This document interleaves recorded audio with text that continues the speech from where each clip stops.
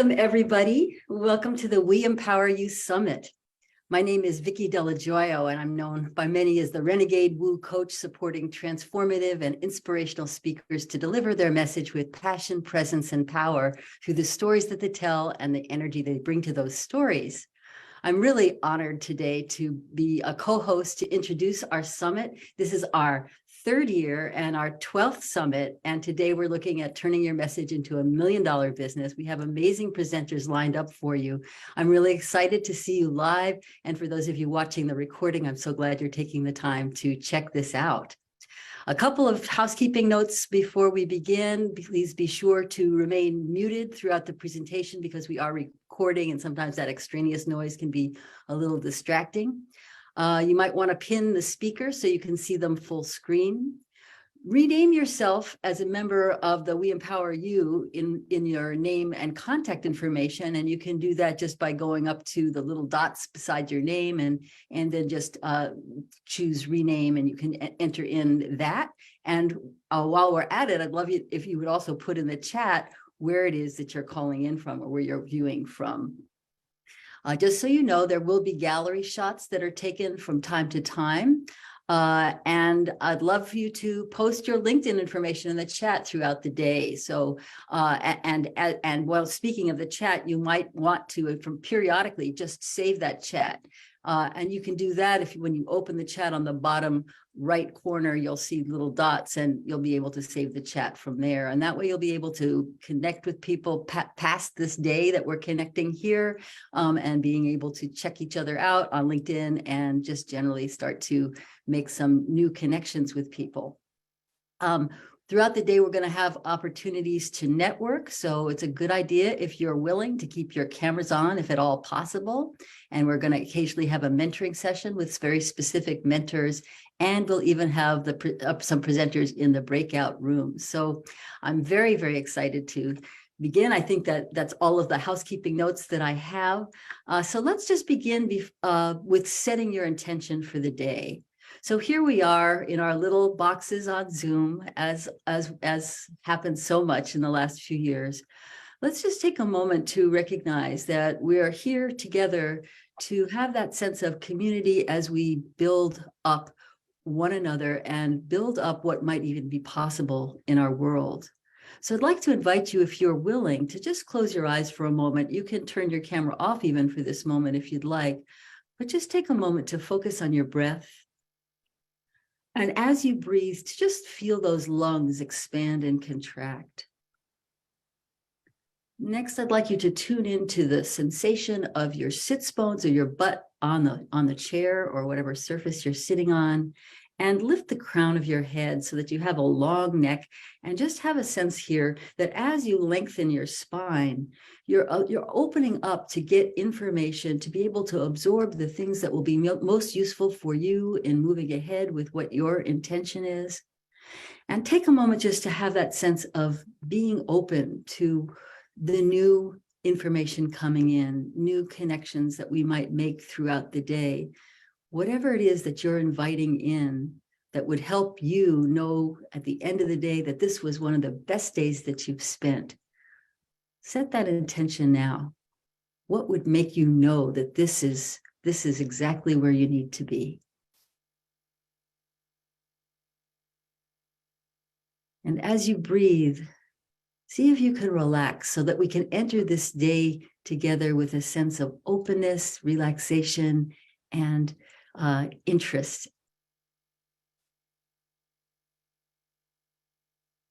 Okay, and if you feel ready, go ahead and open your eyes, turn your camera back on if you would, because I want to introduce our rockstar innovator of this summit series, Bettina Carey. So Bettina is one of those people everyone wants, and I would say even needs to know. This diminutive 4'9.5" Latina inspires and empowers women to create big results and break through their earnings, glass ceiling, kick self-imposed limitations to the curb, and live their legacies now.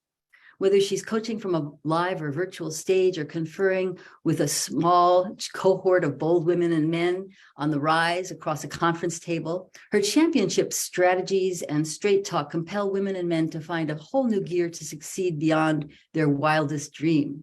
Bettina's forthcoming book, Shattering Your Revenue Ceiling, Unlocking Your Inner Power with Your Master Key, is being written now, so stay tuned for this release date. And would you just please open your screen and let's welcome Bettina Carey. Bettina, so glad to be here with you today. Hello, everyone. It is so great to be a part of this wonderful opportunity that we've created. I'm so excited to be welcoming you all. And thank you, Vicki, for your warm regards to me and also for this show. This is the 12th summit, and you said it, in 12 years and 12-hour days. You do the math. That's a lot of summiting, to be sure. You know, we're going to just dive deep into a few little questions here, back in little banter between Vicki and I. I included Vicki as our co-host here today because I wanted to be sure that we set the stage and the container for what we're going to be doing here as part of the summit. And so it is with great pleasure that I open it up to Vicki to ask, and I'll answer any questions. Wonderful, Bettina. Well, the first question that I have for you is, what motivates you? 12 summits in 3 years is, like you said, it's a lot of hours being summiting. What is it that motivates you to do this? Why are you doing it? You know, I remember the day that I got that little tap on the shoulder when it came to be that I was going to be leading, at the time, women all around the United States, perhaps, but especially in my local area in Seattle, to be more empowered. And it was one of those callings, I would say, that came through the heart.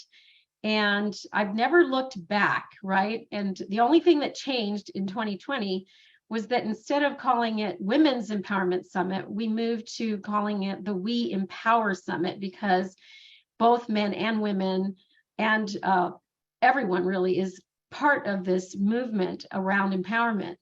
And although we still have a lot of women that show up to these events, we have bold men that arrive as well. And I'm so excited to be actually doing this summit on International Women's Day. What a beautiful circuitous route that we got here, because we've set our dates in motion long before we knew that today was the International Women's Day. So it just kind of worked out that way. But I'd have to say, you know, I started off in life not so great with falling in love with my high school boyfriend, who became an abuser. And he's eventually caused the death of my firstborn child. And so I was in the most disempowered position a woman could find themselves in, living away from my family for the first time, just 18 years old, and having just lost my child. And so my road to empowerment is a very long road, because I'm going to be 65 this year, believe it or not. And along the way, I've picked up all kinds of mantras and sayings and things that I live by, and mindset. And what I discovered as well was that my soapbox, which had been that it was a man's world and women had it tough, turned into, well, that's true. However, if I don't work on what's in this mind of mine, then I can't be all that I can be. And so I started working on my presence. I started working on my power of now. I started working on creating memories, not nightmares. And, you know, I literally have very little time in my mind to be occupied with self-doubt and self-pity and imposter syndrome and things that take people out. So today is going to be a day full of possibilities, discovering and uncovering 6 topic areas. That's business, leadership, love, life, health, and wealth. Because without all of those, you cannot have wealth. And we are here with a theme to take your message and turn it into $1 million business. So that's what we're all about here today, Vicki. Well, that's so incredible, Bettina. And, you know, you have such a generous spirit, the ways that, you know, I know that what it takes to put these summits on. And I do hear that your story is very compelling, right? That you came from a place of being really disempowered and devastated to a place where your mindset has really shifted. Is there something that you do specifically when you hear those little moments of doubt come in, or when you have a sense of feeling discouraged, or does that just not happen for you anymore? What I'd love to know is, how do you redirect to keep that motivation going? Because you have this, energizer bunny type of, you just keep going, and it's powerful, and it's inspiring, and it's lifting so many of us up.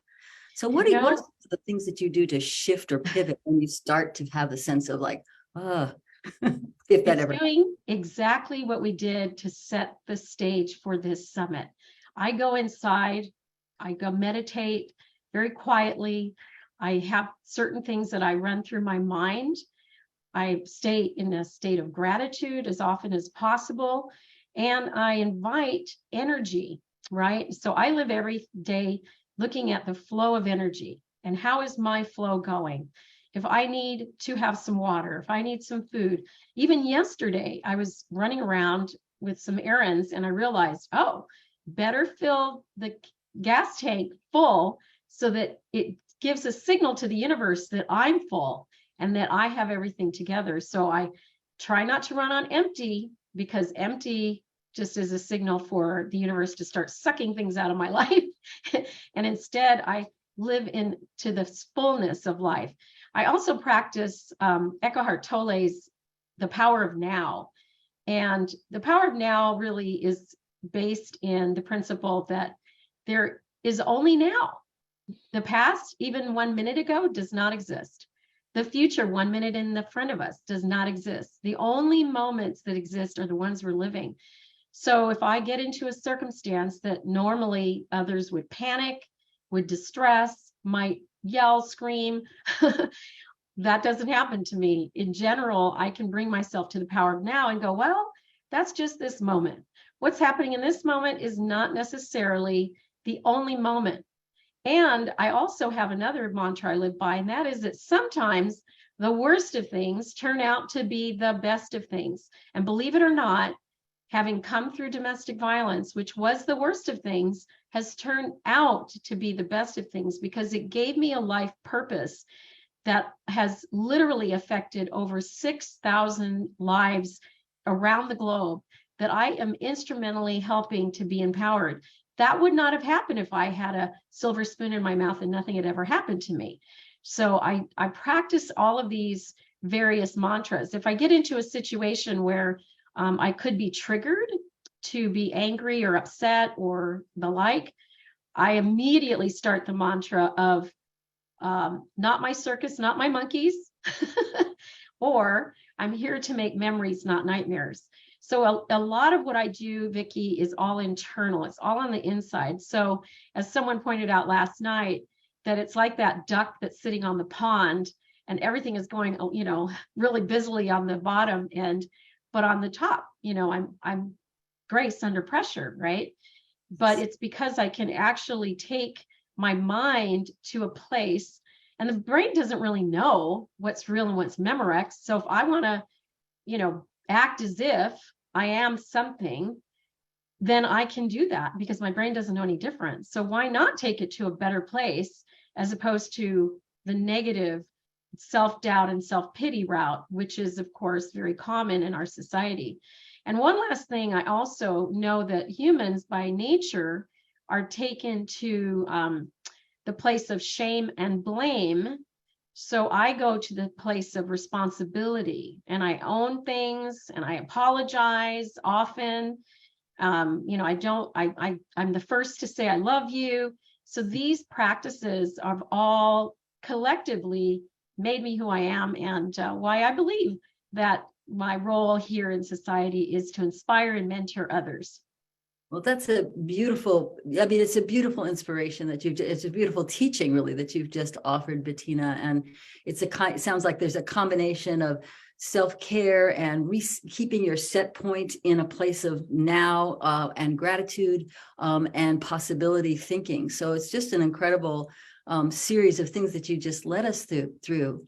Is there something that you would say is very I have so many questions, but one of them is, well, do you have a person that particularly that you have helped? You've helped, you said, over 6,000 people across the globe. Is there something that really stands out for you that gives you joy when you think about who you've helped? You know, right now, because I live in the power of now, right now it's doing the work in Africa. So we founded, not only We Empower You, the global community, but we also founded a division called We Empower Africa.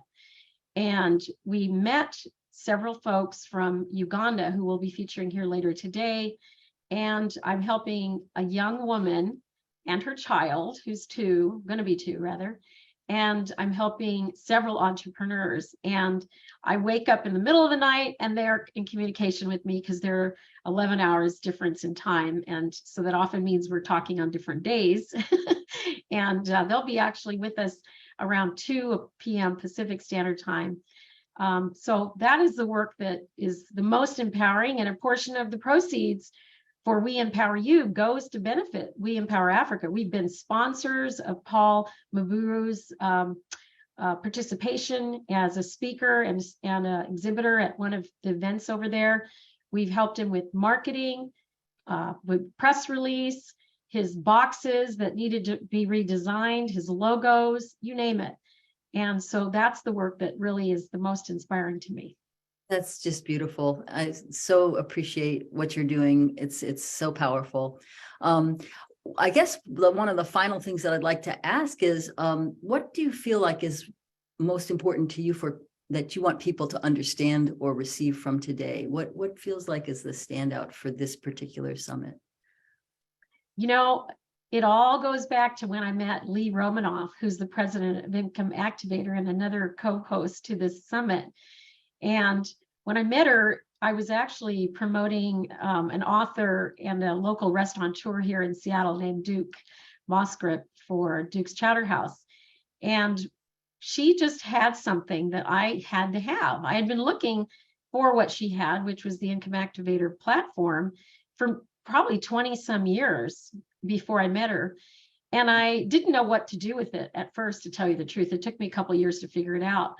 But I would say the two of us getting together and cracking the code on how people can make an income with their voice, their message, and also to do it without working so hard, I think that is really the message of today. We're going to teach you, we're going to explore, explain how it is that you can take your message and turn it into that $1 million business.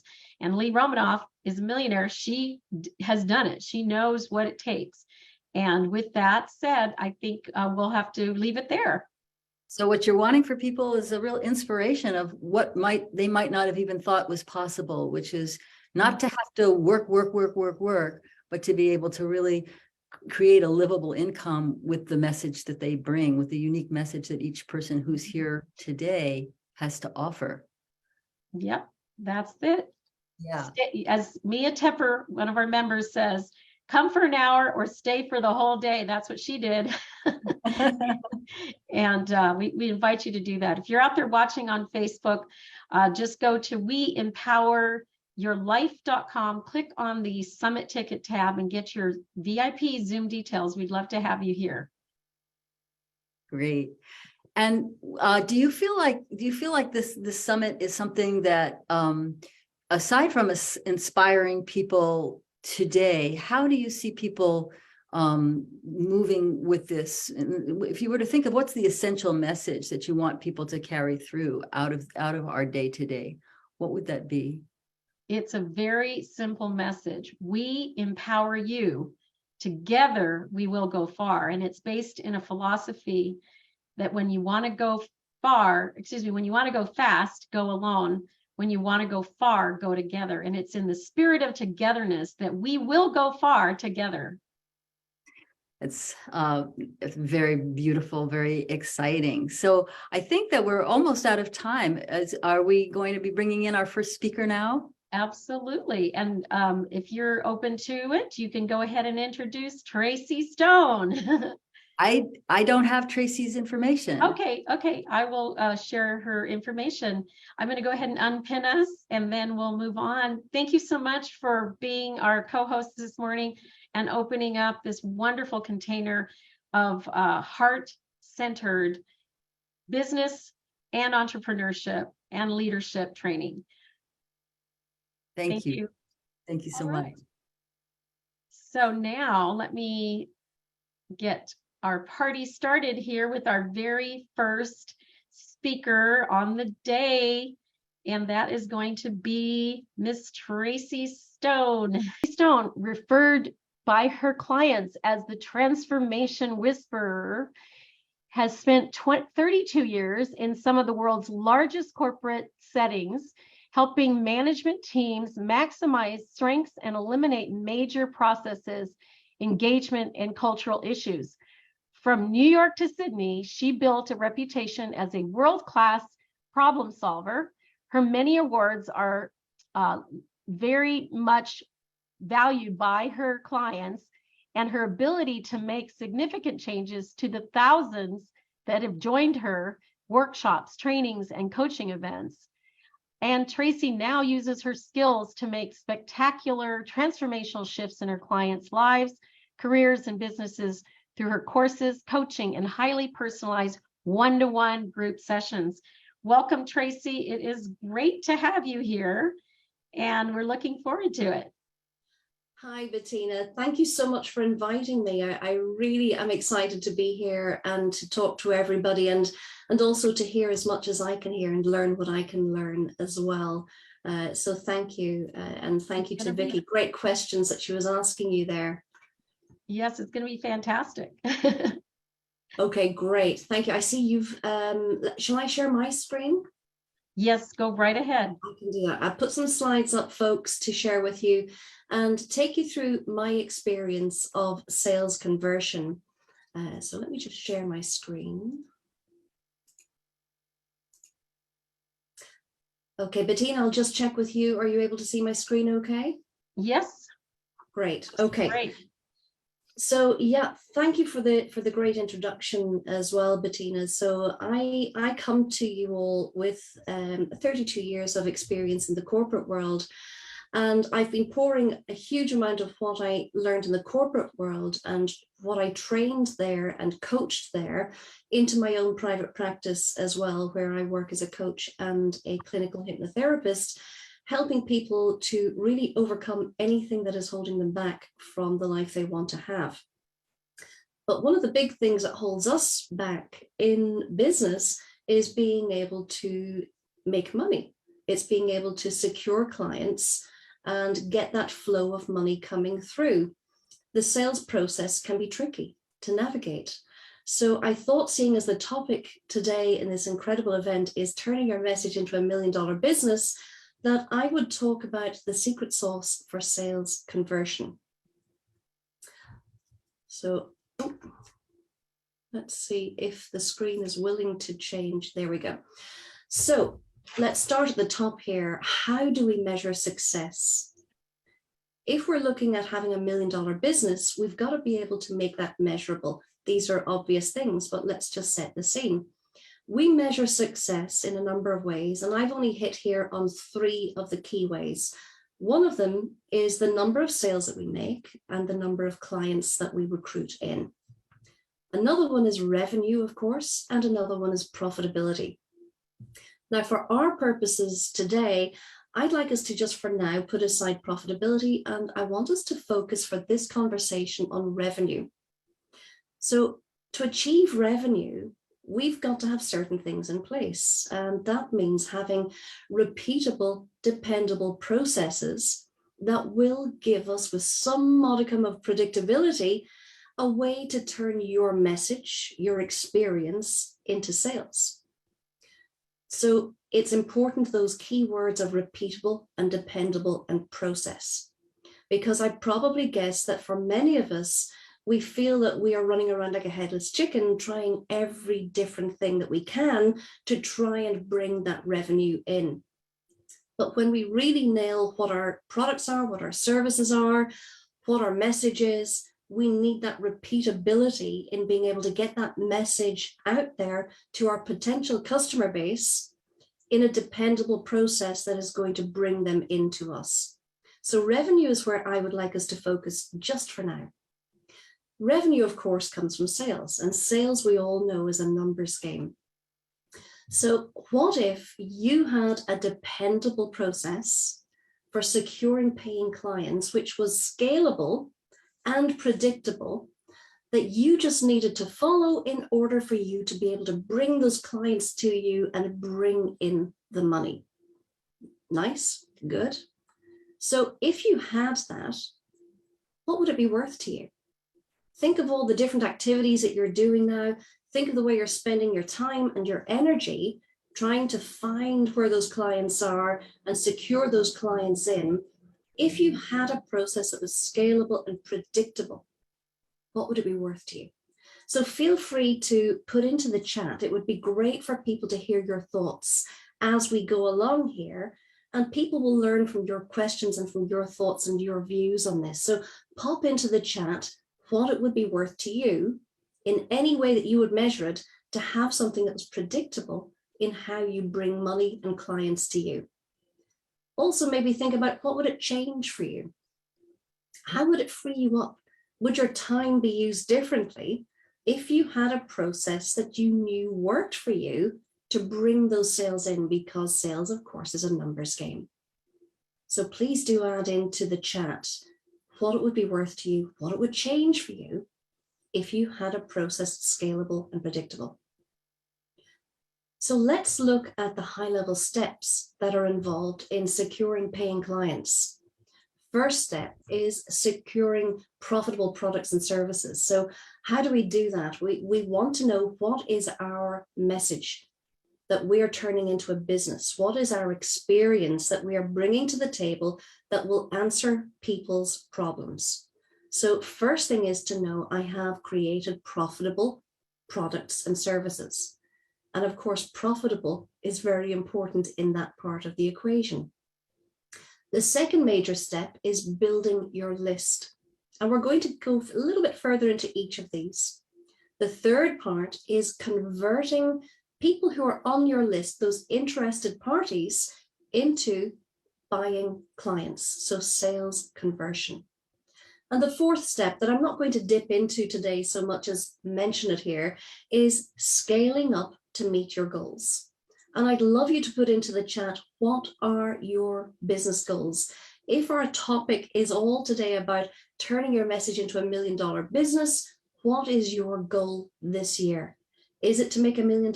Is it to make 500,000? Is it to make 3 million? Put your goal into the chat and inspire other people.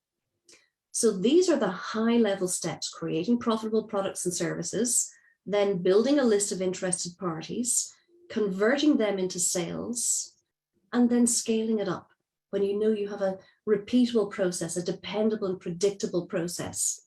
So let's look a little bit more closely at the first three. First one, creating those profitable products and services, is all about, first of all, identifying what is your message. And it's surprising how often we are not even quite sure what is the thing that we are bringing to the table. So what is your message? What is it that you are in business to do? And again, share that with us in the chat, because this is also a method of you networking and letting people know what it is you are in business to do. So add that into the chat. What is your message? What are your products and your services that will solve the problems of other people? Then you want to know, what is your target market? And to know that, you need to be able to create your avatar in detail. And if you haven't been through an exercise like that, I would really strongly encourage you to create your client avatar and do it in detail. Who exactly are they? What age are they? Where do they live? Take an individual person when you're creating your avatar. That doesn't mean that you're only, of course, selling to that individual person who lives in exactly that town, but it allows you to have a framework to be very specific. So create your avatar. What do they do? Where do they spend their time? How do they spend their money? What websites do they go on to? What social media do they use? Where do they go to the cinema? What do they watch when they go? What car do they drive? Do they drive fast? Do they drive slow? Create that whole personality for your avatar in detail, and that helps you to truly know the client that you are looking for, the client that you are selling to. And without doing that exercise and without really knowing who your client is, it's very hard for you to spell your very valuable marketing dollars and to get a good return for that. So you need to know your target market. And it's very, very hard to sell to everybody. So very often we tend to think, I deal with everybody. What I have will help anybody. But if you are selling to everybody, it becomes very neutral. So do this exercise, create your avatar. Then you want to make sure that you have been defining your products and your services based on where your message, your skills, your technique, your experience intersects with your target market's problems and desires. You have to know very clearly what problems you are solving for them. And that means not just from the perspective of you and what you are offering. It's knowing who your client is and exactly what their problem is, how it affects them, and how your products and your services are going to be able to solve their problem. It's about shifting into the client's mindset. Then we move into the second step, which is about building your list. So what do I mean by building your list? This is really about creating a presence which is aligned to your business and your brand. And it means being on social media. A lot of us don't want to be on social media because it takes time and effort and energy, but it's very, very necessary these days, of course, for us to be able to get our presence out there and get it felt. You've got to create a presence that people can connect with in order for them to understand you, to understand your business, to understand your values, and what products and services that you are going to be able to sell them, and therefore what problems you're going to be able to solve for them. So people will connect with you on a personal level when they feel what your brand is. So create a presence that aligns with you. Next, you want to make sure that you move on to getting that message of you and your business and your products and services in front of your target market with a call to action. So every single time that you are putting anything to do with your business in an advert, in a social media post, in a reel, in a story online, there needs to be a call to action. So you need to know very clearly what that is. And the best call to action is always the one that will have the least amount of pushback. So don't give a potential new customer or new interested party a call to action that is too aggressive or too much for them. Give them a very gentle way to connect in with you and your business, something simple to add on to your checklist that you're going to send out, maybe a free checklist that you're going to send them. It could be a free top list of 5 things that they can do to meet certain needs, or it can be your newsletter, or it can be some other freebie or something simple that makes it easy for them to push that button and say, yes, I want to know more about you. Next, you then build your list. So that call to action should populate that potential interested party's information into your list. And ideally, you're going to host that list in some CRM system. I personally use ActiveCampaign. I don't know the others so well because I use that. But for example, you can therefore gather together their email details, their names, different information that they provide, and create your lists that you can communicate with them. And you can schedule in communications such as text messages or emails that will keep your customer base or potential customer base informed about you and what you're doing and what you're working on, and it keeps them connected with you. So you want to build your list. And this is very, very different to having a list in somewhere like Facebook. Now, I'm not saying don't have groups in Facebook, but if something happens that your Facebook group disappears, all of your data is gone. You want to make sure that you have built your list that you own, that has contact details that you can communicate with your potential public. The third section is sales conversion. This is the magic, where the magic happens. And here you want to be able to take that potential buying public into a webinar, for example. That's just one way of doing this, one example, where you present how your solutions will resolve their problem. And this helps you to create a vision of the future for them that they can buy into. So a webinar is a very important solution for you to present to them that allows you to, in a low maintenance way, present what you do and engage them in to want to know more. In that, you're going to build trust with these people. It gives you that opportunity to set yourself up as an expert in your field, to give testimonials, to share how your products and services have helped so many other people, and to show them how they work. But in a webinar, it's not only about selling. You must start your webinar, ideally, with maybe 20 minutes or more of giving people a standalone piece of information that is useful to them without them ever having to buy a product or service from you. That is what helps you to build trust. Once you have given them something, you then move into how they can get more of this. And that's where you begin to sell your products and services. And it's really important to do something like this, particularly in the case of selling a high ticket product, something of a high value. And even in that case, you probably want to say, anybody who's interested, give me your details and I will call you right after this webinar. You need to spend maybe a 15-minute one-to-one call with them in order to really bring them in to buy a high ticket product or service. This is an important part of your sales funnel, of your sales conversion process. From that point, you're going to sign up clients. Now you have somebody who has chosen to work with you.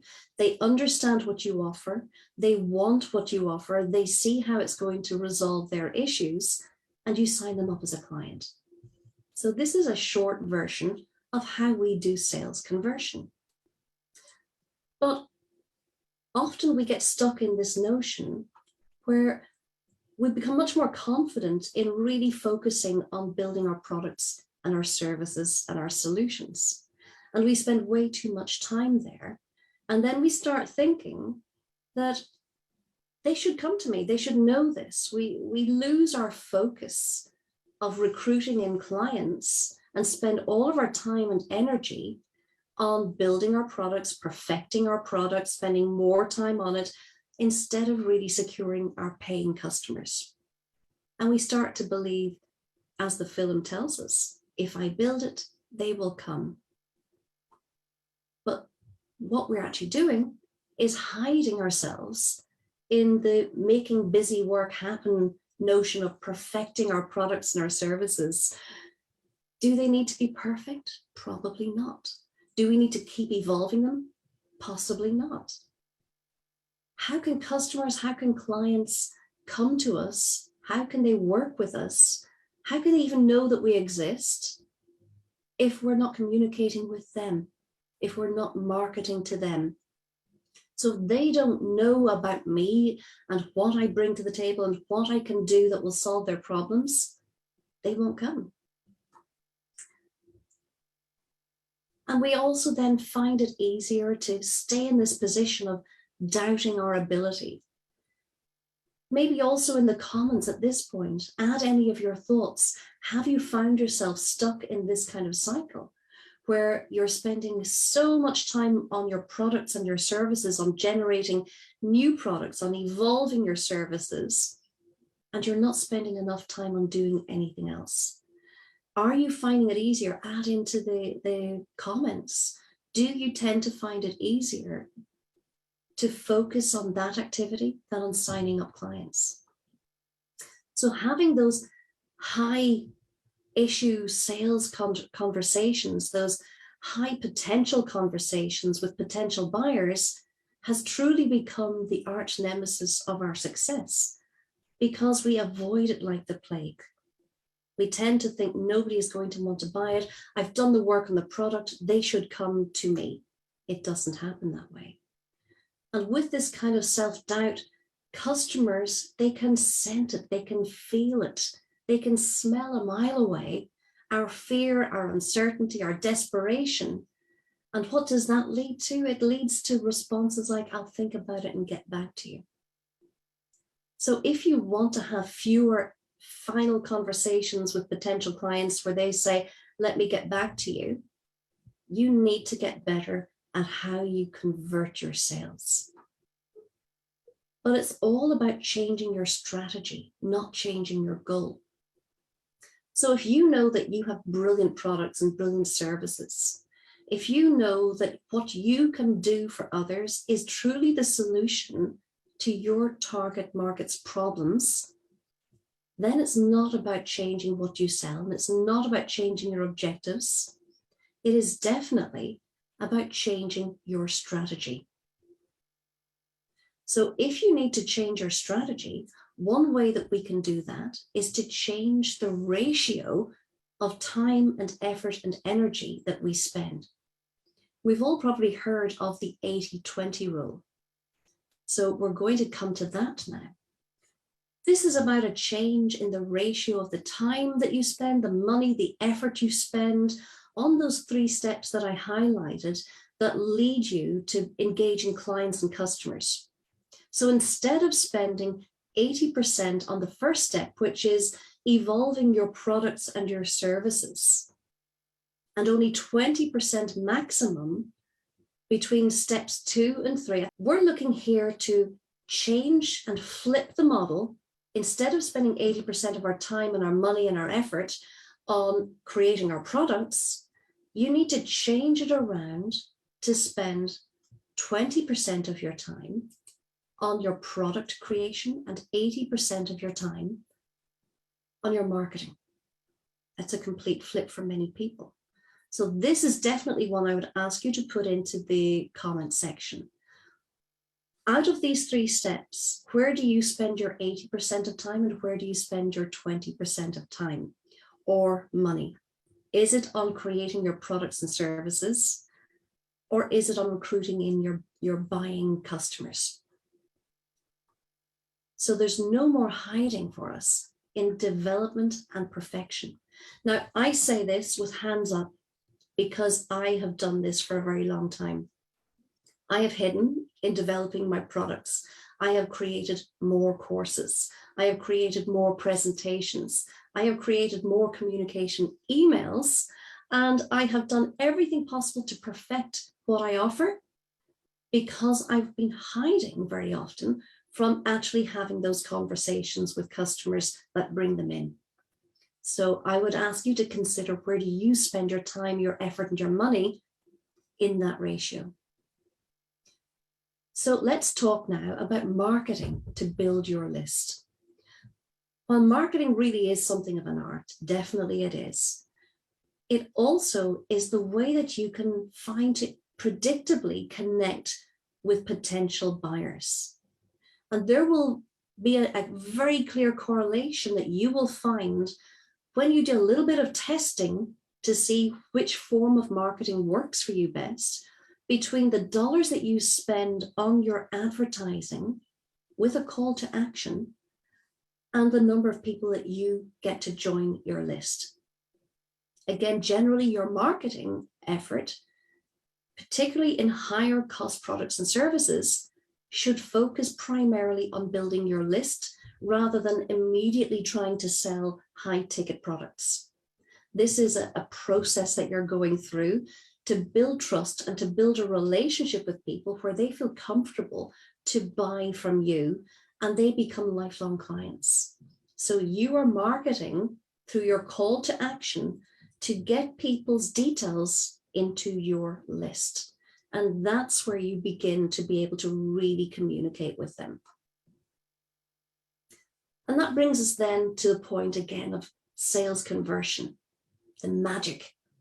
So converting those interested parties, the people who have joined your list, that you have worked very hard bringing them from adverts, from social media, from your posts, your reels, your stories. They've joined your list, and now you want to convert them, as many of them as you can, into paying clients and customers. You want to become the solution provider of your potential clients' dreams.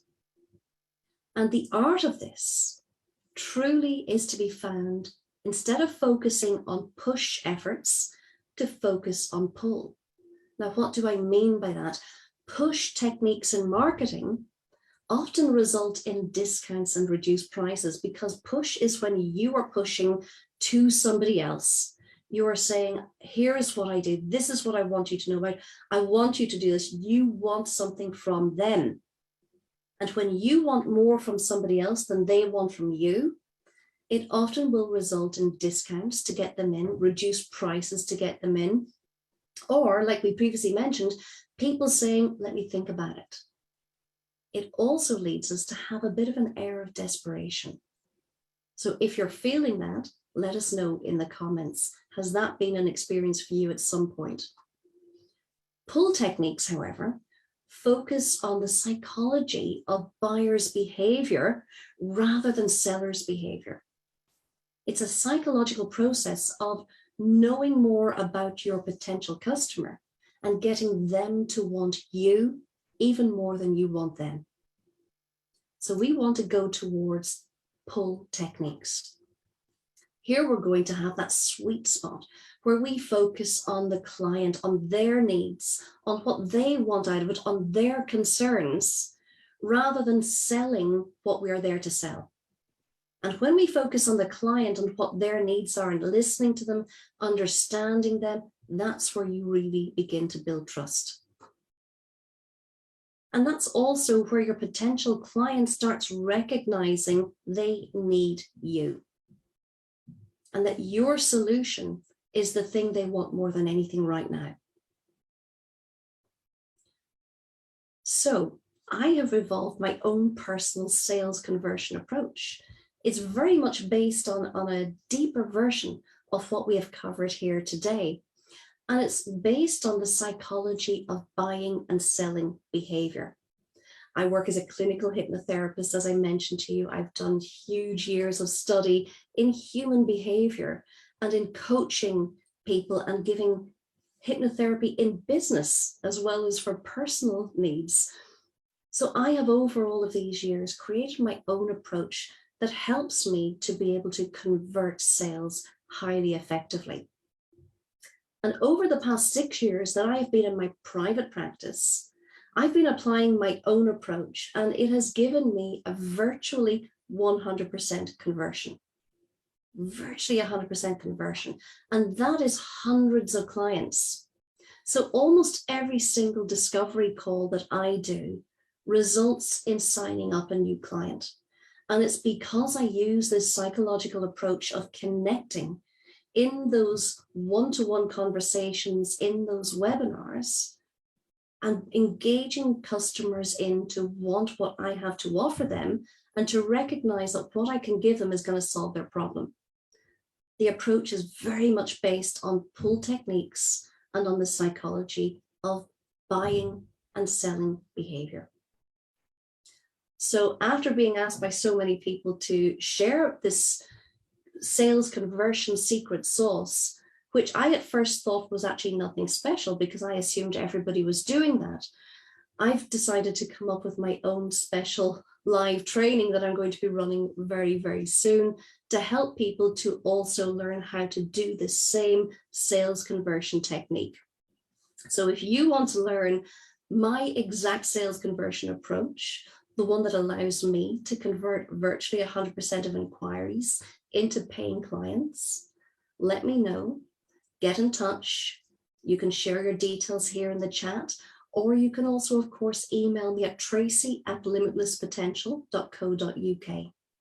But if you just look back at what we've covered here already today, that is the basic premises of converting sales to get a higher rate of customers buying in because they trust you, they want you, they connect with you, and they want what you have to offer.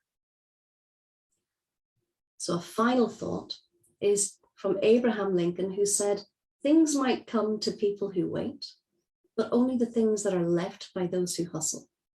So I hope you are a hustler in the best possible way.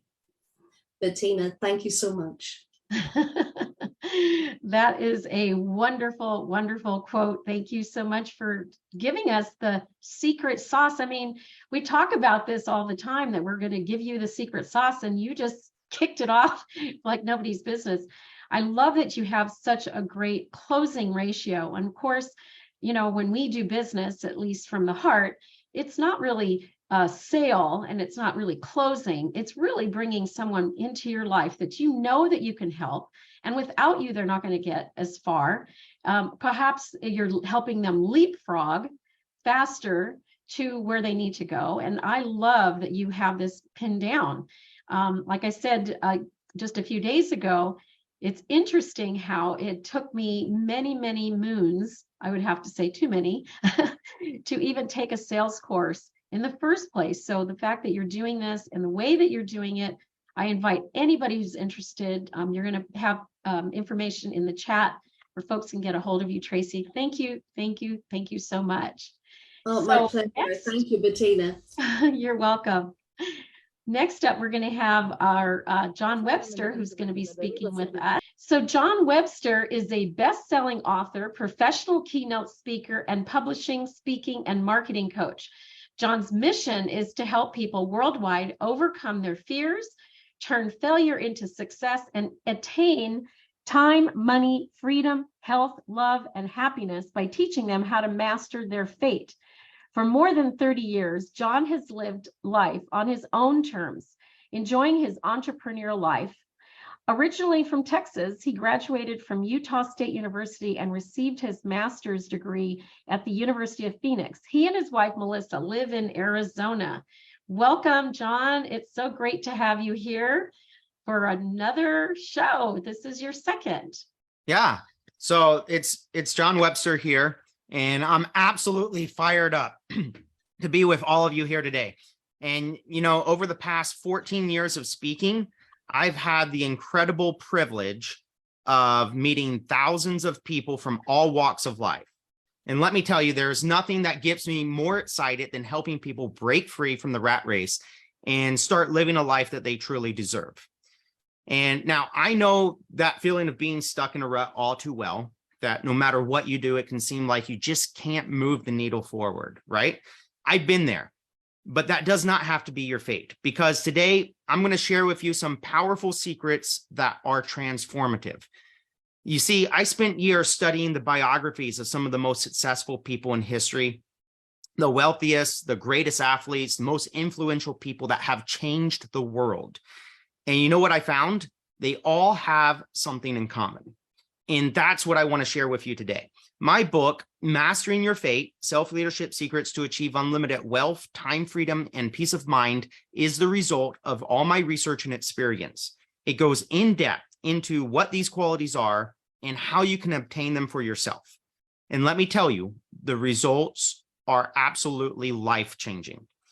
So if you're ready to take control of your life and create the future you truly deserve, then stick with me over the next 15 minutes, because I'm going to share with you a simple 4-part framework for crafting the life that you truly desire. You with me? Your fate is in your hands. So let's do this. First part of the framework is vision. A friend of mine, she coaches decamillionaires and billionaires who are stuck. They hit a plateau. They can't move forward. And you'd think that these people are super wealthy. It's like, how do they get stuck? But she coaches them on one thing. And what do they need? They need vision. As King Solomon said, where there is no vision, the people perish. And we don't want that, do we? So now let me ask you something. Most people don't really understand the concept of vision. What does vision really mean? They simply look at the present in front of them. But to visualize means that you're looking beyond the ordinary. That's the depth of vision. Let me give you an example. When you look at an acorn, do you just see the tree it can become? Or do you see it more than that? Do you see the tree it can become, the forest of future generations of trees, and even houses and buildings all over the world that were produced by the lumber from those trees? That's the depth of vision. Mind-blowing, right? But here's the thing. There's a difference between a goal and vision. A goal is a specific statement. It's something that you can measure, something that you can move toward. But vision is a compilation of several or even dozens of goals. The purpose of a vision is to create emotion within ourselves that we can invoke a power within us to act. So let me tell you a story about a woman named Florence May Chadwick. She was the first woman ever to swim across the English Channel both ways. And in 1950, she crossed the English Channel in 13 hours, 20 minutes, breaking the then current world record. 1 year later, she crossed it again from England to France. This time she did that in 16 hours and 22 minutes. She was a trailblazer. But here's a kicker. On July 4th, 1952, Florence set her sights on being the first woman to swim the 26 miles between Catalina Island and the California coastline. She started off strong. She was flanked by small boats that watched for sharks and were prepared to help her if she ever got hurt or grew tired. But then, after 15 hours of swimming, a thick, heavy fog set in. Florence began to doubt herself, and she told her mother, who was in one of the boats, that she didn't think that she could make it. Can you believe that? Here is an internationally recognized swimmer doubting herself. But you know what her mother and her trainer did? They kept encouraging her, telling her it wasn't much farther. But all she could see was fog. She couldn't see her goal. And you know what happened next? She quit. She stopped swimming less than 1 mile away from the California shoreline. Can you imagine how devastating she must have felt? She was so close, but yet so far away. But here's the thing. 2 months later, she got back in the water to try again, and this time she did something different. She kept a mental image of the shoreline in her mind.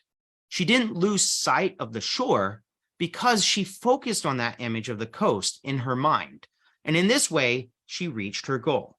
She became the first woman to swim the Catalina Channel, eclipsing the men's record by 2 hours. You see, whatever you hold in your mind, your vision, you will manifest. And that's why I'm so excited about this book, is because it's about creating your own vision and making it a reality. This book will give you the tools that you need to overcome any obstacle, to break through any plateau, to reach any goal. But vision alone is not enough. You need alignment. That's the second part. You need to take massive action. And just like Florence did, she had the vision, and then she came into alignment to take action. Let me ask you this. What happens once you determine what you want to accomplish? Well, you must step out in faith and act as if it is impossible to fail. That's right. Action is the key. To have the life that you never had and to achieve the dreams that never came true, you will need to do things that you have never done. So act as though the achievement of your goal is absolutely inevitable. Every thought, word, deed should be aligned with your goal as if it were guaranteed. So let's talk about fear for a moment. Lack of action is nothing more than fear. Procrastination is a side effect of fear. Fear is just simply holding mental pictures of what you don't want to happen. But let me tell you something. Fear is often referred to as an acronym for false evidence appearing real. Fear is a conscious anticipation of discomfort. Let me repeat that. Fear is a conscious anticipation of discomfort. Fear is not real. The only place that fear can exist is in our thoughts of the future. It is a product of our imagination. It causes us to fear things that do not exist and may never exist.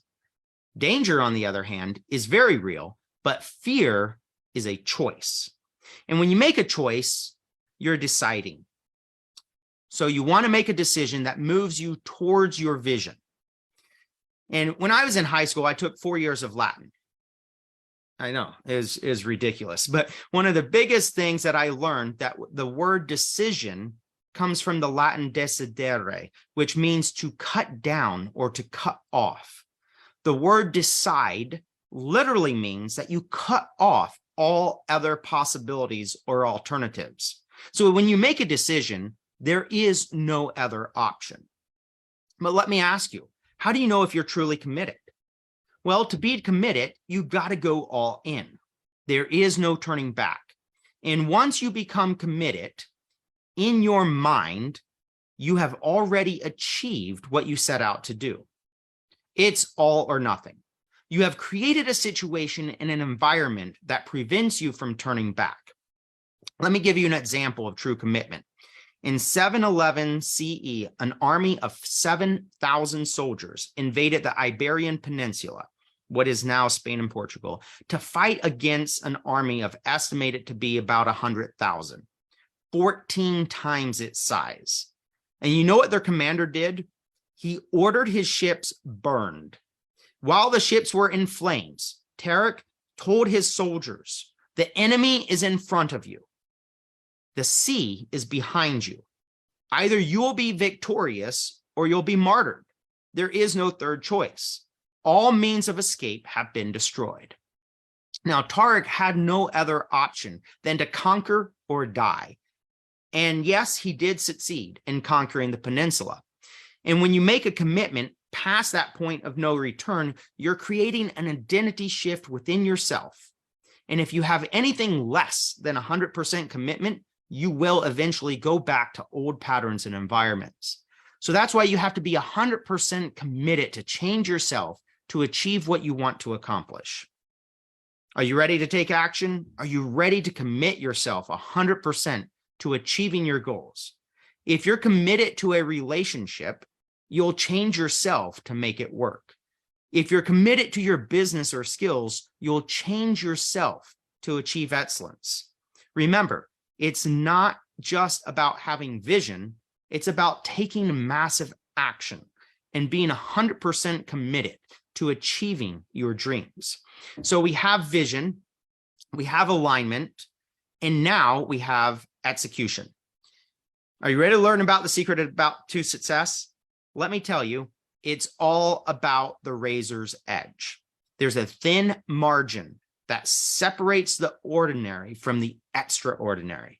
It's the small fractions and the small decisions that achieve the greatest results. Think about it like this. In 1947, there was a racehorse named Armed, who was the horse of the year. He earned a whopping $761,500. And while the second place horse only won $75,000. But get this, the difference in their actual race times was only a few percentage points. That's right. The winning horse wasn't actually 10 times better than the runner-up. It just goes to show that the power a slight edge can have on your success. And the key to sharpening that razor's edge is rapid implementation. Now, you might be thinking, what's the difference between regular old implementation and rapid implementation? Well, let me break it down for you.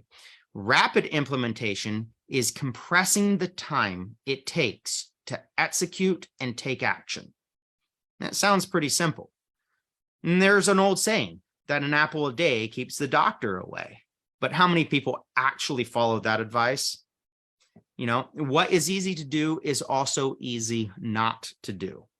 So it's compressing the time that it takes for you to take action and execute your plans. When you're presented with information that can move you forward, what do? Do you sit on it and just let it stew? Or do you take immediate, imperfect action? So let me tell you, the people who take action are the ones who have the greatest advantage. And trust me, you already have all the information that you need. There are millions of books, billions of videos on the internet, and thousands of courses online. It's all out there, just waiting for you to take action. And if you want to learn more about how to do just that, be sure to check out my new book. It's the perfect guide to taking your life to the next level. Now, we started with vision. What do you see for your life? Do you see success, happiness, abundance? Whatever it is, you have to see it in your mind first before you make it a reality. You have to program your mind for success. And that starts with a clear and compelling vision. Next is alignment. You have to align your actions with your vision. You can't just dream about success. You have to take massive action to make it happen. And that's where execution comes in. You have to have the grit, the determination, the persistence to keep going, even when it gets tough. And that's how you turn your dreams into reality. But it's not just about you. It's about making a positive impact in the world. And that's where the fourth part comes in, service. What can you do to make a difference? How can you use your gifts and talents to be in the service of others? It's not about the money. It's about the impact. As Malcolm S. Forbes had said, you can easily judge the character of a man by how he treats those who can do nothing for him. And now, let me tell you a little story. When I was a young boy, I had a close encounter with death. You see, I was a wee little lad, about 5 years old. My older siblings thought it would be hilarious to take me to a haunted house a few weeks before Halloween. They were clearly setting me up for disaster. My brothers were 14 and 18, and while my sister was a newly minted driver at the ripe old age of 16. So there I was, excited to go to the haunted house, and I was thinking that I was a big boy. But as I went through, I got scared like any normal child would, and then I blew chunks all over the floor. Yeah, you heard me right. I vomited everywhere, and people scattered like frightened rabbits. My mom thought I had just eaten too much candy because it was the month of Halloween. But things got worse. Later that night, my fever was nearing 104 degrees, and my stomach was in persistent pain. The next day, my parents were heading off to Jamaica, so my grandmother was left in charge. But as luck would have it, my condition worsened. My temperature didn't go down despite the cold baths and medicine, and my temperature was nearing 106 degrees. The pain in my stomach was so intense that I curled up in the fetal position on my bed and I couldn't move. And that's when my grandmother realized that we needed to go to the doctor ASAP. The only problem was my grandmother had vision problems and couldn't drive. So my sister, who was 16, had to be our chauffeur. My sister raced to the hospital like she was auditioning for the next Fast and Furious movie. We were making good time until a cop pulled us over for speeding. And my sister pleaded with the officer, please don't let my baby brother die. And you know what? The cop escorted us the rest of the way to the hospital. The emergency department doctor saw that my appendix had ruptured, and I only had about 10 to 20% chance of survival. And that's when things got really serious. The doctor wanted to perform surgery immediately, but my parents were in Jamaica, and my grandmother didn't want to make such a big decision without consulting them. So the doctor wasn't messing around. And he said, you know what? It doesn't matter if you sign the papers or not. I'm going to perform surgery. End of discussion. And with that, I was wheeled off to the operating room. The next thing I knew, a mask was placed over my face, and I was told to count backwards from 10. I made it to 4, but when I woke up, I was inside an elevator, very confused and disoriented. In the month of Halloween, don't worry, it wasn't a haunted elevator or anything. It's just your regular old elevator. Later that evening, the doctor finally talked to my parents in Jamaica, and it wasn't good news. The doctor told them that the situation was very severe and that I would have died within the next 30 minutes if surgery had not been done. I spent the next 9 days recovering in the hospital with circular staples in my stomach that they had cut to remove the appendix. Apparently, the circular staples. This was the latest technology in stitching a cut back together. Who knew? But my parents, they didn't make it back to the United States until the end of the week because there was only one flight leaving Jamaica each week at that time. And the anxiety must have been awful for them the entire week, but I made a full recovery. And the most interesting part, my parents never received a bill from the hospital or the doctor. Now, I often think back to that moment and I wonder who that doctor was that saved my life. And I wish I could go back, find him some way and thank him personally. If it weren't for him, I might not be here today, bringing joy and laughter to people like you. And that experience taught me the power of service. It taught me that life is precious and that we have to make the most of it. And that's why I'm so passionate about helping others achieve their dreams. That's why I wrote my book, to give you the tools and the strategies to master your fate and to create the life that you truly desire. So, my friends, if you want to connect with me, you can head over to my website, coachjohnwebster.com. I have a brand new YouTube channel you can subscribe to. I have other social media platforms there that are listed. You can learn more about my coaching services, and you can get a discount on my audiobook. Yes, you heard that right. For the next 48 hours, you can get my audiobook at 60% off its regular price. No coupon codes required. That's 7 hours of pure motivation and inspiration narrated by yours truly. The MP3 audiobook is currently at $17 for the next 48 hours. So let's master our fate and make a difference in the world. Back to you, Wow. Bettina. Thank you so much, John. No matter how many times I hear a story that you've told, it gets better every time. I have to say, the swimmer, the story of your own survival, right? Just through the grace of goodness in the world that you managed to get the right doctor who had your best interest at heart. Oh my goodness. I meant to have your book right in my hot little hand. Can you bring it up? Do you have it? I actually do have one Okay, right great. here. This is All the best laid plans of mice and men, right? yeah. It's in the other room. But yes, get the book. It's going to be wonderful to as a read. And you're a great storyteller and a great author. So kudos to you for having done this, working in this field. And many people will benefit from contacting you. So you put your information in the chat. And so for those of you who have questions, just chat them up.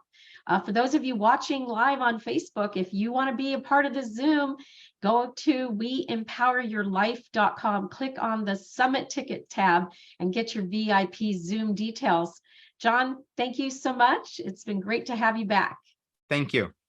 So Robert Linden's topic is breaking down walls of your comfort zone. And Robert Linden was born and raised in Tucson, Arizona. He's always been fascinated with film business since the age of 7, when he started training in the martial arts so that one day he could become an action star. Robert started his acting career at age 14 and was trained by his mentor, John Proudstar. As Robert grew in his acting abilities, he wanted to do more than just action films. He became interested in comedy and sci-fi.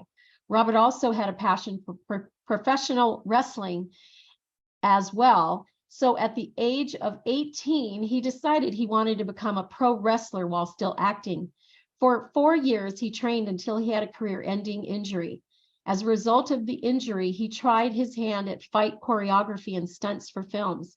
To this day, he has choreographed flight scenes for many films, music videos, and web series, one of which was Zon, the Alien Interviews, where he was not just the flight choreographer, but the show's lead actor.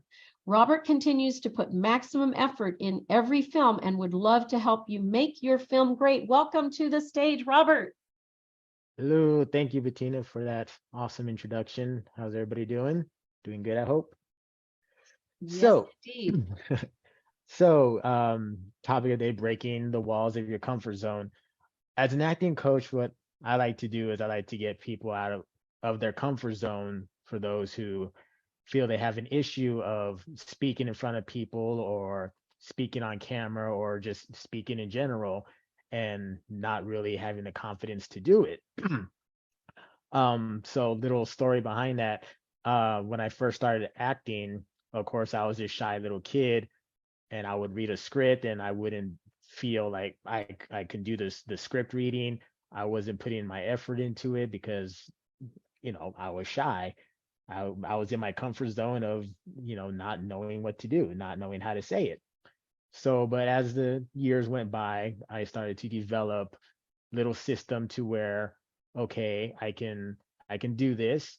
I can really do this, and I know I can do this with this coaching I had along the way. So that's what I'm doing now as an acting coach is I'm helping those in need of services like this. So for instance, I like to play a little game and like a volunteer that I will pick from the audience. Hi Lee, how you doing? Fine, thank you. Good. So the little game I'm gonna play is called Change.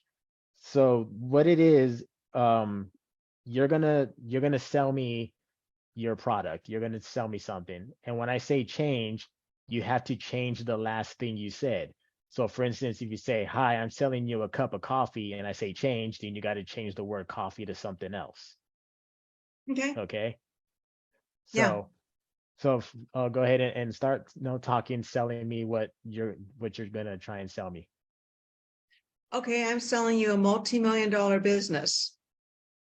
Yeah, I mean, keep going. I'll say change whenever. Okay. It will allow you to make money from Change, your voice change, or your actions change. or your knowledge. Okay, you see how you had to think about what you wanted to say? Yes, that's right. That was Yes. Yeah, that's the point of this, where you're talking, and when you have to think about something, that means you're not too sure of what to do, what to say. So Right. I wasn't sure how smart you were. So the knowledge was it was hard. I'm uh, kidding you. You're very it's bright. okay. I know. Thank you. I know. Yeah. um, so okay, so now do it again. Okay. Tell me the same thing. And this time, go ahead. I'm not going to tell you change, but just tell me, give me your pitch again. Okay, I'm going to sell you a multi-million-dollar business where you can make millions of dollars through your message to the world. Okay. Now, That's okay, go ahead. I'm sorry. no, that was basically it. Okay. Now, how do you feel compared to pitching me that and compared to when I was asking you to change what you were saying? Well, I was unsure of the next thing I was going to say. Mm-hmm. Did you kind of get in that you were out of your comfort zone? Yeah, I was out of my comfort zone because what I say tends to be what I mean. And then if you ask me to change it up, then I'm thinking, okay, well, now I have to rework it somehow to still say what I mean. Okay, exactly. So here's the thing. In Hollywood, there's this thing we say, never say I'm sorry. So for instance, if I'm auditioning for a role and I'm reading a script and the dialogue is, "Hi, my name is John Wick and I'm here to kill you." Okay. And I say, "Hi, my name is John Wick and I look at it, oops, I'm sorry. Don't like that." So what we do is we keep going. "Hi, my name is John Wick and I'm going to kill you." If I mess up, you know. So I had to think about something to keep me going. Because if I'm in my comfort zone and I know what this says, I know what I'm gonna say, but then I mess up, I gotta figure out what I'm gonna say. I just have that already. That makes sense to you? So what you're saying is if you mess up, just keep going. Just keep going. That's life, isn't it? Yeah. And everybody has that issue where they know they have a script in their head trying to sell their product, or whatever they want to talk about. But when they mess up one word, it throws them all off. They Yeah. lose their confidence. Their wall of confidence just has to go back up, and they're like, okay, I'm staying in my bubble. That's what I try and break you out of. I have 3 students right now that I'm working with, and one of them's 14, and I broke her out of her comfort zone actually last week, where I had her reading a script and there was a curse word in there, and she doesn't say curse words, but in that script, it was for her acting career. She said the curse word in the script, and now she's more confident in reading the script that has a curse word in it. Wow. Yeah, so that's what I do. If 'Cause anybody in here, I'm uncomfortable with scripts that don't have curse words. I know it's weird. I'm kidding. Yeah. So yeah, if anybody, resonates with what I'm saying about being shy or being in a comfort zone and don't know how to get out of it, just let me know in the chat. Also, what I do is not just acting coaching. Okay, I mean, if you want to be an actor, that's cool. I can help you with that also. I love helping people with their acting careers. It's great for me. Just let me know in the chat if it resonates with you. And what I do is we can get in touch. You get in touch with me. My phone number is on there. And I can, I'll talk to you, give you about 15-minute talk with you, see where we're at, see what I can do for you. And after that, we'll go from there. And if you're interested in my course, I won't give you the price right now. We'll talk about that, when we talk on the phone. But I would love to work with anybody here who feels that their confidence level is not up to par to sell their product or to be where they want to be, to help do what they need to do. For the TV spot, I can help you out with that also, get you going with that, give you the confidence in front of the camera, work with you, give you little games to do. Excuse me, my throat is hurting. Give you little games to do, give you little homework assignments to do that will help you build that up for yourself. And that way, when you come across people in real life and working on camera, you won't have any problems talking. Even if you mess up, you'll know what to say right afterwards without having to stop and say, oh, I'm sorry, I messed up. And so I will put my information in the chat. I'll put my name, my number, and my website. And I would love to hear from anybody who resonates with what I'm saying, and appreciate your time.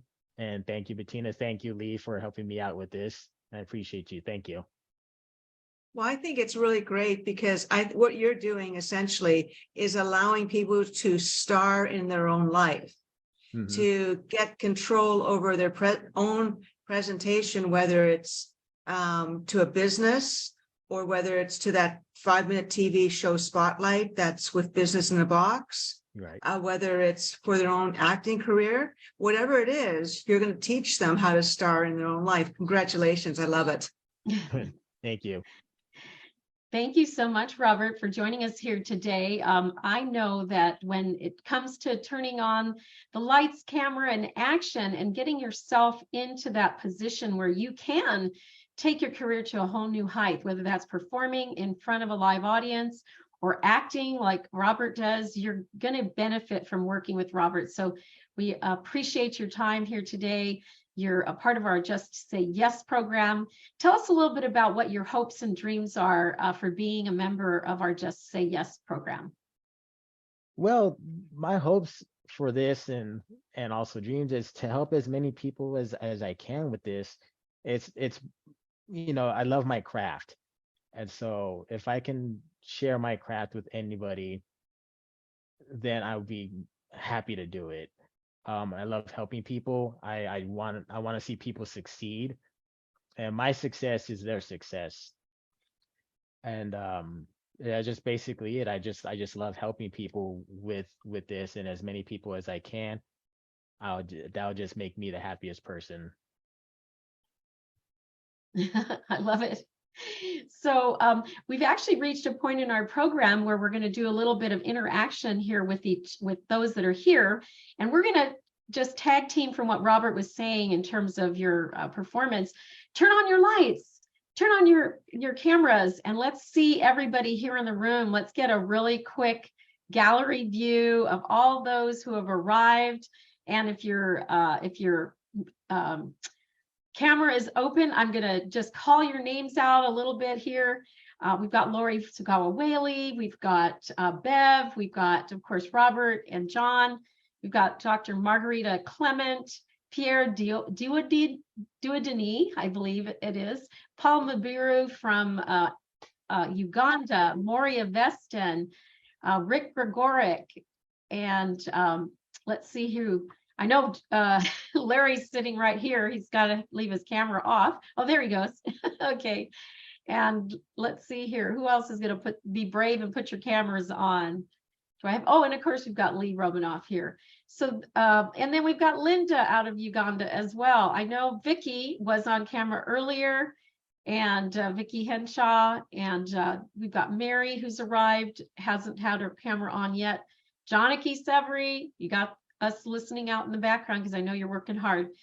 Everybody, thank you. Let's give yourselves a warm applause for being here this morning. It's really, really great. And go ahead and open up your mics and just start screaming out, what city, what country are you from?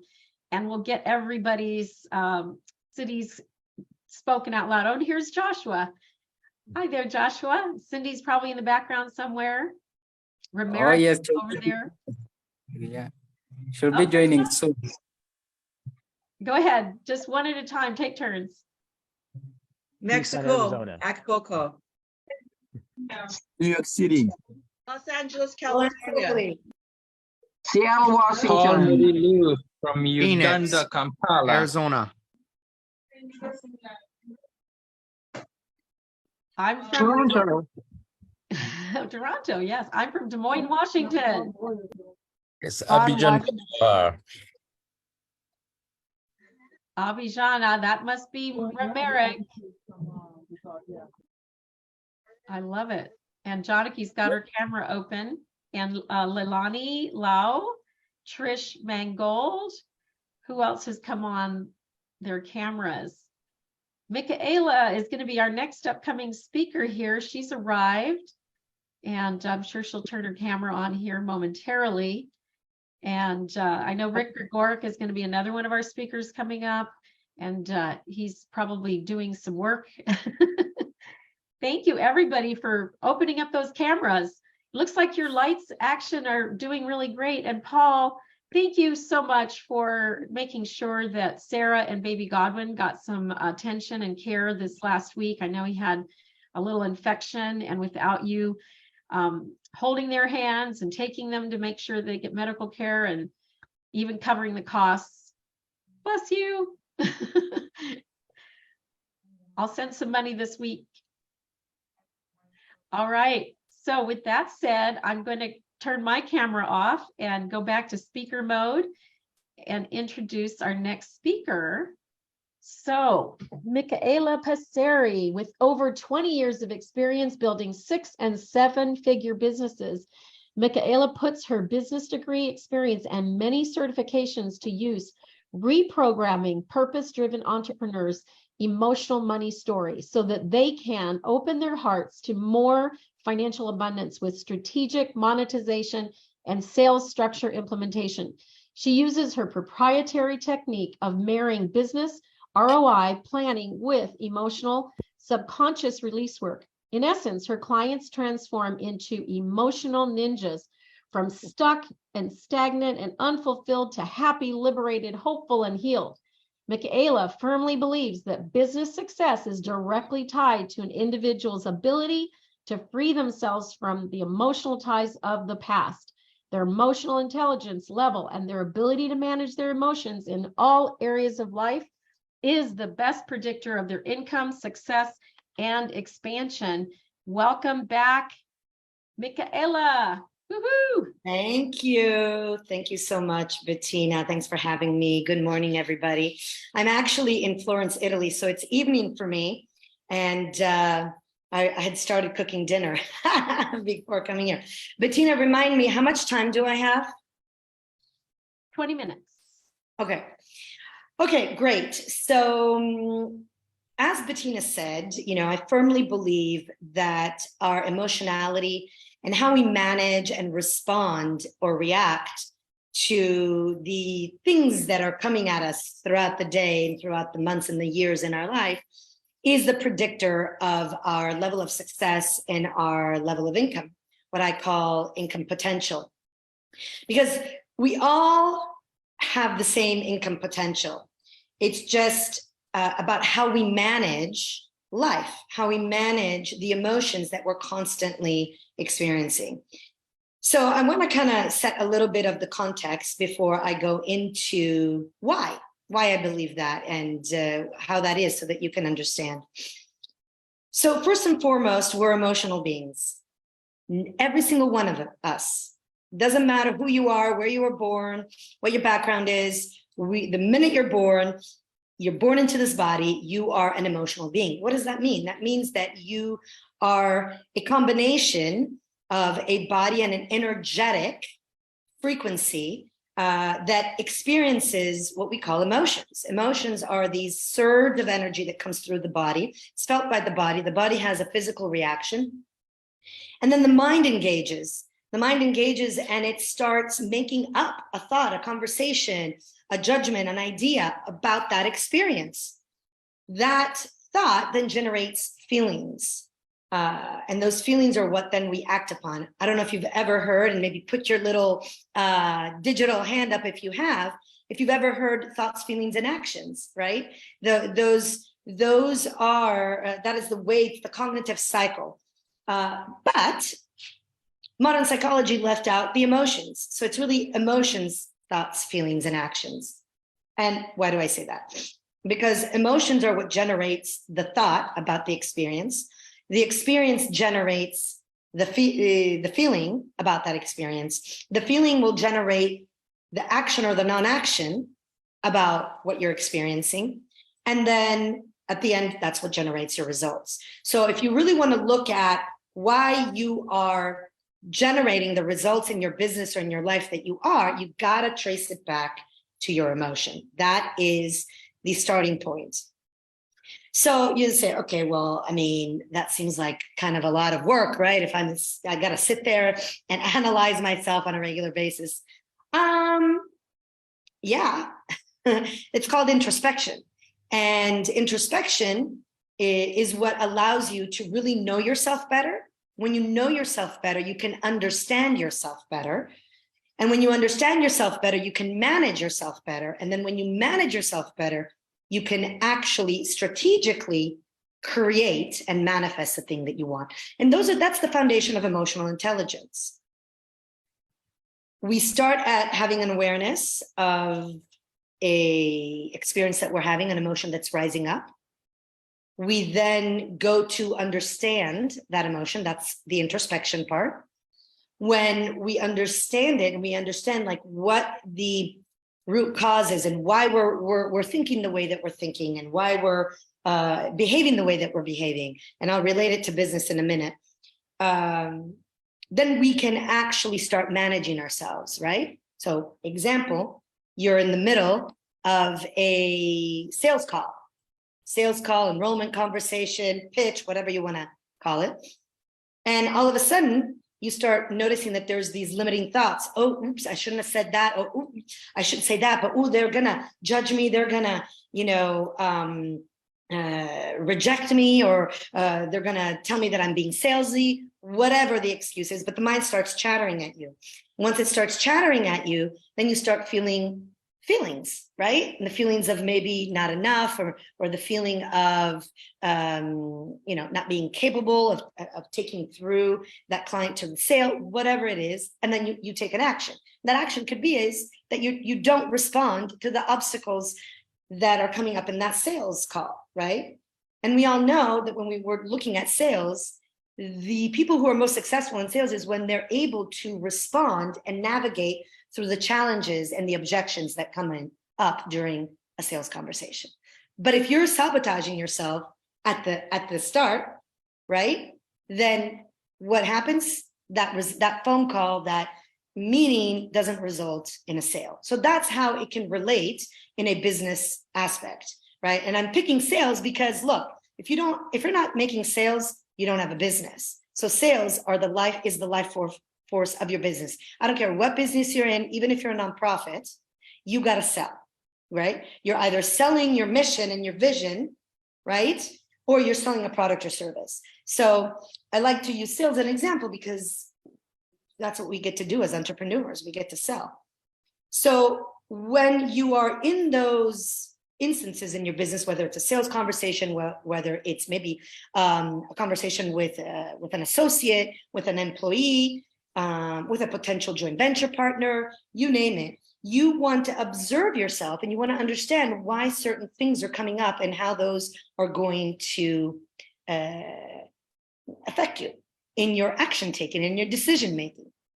So if we understand this, right, and let me go back to the 4 corners of emotional intelligence, which is, first you become aware, then you start identifying what the emotion is that's coming up, then you start understanding it, right? Once you understand it, then you can manage it. When you manage it, then you can actually manipulate is the word, but not in a negative way. You start strategizing. That's maybe a better word. You can then start strategizing your response, right? You start strategizing your response so that then you can get the result that you want or get closer to the result that you want, right? So that's actually what happens in a lot of sales conversations. When you are navigating what's coming up for the client or the potential client as it relates to the sales, you are actually strategically responding to those obstacles with the idea to lead your client, your potential client, to a yes, to purchasing your product or service, right? Or to donating to your cause. I'm going to use an example of Bettina. She's part of Global Woman. I'm the director of Global Woman Club in Los Angeles. And, we come together, we create community in a marketplace. But one time, Bettina really got to enroll us into donating to her cause. She had to say something. She had to do something. She had to step out of her comfort zone and actually talk about certain things that maybe were uncomfortable for her. But she had to do that and get over whatever maybe obstacle she was feeling at the beginning and expose herself so that she could enroll us into donating to the family in Africa. And that's just an example, right? But it's the same thing in sales. So when we're looking at how we're doing in our business and you look at your results, there is an emotional tie. There is a root causal emotion that is preventing you to get to those results. It's preventing you by taking action. It's maybe preventing you by delaying. It's maybe preventing you by having doubts, by maybe steering you down a longer path to get there, whatever that is, right? So emotional intelligence and introspection is absolutely a must for each and every one of you as an entrepreneur, of all of the entrepreneurs really in the world, to really understand how to be and do better, how to lead better in your business, but also how to serve your clients better. Because if you're showing up more empowered, if you're showing up more confident, if you're showing up more connected to your why and to the mode that you're going to get there, the client will feel that. The client will feel and understand you better, right? And understand that, oh, you know what? That's what I need. That product, service, or that's really what I want to contribute to, or that's the company that I want to associate myself with, right? It is all enveloped around the emotionality also of the clients, right? It's part of that relationship building. So when you are looking at your business and you say, okay, I've been at this for a while, I'm not where I want to be. That means that there's something that's holding you back from raising your your income potential. So the income potential, what I define as income potential, is that next level of income that you can produce. It's going beyond that glass ceiling, which is a word that Bettina uses a lot in this arena, in this community. So it's really going beyond that glass ceiling and going to that next step. And you can get there, you can only get there by really understanding how and why you're creating the results that you are, and you're not creating the results that you want. And once you're there, then you can apply strategy. You can apply strategy on really fixing that thing, or stop doing the thing that's holding you in that place. I hope that all makes sense. So when we're looking at, okay, well, what could be the causes of me holding me back? There's really three emotions that get in the way. First emotion is the emotion of not feeling good enough, the unworthiness. That holds us back because it puts us into doubt, to self-doubt.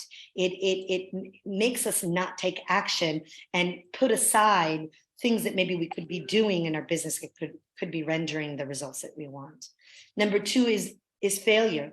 We've all failed in our businesses and in our lives, and we've all experienced that. And it doesn't feel good. It doesn't feel good because it hurts our pride. It tags us there, and we don't want to go there again. And because we are emotional beings, and pride is a very sticky emotion because it's connected with the ego, right? You're being tagged in the ego, and the ego wants to be pompous, wants to feel good, wants to know it all, wants to be right all the time, right? So when you are hooked into the emotion of failure, it's the ego really ruling you, and it's trying to avoid you to feel that embarrassment, shame, whatever it felt around past failure. And then the number one emotion is fear. And there's all sorts of fears, right?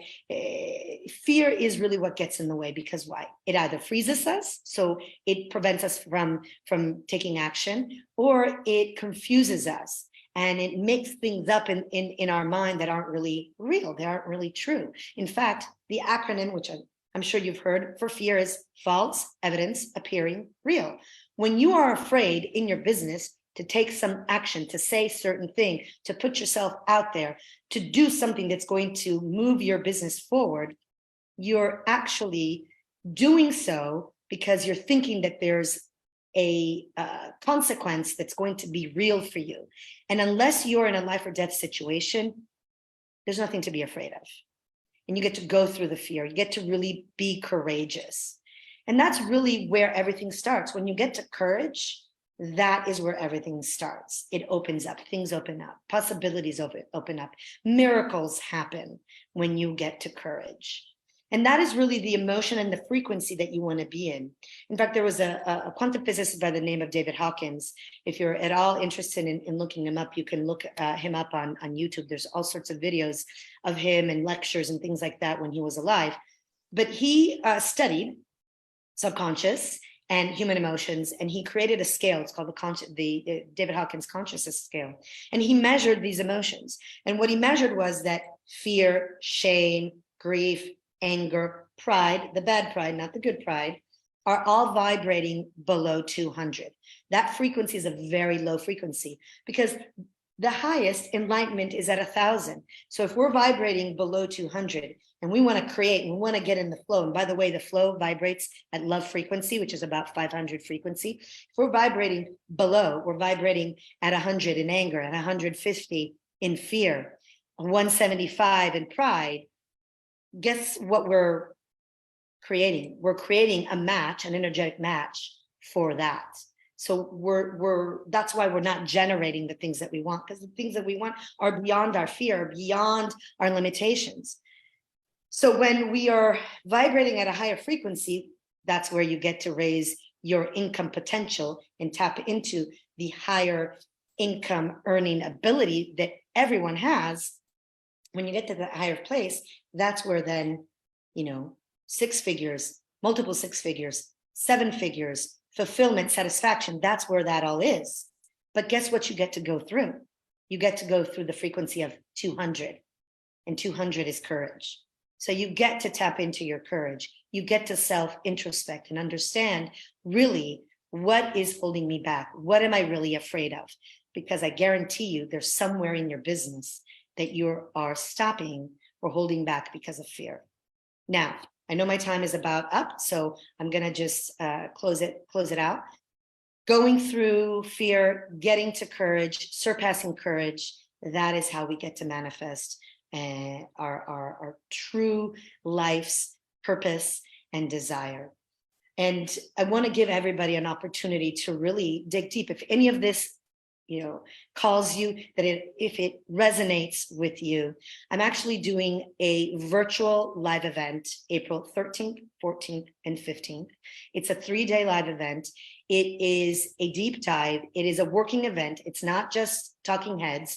It's me teaching, giving you exercises, taking you through. Day 1 will be looking at the subconscious, doing some reprogramming there. Day 2 will be looking at your business, doing some strategy, seeing what might be missing. What is that one thing that you could do to actually move the needle forward? And day 3 is actually implementing. Yes, we are going to implement it. We're going to create a marketplace and we're going to work together to actually create some results in your business. If this interests you and calls you, I'm going to put the link in the chat. My event is called The Money Breakthrough. And yes, you will have a money breakthrough. So if you want to attend, I'm going to put it right here. Again, April 13th, 14th, and 15th. It is a value of $2,000, but it's only $197. So if this at all speaks to you, I would love to see you there. Come and have a money breakthrough with me.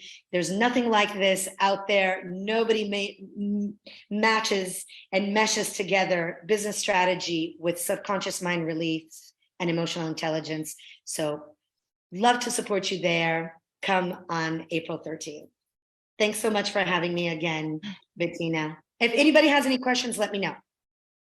All right. Thank you so much, Michaela. And get back to your dinner. I know you're in a totally different time zone there in Italy, and you're living the dream. You're living the dream that so many people wish they could be living. I am, cohabitating two countries. Bettina, yes, I am, but I have designed it that way. I have strategically taken action, pushed myself through my own fear, through my own doubts, and created this life.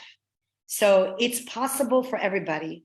It is possible. Whatever it is that you want to create an experience, you can do it. Yes, that is the name of the game. Emotional intelligence, EQ, is the highest score that you can get in life. And I know I'm raising my EQ all the time. Thank you so much. And of course, another plug for Global Women. I mean, how many Global Women do we actually have here today? We've got Lee Romanoff. We're going to have Carla up. Yeah. And Tracy just spoke this morning. Tracy, and myself, yeah. That's 5 Global Women members. If you're interested in Global Women, tell us a little bit about Friday's event. Friday, sorry, my phone was coming in. Friday is our monthly event. It is 12 p.m. Pacific time. It's a 2-hour networking event. We have a great speaker to talk to us about how we get to design our business. And yeah, I mean, I can put the link to that as well. If you're a woman or an amazing man in business and want to connect with powerful women around the world, come to our event this Friday. I'll put that link in the chat as well before I go. Fantastic. And let me know if anybody has any questions before I leave. Yes, we actually are waiting for our next speaker. So why don't you take 1 or 2 questions while we plug along here? Sure. Anybody have a question? Either just open up your mic and ask it, or raise your hand and she can call on you. We love questions. There's always a moment there where people are trying to open up their mics or whatever. And while there aren't any questions popping up right now, I love that you also, by the way, support your daughter in this emotional intelligence work, and seeing her like a budding flower in her fashion career is just really delightful on Facebook. Thank you. I appreciate that. And I see that Dr. Margarita is here. Hi, Dr. Margarita. Long time no see. Hope all is well. Message me so we can catch up. You are traveling Thanks. so much. I can keep up with you. I know. I know. Lots of success It's to you. great. Yeah. Great. Thank you. I appreciate that. Thank you. Bye-bye. All So right. thanks, Bettina. If there's no questions, I will sign off. Okay, have fun. Be safe. Bye for now. Have a great meeting on Friday as well. So Jesse Thank you. Tam is going to be our next speaker, and he's going to be here right at 10:30. So while we have a few minutes and you've got your mic open up, you get a chance to introduce yourself, Dr. Margarita Clement from Bodyguard Corporation. Give us a short introduction. Unmute. There we go. I patented and invented a body wraparound to assist patient in bed, but not about to turn them in bed to prevent bed sores. I know I speak multiple languages, so it's another word for pressure injury that prevents someone from the skin breaking down. It is patent, and in a couple months it will be available for purchase. Thank you so much, Bettina. Absolutely. And we met through Global Woman, right? Correct. And through Mary West. Yes. And Mary West and I have known each other for over 20 years, I believe. And so there's always these threads of connections that are built over a lifetime.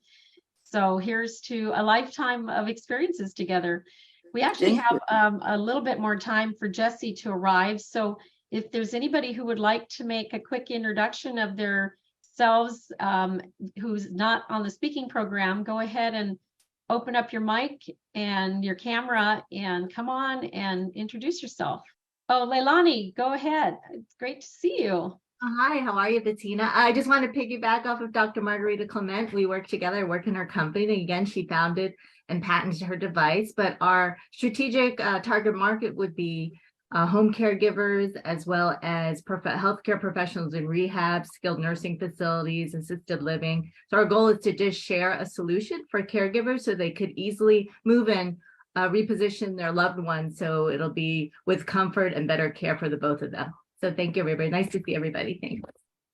Thank you. What a great introduction to the two of you here today. So our next speaker has arrived. Jesse Tam is in the house. So longtime friend, I must say right up front here, Jesse Tam brings decades of international business experience, including financial management, business consulting, banking, finance, and community involvement. Jesse is currently serving as the managing director for Mega Pacific Investments, an international business strategic development consulting firm, which provides a full range of international and financial management business consulting services to clients across the globe. He serves his community as the former Parks Commissioner for the City of Newcastle. Jesse also served as a mentor to undergraduate and MBA students at Seattle University and as a former district governor for Rotary. He is the past president and current board director for the Greater Chinese Chamber of Commerce, and I know he resides in Newcastle with his lovely wife, Lily. Welcome, Jesse, to the stage. It's so great to have you here. Thank you, Bettina. God, you make me sound so good. Now suddenly I have to be behave. There you go. Hi, folks. Hi, everyone. My name is Jesse Tam. I've been in Seattle area for about 40 years, and I moved here in 1980. But my background is somewhat different than most other people, and which I would like to share a little bit with you and some of the knowledge I gained throughout the years.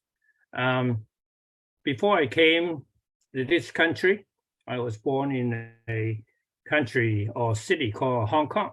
And if you remember that, Hong Kong was a UK colony of UK, that I felt I was like a person who born in a family with no name. What does that mean? It means I wasn't a citizen of UK. I had a very unique passport. I was told I was Chinese, but I wasn't really Chinese. I never been China at that time. And so I was very frustrated as a young person. And then I wasn't doing very good in school because I wasn't very happy about things surrounding me in a big city, very international, very dynamic city. But it taught me something. It taught me something about liberty, about life. So 17 years old, I came to this country with a dream to become a US citizen, with a dream to become a person who can call my life belongs to me. I want to set a path for myself. So I had to learn everything from scratch. I did my first fundraising project called Raising Money for My Plane Ticket. And I was able to went around to all my neighbors, friends, relatives, $10, $5, $25, whatever I can get the money from. And I raised enough money to come to America with my backpack and $300 in my pocket. At that point, I finally wake up in my life as a young teenager person that I need to learn something how money works. And today, this is the subject I want to share with you. The range of time is, the last 40 some years. And I came to this country, I had to learn new languages, new culture, new life and everything. Most importantly, I had to pay for my college for 4 years, which I didn't have any financial support from anyone, no family, no friends. So I worked many jobs, sometimes as many as 4 jobs to pay for my school. And I was in a small town in Idaho. And I finally graduated in Boise. And when I learned myself graduated, I looked for a job that I can pay for my first tank of gas as a college graduate. And I found my position in a bank called management trainee. And the position will not start for another few months. And I asked them, is there a way I can start my working earlier than that? Because I need money to pay rent. And so they sent me down to the basement of a big bank and work for a department called the mail room. And I was very frustrated and kind of disappointed and having difficulty to explain to my parents why would 4 years of college graduated and landed a job in the mail room of a big bank. And also gave me a chance to learn something I did not know before, called people. So at that point, as a young person, I learned 2 things, money and people. And that's the beginning of my life. 20 years later, from a mailroom, gone through many, many jobs and departments, I became a bank president and bank CEO of the bank I formed in downtown Seattle. And also during those 15, 20 years, and I built $300 million asset from scratch. So I thought I was doing pretty good. From $300 came to the country and built $300 million asset bank and able to sign my name to move millions of dollars back and forth around financial world. Then I suddenly figure out there must be a better formula than just to work hard. And I get the opportunity to serve as a mentor for Seattle University. And some of you have heard that. Those who teach learn the most. When I was explaining to my students how business work, how finance work, and how career developments and being the mentor, I learned so much about the value of life. So that's number 3 items. from money, people, then I come to recognitions of value of life. Value of life, oftentimes most people say, well, how much do you have? Well, many people measure life and value in terms of dollars and cents. And we live in a capitalistic country. Obviously, there's a great measurement for comparing things, but in reality, it's very different. $1 would mean a lot to the person who's hungry for 5 days. That $1 or 10 times, 100 times bigger than $1, they give it to someone who has a lot of money, has no value. Okay, so value has a lot to do with timing. That's the number 4 things I learned, timing in life. So if we do things with the right timing, with the right people, money applied for the right thing, value can maximize substantially.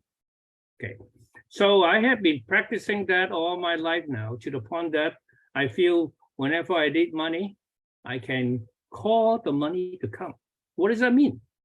I had opportunity to be in a position with no money for gasoline, for my gas tank, making $1.25 an hour as a young person, to the point that I was in a room, people was non-stop raining, and people literally line up and writing check to me when I was raising money to open banks.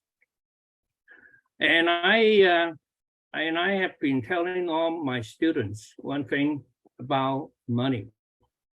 Money is a very interesting thing. It's totally like water, except a different direction. What does that mean? When you have some water anywhere, pour on the table, on a piece of paper or whatever, it will just keep leaking down by gravity. Water only goes down below because of gravity force. Money works the same way, except money only goes up, okay? There is no money will like to go lower or smaller. When you give people money, you want to see the money come back to you with more, okay? So money only go to where money grow bigger and higher. So when I had the principle formula, I apply it to many situations, raising capital, asking for people to buy something, they look for value. The value must be bigger than what the money worth. If any case like that, money always chasing the value. If things don't perceive to be valuable, then no money will come to you. And if their application correctly applied to situation, you never have to worry about money. Money always comes to you because you have a value more than what the money worth. Now, again, it's not dollar amount. It has something to do perceive the value of the money at the moment. So if you apply the right moment with the right value, you never have to concern about the flow of money. Sometimes in a banking term called cash flow, okay? Cash flow is a very unique subject. Cash flow is called, in my terminology, is called oxygen, okay? A lot of people have a lot of asset in their lifetime. I own this building, I own this car, I own this factory, I own this, tractor. So a lot of muscle is what I call that. Muscle looks really good, beautiful, physical, tangible, but muscle only can maintain a value at a certain time until the oxygen run out. When your oxygen run out, it's like people holding your nose and your mouth. No matter how big, how much muscle do you have, you drop. So in the other words, cash flow make you look really good every moment in life, and it can kill you at the spur of the moment. So watch out for cash flow is very, very important. In fact, cash flow make or destroy, kill business a lot more than any business themselves. And people oftentimes say, oh, my business is really good. I have a lot of customer calling, a lot of buying and selling, things like that. And from the banker's standpoint, we look at carefully, well, how much cash do you really have? And the moment you don't have the cash, your employee is going to walk up, and your landlord will lock up the door because you're not paying the rent, or your federal government will come down to put lien on your property because you're not paying tax. Okay, so it's so important for us to learn about the value of money at the right time and how to use it sensibly, and so we can maintain a balanced life. And when we have a balanced life, our business have a balanced, stable longevities and going forward. And they apply to practically in every business in surrounding us, in everywhere, every corner. So oftentimes I work with people based on the business background to analyze it and set up strategy. And our strategy has something to do is like you're driving a vehicle, okay?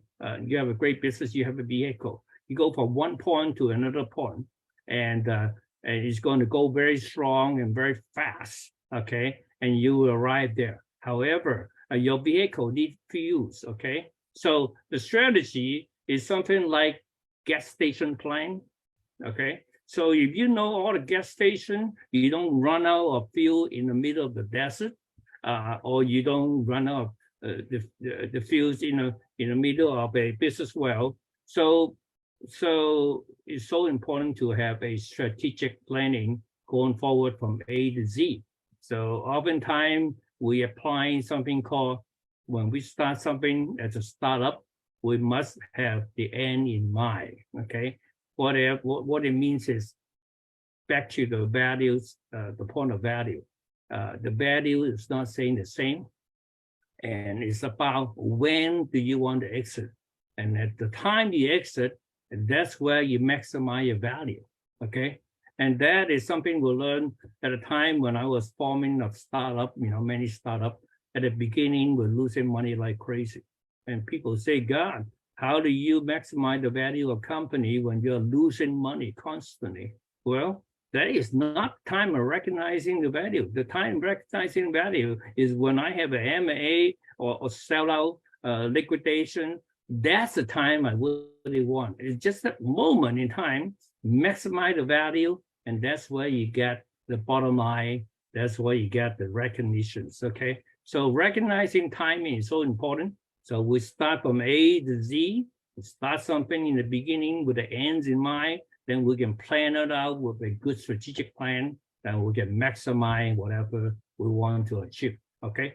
So that's pretty much a short comment about what I do, and for my consultant work, as well as practicing that in my life to the point that I feel totally free from concerns of finance. I don't need a lot, because you only need enough for what you want to do, to apply to what your objective, and then receive the value. Having more is not always good, okay? You apply money like water. When you have too much water, it drowns you, okay? So you only need what you need at the time you need it. And if you're applying carefully on that with the right strategic plan, you always have it. You're always going forward. You're always maximizing what you get in return in life. So you can live long enough to enjoy what you have. That's I look forward to any question you might have. Okay. Mm-hmm. Thank you so much, Jesse. And because we have a couple of minutes left, I would like to have folks who might have an interest in asking a question go ahead and open up their microphones to do that. And audio, video is great if you can do one or the other or both. And I remember very quickly, I'll just share my story working with you and remembering this gas station story, right? And it really had influenced me.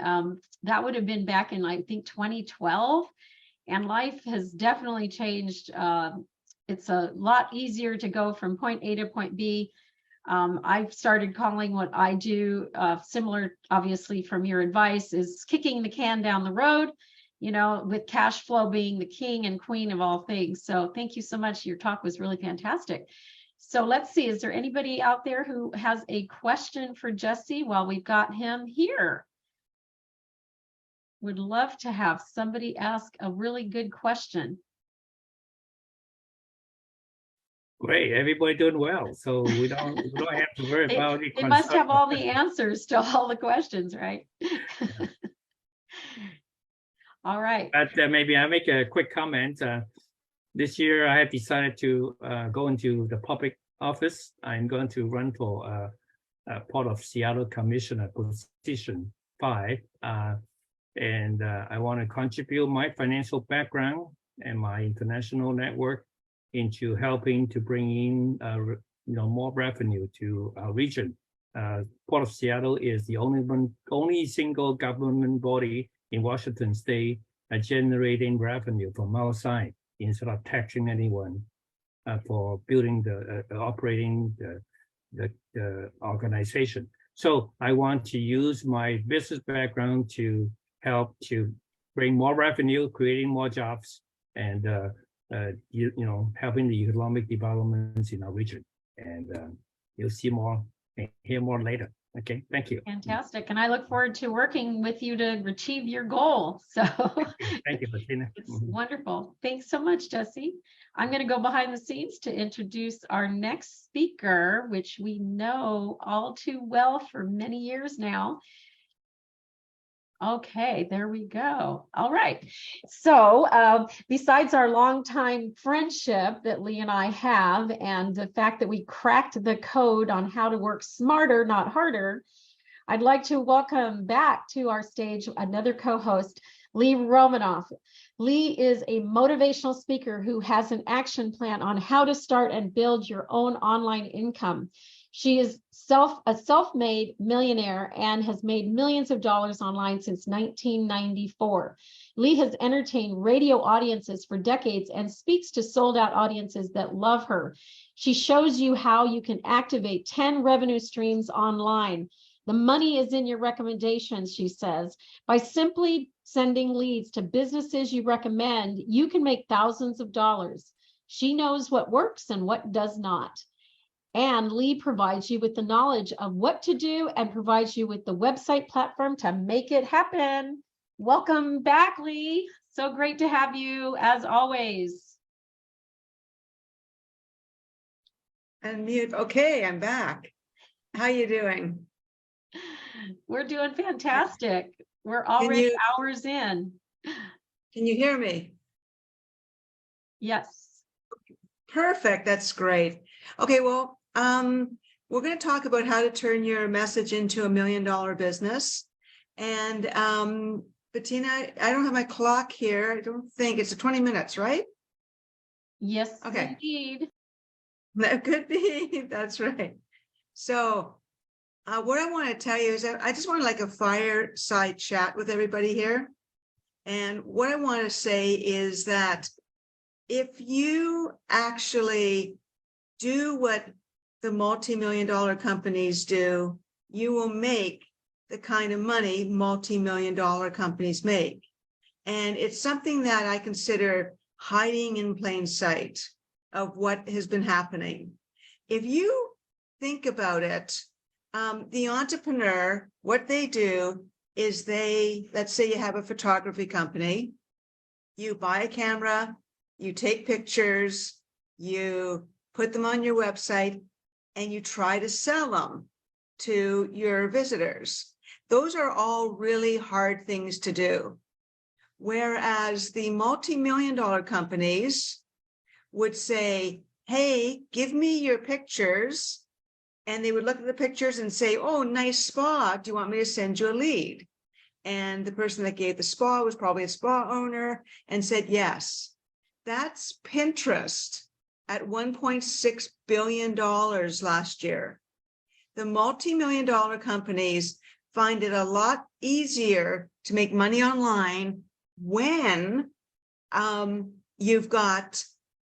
when they have actually just sent a business a lead. The entrepreneurs, what the entrepreneurs do is the entrepreneurs say, okay, I'm going to make content, I'm going to write books, I'm going to create courses. as opposed to the multi-million-dollar companies that just say, hey, do you want a qualified lead? That's it. Big difference. And essentially, this is again hiding in plain sight. All multi-million-dollar companies are just hubs to get content. And then when they get the content, they get visitor traffic and they send leads to businesses that pay them. You actually have been part of the multi-million-dollar companies' businesses. You have been supporting them with their content. Instead of supporting your website with content, you put your content on Facebook and YouTube and Odyssey and Twitter and all those social media companies. You give them your content so that they can make millions of dollars by sending leads to businesses. And you also probably pay to be part of that program for them where they are sending you leads. You are paying for their advertising and they are sending you a click lead. So without you, the multi-million-dollar businesses would not have content and would not have a revenue stream for leads. And I think it's just about time that the entrepreneurs realize that if you just used your content, put your content on your website and sent businesses you already recommend leads, you might be further ahead. And what I would suggest is that you use the multi-million-dollar social media website platforms as clickbait to drive traffic from their websites to your website, because that's ideally what they should have been doing anyway. You know, people that go to Facebook, see your stuff, you don't want them to stick at Facebook because your revenue streams are in your website. And, you know, if you're putting social media icons on your website, getting people to your website and kicking them off to social media is pretty crazy. You really need to use the social media websites, drive traffic to your website, and then whether you want to sell them or send leads to businesses that pay, that is what you should be doing. You shouldn't be supporting the multi-million-dollar companies. You should be watching them and seeing how they're making the millions of dollars and incorporating that into your website platform. Now, Bettina's created what's called a business in a box, which is brilliant because it gives the entrepreneur everything that they need to run a multi-million-dollar business, to turn their message into $1 million business. The business in a box gives people a website, an all-inclusive website with an e-commerce store, membership software, but more importantly, lead tracking software that is used by Google, Facebook, YouTube, Pinterest, Angie's List, where you can create your own directory, sending leads to businesses to pay you, or Home Advisor, the same thing, because everybody is their own directory. You're always recommending who to go to, what lawyer to talk to, what accountant to see, what copywriter do you use. When you make those recommendations with the lead tracking software, you can now get paid for it.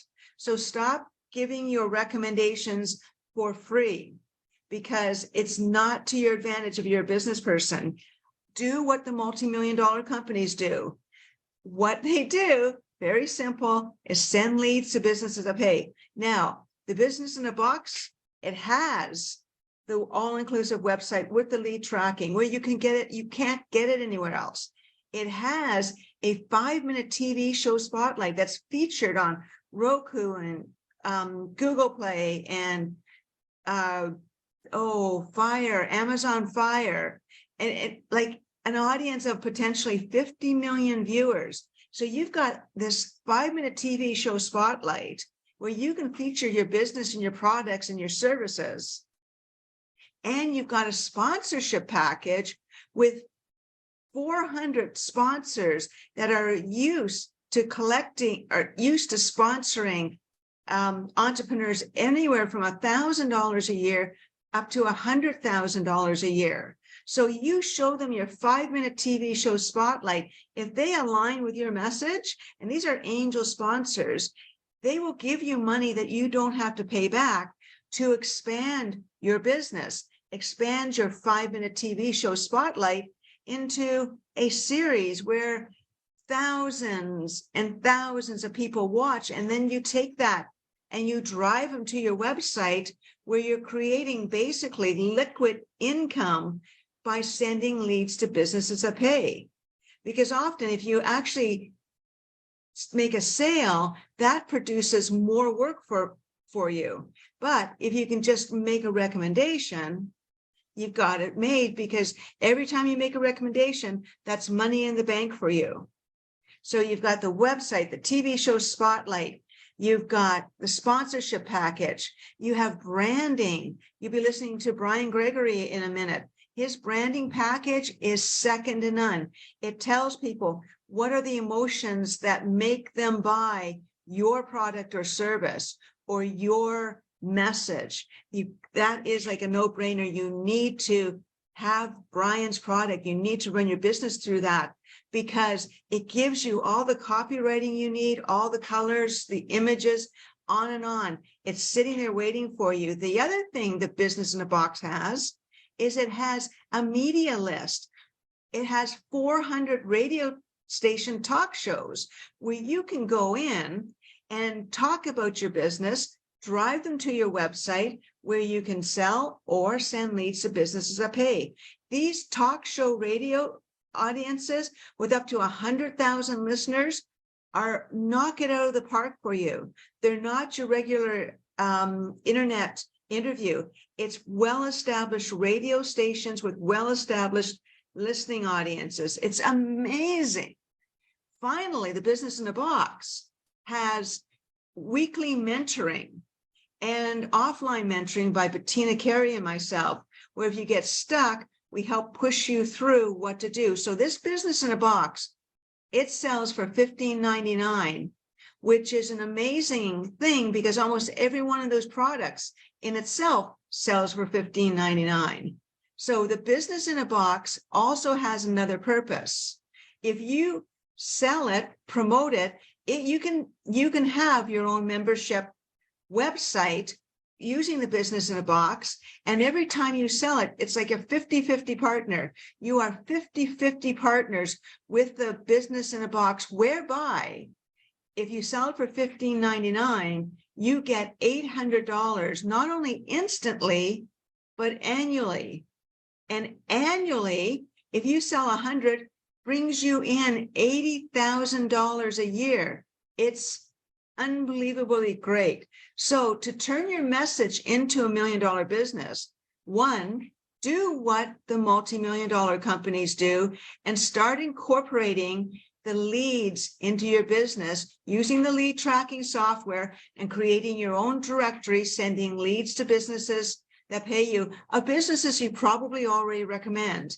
And two, start either get the Business in a Box or start selling the Business in a Box as yours and make half the revenue, not only instantly, but recurring, which is, again, second to none. You can also, if you wanted to, is you could add your own product to the Business in a Box, because you're getting $800 by selling it, and you can customize it for your own look and feel. But I'll tell you, everybody needs the Business in a Box platform, because it has everything someone needs to create $1 million business from their message. So, Bettina, do you want to chime in on any part of this?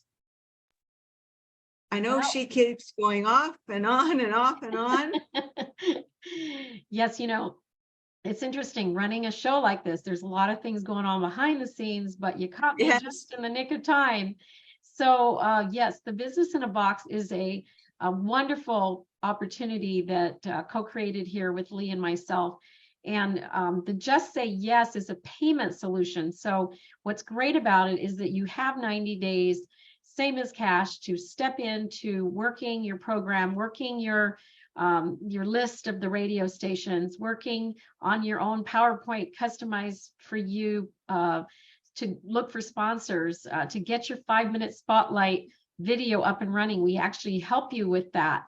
I have a little program that you can step into, and you can do just that and get it online. So we have, of course, one of our members that's going to be talking a little bit in a little while about her goal here. She came in through the Just Say Yes program. And that's all I have to say, is just do it and just say yes to the Income Activator / We Empower You Business in a Box.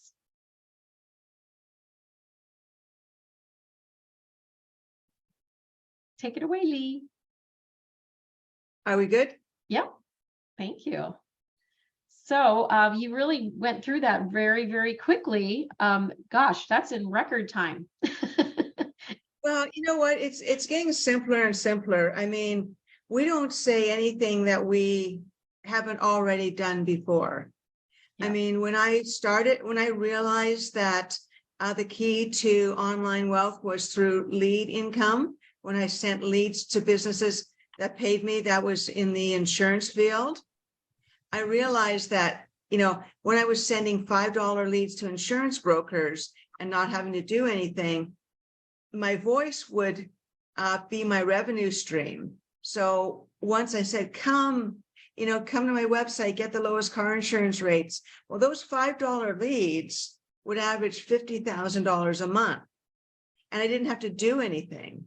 And that was the power. But what I realized is that the insurance agents and brokers were making recurring income, making millions of dollars through recurring income, which was crazy. So I vowed that my next business, I would send leads to myself and then make a recurring income, which I did through Income Activator. But then I bumped into Bettina Carey and she said, Lee, why don't we make this available to everybody? They're going to get your lead tracking software so they can be a directory, but let's create a business in a box so that they can also incorporate their product or service if they want, and give them a vehicle that people will renew year in and year out so that everybody can make a recurring income. And let's target it so it's a really easy number. So if we give them $800, we create a package for $15.99 and give them $800. If all anyone does in the first year is sell 100 people, they will never have to work again, because that brings them in $80,000 a year. And I'm all for that, because it is a brilliant, wonderful thing to have done, to do, and to be able to do. And you've got the team leaders here. You've got Bettina, you've got myself, in case you get stuck.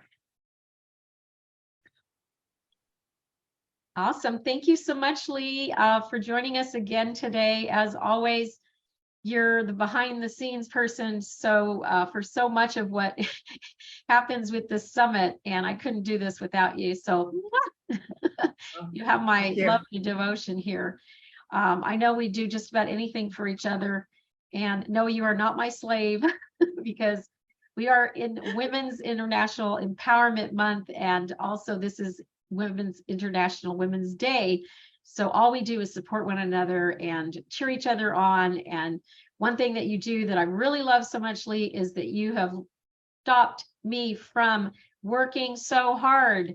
And this idea that I was working so hard in my lifetime to accomplish so little in comparison to what I've been able to do and move mountains in the last 3 years, including going global with this program. And we have folks from all over right now. And I'm excited about where we're going. We're at the top of the summit. Where are we going next, Lee? Who knows? Who knows? Wherever you choose.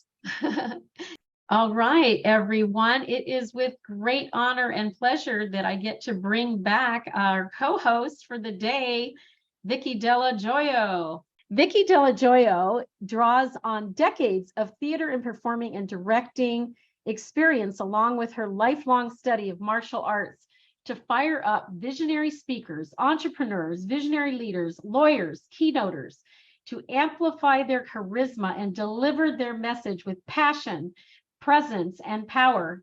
A seasoned transformational speaker herself, Vicki's methods for both crafting stories and her focus on the energy behind how they are told have touched and transformed hundreds of speakers to stand and deliver with joy, confidence, and ease. In addition, as a recipient of the Women's Martial Artists Instructors Hall of Fame, Vicki is also a Qigong master teacher whose spiritual fitness program and book, The Way of Joy, has transformed the lives of thousands of participants since 1975. And she wants people to know that the bottom line is, whether you are speaking from a stage, on a screen, to a small group, or to one-on-one, the energy you bring to everything you do is what matters most. Welcome back, Vicki. Oh, thank you so much, Bettina. It's such a joy to be here. What an incredible day you're sponsoring here. Amazing. Thank you. Take it away. Well, I think you were going to be interviewing me. Oh, Is this right? yes, that's right. I mean, I'm happy to take it away. But, you know, every once in a while, I miss a beat. Thank you for reminding me. So this is an opportunity for us to show a different way of interacting as opposed to just a keynote style slides and all of that sort of thing. So we're going to be doing a little bit more of an interactive question and answer. And so what inspired me to invite you, Vicki, to be a co-host and to really set the stage for today's journey is because you practice a lot of the same practices that I have. And it really is important. And one of those areas that I love to talk a lot about is breath work, and how breath work can actually really get you centered and get you moving in the right direction. In fact, my colleague Johnny and I are pretty certain that rather than doing much marketing, all we have to do is go within and then attract literally what we want in life. So you probably agree. Absolutely. I love that. I absolutely love that because it's actually, there's a concept in Qigong, which is the Chinese martial art for healing, of something called Wei Qi, and it has to do with your externalized energy, what the energy is that you emit, whether it's conscious or unconscious. So it's the same kind of energy if somebody walks into a party, right, and you see them and you know, oh, that's somebody I really want to get to know a little bit there. You just respond to something in them where you feel like, I think I'm going to back off from that person. That all has to do, we perceive people in terms of, how they look and all these different types of first impression things. But there's another piece of it which has to do with this field, which is very palpable and very real. So when you're talking about breathing and just sort of bringing yourself back into that place of center and that inner wisdom, that starts to actually feed that energy field, particularly if you can do it from a relaxed solar plexus. So the next time you're planning to breathe as your marketing strategy, think about relaxing your solar plexus as you do, because that's a fountain of this field, which I could talk about forever because it's so fascinating to me. Yes, and we're not talking about just the ordinary breathing that people do, because the ordinary breathing that people do, it's very shallow oftentimes. They're not taking full deep breaths. They're using either mouth breathing or maybe a little bit of nose and mouth breathing. Give us some techniques that you've learned over the years that are kind of amp up that idea of doing breath work. Okay, so one of the things that I think that could be really useful is something called 6-direction breathing. And part of it is about this Wei Qi field. And part of it is also that when we can, a lot of times when people are shallow breathing, it's because there's stress and tension happening, right? It's like it's just sort of a way of trying to cope or trying to speed up your energy field. But when we can slow things down, when we can actually stretch time a little bit, and recognize that there's ways in which things don't have to be that urgent, unless of course you're running away from an attacker or something like that, right? We have that, we all know about the fight or flight adrenal response that people have, sometimes even when it's not even called for. when we can, especially if it's a situation where you have a high stakes presentation that you're going to do, or you're going to be on stage and you're going to be talking to people, or you're going to have a conversation with a particularly different client or colleague, to be able to slow things down a little bit so that your brain doesn't go into fight or flight, breath work can be really important. So one of my favorite techniques, 6-direction breathing, we could just do together now if you'd like. So I'm going to invite folks. Great. I'm going to invite folks to just sit tall or stand tall if you're standing, but to feel like there's room in between each of the vertebrae of your spine, each of the bones of your spine, because they say that chi moves in the space between those bones. We want energy to move. When we're shallow breathing and we're really tense and stressed, things start to shut down, and they shut down our life force. They shut down the ability to be in what I think of as charisma, or the part that's attracting, that's drawing to you the energies that you want. So 6-direction breathing, if you're sitting tall, and imagine that the crown of your head is lifted up towards the sky and your sits bones are connected to the chair that you're sitting on. And as you breathe, I'm going to do this with my hands, but you don't need to do your hands. It's just to inhale and imagine that your solar plexus, from where the ribs come together on the top down to your belly button, gets longer. So inhale and just lengthen that solar plexus. And then as you exhale, relax it. Let's do that again. So inhale and exhale. And I don't care if you're using your chest or not. I know that there's some people who say you need to keep the chest relaxed. There's all different types of breathing. But for this one, don't worry about the chest. Just think about getting longer and then releasing. Step 2, we're going to go wide now. So it's not just your belly and your solar plexus, but think about widening across your back too. So as you inhale, your ribs expand. And then as you exhale, they just relax and come back in. So again, so widen and then release. Let's do one more time in this direction. 3 out to the 2 sides. And then release. And one more is we're going to go front and back now. So you're going to let your belly expand and your back expand. A lot of times people focus a lot on what's called the lower dantian, or your lower abdomen, but I want to have all that whole area from the bottom of, right where your ribs come together to your belly button, expanding in the back and front, and then releasing. And again, breathing in and breathing out. Let's do one more time, in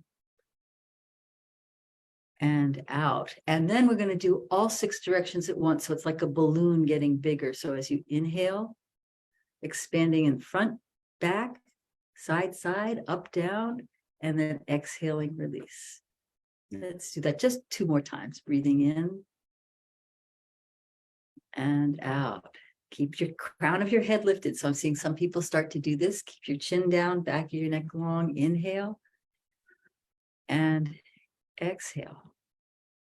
So that's one of my favorite things to do. And sometimes, when I'm feeling really impatient, or in the grocery store waiting online or something like that, I'll just focus on 6-direction breathing, and I all of a sudden realize I have more time than I thought I did. And it's a little bit of a drug, right? Because it just relaxes you, right? It's a little relaxing, yes. I have some students who say, the stress is what keeps them together. They're not so sure they want to. Right. What would happen if they weren't distressed? So again, we've used this word charisma several times here already today. And so I know that whenever I'm around you and doing some breath work or anything, I always feel like my head rises a little taller. I sit differently, and how I perform is different, and it's charisma. It's part of charisma. Yes. Tell us a little bit about what you think charisma is and how folks can use charisma to their advantage when speaking in public or even one-on-one. Yeah, I love that question, because when I think about charisma, I want to be really clear that I'm not talking about the, send me $1, charismatic manipulation, that kind of thing. I'm talking really about what it is that allows people to feel like they can, the know, like, trust that's so important for all of us as entrepreneurs to be aware of. That's what I'm really talking about, is that sense that you can be in your authenticity, the big buzzword of the day, be in your authenticity and your truth, but at the same time, be a sense of your empowerment. So what you're doing is you're radiating out whatever it is that you're wanting to do to help lift people up, whether it's their energy or something else, when you're wanting to really have a sense that you're inspiring. Like a lot of the people that I work with are transformational speakers. So they're really looking to how do they engender transformation for their listeners. And so that can come out from this energetic field. So when I'm talking about charisma, I'm really talking about the law of attraction is what some people think of it as, or I'm thinking about how to really let yourself connect heart to heart with your audience, whether it's on a live or virtual stage, or whether you're talking to a grandchild, right? Where you can be in your power and honest, and in a place that I think of as non-defensive, so that there's an openness, but there's also that openness is not like, you know, the kind of like walking onto a battlefield saying, shoot me. It's openness that actually extends out as a kind of protective energy. Yeah. Because I think I've told you, have I told you the story about one of how I first heard about this field, Wei Chi? Did I ever tell you that? Tell me again. I think everybody could benefit. So I started studying martial arts because I had several times where I had been attacked on the street. And so I wanted to learn how to fight and how to protect myself. And one day I was walking home from the school where I was studying, and I had this guy walk around a corner.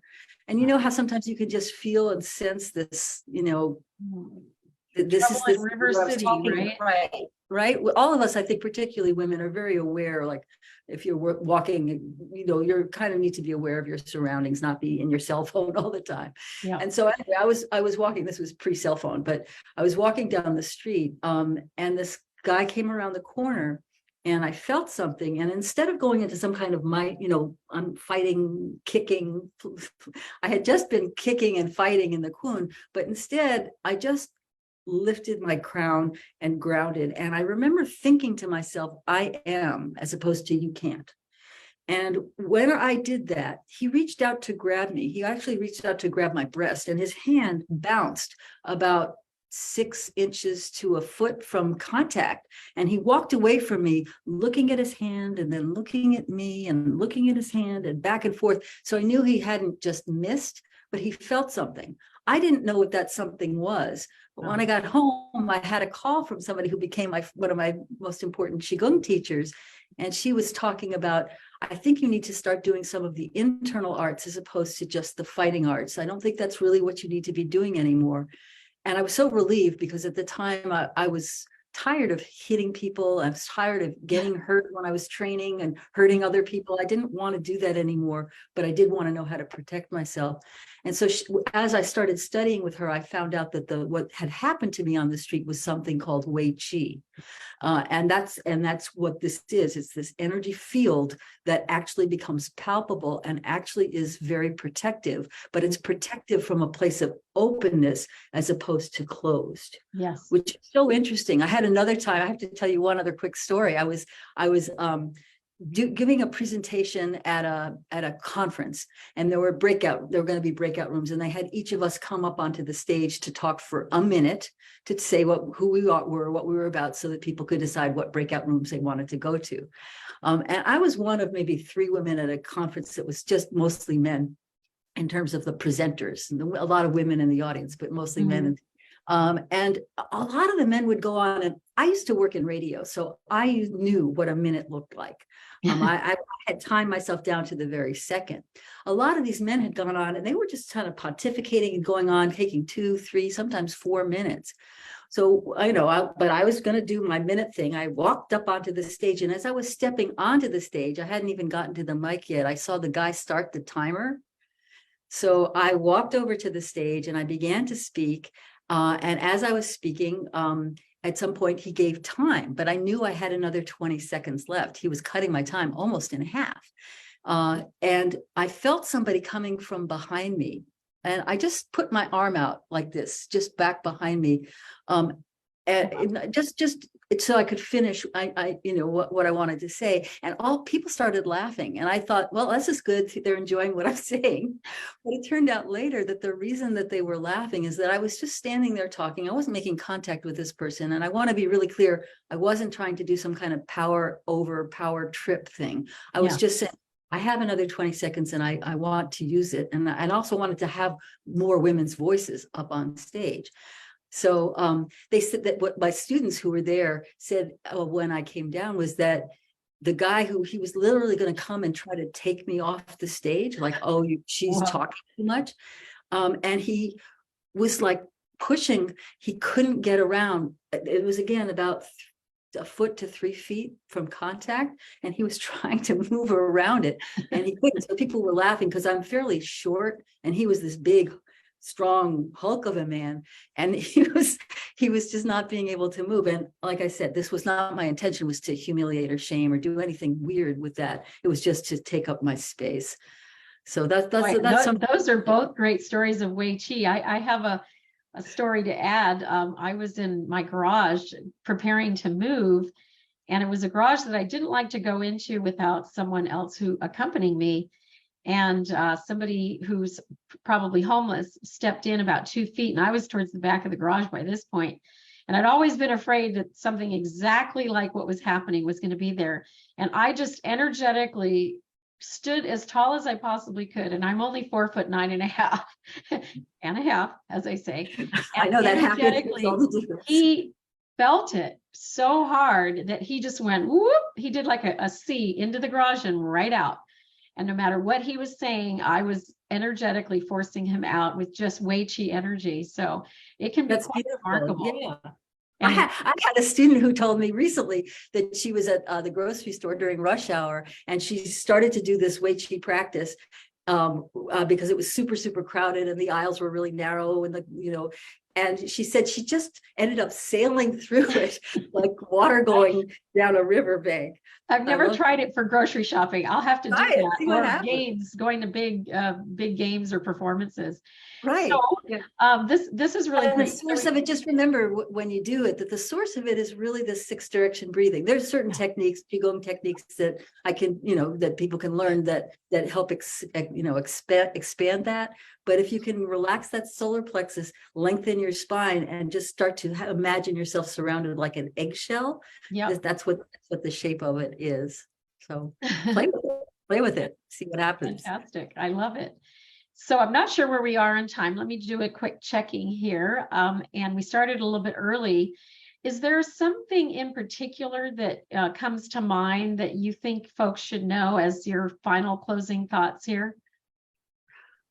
I think that the final closing thought, which I haven't really talked about much, is that I think that the people who are here in this room or who are watching the recording are messengers, that we really need your story and we really need your voice. Yeah. And what I just like to say is to remember that it doesn't have to just all come from will, that when we can do this, even the sitting or standing tall, what we're actually accessing is what's called in Qigong the heaven realm, which has to do with your inspiration, your ability to see the whole picture, your ability to tap into that we are all one consciousness, and then connecting to the earth, which is the source of our nourishment and the source of our empowerment and our sense of our wealth and our health.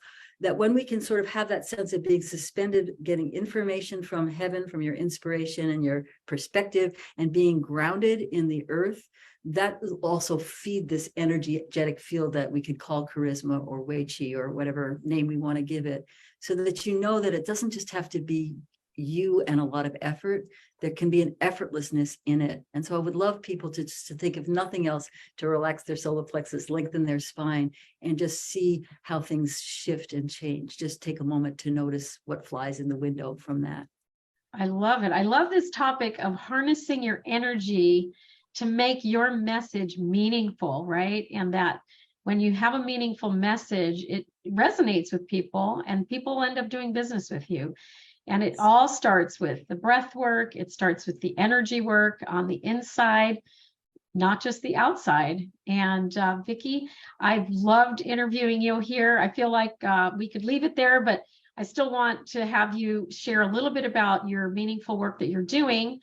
Tell us how folks can get in touch with you, and if you have any special programs to tap into right now. Well, thank you so much for asking. What I'll do is I'll put something in the chat. I actually have two things. One is if people want, if any of you are speakers who speak to leverage your business, I have a free guide that I've just created that I'm super proud of called Let's Get Real About Charisma. And you can download that. So I'll put and with that, you can contact me directly if you'd like to talk to me directly. I'd welcome conversations. I love hearing people's stories and hearing how I can support you. We can have a complimentary conversation. And then the other thing is I have a Qigong workshop actually coming up at the end of the month on March 24th. I call it Spring Breakthrough because this is a time of year right now. The spring is a time when there's a sense of emergency. And I mean that in a double meaning, the emergence, emergency and also emergence of something coming forward. And so I'll be doing a 3-hour workshop or 2-hour workshop on March 24th. That I'll also put in the chat if people are interested. And that's virtual? That's virtual. It's a Zoom. Oh, it's fantastic. All right. So no matter where you are in the world, you can tap into Vicki Delajoyo's programming. It's been great to have you here. I know that you now have the introductions in front of you, I hope, and you can bring up our next speaker. I'm going to go ahead and go up behind the scenes because Debbie is actually calling me right now. She's our next speaker. Okay. You know what? Hold on one second. We'll just share one more thought. You want me to share one more thought? Okay, I'll share one more thought. I'm always happy to talk. One of the things that I also would just encourage people to know that this spring is all about in Chinese medicine, where right now starting spring, the peak of spring is the equinox. And so this is a time where the liver is very active and where things are being born. It can feel like this intense pressure. So if you're feeling pressure or disquiet, know that you're in tune with the season and that there's something breaking through. Fantastic. And that was Debbie calling, by the way. So she's going to log here in another minute or two. So we have just a couple more seconds while we wait for her to arrive. And I just want to, thank you so much, Vicki, for being the cornerstone for the We Empower You Summit and for all of the programming that you offer to the general public. I know you are also on the Pacific side. So do you do anything in person by any chance? I do. I have a lot of clients that I work with one-on-one when they're preparing to do presentations, signature talks, TED Talks, that kind of thing. And then I also teach classes that are live. I also teach classes on Zoom. So I do things in person and on Zoom. So we're living in this hybrid world now, which is kind of nice. I do have people from all over the world that I get to work with. So it's a pleasure. That's great. And if you can see if Debbie is there or not, that would be great. I'm going to go ahead and introduce her, and then I'll make sure you've got the link for introductions if you want to do some of these introductions as we move forward. Send that to me. Send that to me, Debbie. All right. Again, thanks. Okay, it looks like Debbie is in the house. I love it when the timing is there. So let me introduce you to a longtime friend and also an amazing human. Debbie Waldeck is an author, international speaker, and guide to thousands of strong, smart, stubborn, stuck women. Debbie's clients have been doing the work but feel stuck in several ways. They're a bit stubborn because they are quick to forgive everyone, their kids, their spouse, their family, coworkers, or friends, but they are very hard on themselves. I should know better. I should be this far ahead, yada, yada. Debbie is an accomplished nutritionist, successful entrepreneur, former elite fitness competitor, and mother of a child who was diagnosed with an autoimmune disease and given medication that negatively affected the pregnancy of her second child. Her child was born with numerous complications, which catapulted Debbie into her lifelong world research. Since then, Debbie has counseled many, including certified coaches, who thought successfully on some level, but still feel stuck. And their stuckness involves an unrecognized language from the body to the subconscious that is acting as a gremlin to their best efforts And Debbie, you have a really great topic today called How to Decode Your Emotional Intelligence for Rapid Momentum. Welcome back. Oh, thank you so much. Hi, everybody. It's so good to see you. Oh, I love being here. I love the We Empower You Summit. And I love it because I always kind of feel like the little odd man out. And what I mean is we're all here to talk about business, right? And I don't talk about business. I talk about us. I am the president of Body Mind Blueprint, and I teach these strong, powerful, stuck women the sign language of their body. And I do that, Vicki, from a place of, I was the one diagnosed with an autoimmune disease, not my child. I was the one given medication. They didn't know there was complications. And at about 5 months, I was told to abort. Now that was 32 years ago. Our children are 36, almost 37 and 33. And I just became my grandmother for the first time. Little Charlotte. Thank you, Ingrid. So here's the deal though, you know, when Josh was so ill, I kept asking, and me with my own autoimmune disease, and I was, you know, fairly young, like 7. No, I'm just joking. Didn't have them that young. But the point is that I never got answers. Why? Why are we sick? Why is this? Why is that? And I think that maybe that's a question we might not ask enough. And I am just terribly curious, all right? But when I wasn't getting answers, I had to turn to myself to find answers. And so I did spend 10,000 hours, Adriana, in medical libraries, because this was 90 to 97. So there wasn't a lot of internet then. And at the end of the day, what I saw, Ingrid, was that it didn't matter what the diagnosis, be lupus, anxiety, fibromyalgia, high blood pressure, you could just name anything. There was consistently the same 3 common denominators of imbalance behind each and every one of those conditions. And I saw, this is back in 97, that we're so consumed with these words like pandemic. We're not seeing the epidemic all around us in the illnesses that we and our children have, because we place every condition in their own separate bucket. The asthma bucket, the ADHD bucket, the autism bucket, the anxiety bucket. When in fact, they all have their same root issues. So I asked myself, how do I correct this? And I end up doing it. And this child that was ill for 7 years become 100% whole, and beautiful things happen at the end of the day, blah, blah, blah. He's went on to receive a congressional nomination to the United States Military Academy, Black Hawk pilot, captain, and now in medical school. And so back in 97, of course, I start telling a story, which turned into an audience, which turned into books, which turned into the lovely, wonderful things. But it's interesting throughout all of it. And though people looking at me from the outside would say, oh, she's really successful, I wonder if any of you have ever felt like, you know, there's like a little gremlin that's there that is keeping us from the success that we feel that we're capable of, like this little gremlin, if you will. And for the longest time, I was convinced, which is why I produced Body Mind Blueprint, that when, for example, Vicki, 60% of my coaches are coaches themselves. You know, they've gone and done the work. They've listened to how to think positive and all that kind of stuff. They make their goal boards and their dream boards, but still don't achieve their goals, whatever their business goals are, whatever these goals are, right? So they come to me, what I showed them was, you know what?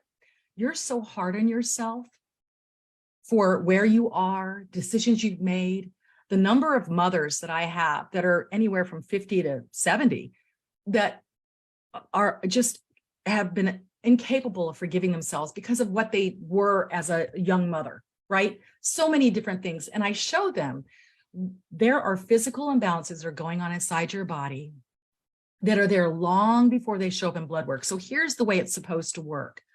You think a positive thought, the amygdala, the brainstem spits out a peptide, which is thoughts are things, a little chemical, and your cells develop receptors for those positive thoughts. And then the cells duplicate. This is Joe Dispenza 101, The Secret, What the Bleep 101. And then we produce these daughter and sister cells, and we become the walking law of attraction. And then our car breaks down, we bounce a check.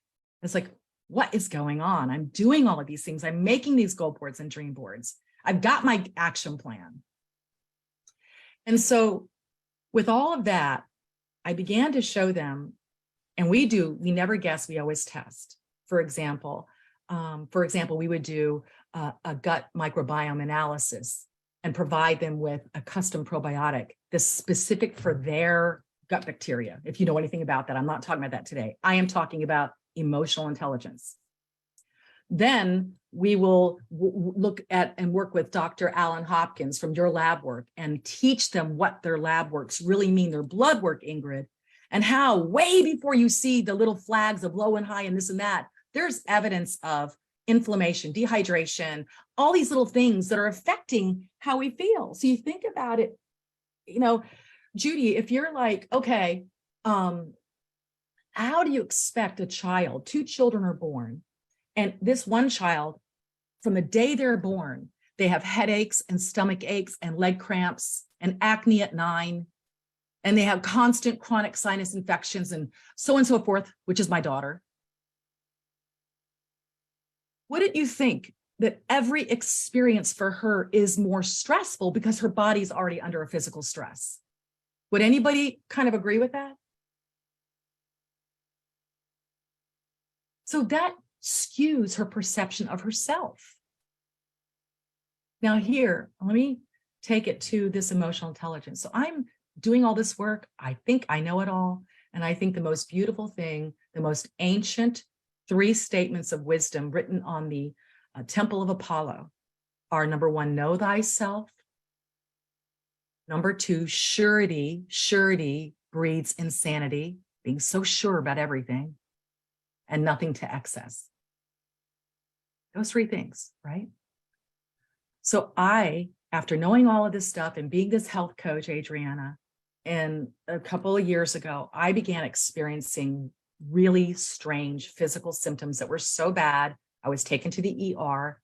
I had to go to the Mayo Clinic, the endocrinologist, neurologist, cardiologist, to be told that I don't know, we don't see anything. To make a very long story short, after doing my own, figuring out to do my own research, every single symptom I was having was essentially a really extreme anxiety attack, right? And I'm thinking, Mary, no, I don't have anxiety. And I knew that it was started in my body and not my mind. And so I went and I understood all of these little things. I'll give you one quick example about the physical part. I have a client that is a very successful, beautiful woman, and she gets COVID. And this is very recently, and she's recovering. And then one night she wakes up at about 3 a.m, and then her dog wants to go out. So she runs down the stairs, Ingrid, she takes the dog out, she runs back up the stairs. And for the first time in her life, she has a panic attack. And she's trying to open a window, like, I can't breathe. And it wasn't the COVID per se. She was having a panic attack, right? And she's like, oh my God, I never knew what that was. Now I know what that is. What happened? Well, she's sleeping. She's breathing shallow in her sleep. She jumps up. She is recovering from COVID. She runs down the stairs. You know what happened, Mary? For a moment, the carbon dioxide built up in her blood, and that put her brain into a panic because the body is talking to the very part of the mind, which is where we would have this experience. So there's very much this. Now, with all of that said, I start to see, Vicki, this tremendous success, but still always falling short, not quite there. And then I discovered, if you believe this, that every emotion and our health versus sickness has a frequency. I know that people in this group understand that sick cells have a frequency different from healthy cells, a lower vibration. Makes sense, right? We know that. So you work on your physical, you read the books to work on your mental, you meditate and you pray. I do all those things, did all those things. And what happened, Vicki, was I am introduced to technology that's based on 11,000 studies out of the Netherlands, which actually does an analysis of your voice while counting, and it measures the frequency and the amplitude. And what it measures is the emotions that you actually are carrying, right? from fear, confusion, anger, stress, to happiness, love, joy, peace. And at the end of the day, it brings it together, shares this with you. And then it gives you an overall score. What's my self-awareness? Am I aware of what I'm feeling? What's my self-management? What's my empathy? Okay. So I do this, Mary. And as I do it, there's certain things I expected to be good, you know, my motivation, right? My confidence, right? But you know what? Every time I did it, Adriana, there was this sadness that was so high, this sadness. Fear there a little, anger, but the sadness, I'm doing techniques, you know, because everything we have exercises around the emotions, the sadness, Mary, right? So I decided to really dig into this. And I realized through understanding about emotional intelligence and my own, and all of my clients use this application, and I have many. What happened was, Vicki, one day I'm in a meeting with a group of people, one of them 77-year-old woman, and she had a difficult time downloading the app. So we did that for her, and she does the thing, and all you do is speak for 15 seconds. 1, 2, 3, 4. And then it pauses and the analysis happens and out it comes, right? And what her score and what her emotions revealed was quite telling. So we started to speak about that, and it was very, very deep. I'm not going to get into it. It was very personal. But in it, I shared with them, I said, you know, when I was doing this, my sadness score was consistently way, and I'm thinking, Vicki, I don't feel sad. I'm sitting here at my computer. I'm working. I take my thing, right? And I realized, taking a lot of experiences and making it just for you here, that what happened was I said, you know, guys, here's what I see. It was an epiphany. And the epiphany was that, yes, there were things in my childhood which would absolutely justify sadness. But my childhood was a long, long time ago, as I'm near 60. And in all of these years, Vicki, I've done the work. I've forgiven others. I've forgiven myself. I'm not angry. Done the work. But the sadness was there. And then I realized it was just this moment. And I realized, you know what I never did, Mary? I never grieved. I never grieved. And it was in that moment that I realized that I never grieved. And it was a time when I've seen these things in books, I've said these things, but I actually was able to really go to that little girl and just hold her and cry with her and say, I'm sorry, and just grieve. And it was so beautiful and so authentic. And it wasn't long, wasn't like days or like that. Literally, it was just the acknowledgement. And so when it was over, and since then, it is like literally being reborn. And every time I do it, the sadness isn't there.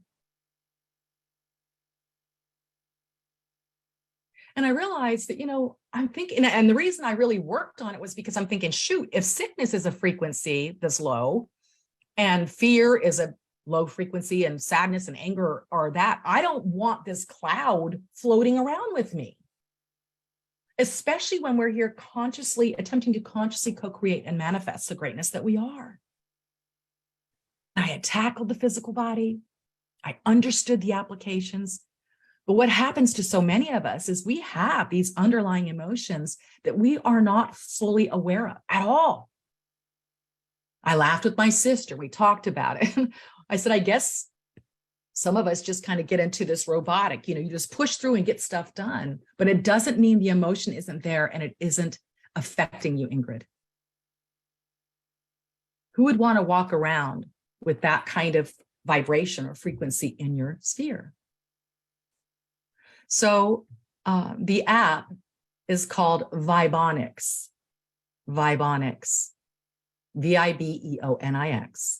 And I am offering it to anybody in the We Empower You Summit for 14 days to try it for free. To do it is easy.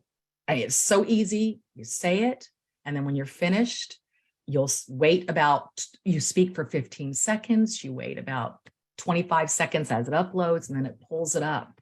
And then I have a little tutorial on, okay, I click on this and I see my results and so on and so forth. But I want you to have this experience and to see some things and question it. I remember one of my clients did it, Adriana, and when we come into our Zoom meeting and she's like, I don't agree with this thing. I'm not angry. I'm not angry. I'm like, no, you're not angry. It is just so enlightening because it is an emotional intelligence, and you can have all the assets in the world, but it is the ability to understand ourselves, know thyself, nothing to excess, and surety breeds insanity. So if you would like it, I will put it into the chat, bodymindblueprintvibe.com. I will put it into the chat. And I have a limited number of spaces for this presentation. And I do hope that you all will try it. And I wanted to make sure and leave some moments for those who might have any questions.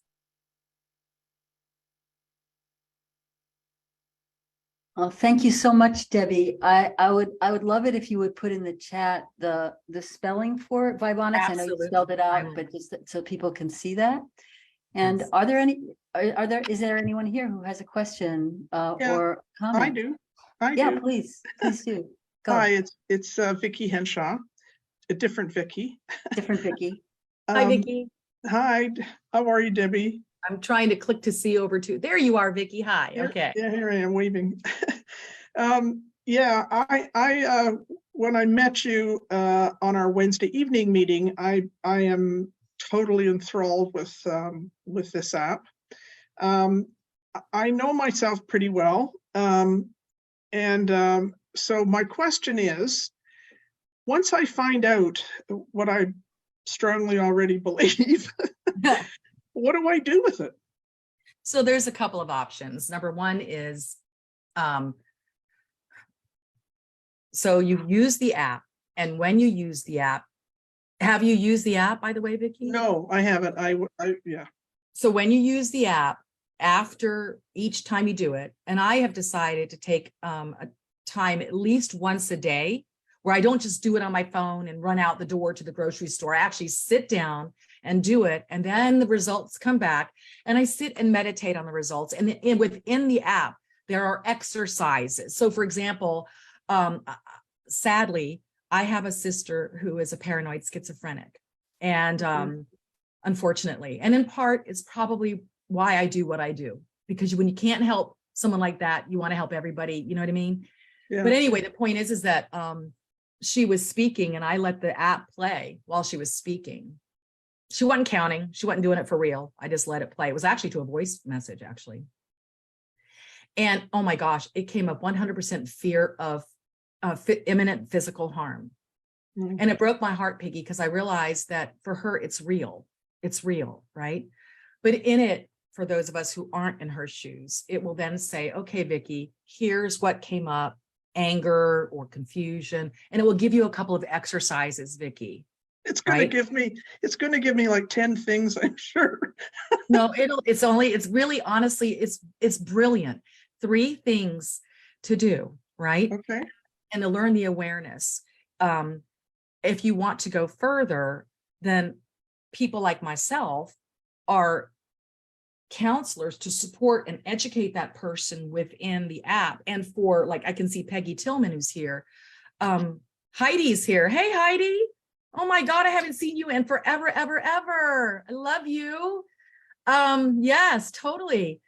So anyway, within my personal Body Mind Blueprint program, where we do all of that, we do the microbiome, we do that's included. You get, you have this. So it is such a journey. And I don't know if somebody who's currently using it, who, I don't know if they're here, would like to share, what they might think. But Vicki, you can do it on your own, like I said, with those exercises, or you can go deeper with it and see how those emotions also tie into your physical. Imagine, if a person's got rheumatoid arthritis, right? What does that do to affect their emotions, right?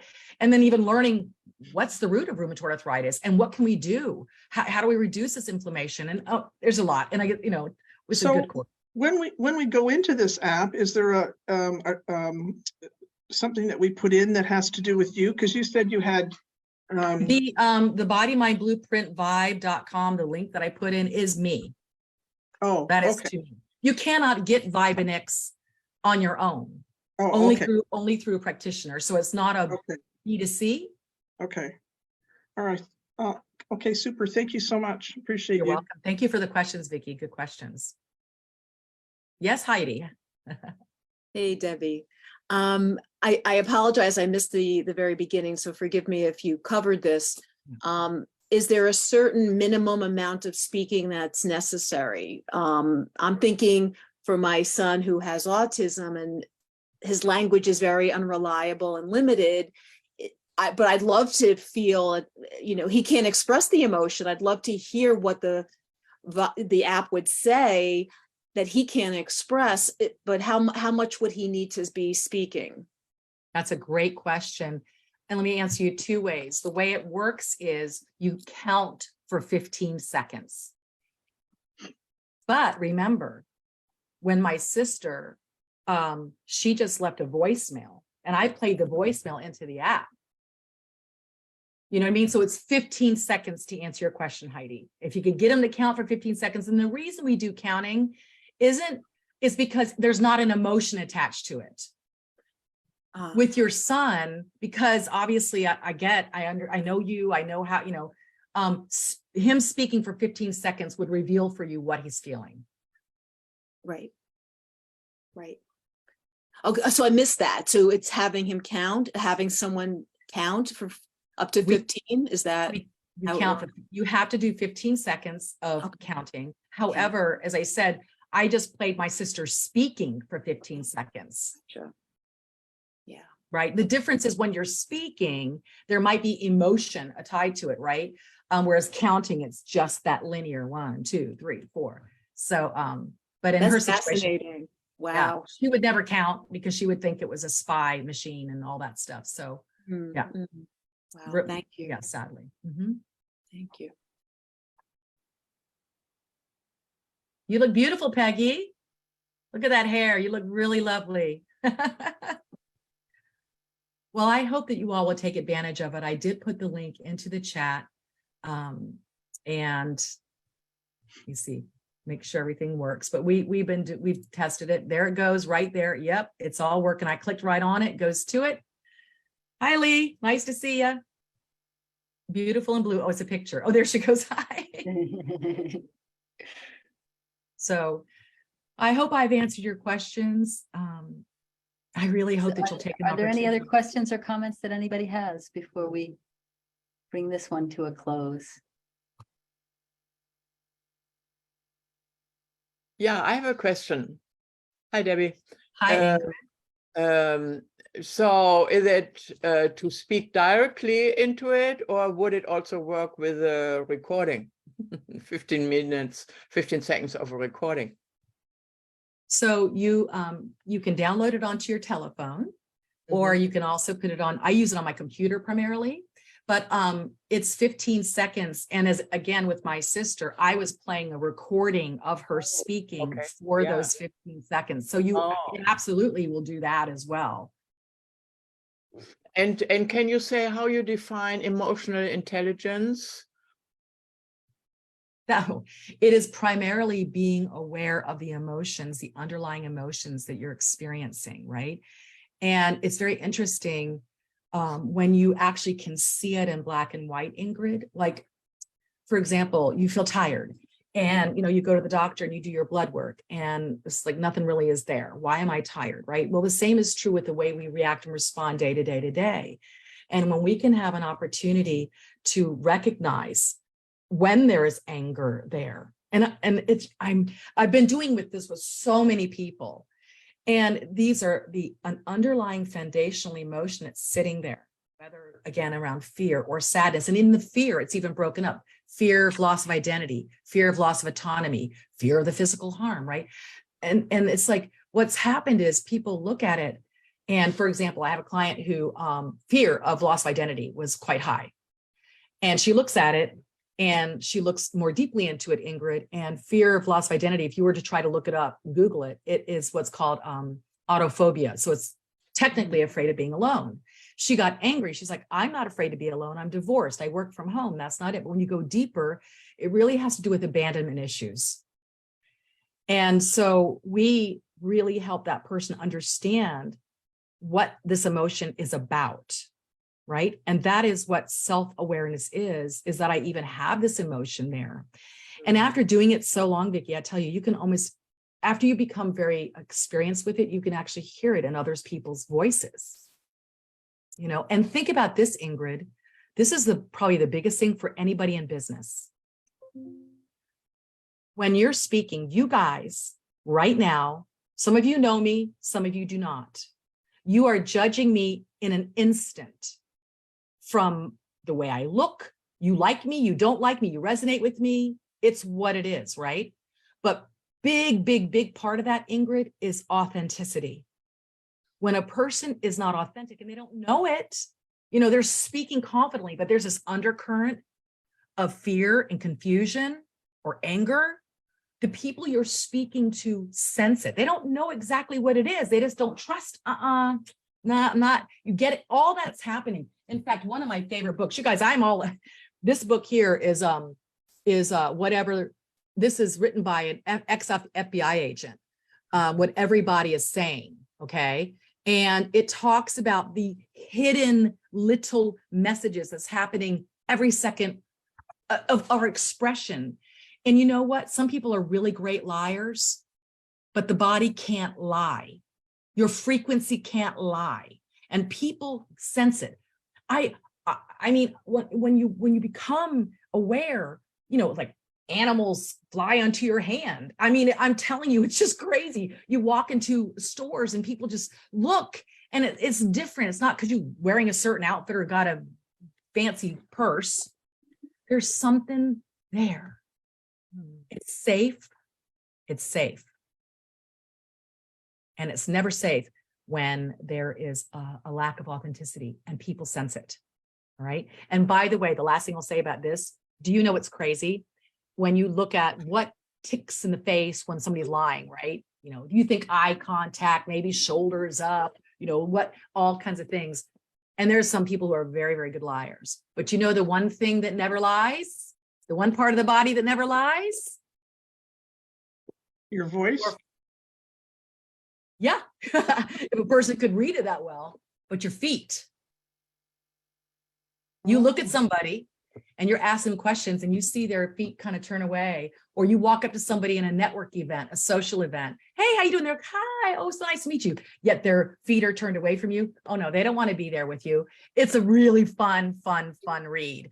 And I mean, I read that about a year and a half ago, but the point is that with this emotions, the most important thing is to really understand your own. And it takes honesty and the willingness to look and to recognize, wow, some of this is, like I said, when I first did, it's like, I don't feel sad. But it was an underlying current, Ingrid, and I didn't want that. How, if somebody's sensing that when I'm speaking to them, right? How are they going to trust this?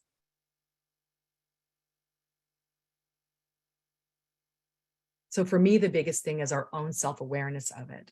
Then it's a self-management. And the empathy, well, the empathy, because there's a global score, there's much to it, but the empathy is actually really the opposite of judgment, isn't it? And so we look at our own emotions, Mary, without judgment. They're there. Now let's explore them. Did that help answer the question, Ingrid? Yes, you did. Thank you. Debbie, could we have the author of the book? Yeah, sure. This one's Joe Navarro. Joe Navarro. An Expert's Guide to Speed Reading People. Fun read. And he has a lot of case studies. It's really cool, actually. It's interesting about the feet, Debbie, because I'm an equestrian and natural horsemanship. One of the things that you focus on is where the feet of the horse are. That's right. And so when you want the horse to do something, you're acting as if you were another horse, and you focus on moving their feet to where you want. So anyway, the correlation is amazing. We're all, we're all mammals. Yeah, that's right. and that's a thing, Ingrid. Think about it. How, a person walks up to a dog and the dog immediately doesn't like that person, right? When they like another person. So, and we have those senses as well, and we're beginning to explore them, but this app is extremely powerful at essentially measuring that amplitude and frequency and this and that, and showing you what is all of these emotions together. What's your love? What's your peace, right? What's your eustress? That's the good stress, right? What's your motivation? To your fear, your anger, all of it together. And I just encourage you, you might as well, horses are expert lie detectors. That's right, Heidi. They sure are. Yep. So I think we're coming to the end of our time. Do you have any final thought that you want to leave us with, Debbie? Any final wrap up that you'd like to say? And thank you so much for this. Thank you so much, Vicki. I just love you. And I am so grateful to be here. And I know that those who are ready to receive what was shared will take advantage of it. And I know it will bless you. Beautiful. Thank you. Thank you so much, both of you. What a great Q&A we just had from Debbie Waldeck and with Vicki Delajoyo. Woohoo! I love it when we can, banter a bit here during these more formal presentations. And you just knocked it out of the park again, Debbie, as always. We're going to go ahead and adjust our programming just slightly. I'm going to bring Mary Bustrom up a little bit earlier than I had planned. And I'll do a quick formal introduction, and then we are going to banter a bit too. Mary Bustrom helps people wanting to generate an income outside the corporate world. She shows them how to start with their cell phone even before they have a product.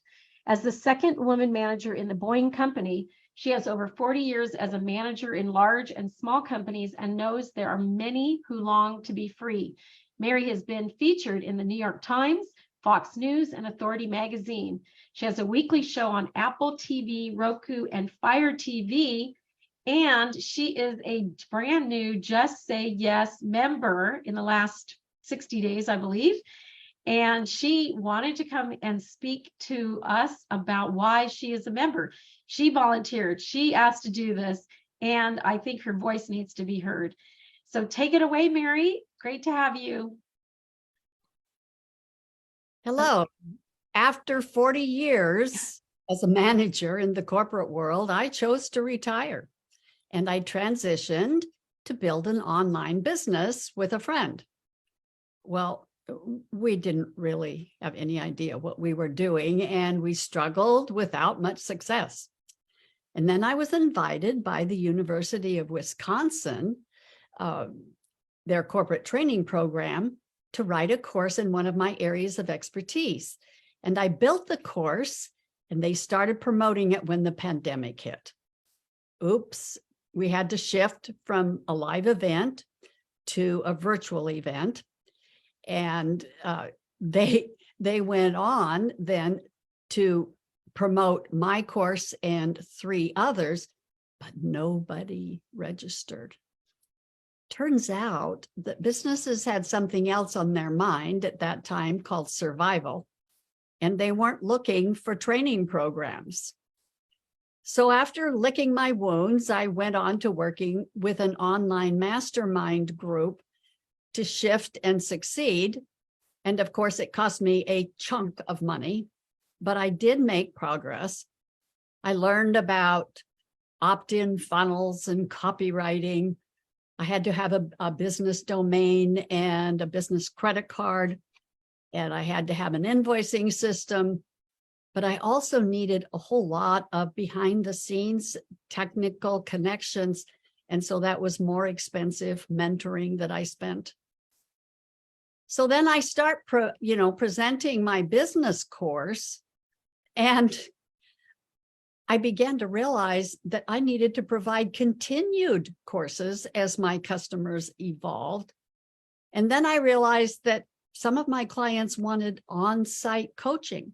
My product was very complex, and so that meant several weeks away from home. So now I was faced with extensive travel, continued customization of my material. And that's when I realized I really didn't want to work this hard. I'm in my 70s, and travel, coaching, and customizing were just not as appealing as they used to be. So then I discovered We Empower Your Life and Bettina Carey and Lee Romanoff. It took a while, but I suddenly realized, well, not so suddenly, I realized that I could help people by connecting them with businesses that they wanted or needed. And I could do it in a way that those businesses would pay me for the referral. Now, my clients would get my referral without cost, and the businesses would get the name and email for a potential customer. And the businesses would pay me for that very specific information. So this was what I joined, Business in a Box. I got a website customized to me with many, many pages. And more importantly, I had access to the back end where I could edit or change those pages, or I could add new pages, and you could call it made easy for non-techies is basically how that back end works. But the website is even more unique because it includes the ability for me to make the referrals to businesses and to invoice those businesses. And just like Angie's List, I tell Angie that I need someone to do a kitchen remodel, and Angie sends me referrals of businesses who do that work. The nice thing about this is that I get to choose whomever I want, but Angie invoices the contractors to whom I was referred. So she makes quite a bit of money in this game. And I thought, well, this doesn't sound too bad. Maybe I can do this now, which is exactly how Lee built the platform. I can refer entrepreneurs to businesses that will help them, such as copywriting, media interviews, presentation skills, or virtual assistants, and a lot of other things that people need just maybe one time or, intermittently.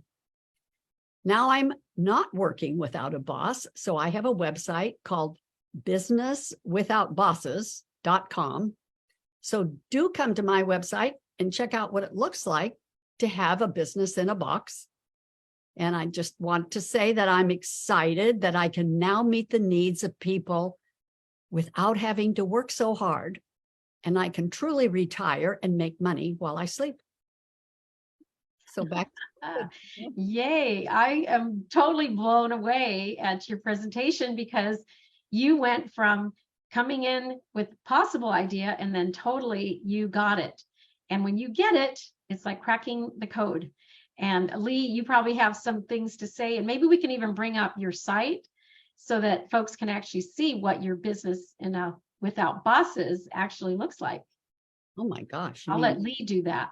Oh, good. No, really? Okay. I get to do that. Okay, gotcha. Actually, can you do it from your end? Yes, let me go behind the scenes and I'll do that. Okay. There you go. Thank you. So I want to hire you, Mary. So Mary, I must tell you that I did a presentation to a group in Acapulco, And let me just close the door. It's very loud.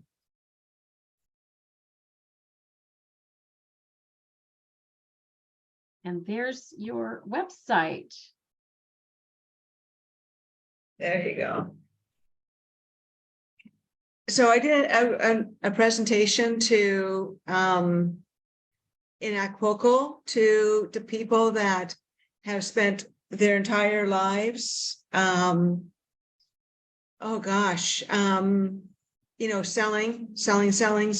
making no money. And as I told you guys, you get a special deal with Business in a Box and creating the website, but I'm selling my actual website platform when I create it for $6,500. And you know the deal that Bettina has gotten only because she went in at an early stage, which extends to you and Bettina, but that's it. And I think it was sold 12 websites because people have had it with not making money online and drinking the Kool-Aid and paying Confusionsoft and Constant Contact and all those companies that say, are you going to buy now? You're going to buy now. You're going to buy now. Instead of being Mary's List or Mary's Angie's List or Mary's Craig's List, Mary is just going to create a list of businesses she already probably recommends, but now get paid for it. And when businesses want the Business in a Box, which there's no better deal out there, Mary gets paid as a partner, 50%, which is $800. And when she targets and sells 100 people, that's $80,000 a year. And then she just puts her feet on the table and manages her accounts. And that's how it works. And it's really interesting because the people that get it and move in that direction will become very wealthy. The people that don't get it should move in that direction with the help of Bettina and I as we move you into that direction so that you get it. Because ultimately, all big money companies, every one of them, they do not create books. They do not create courses. They do not give free consultations. They just get content and send leads back to the content they get. And it's hiding in plain sight. Nobody's talking about it, and nobody will talk about it because I've been kicked out of the self-proclaimed gurus presentations where they have people on stage and they try to sell you courses and books and this and that. And I've been kicked off there. And certainly where the multi-million-dollar companies, Google, Facebook, YouTube, Pinterest, they're hush about it because you as an entrepreneur could certainly send way better quality leads to businesses than they can. All they've got is a silly pay-per-click thing that doesn't convert. So you guys kind of rule. So where Mary is at this stage is that she totally gets it. She's becoming more and more comfortable with it. Her next stage is just to get so comfortable with it so that she starts pitching radio stations. Now, why the major radio stations with 100,000 audience list, 100,000 people listening. But the thing is, she's going to go on and say, look at, I've been giving my advice away for free for decades. Tired of it. Come to my directory, click on the businesses I recommend that you should be using anyway because they're trusted businesses, and she makes an income from it. Now, as Mary continues, we are holding her hand every step of the way, Bettina and I, and doing anything we can to facilitate that because we can, because we're already making the renewal income that Business in a Box tells you about. You got to stop just selling because you're going to be selling the rest of your life until you die. You got to sell into something that renews annually. and then you can stop selling, or send leads into something that renews annually and you can stop doing that.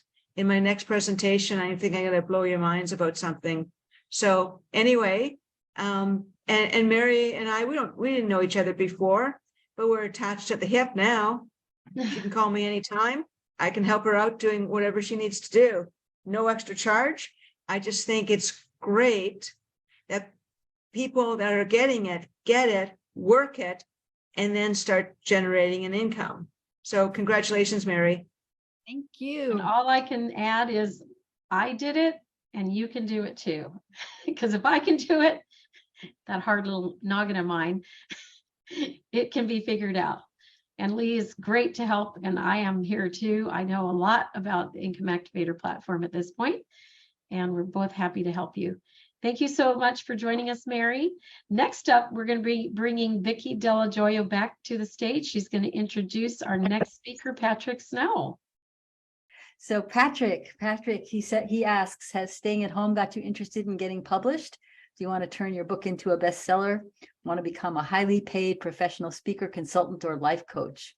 If so, then don't miss this opportunity to get personal instruction from international best-selling author of Creating Your Own Destiny, which has sold upwards of 1 million copies in 5 languages and 108 countries worldwide since 2001.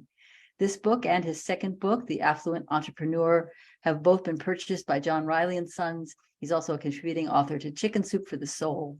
His newest book, Boy Entrepreneur, was published in 2014. He's also recently published a 26 audiobook set on Audible titled Becoming a Best-Selling Author. Who is this? Why? It is Patrick Snow. Thank you, Vicki, for that spectacular introduction. It could be the absolute best speaker introduction I've ever written. So I appreciate you being so eloquent in reading that. I want to be aware of time. So Bettina, how much time do I have? I want to make sure I don't go over, don't go too short. 20 minutes, and then Mary's going to join you after a brief introduction with Vicki. Okay, I'm going to put my timer on 20 minutes and we are good to go, and I'm off and running. So I want to thank you guys all for joining me here. Honored to have Lee and Bettina welcome me back. 2 amazing visionaries and leaders with We Empower You. Absolutely love what you guys do. Humbled to have now spoken, I think, at every one, and I think we're at 12 or 13. Most weeks or most times we do this, I talk about publishing or book marketing or publicity. So today I'm going to change it up a little bit and talk about the industry of coaching. And the reason why I'm going to talk about the industry of coaching is we know that there's been a lot of chaos in this world the last 3 years.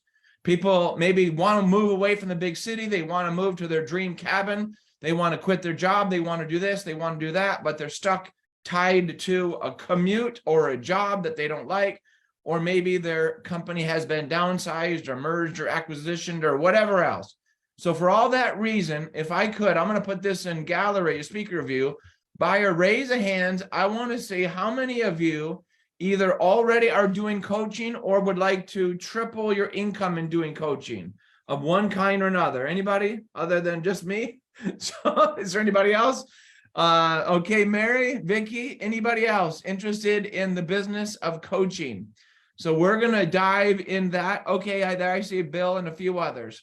Also, Dr. Clement, we will talk about that. Before I dive in, I want to kind of further define this industry. And I also want to kind of give you some tips. First and foremost, I always ask people, do you want to increase your income? Do you like working and helping and serving other people? Do you want to work from home? Are you tired of the grind? If so, I would like to share with you a bit more about this coaching industry. In the United States, IBIS.com, which is an international consulting organization, reports that the coaching revenue just in the United States is a $13.4 billion industry, just in the United States alone. And that's a monstrous amount of revenue, and most people haven't been aware of that. Here's the issue, though. According to a Forbes magazine article, it states that 2/3 of those people out there that goes through some kind of coaching training or market themselves as a coach, 2/3 of them are not able to sustain themselves as a full-time coach. And so that means 1/3 are doing very well, 2/3 are struggling.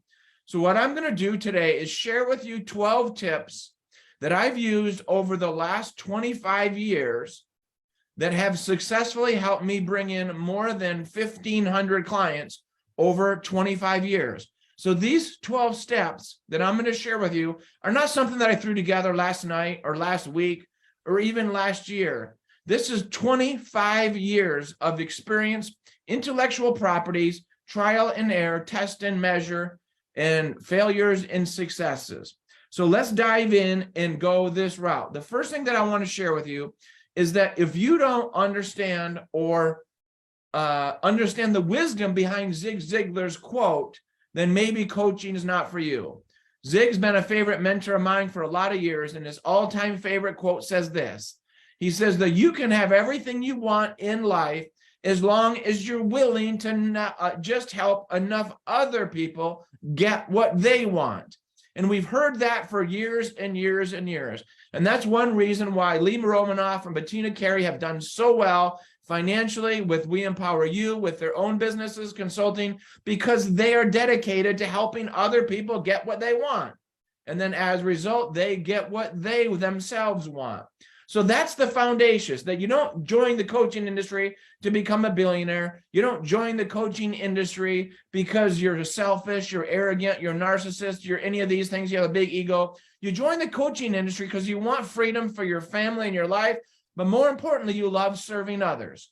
So here are 12 tips that I'm going to share with you on how to triple your income in the coaching revenue industry. And by the way, if you don't want to take notes, it's okay, because I'm going to gift you this 8-page, 5,000-word special report that I wrote about 2 years ago titled 12 Tips to Triple Your Coaching Income. So again, feel free to sit back, listen, enjoy, maybe jot down some notes, but don't feel like you have to capture it all. And so to get this special report, send me an email after this or sometime today, patrick@patricksnow.com. Again, patrick@patricksnow.com. I will give you this 8-page, 5,000-word special report that I wrote based on 25 years of 25 years of intellectual property. Plus, I'm also going to throw in 5 coaching mistakes to avoid when building your business. Okay, so here we go. Tip number 1. I want you to know that you don't need to be certified to be a coach. I've talked to people who spent $20,000 on certifications, $10,000 on certifications, $5,000 on certifications. And I'm a huge fan of development, personal growth and development. And I'm also a huge fan of certifications. But I want you to know that you don't need to be certified to be a coach. You need to be qualified to be a coach. And there's a huge difference. A certification is someone else saying that, okay, I believe in you. I think that you've gone through the training, and now you can have this stamp of approval in order to do the coaching industry. Remember what Les Brown said, never let someone else's opinion of you determine your reality. So here's my situation. I have 2 boys, 31 years old, 28 years old. If you do the math on that, 30 and 29, that's 59 years. So I have 59 years of experience of being a dad to boys and young men. 59 years. So I would say that my 59 years of parenting young boys into young men qualify me to coach other men to be a father, to help them raise their boys, because I have done it myself. And I've got 59 years experience. So that is a qualification. It's not a certification. So I want you to know that I don't have a parenting coaching certification, and neither do you. What I'm saying is any trauma, any drama, any adversity, any obstacle in which you've overcome in your life, if you've successfully navigated those rough waters, then you too can be a qualified coach based on that. Number 2, I want you to know the difference between coaching and consulting. Coaching and consulting are the exact same thing, except one thing is different. Coaching is something that you do one-on-one. Consulting is something that you do one on an organization. So if you're coaching a corporation, an association, a nonprofit, a church, or a school, and you're working with 20 or 30 or 40 people that you're coaching, you're actually consulting that organization. So I want you to make that distinguishing difference right out of the gate. And the challenge with consulting is oftentimes you're competing with PricewaterhouseCoopers, Arthur Andersen, Accenture, and many other major large consulting conglomerates. I found it to be, and I've done a lot of consulting, but I've found it to take forever. The sales cycle to close a consulting client can be a year, 2 years, 3 years, 5 years, but the sales cycle to close a coaching client and bring them on can be a matter of days or weeks. And so everything that I'm going to share with you today is about coaching. There's very little competition in the field of coaching based on your expertise, whatever you've done. So I would say focus on coaching, not on consulting. Next, number 3, Tony Robbins taught me this a long time ago, and that is allow your client to tell you what they need. So in my situation, I am a writing coach, a publishing coach, a book marketing coach, a professional speaking coach, a coaching coach, small business coach, publicity coach, branding coach, media training coach, entrepreneurship coach. And I do a little bit of parenting coaching, a little bit of spirituality, but I try not to get into those things. Point of it is I've identified about 8 or 10 or 12 core competencies. Some of the challenges that people have is they say, no, I just do weight loss coaching. All I do is weight loss coaching. That's it. And then someone comes to them and say, you know what, I'd really like to, improve my health and my wellness, but they're already maybe at a desirable weight. So they assume, well, because you're at a good weight, I can't coach you because I only do weight loss coaching. What I'm telling you is Tony Robbins taught me this. He said, let your prospect determine your presentation. So ask them the question, what do you need? What keeps you up at night? What's causing you ulcer-producing anxiety? And once they tell you what they need, then coach them on that. I got a guy today, he said, I just want to hire you for publishing my book. I want to hire somebody else for being a speaker. And I'm like, fine, you can do that, but I'll work with you just on the book because that's all you want to do. So all of you should identify 4, 6, 8, maybe even 10 areas in which you are qualified based on your experience. And then don't lead with, oh, I only do weight loss coaching. Lead with, how can I help you? How can I serve you? And when you have 4, 6, 8, 10 areas, then you're going to be in a better situation to bring on more clients. Number 4, make lots of complimentary coaching offers. One of the challenges that people think is they see you. Oh, you're far too successful for me. Oh, you're a millionaire, billionaire. Oh, you're this author. You're this coach. You don't have time. You need to let people know that you do care, that you do have time, and you're willing to make them a complimentary, no obligation, 30 to 60-minute complimentary consultation. And I'm here to tell you right now today, all of you, if you're interested in tripling your income as a coach, take down my phone number, 206-310-1200, 206-310-1200. Any of you that are interested in tripling your coaching income, I would be thrilled to offer you a complimentary, no obligation, 60 to 90-minute call by phone or by Zoom. So what did I do? I just offered you my time. But notice I never said the word free because free is cheap. Don't ever use the word free. People don't value the word free. Use the word complimentary, complimentary, complimentary. And then when you text me, let me know that you were referred by Bettina and Lee so that I know where you are, where you came from. Also give me your time zone. You must ASK to GET. If you don't ask for a complimentary session, you're not going to get one because they're going to assume that you're too busy. And oh, by the way, give out your phone number. I can't tell you how many times from stage I give out my private cell phone number as a speaker and people are like, I can't believe you did that. But I want you to know when you make yourself accessible and you give out your private cell phone number, guess what happens? people will give you their private credit card number. You see how that works? It's a really good correlation because too many speakers, authors, and coaches, they try to play hard to get. They're elusive. They don't want to give out the numbers. And then people aren't willing to work for it. They're not going to reach out to you. Number 5, leverage social media by placing complimentary coaching offers as often as you can, at least once a week on social media. I only do it maybe once a month, twice a month. I probably should do it more, but at least once a week, you need to put a photo of you or your book cover or your logo out there on the internet, ask a few questions, share your coaching qualifications based on your experience, and then make a complimentary offer via social media. One time I did that, and literally within 4 minutes, I had somebody already texting me.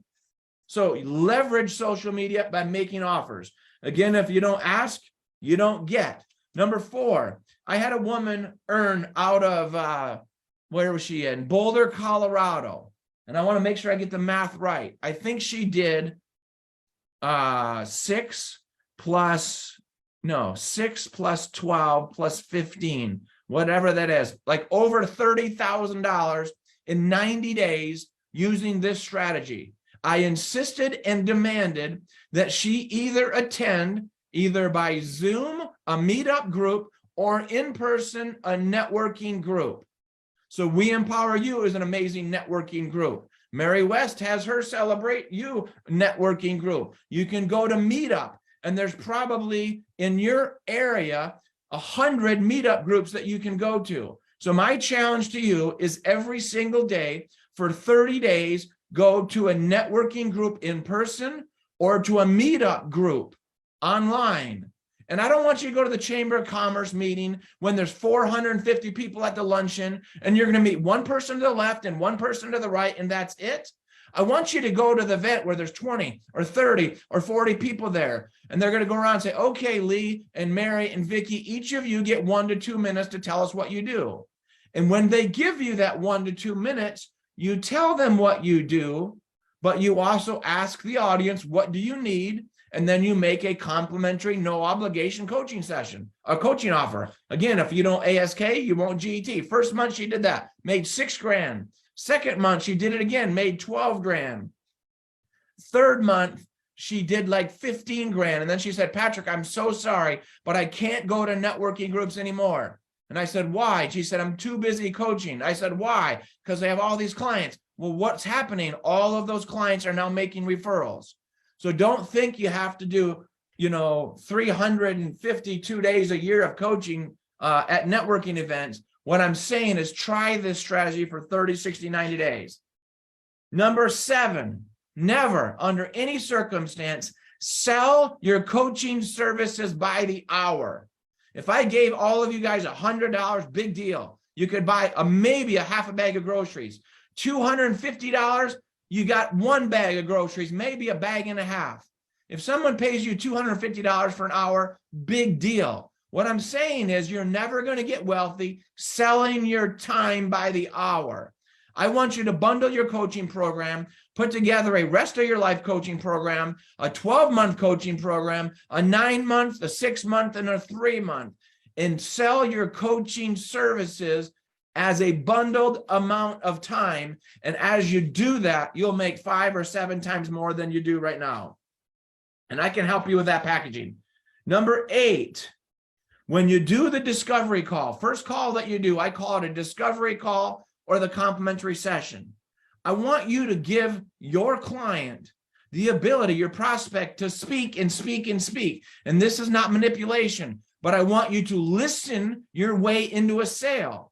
So you ask 2 or 3 or 4 or 5 questions to begin, and then you take notes for like 45 minutes. And if you can tell right out of the gate, and they tell you, my name is Matt Foley, and I live in a van down by the river, and they tell you that, and they tell you right out of the gate they have no money, are not qualified, they're not going to hire a coach, then don't give them an hour, cut it short.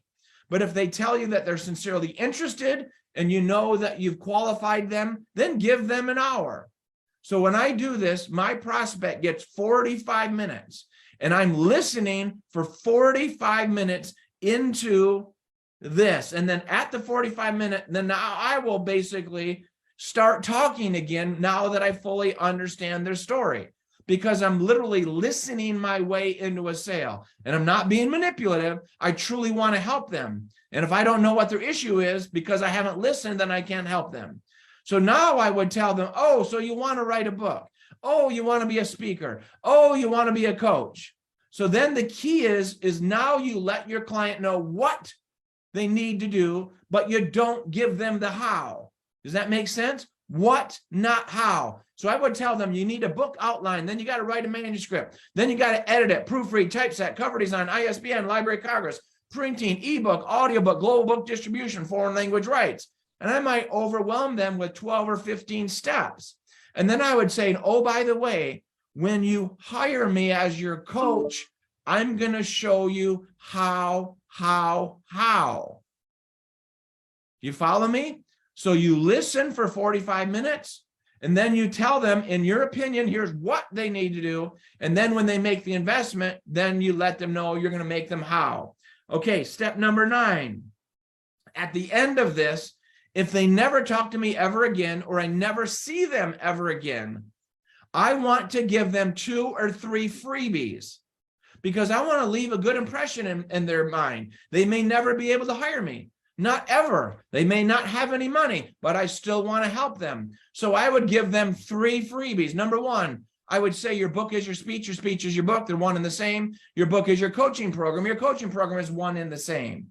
And so based on that, what I want you to do is I want you to jot down 20 lessons that you want your readers to learn as a result of reading your book. That's homework assignment number 1.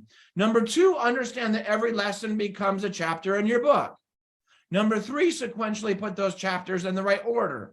Number 4, add an ing action verb to each of those chapter headings.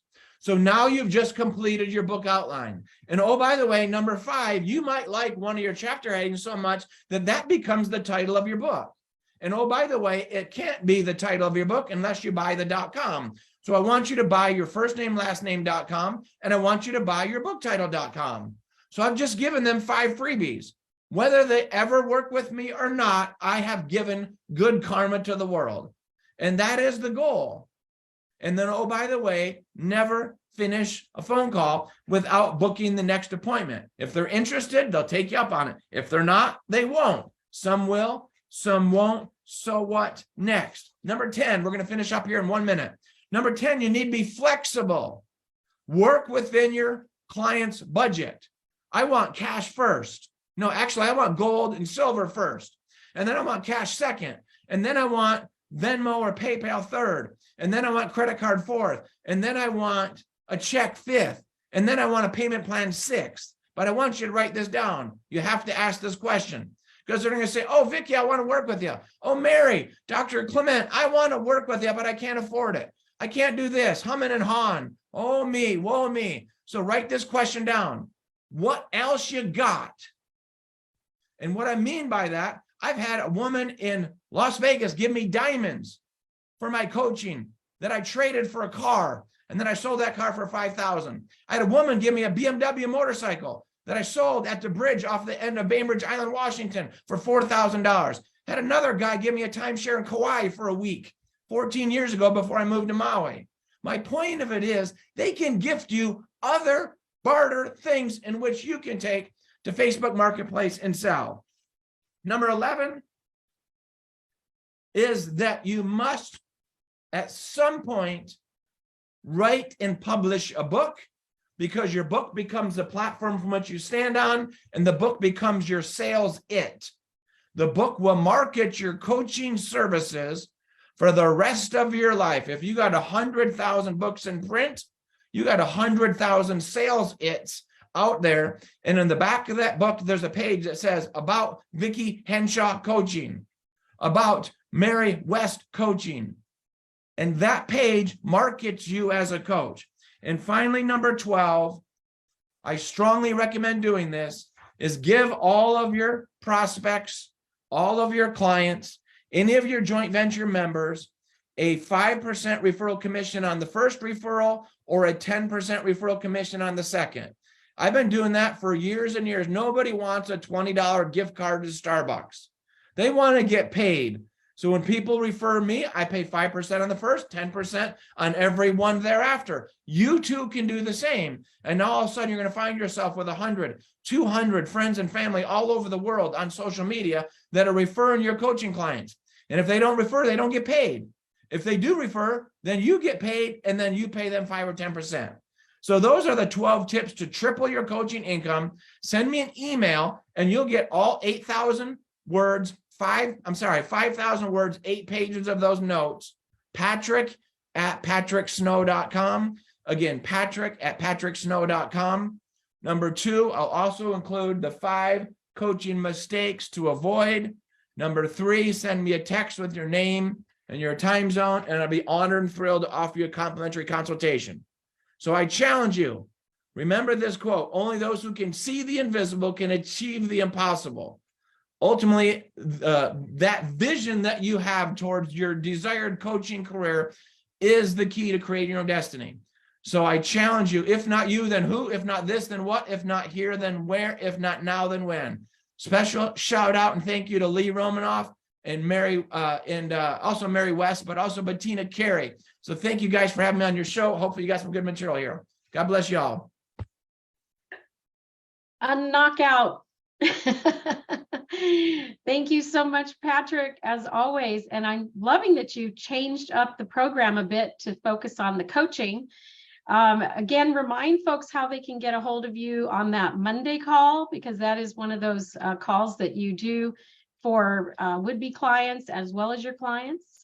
Yeah, every Monday at 10 a.m. Pacific, 1 p.m. Eastern. Every Monday I do a 60 to 90 minute inner circle Q&A call that's open to the public. And we can talk about writing, publishing, book marketing, speaking, coaching, consulting, media training, cover designs, anything in this information empire space. That phone number, 605-475-3200, 605-475-3200, PIN number 1083722 1083722 And I've got that memorized, actually, because I try not to miss those 10 a.m. calls. I love it that you just also recently got married. I want to wish you well in life and congratulations, right? Yeah, I'm getting used to it. It's been 2 weeks. Oh my 3 gosh. weeks, almost 3 weeks. Yes, and a final comment. You decided to stay close to home for your honeymoon plans because you live in paradise, right? Well, we're going to officially do a honeymoon, but it might not be for a year. We don't know where we're going to go yet. Maybe Europe or somewhere. But yeah, you know, these weddings cost a ton of money. And so we brought 40 of our family and friends in from the mainland, and it was an amazing experience.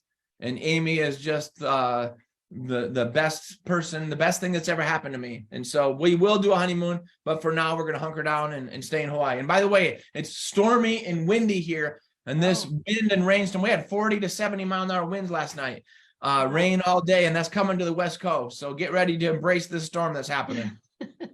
Okay, well, I'll see it right here because I see all the weather pattern. I have nothing blocking my view to the Puget Sound. So that said, stay here, Patrick, because I'm going to be introducing Mary, and then the two of you are going to talk about the Mary West, Patrick Snow. I'm sorry, I got the title wrong. I got to get that straight because Mary corrected me. It's the Patrick and Mary Unstoppable Author Interview Series. Okay, let me go ahead and formally introduce Mary West, another longtime friend in the 20+ year range. Mary West is the producer of the Patrick and Mary Unstoppable Author Interview Series. Patrick Snow is the host, and Valerie Harris from Veris Marketing is our sponsor, and she will be on later as well. And Mary is known as simply the Connector.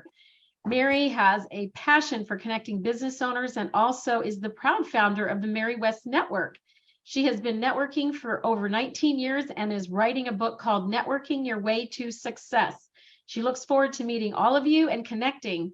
Mary has been married to John for 46 years. They have 4 wonderful grown children and 4 awesome grandchildren, and they live in Poulsbo, Washington. Mary, tell us a little bit about Mary West Network and the Unstoppable programming. Thank you. I want to thank you, Lee and Bettina, for having me on here today and for having us share about the Patrick and Mary Unstoppable Author Interview Series. We do those every Thursday at 1 o'clock Pacific time. And it's just so much fun and so inspiring and so interesting. We've had authors from all over the world. And so Patrick is our host. I'm the producer, and Valerie Harris is the sponsor. I wanted to let you know the upcoming sponsors or upcoming authors. Tomorrow is our next one, and that author is Max. Her book is Living Life to the Max, and her name is Maxine Fredrickson. So that's tomorrow at 1 o'clock Pacific time. And then on the 16th, we have Courtney Dumlow, and her book is How She Hopes. How She Hopes. That's on the 16th. The 23rd, we're still confirming. And then on the 30th, we have Jason Cutter, and his book is Selling with Authentic Persuasion. Jason Cutter. That's on the 30th. So we wanted to invite you any Thursday, on Thursdays at 1 o'clock Pacific time. My networking group, I'm the founder of the Mary West Network. I started many, many years ago, and we have several different networking opportunities available each month. So I'll put my website in the chat, and you can go to my website, go to networking, scroll down to the meeting schedules, and you can see when we have the networking opportunities. So thank you again, Lee and Bettina, for having me on today. And Patrick, do you want to say anything about the interviews? Yes, best way to attend is you can go to zoom.us. The meeting ID is the same every single week. Thursdays at 1 p.m. Pacific, 4 p.m. Eastern, every week, same ID. It's 915-737-2636. 915-737-2636. The password is the word celebrate, capital C for celebrate, with an exclamation point at the end. So hopefully you can join Mary and Valerie and I each and every week. We'd be thrilled to have you. All right, thank you. And you can text me 360-509-3784. 360-509-3784. Text me your name and your email address, and I can also send you the Zoom link that way too. Fantastic. So I know that I participate, and I have a little bit of a conflict because I start my own TV radio show at 1:30 p.m., but I log in at 1 o'clock and I listen in until I have to get off. And then I go back around and get the video recordings from Mary so I can watch this really powerful group of speakers that you have and authors, and just the dialogue and back and forth between the three of you is really fantastic. And of course, give a plug for Valerie from Valerie Harris. She's going to be on in just a bit. So I noticed that Erica, who's our next speaker, is already in the room. Do you guys have any final thoughts before I bring her on? Either you or Patrick, Mary? Well, we hope to see you on any Thursday at 1 o'clock Pacific time. You'll enjoy meeting the different authors from all over the world. And we encourage you to also put your contact information in the chat and copy and connect with the authors and all the attendees. Because I have a quote: you never know who knows who that knows who that may lead you to something wonderful for your life or your business. So we encourage you to set up some one-on-ones with the attendees on Thursdays and at my networking groups too. And you meet a lot of people, a lot of great people to connect with. Thank you, thank you. And we've come by Erica by way of you, Mary. So she's our next guest speaker, and she's already got her camera open. to Erica Bose-Vassell. Heart-centered sales strategies using the blessing method, which is her own creation, is her topic. Blessing Method founder Erica Vassell focuses on heart-centered sales strategy. With 3 decades of experience across diverse industries from beauty to food and direct sales, she brings a fresh perspective to the game. Erica's genius lies in her ability to precisely identify your business needs and map out a clear, easy to follow path to success. Her 5-step system attracts pre-qualified leads and cultivates them into loyal repeat clients.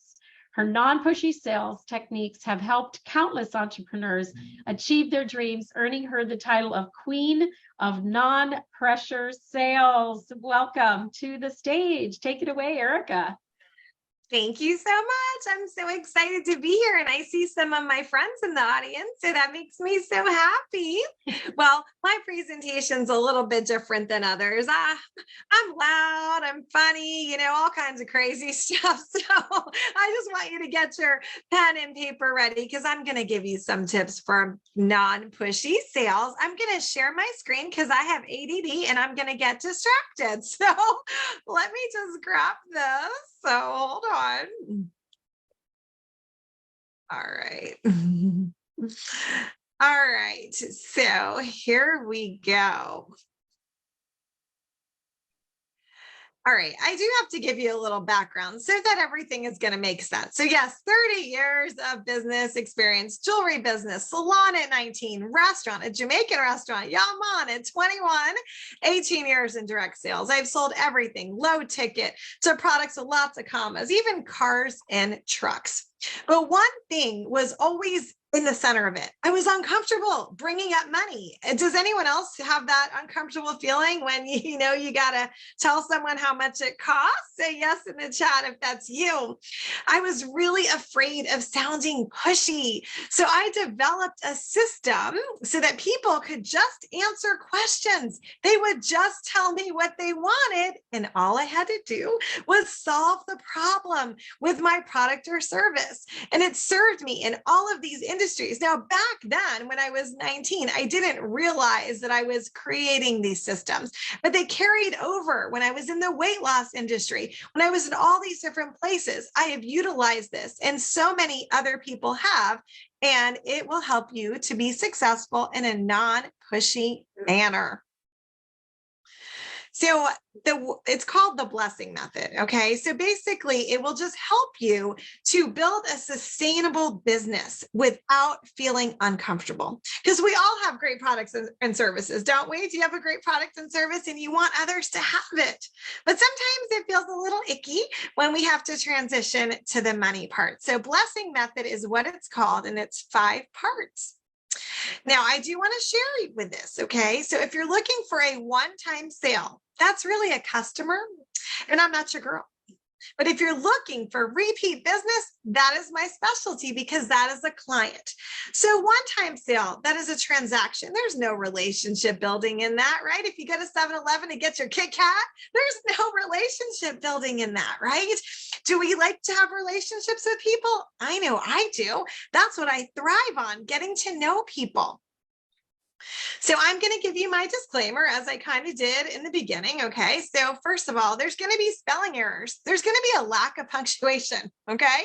If that's all you're going to focus on, you're going to miss my message. See, I'm okay with the lack of punctuation and all that, because I'm showing up as me.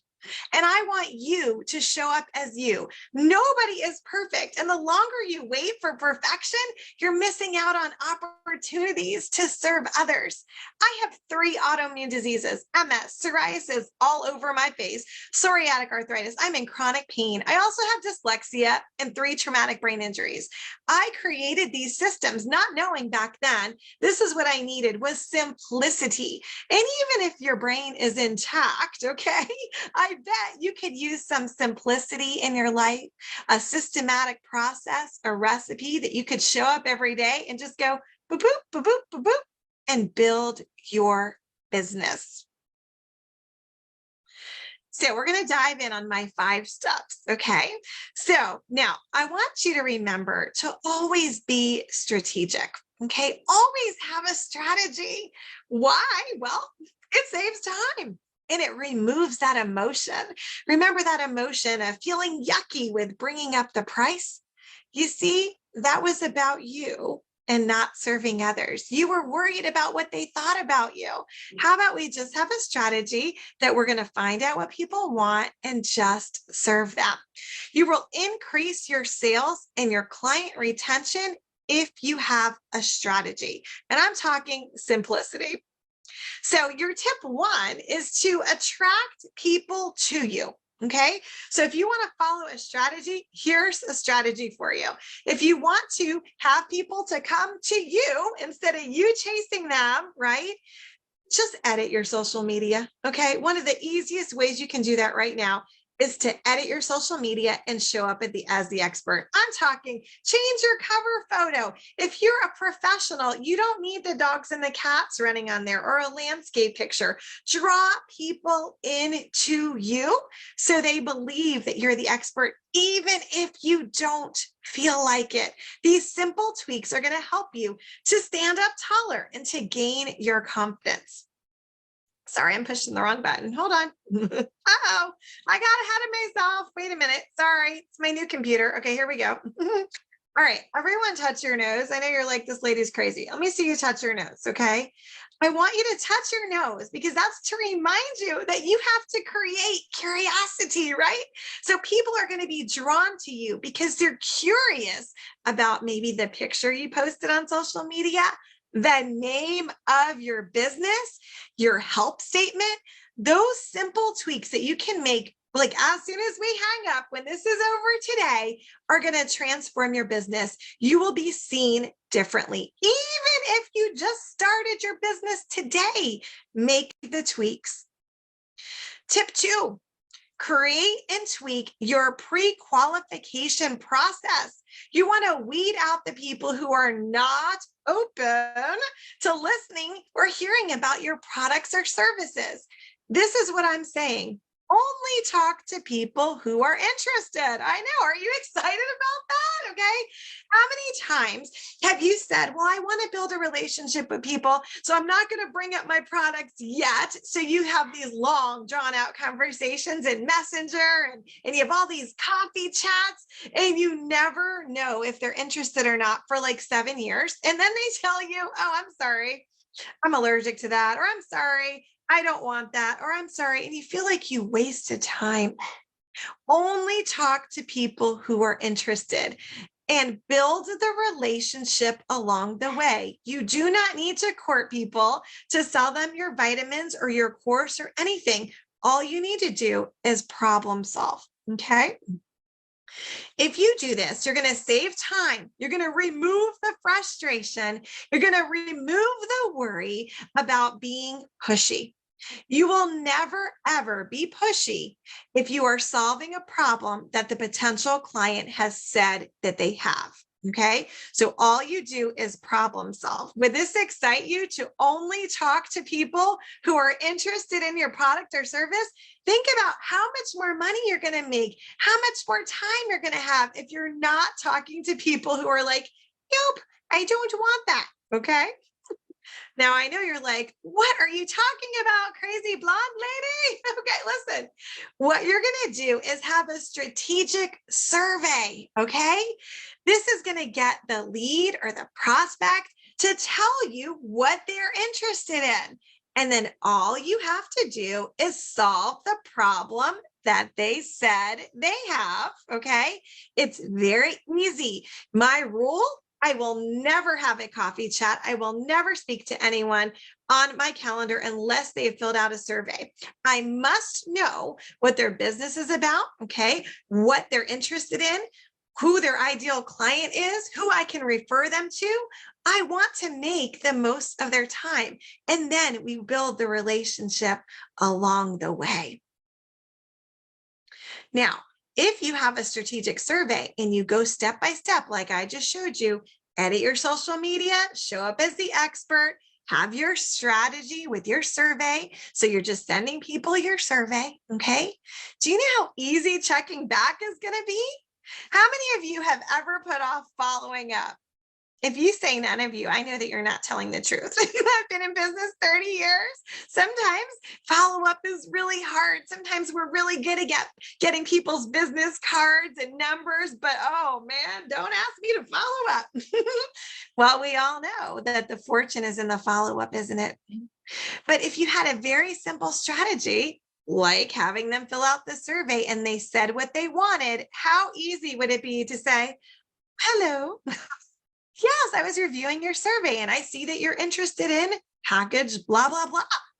You know, how easy would that be? No more sweaty armpits, okay? You wouldn't have to worry about following up. It's going to be easy. Now, I know what you're thinking. Well, that sounds crazy. I'm going to have them fill out a survey and then I'm going to chat with them. Yes, you're going to have them fill out a survey and then you're going to chat with them or you send them a video, whatever it is. Okay. Instead of just talking about your product or service and you do not know what they want. Has anyone ever been somewhere, maybe a timeshare chat or been to the car dealership and the person's going on and on and on about what they love about the car or the travel? And you're sitting there thinking, why is this salesperson telling me about a 2-seater convertible when I have 9 children? And then they keep talking about how much they love it and it just keeps turning you off. Okay. That's what we don't want to do. We don't want to come across as pushy and we don't want to turn people off. So solve all that in the beginning and only talk about what they're interested in. Okay. So if I've got you hooked on now, good. If you're still like, I don't know, I'll stick to my old way. Okay, then let me talk to you about this. Did you know that two times is the number of times the average salesperson or entrepreneur attempts to reach out to somebody? 2 times. But 80% of sales and enrollments are made after the 5th to 12th contact. So first of all, you're already losing money doing it the way you're doing. But if you switch and you only talk to people that are interested, do you realize that you are going to sell and enroll 3 to 4 times as much as you had been before? So if you were only selling $100 the old way, well, what's 3 or 4 times as much as that? You will sell way more in a non-pushy manner because you can solve multiple problems. Now, why don't people follow up? I know you're probably like, I know it's hard. It feels yucky. Well, if we know that 80% of sales happen after multiple attempts, let me see. Why aren't we following up? Okay, well, have you ever had that crazy self-talk? I know I have. So we convince ourselves, if they were truly interested, they would call me. They must not be interested, so I just won't follow up. Or we don't have magic words to say. We don't know what to say. So we just wait and wait because we think the words are just going to fall into our brain and we're one day going to wake up and know what to say. Or we struggle with, we have no idea, like the timeline. Should I check back today? Is it too soon? Should I wait till next Thursday? I don't know, maybe 7 Thursdays from now. Maybe that will be the magic day, but then you had to go to the doctor that day. So now you couldn't follow up and now you wait 3 years and it's too long. So then you just never get around to it. And at that point, you're probably hiding from all these people in the grocery store, right? You don't want them to know that you never followed up with them. It becomes a whole gigantic snowball effect. We can't follow up because we missed that one thing. We never found out what they wanted. If we could find out what they wanted in the beginning, we wouldn't have to go through all this drama, right? And all this roller coaster of emotion. It's exhausting. I know, because I used to do it like this. Okay. Listen, if you have that strategic pre-qualification process, I promise you, you're going to have that big smiley balloon and that big smiley face. You're going to be so happy. You're going to be proud of yourself and your business, and you're going to be bringing in a lot more money. Look, Money isn't everything, guys. Okay. I grew up very poor. I get it. But you know what money can do? It can bless others. It can bless your community. It can bless your church. So if I say the word money and I'm telling you you're going to sell way more and that made you uncomfortable, then give your money away. You don't have to keep it. There's people out there who could do a lot with the money that you're not interested in having. Okay. So don't let that be a stumbling block for you. Now, how many more clients would you have if all of this was less stressful? I mean, if you could just edit your social media, have a strategic survey, chit chat for about 15 minutes and solve people's problems instead of spending hours courting and on Zoom in a week's time or in a month's time. How many more people would you have in your life that are, that you're changing their lives, right? I'm sure you have a great product or service that can transform people's lives. And how would that income help your family? I used to have a real money issue. Like, don't talk to me about money because it scared me, okay? Because I didn't know what to do with it because I had never seen it, a lot of it, right? But then when I realized that I could use this money for good, and I encourage you to do that, find a charity, find someone in your community. For me, I want to be the person that the schools call and they say, we have a group of kids who need new shoes, or I supplied all these Valentine's cards, okay? Because there was people who didn't have Valentine's and no one wants to be left out. I wanted to be the person. I wanted to have extra money so I could bless others. So I want you to ask yourself, who could I bless with the extra money I'm going to be bringing in when I transform my sales process? Drop it in the chat. I'd love to know. And maybe you have a great charity that we could all support as well. My tip 3 is, guys, shorten your learning curve, master the skill of selling, and get yourself a mentor. Listen, I have 3 brain injuries, okay? And I want to tell you a little quick story. My last brain injury, before it happened, I kept telling my husband, I'm going to do all these great things. I'm going to do this. I'm going to do that. I'm going to do this. And I kept putting it off. Kept putting all this stuff off because we always have tomorrow. There's always tomorrow. I had young kids. I was caring for my mom, 3 to 5 doctor's appointments a week. There just wasn't the best time. And then boom, I get in a car accident and I get my 3rd brain injury. And I remember pulling into speech therapy where I had to go, crying my eyes out and saying, why did I wait so long? I feel like I have no more time left. And that's when I kind of said, I got to make a change in my life and I have to live in the moment and I have to use strategy and I have to stop putting things off. Because think about it, all the days that you put off reaching out to someone strategically, they are missing out on the transformation that you offer. And you're missing out on that new relationship that you could have. So Pinky promised me, please, that you will stop putting things off because we just never know what is going to happen. While we're talking about the daily transformation that can happen to people, you don't have to write it in the chat, but on your little piece of paper, could you just write down what your average sale per person is? So let's say it's $1,000. Well, let's say that in the past 30 days that you didn't talk to 60 people because you were uncomfortable.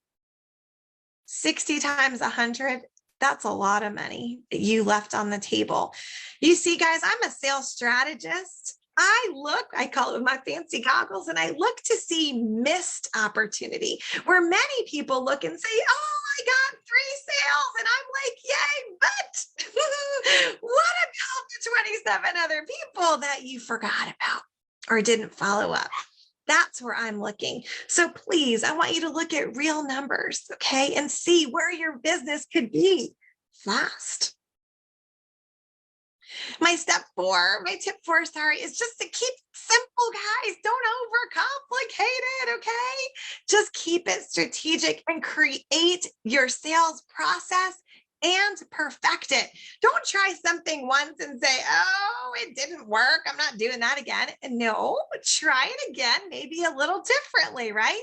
Try it again. It's like, I was in the weight loss industry. That would kind of be like me saying, oh, you want to lose 50 pounds? Okay, just one day, just diet for one day, just don't eat the Snickers tomorrow and you're going to be good. That's crazy talk, right?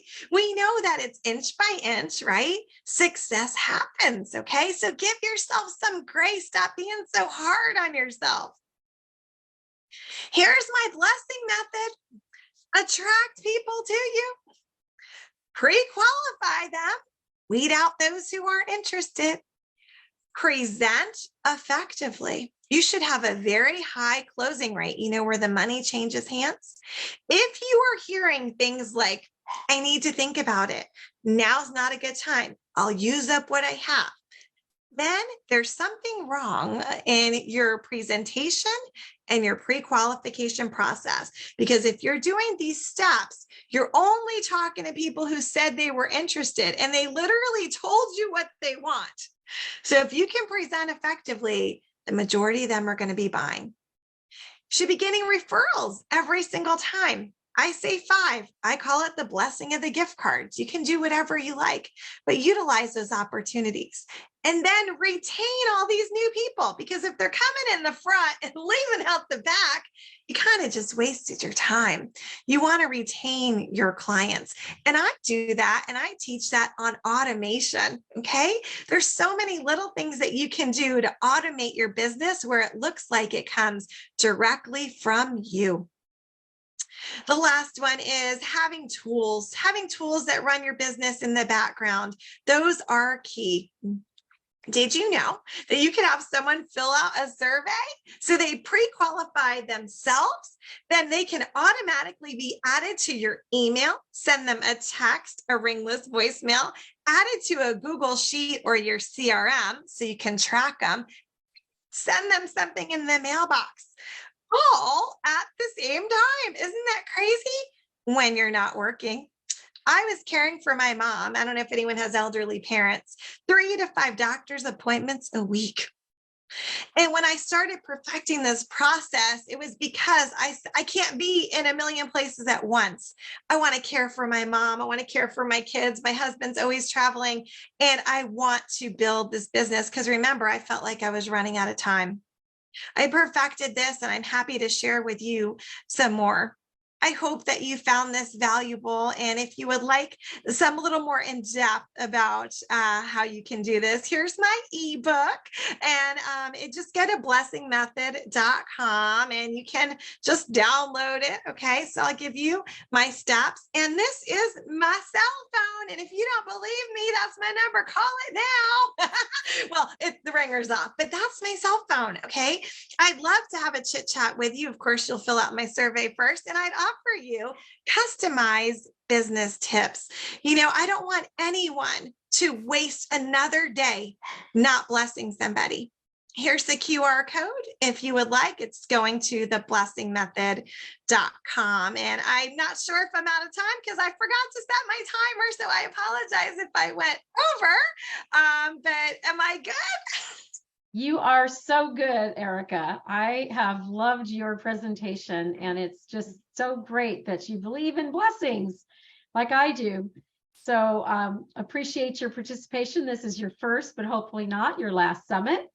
And look forward to doing business with you and also doing more with you just in general, as we are also involved with Mary West and the Mary West Network where we found you. Yes. How fantastic. Hey. Wonderful. And I'll put my information in the chat. And if anyone has questions, I'm happy to answer them. Fantastic. Today, we don't have any time for questions, but people can put them in the chat, and we'll make sure that they get routed to you for the blessing method. That QR code is, of course, one of the best ways to get folks right to someplace. So that was beautiful on your part. Thank you. And Brian Gregory is one of my dearest friends now. After all, we've been doing business together for a couple of years now. Brian Gregory, the CEO of Admanity and the creator of the Admanity Protocol, the world's first emotional algorithm for small business brand analysis. The Admanity Protocol can analyze any company brand in 5 minutes online, and then create agency-level advice on how that business should market and advertise emotionally to reach those most likely to buy. The algorithm identifies the ideal tactics, strategies, and ad formulas that can be used as well as a myriad of other marketing recommendations. It is a breakthrough, to be sure, for small businesses that need the strategies, as well as for the ad agencies like myself that are hired to create them. He has been an entrepreneur for 40 years and has spent the last 20 years in the magazine, publishing, advertising, and agency realm. He's written the book, Sheep Don't Eat Complicated Grass, and is very passionate about the advantages of emotional marketing.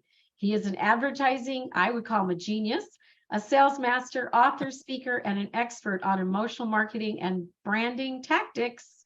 Welcome to the stage. It's great to have you. Hey, Bettina, thanks again. Gosh, I've worked my way up to genius. I'm Genius. done. Yeah. Where's my prize? I get to spin the big wheel, I think, when I get to be genius. I think. And so anyway, here we go again, ladies and gentlemen. Today, we're going to talk about something different, though. So if you've heard me speak before, this is all new.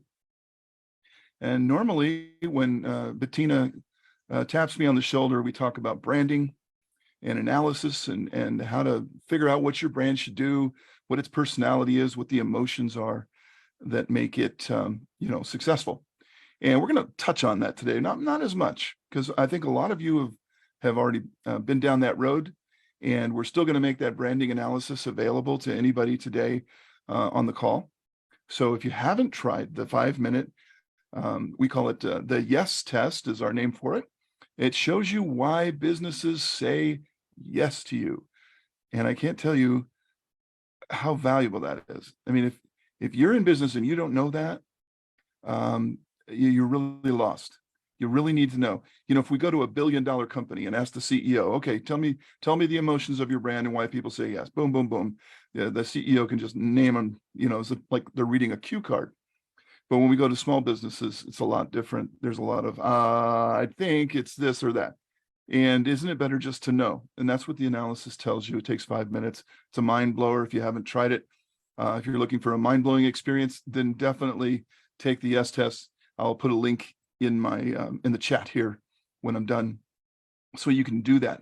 But today, I'm not here to brag so much about the analysis as lead generation. And one thing I've learned, and I've talked with about 1,000 business owners over the last year, I get around, and I've learned what they want. And boy, if you ask people, just what would you like more of, besides money, they'll tell you, I need more leads. It comes down to this internet, which has supposedly made our life so much easier, right? As it turns out, in some ways, it's made it harder. We don't interact with as many people as we used to. We're on Zoom calls. And so it becomes harder sometimes to reach people to get relationships. And so lead generation has proliferated. It is literally one of the hottest topics in marketing. Everybody's got lead gen. If you're on LinkedIn for more than 2 seconds, you'll be approached by somebody trying to offer you some form of lead generation. And so it's important. But we're going to give a little presentation today on what is lead generation. Really, truly, what is it? And I think, it wasn't even clear to me until we developed a system of lead generation. I don't think you can really understand it all the way through until you build a lead generation system. And then you really figure out what is truly lead generation. What do these people want? What will they say yes to? When do I start annoying them? When is it too much? When is it not enough? Everybody would like the answers to those questions. And so what we did is we sat down and we said, look, we've got the greatest hook in the world. We've got this amazing business analysis. Everybody that takes it wants to engage with us. That's great lead gen. That's creating a friend. So we built a system based around the test. And you'll all get a chance to see it if you experience the test. And you can learn more. It's absolutely free. There's no hard selling here today, but I am going to present the program so you can understand it. So if it seems like selling, I apologize. I do sell a lot, but I have to show you what is good lead gen so you understand maybe what isn't so good. There's a lot of variety out there. And if you need more leads, you want more contacts, you need more people to talk to, you want more people booking into your calendar, and you don't want to go broke running ads or paying overpriced consultants for the service. You need to understand a little bit more about lead gen. So I'm going to get right into it. I'm going to share my screen, and hopefully this will work. Bettina always kind of, see, it didn't work. Let's try it one more time.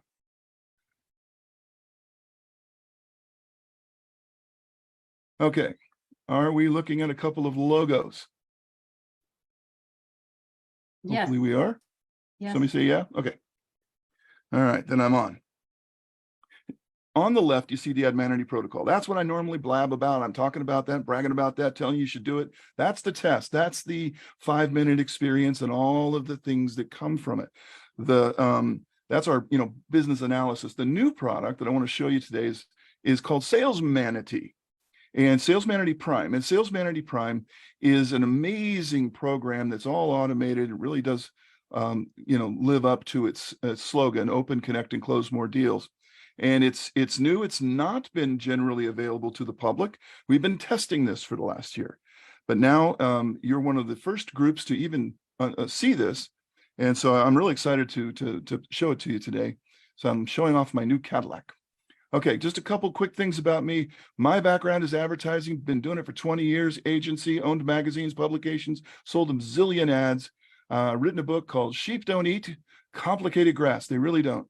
And it's available at sheepdon'teatcomplicatedgrass.com. It's a very complicated URL to sell a book about not being complicated, I understand, but that's where it is.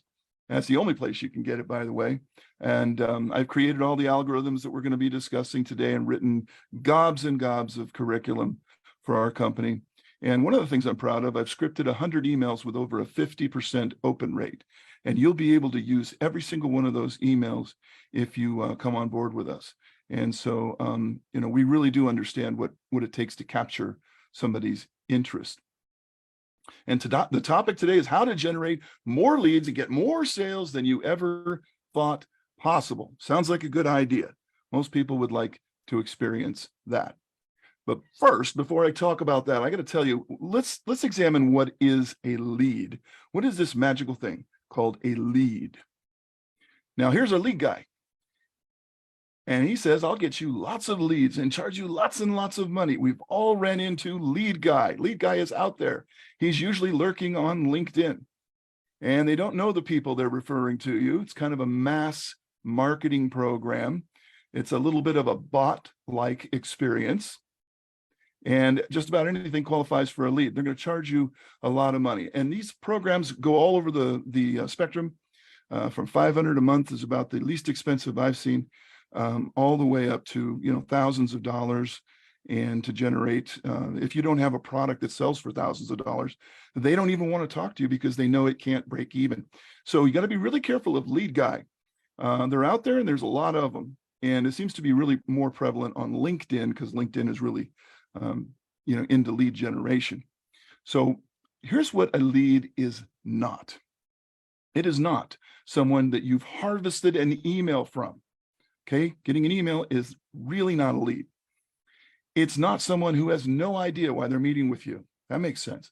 It's not someone you know nothing about. You should know who these people are and where they come from.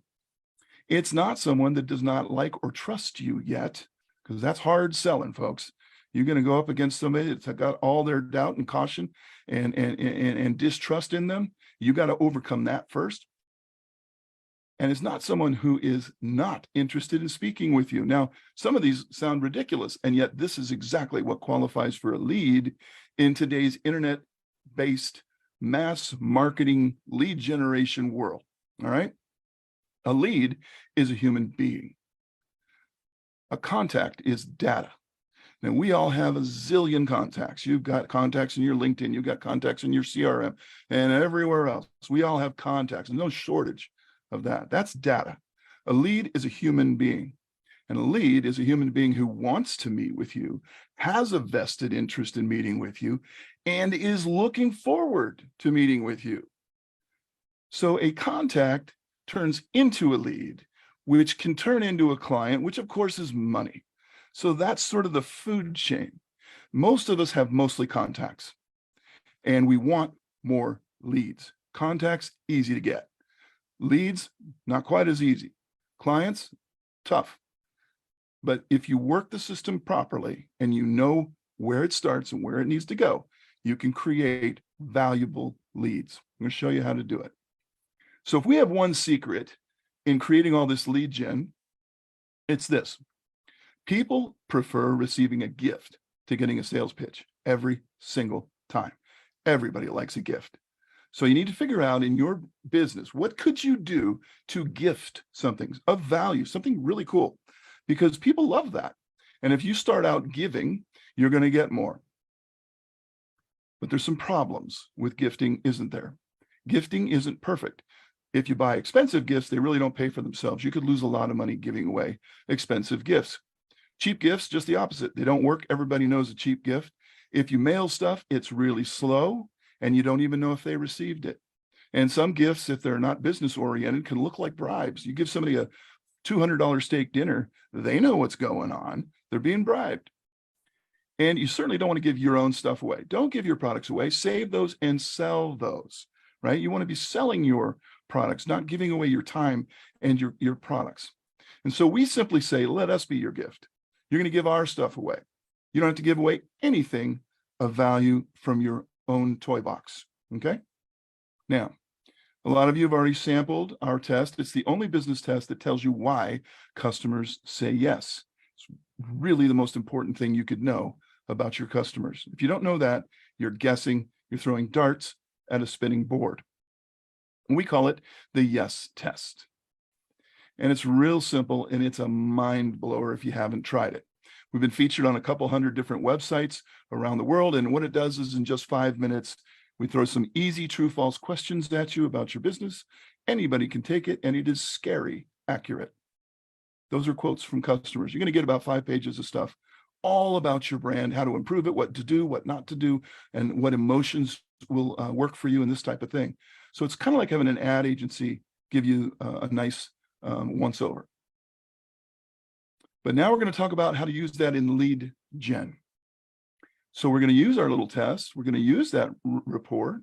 We're going to give them a digital HQ to store all of their materials that they get. And we're going to introduce a product called Picmanity and the brand canon a little bit later in the presentation. But it's a really nice little business gift that you'll be able to just give out free to anybody you want. So could you be successful if you had an endless supply of leads? Well, of course, the answer is, of course, yes. That's why we call it the yes test. But if you're going to do that, you're going to have to be really different, aren't you? You can't just do the same old thing that all the other consultants and all the other people with something to sell are offering. And most of the time, they're not offering anything of true value. They're trying to get away with something cheap or something simple or a free white paper download that nobody reads. And they're just trying to be compulsory about it. They're trying to just do the same thing and get away with it. And it's getting harder and harder to do that. This is an internet world. It waits for no one. It's ahead of you. You've got to catch up. You got to be different to do so. Otherwise, this is what you get. You're going to get the wrong people who cost you money, who waste your time, who fill up your funnel with customer service requests, and who really just aren't ideal for you. And who wants that? Nobody. Nobody wants this. But if you don't do it right, that's what you're going to get. So what we say is just give our stuff away. Now, no matter what you sell, no matter how you do your lead gen, look at these 3 things really carefully. The first thing you must do in your lead generation, you must create curiosity. If they're not curious enough, they're not going to click the button or try to get the free information, whatever it is. Now, we use the yes test. We give it away free. That creates a lot of curiosity. Just trust me, I've done it 1,000 times, and I've never had somebody say, oh, no, I wouldn't want to know all the answers for my business. So I usually get a yes. When you give something of value that they can truly use, they truly like, that really is good, that's called generosity. You've given even more than they thought you would. You surprised them. You did a good deed. It really is good. Well, now you've been generous. And finally, what does that create? Reciprocity. That means they want to do something for you. They want to even the score, do you a favor. And what do you want? I just want an appointment. That's all I want. I've given you all this cool stuff. I just want you to spend some time with me. Let's do a quick Zoom call. Let's chat on the phone. Let's go out for coffee. Whatever your method is, You generate curiosity first with something from your toy box. Then you get generosity by making it really awesome, really cool, even better than they thought. And then you get the reciprocity. And only then do you get the reciprocity. So in our case, we're using the yes test. It's fast. You can give it out in 15 seconds from our software. It's easy. Anyone can do the test in 5 minutes. And all the results are in plain English. No MBA required. Everything is simple. Do this, don't do that, and you'll be fine. That's the way most of our materials read. And the comment you're going to hear from people that you give this away free to is, hey, this is mind-blowing. I had no idea. That is the number one comment, believe it or not, mind-blowing. That's why I put it in quotes. This is how you send a test, name, email, done. That's it. If you can type a name in an email, you can do our system. That's the hardest part of it. That is the hardest part. And then this is incredible. This is the part of lead gen that everybody forgets about. Nobody wants to do this. And Erica alluded to this. The average salesperson won't send 1 or 2 emails. That's too exhausting. We built 100 emails into our system that show up 2 a week for a year. And we're getting a 50% plus open rate on those emails. And then you don't get that kind of an open rate because the email's boring. You get that kind of an open rate because it's more value. They like it. It's interesting. It's helping them. And they're clicking through. And the nice thing is we put your name and your email on all of those emails. And we send those out all year long. So you've got this nurture campaign built into it. All you did was type in an email and a name. The test goes out. But after the test, all of these emails start coming in. And they love these emails. And that's what they look like right there. Professionally written, professionally graphically designed. Virtually nobody in the room today has 100 emails getting over 50% open rate. We did it for us. And then we restructured it to give it to you because it was crazy to keep these little secret weapons all to ourselves. And this is, by the way, the same test that if you went to our website at admanity.com, you're going to have to pay $997 to see the first question. So there really is value there, even if they do their homework and check up on you. So it's a really cool system. Now, if you don't have 100 emails averaging over 50% open rate, don't worry, we do. And we made it part of this whole program. We call it the brand canon, just to give it a cute name. And it's actually 55% now. The click-through rate is 10%. The opt-outs, 1%. Now, when I said 100 emails, some of you were thinking, oh God, these people are going to unsubscribe in droves. No, 1% unsubscribe rate. Why? Because the value's in the emails. They actually like them. No complaints. So we've been testing this for over a year, tens of thousands of emails, all kinds of countries, US, Canada, Australia, UK, Africa, South America, Dubai, and Mexico, all different cultures. And these are the numbers. So it's pretty cool. After they get it, they say, thank you. Mind blown, thank you. You can sell from that kind of platform. Here's the interesting statistics. 80% of the tests are completed. Now, that means 8 out of 10 people you send a test to are going to complete the test. That's 40 to 50 questions about their business. Most people can't even get a download to be downloaded, to be read. 80%, forget it. More like 10%, 20%. 80% of the people that you give this to complete the test. That tells you something. Most people within 24 hours, they actually want to do it. As I mentioned, the emails are getting opened. 98% don't unsubscribe. But here's the best statistic of all. 78% of those who complete the test book a follow-up appointment. That's 80%. Let's just call it 80%. How'd you like to get 8 out of 10 people booking an appointment with you and they're interested? They're actually interested in what you have to say. That's what this does. We even show you what to say to them. We give you their test results in a condensed form. You can read it right off the cheat sheet here. We call it Snapshot, and you know more about their brand than they do. So you can have a really great conversation with them. I think Erica mentioned you need to understand who the people are. You can't show up to the meeting and not know what they do. This shows you exactly what they do. This shows you exactly what they do. And if you read some of this to them, and as you're chatting with them, they'll agree with everything you say, because people buy when they feel understood. They don't buy when they feel sold. They buy when they feel understood. And every one of these is just a little miracle. It gets there so much quicker. We're also going to throw in as a free gift, Picmanity. Now, Picmanity is a giant, I mean giant photo library, 200 million stock photos. This is the third largest stock photo library in the entire world. And the photos are just amazing. And you get access to this for free just for taking the test, So you find the perfect photo to go with your social media post today. And everything is analyzed. So when you get our software, we can show you who opened the test, who didn't open it, who's unsubscribed. We can show you what the results were. We can show you the names. We can show you everything about them. And so it's a complete diagnostic for up to 10 people. So if you got people helping you, you don't have to buy the software again and again and again. Up to 10 people can use the same piece of software to send out these tests. So imagine if you had some admin assistants helping you send out free tests to people. How many leads could you generate? And as far as we know, this is the only lead gen system that does all this. It dishes out a unique B2B gift and makes curiosity the first thing. It has real value. It delivers a long-term automated email nurture, and it gives you the tracking, the analytics, and it's fast and easy. It gets leads, not contacts. That's the difference. Contacts are easy. People will sell contacts for $50 for 10,000 of them. Leads are different. Leads make money. And so when you use our software, you get to give all this away. It's unlimited tests. That means it's unlimited emails. That's on our side of the fence. We just do that for you, and your entire team can share up to 10 people. So it's a pretty sweet deal. So if you're sick of training tutorials, come to the right place. Everything we do, we teach you how to use the software in 15 minutes. Literally, can you type a name and an email and hit send? That's half of it. So there's really nothing to it.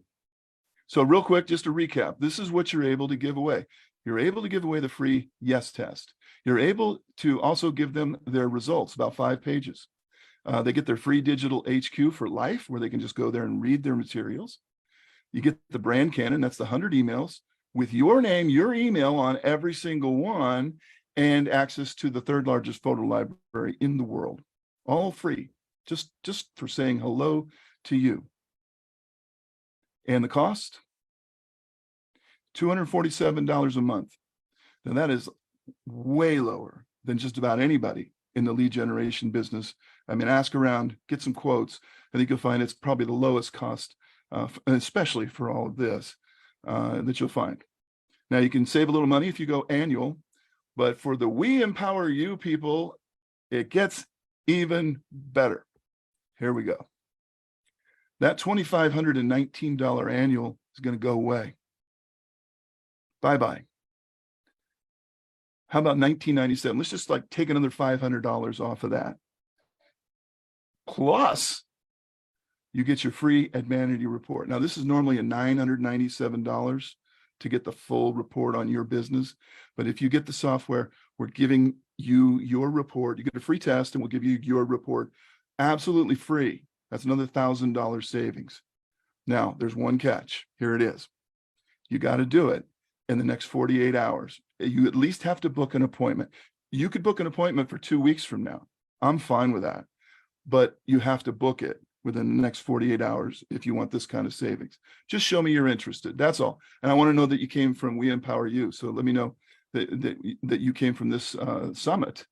And so I can take good care of you, because I always take good care of Bettina's flock. And this is an amazing deal. This will make you so much more money than just about anything else you could be doing. So stop being this guy and start being this person. This is the way you want to feel. Leads coming in, sales happening, and everybody happy. Even the people that don't buy from you will thank you for the gift. So all you got to do, book a free demo. That qualifies you for all the discounts I mentioned. You get a free yes test for yourself if you'd like. There's no obligation, no hard selling. I'll show you what it does, and you can say yes or no. And I'll put it all in the chat. But remember, you have only 48 hours to book that appointment. It's real easy to do. It takes, 30 seconds. We've all done that. Now, I know today probably was like getting a drink out of a fire hose, and I don't expect you to remember all this stuff. That's why we'll take an hour, we'll get the demo, and we'll go through it real slow for you.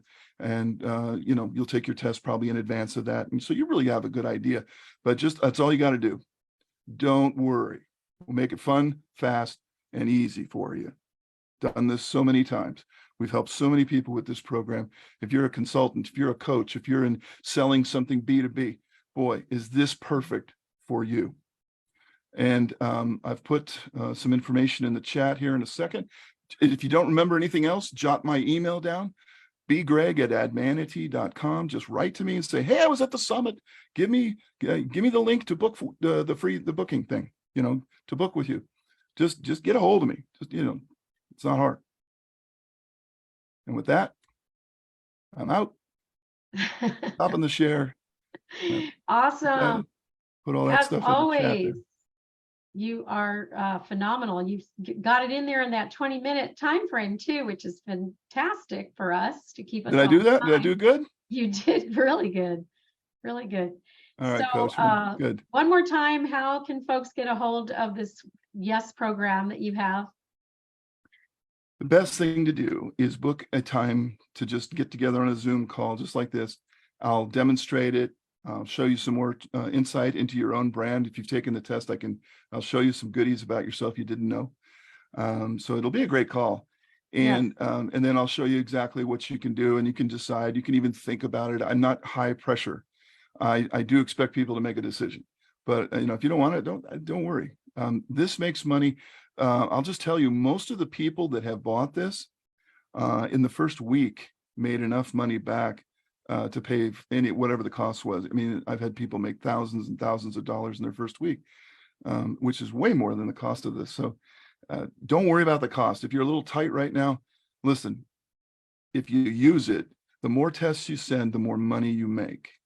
I can almost look at our company numbers, and the more tests we sent that month, the more money we make. It's almost a direct correlation.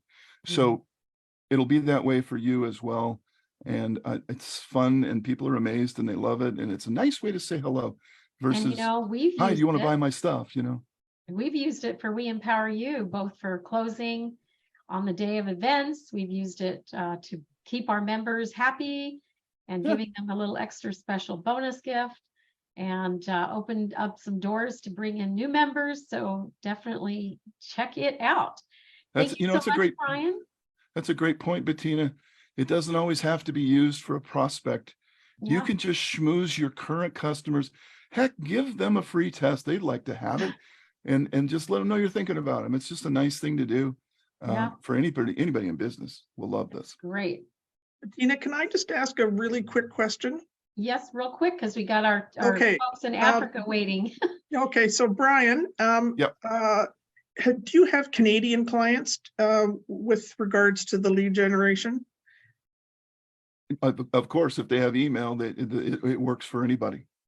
Okay, because lead generation in Canada is somewhat challenging because of our privacy laws are so much more restrictive than in the US. So just question. Oh, that's a good point. What happens is we send out the test to them from the software, and it comes from us, from Admanity. And so they opt in. In. We can. There's an unsubscribe on every email. We got all the compliance you'll ever need. I'm going to book a Zoom call with you. Thank you. Please do. Great. Thank you.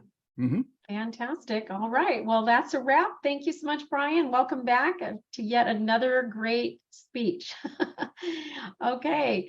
Well, next up, we are going to be entertaining our folks that are in Uganda and in other parts of Africa, the Ivory Coast.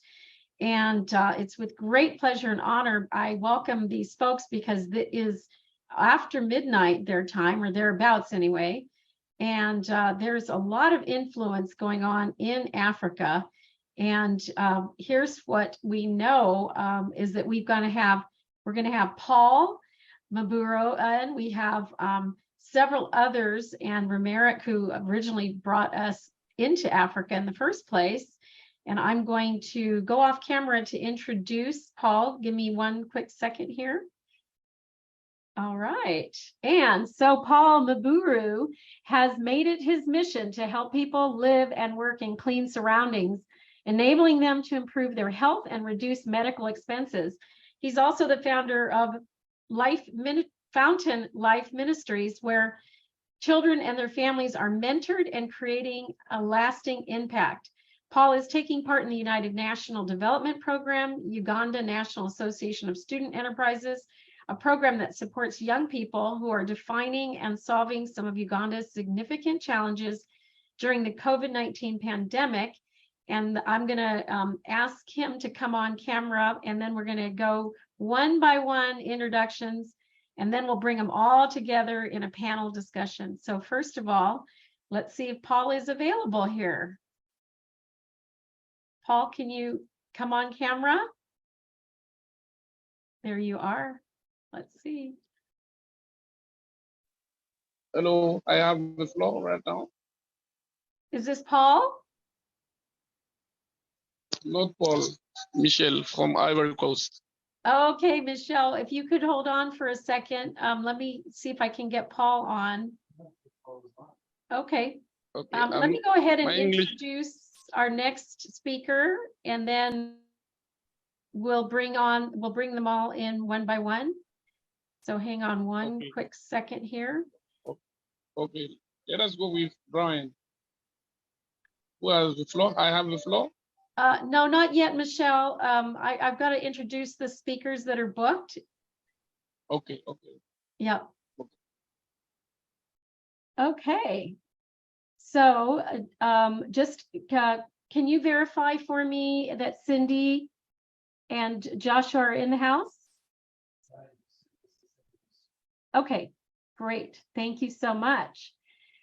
So first of all, we have Cindy Kazubuka, and Joshua and Cindy are founder, and they're a team really of as a couple, a very powerful team. But Cindy Esther Kazubuki, I'm sorry, Kaisabukika, I cannot not say her name very well, works with Uganda Christian Outreach Ministries as the human resource manager, managing day-to-day operations of the organization, employees, professional development, and overseeing the welfare of over 300 pastors serving under UCOM umbrella. Over time, Cindy has integrated her people, management, and financial literacy skills to empower low-income earners in the villages of Uganda who mostly live below $1 a day. And Cindy has devoted her time to mentor and teach children as well as young adults to have vision and live a Christ-like legacy. She is married with one child and loves seeing happy families. I'm going to let my son bring up Paul's, her husband, I'm sorry, not Paul, Joshua's slide next, and we'll have them come on together. So Joshua is a social entrepreneur and hospital administrator of Yesu Akwagala Jesus Loves You Medical Center, passionate and dedicated to providing comprehensive care and administrative support for patients, skilled in strategic planning, project management, leadership, and public speaking, successfully overseeing budgeting, managing human resources, supply management, and patient services. He contributes to high volume medical practices by providing exceptional customer care.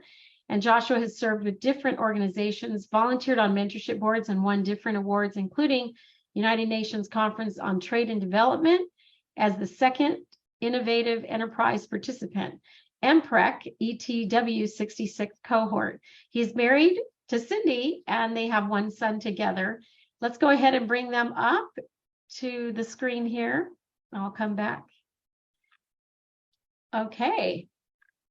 So let's go ahead and have you guys introduce yourselves, Cindy and Joshua.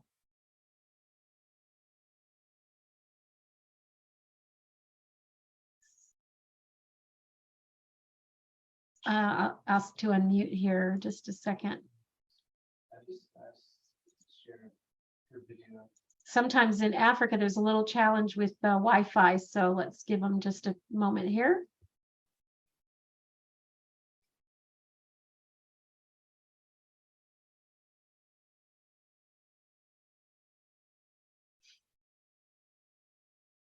And while we're waiting, let me go behind the camera, and also I see Princess Wakigo Ibrahim Pam is in the house, so I can introduce her, and then I'll introduce Romeric. So Princess Wakigo Ibrahim Pam, we've known each other now a couple years, and it's been great to collaborate. Her dedication, excellence, and diligence is the personal motto of Princess Wakigo, who vows to empower lives for sustainable change in every country, community she lives in. From remarkable work with early childhood development and special needs children to founding an expat professional women's network, to co-founding the Korea Africa Economic Association, to working at International Criminal Court of The Hague and the International Criminal Tribunal in the former Yugoslavia, Wakigo has indeed left her mark. She has received awards from the Korean and Nigerian governments, and as co-author of the book, My Voice, she collaborated with prominent women around the globe. Her life's work inspires and mentors all people. And hopefully we'll be able to get everybody on the mic and their photos showing here. And Princess, can you join us? Good evening, everyone. Thank you so much. Good morning, good afternoon from whatever part of the world you're calling it. It's a pleasure being here. Thank you. Yes. Are you able to open your video? Yeah. It's a little challenging, I know, with the Wi-Fi. Yeah. And it looks like Cindy's here, but I need you to open up your mic.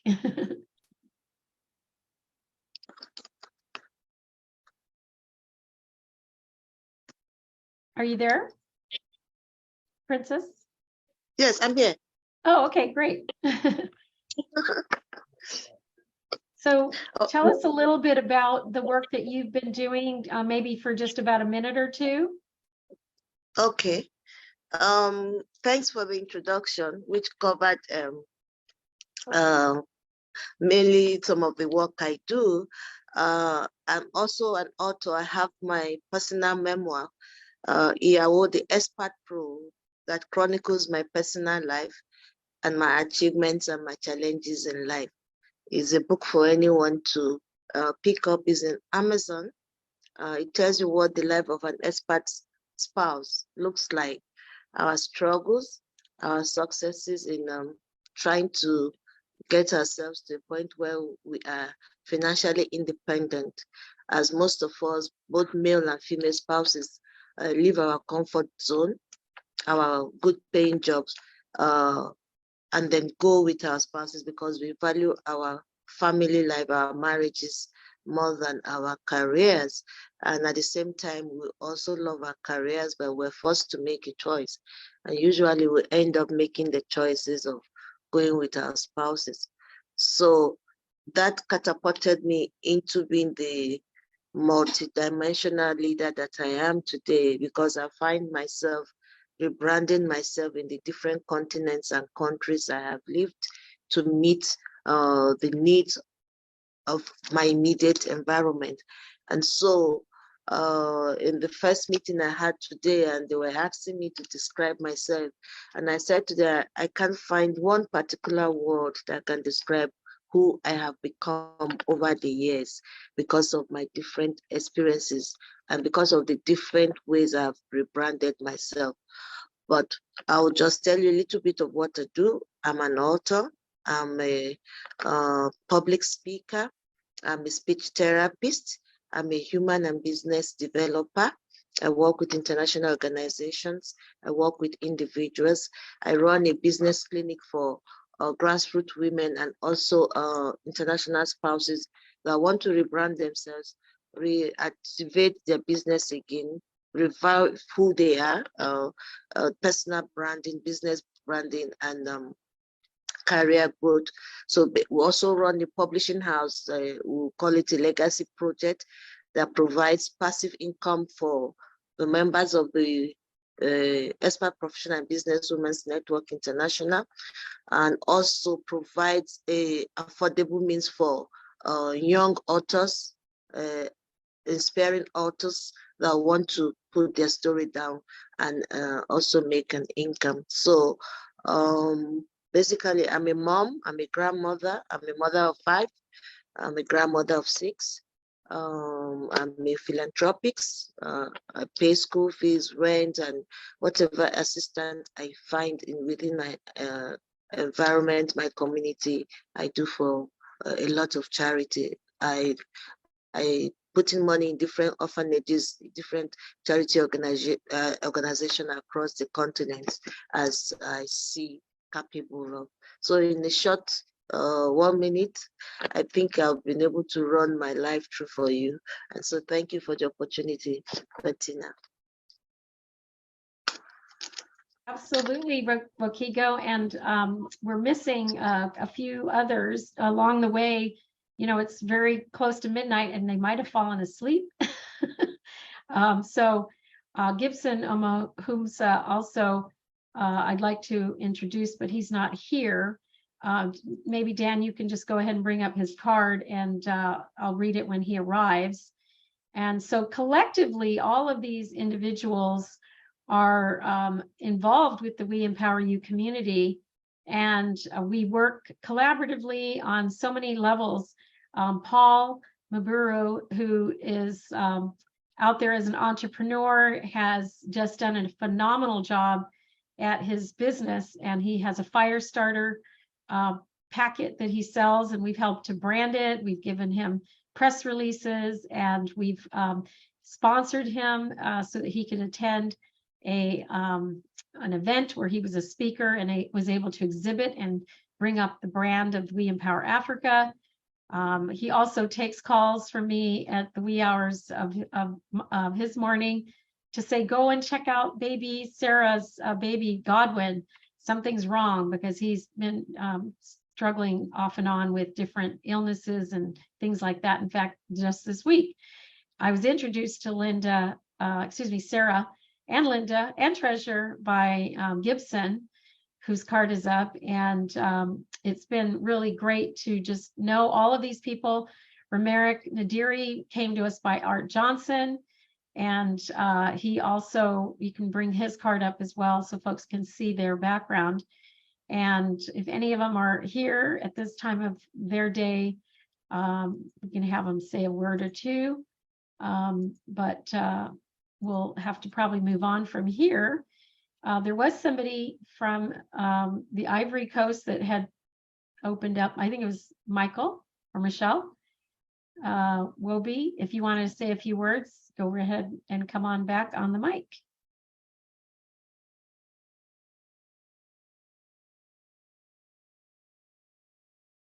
Michelle, can you unmute? Is it Michelle or Michael? Oh, yeah, I'm online. Do you understand? I can barely hear you. Thank you to give me floor. I'm not very good in English. Okay, no worries. You're there. You were invited by Romeric.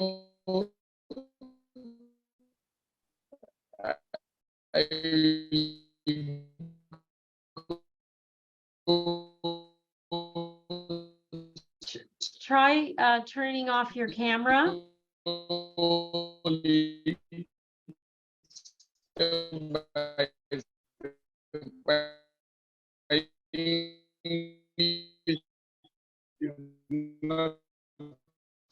Yeah, we're not really hearing you. I'm gonna go ahead and mute. We're hearing more background noise of some kind, so we're gonna end up having to move on from here. Princess, since you're the one who was able to open up a mic and a video, can you wrap up? Can you say some words that would resonate with folks about our work in Africa? I am from Africa, but I've not lived here in decades, and so I won't be able to give an accurate work I do here. Oh, that's right. You're just back. You're an expat. Okay. So, all right. Well, thank you for joining us. Hello. Yes. All right. We're going to have to leave it there because we're not getting the audio that we need. Sorry about that. Yeah. Wish we could hear you better, but we can't. Yeah. But like I said, the Expert Professional and Business Women's Network have chapters in over 10, 15 countries in Africa. And so what we do is we empower women, professional women who want to improve themselves, who wants to improve themselves in terms of their businesses, in terms of trade. I live in South Korea, and while in South Korea, I organized transcontinental trade with businessmen from Nigeria and businessmen from South Korea. And we try to create a bilateral arrangement where business women and men from Nigeria visit South Korea to see if they can collaborate in franchises or in export and import of the different goods. Right now, I'm in the process of relocating to the United States. So Bettina, I'm coming over to you in Washington, D.C. And so I'm here to set up some businesses here that we will use the product and things from South Korea. So basically, my work in Africa is more of capacity building, financial empowerment, and setting up a women's network in different countries within Africa and outside Africa. So basically, we also engage in charitable work. The chapter in Abidjan works with the Ministry of Education and Ministry of Health to supply sanitary kits to young girls in primary school to help them stay in school, because that's a major problem when they start their menstrual cycle. They don't have the hygienic things to use, and so they stay back at home missing school. So we go on charity project where we supply them with sanitary pads, deodorant, soap, and detergent for hygiene things. And then we're also involved in sponsoring of IDP children in orphanages, paying of school fees, buying of shoes for them, and feeding, etc., etc. In Ghana, we're looking at helping pregnant women in the rural area who do not have access to medical care in their areas. I will see how we take medical services back to them in the villages. In Kenya, they are focusing on young professionals, how to mentor and coach young professionals to be able to reach their potential. In Lesotho, we have women who are working with women in churches and trying to make them find themselves and have a voice for what they do. In Tunisia, we have a platform where all the experts come together to trade with one another. We've created a trading platform where you bring your services, and within the expatriate community, you get people who patronize one another. And then in South Korea, UK, Brussels, Singapore, Philippines, Taiwan, Dubai, we're all scattered around the globe. We help to empower women through training, seminar, and workshops around the world and in Portugal.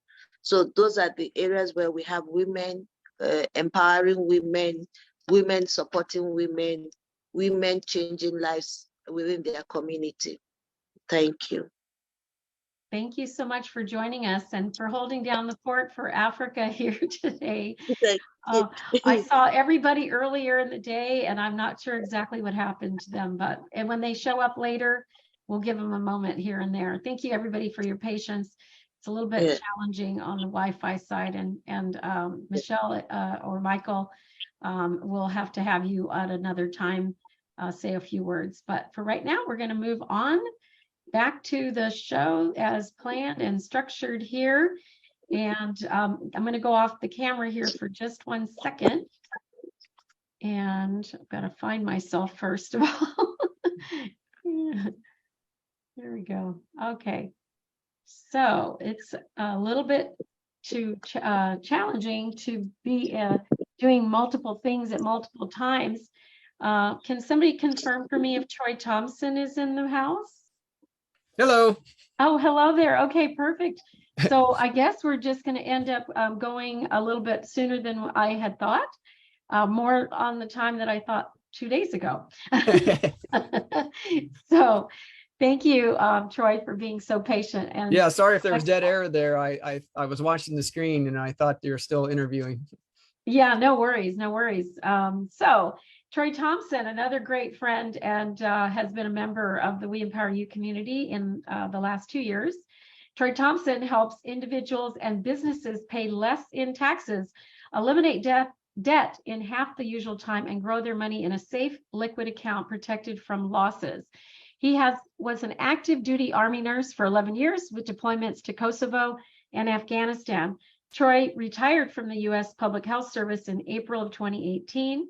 His nursing background helps him educate people on how to also improve their health as well as their wealth. And we share that in common. Thank you for your service. It's great to have you back. Great to be here. Thanks for having me. Absolutely. And let's see here. Let's the first test, right? Does this work? Oh, come on. It works. All right, now I got to do the old switcheroo. It's looking good. Okay. Everyone able to see that? Has my name? Excellent. Okay, so what I was thinking is first just a brief introduction about me, who I serve, and then getting to the focus of today. And this will be more talking about taxes and insurance and those kind of things. For me, I think it's totally awesome, very interesting. For other people, can be maybe a little different. And so for those who I see on the screen, and maybe you're off screen, you're still there and you're listening, that I'm going to ask a few questions. And so it'll be more meaningful for people to ask a question, make a comment, and have a little interaction during this time. And I have about 15 minutes, right, Bettina? Well, I'll go with 15 minutes till she cuts me off. Oh, okay, there she is. Okay, great. So first, me, my name is Troy Thompson. I'm the founder of Angel of Freedom Financial. So who am I? I say financial strategist as a way of distinguishing from a conventional financial advisor. I'll show a picture on the next slide that goes in a little more detail about how I distinguish myself. And I have 28 years of personal experience with all sorts of investments and insurance. And then the last 5 years, it's been me helping others. Briefly, a couple of significant events in the story of my life regarding investments is my retirement account was cut in half 2 different times. And so because of that, then I'm keenly aware of protecting people's money and having a portion of their money in accounts that will be protected from loss, and having all that work together in a complementary fashion. And the last thing is I'm a connector. So there's a book called Who Not How, and there, the concept of who not how, and which is I am often the connector between the client, myself, and a subject matter expert in order for purposes of creating their plan and getting whatever is indicated to maximize their wealth and their value of their estate. So here's just a quick visual. And so this is me, all right, the proactive team lead. And I say that I'm the key that opens the door to the family office. And so what I offer is a family office experience. And there are 4 areas that affect all people's lives, which are taxes and risk. Risk can be insurance. It's more than just insurance. That's just what most people think of. Wealth management and legal services. And within legal, that could be estate planning. That could be business planning, as far as, let's say there's a partnership and the partners having an agreement, a legal written agreement between them as far as each partner's interest in the business, what would happen in the event of death. And then for those who have a business advisory. So through either myself and my areas of expertise, or a network of experts around the country, then I help individuals and business owners with all those areas. So, okay, this would be the interactive time. So somebody chime in, give me your thoughts here. The largest expense in your lifetime. Just unmute and call it out. What do you think? What's the largest expense of a lifetime? Your home. Okay, anyone else? your business. Okay. Yeah. Business, depending on the business, especially if somebody has like a business with inventory where they're selling mattresses or big equipment. Anyone else? Health. Okay. Yeah, that reminds me of an expression that, let's see how this goes. So during people's lifetimes, they spend their health acquiring their wealth. And then in their 60s and 70s, they spend their wealth acquiring and maintaining their health. So what I'm thinking of, and the main message I'm sharing today, is taxes. Taxes are one of the biggest expenses, if not the biggest expense, over the course of our lifetime. And so I listed just a few here that most of us think of, and then maybe some others where it's a little more hidden. Because, for example, I didn't even put inflation on there, which inflation is not directly a tax. It's a hidden tax where my dollar is worth less each year that goes by. So in essence, inflation is also a form of taxation.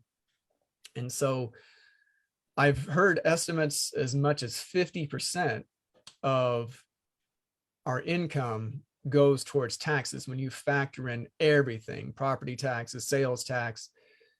Certain cities and counties will impose specific taxes for purchasing of a car, the sale of a piece of real estate.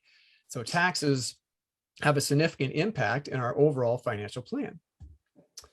Oh, okay. So now there's a key distinction between the way employees, okay, there are three elements: income, expense, and taxes. And I realize taxes are an expense. For purposes of this presentation, I have extracted out taxes from expenses. And so there's an order of those, and the order is different for an employee versus a business. Anyone bold enough to kind of give me your thoughts of the order of these for, say, an employee?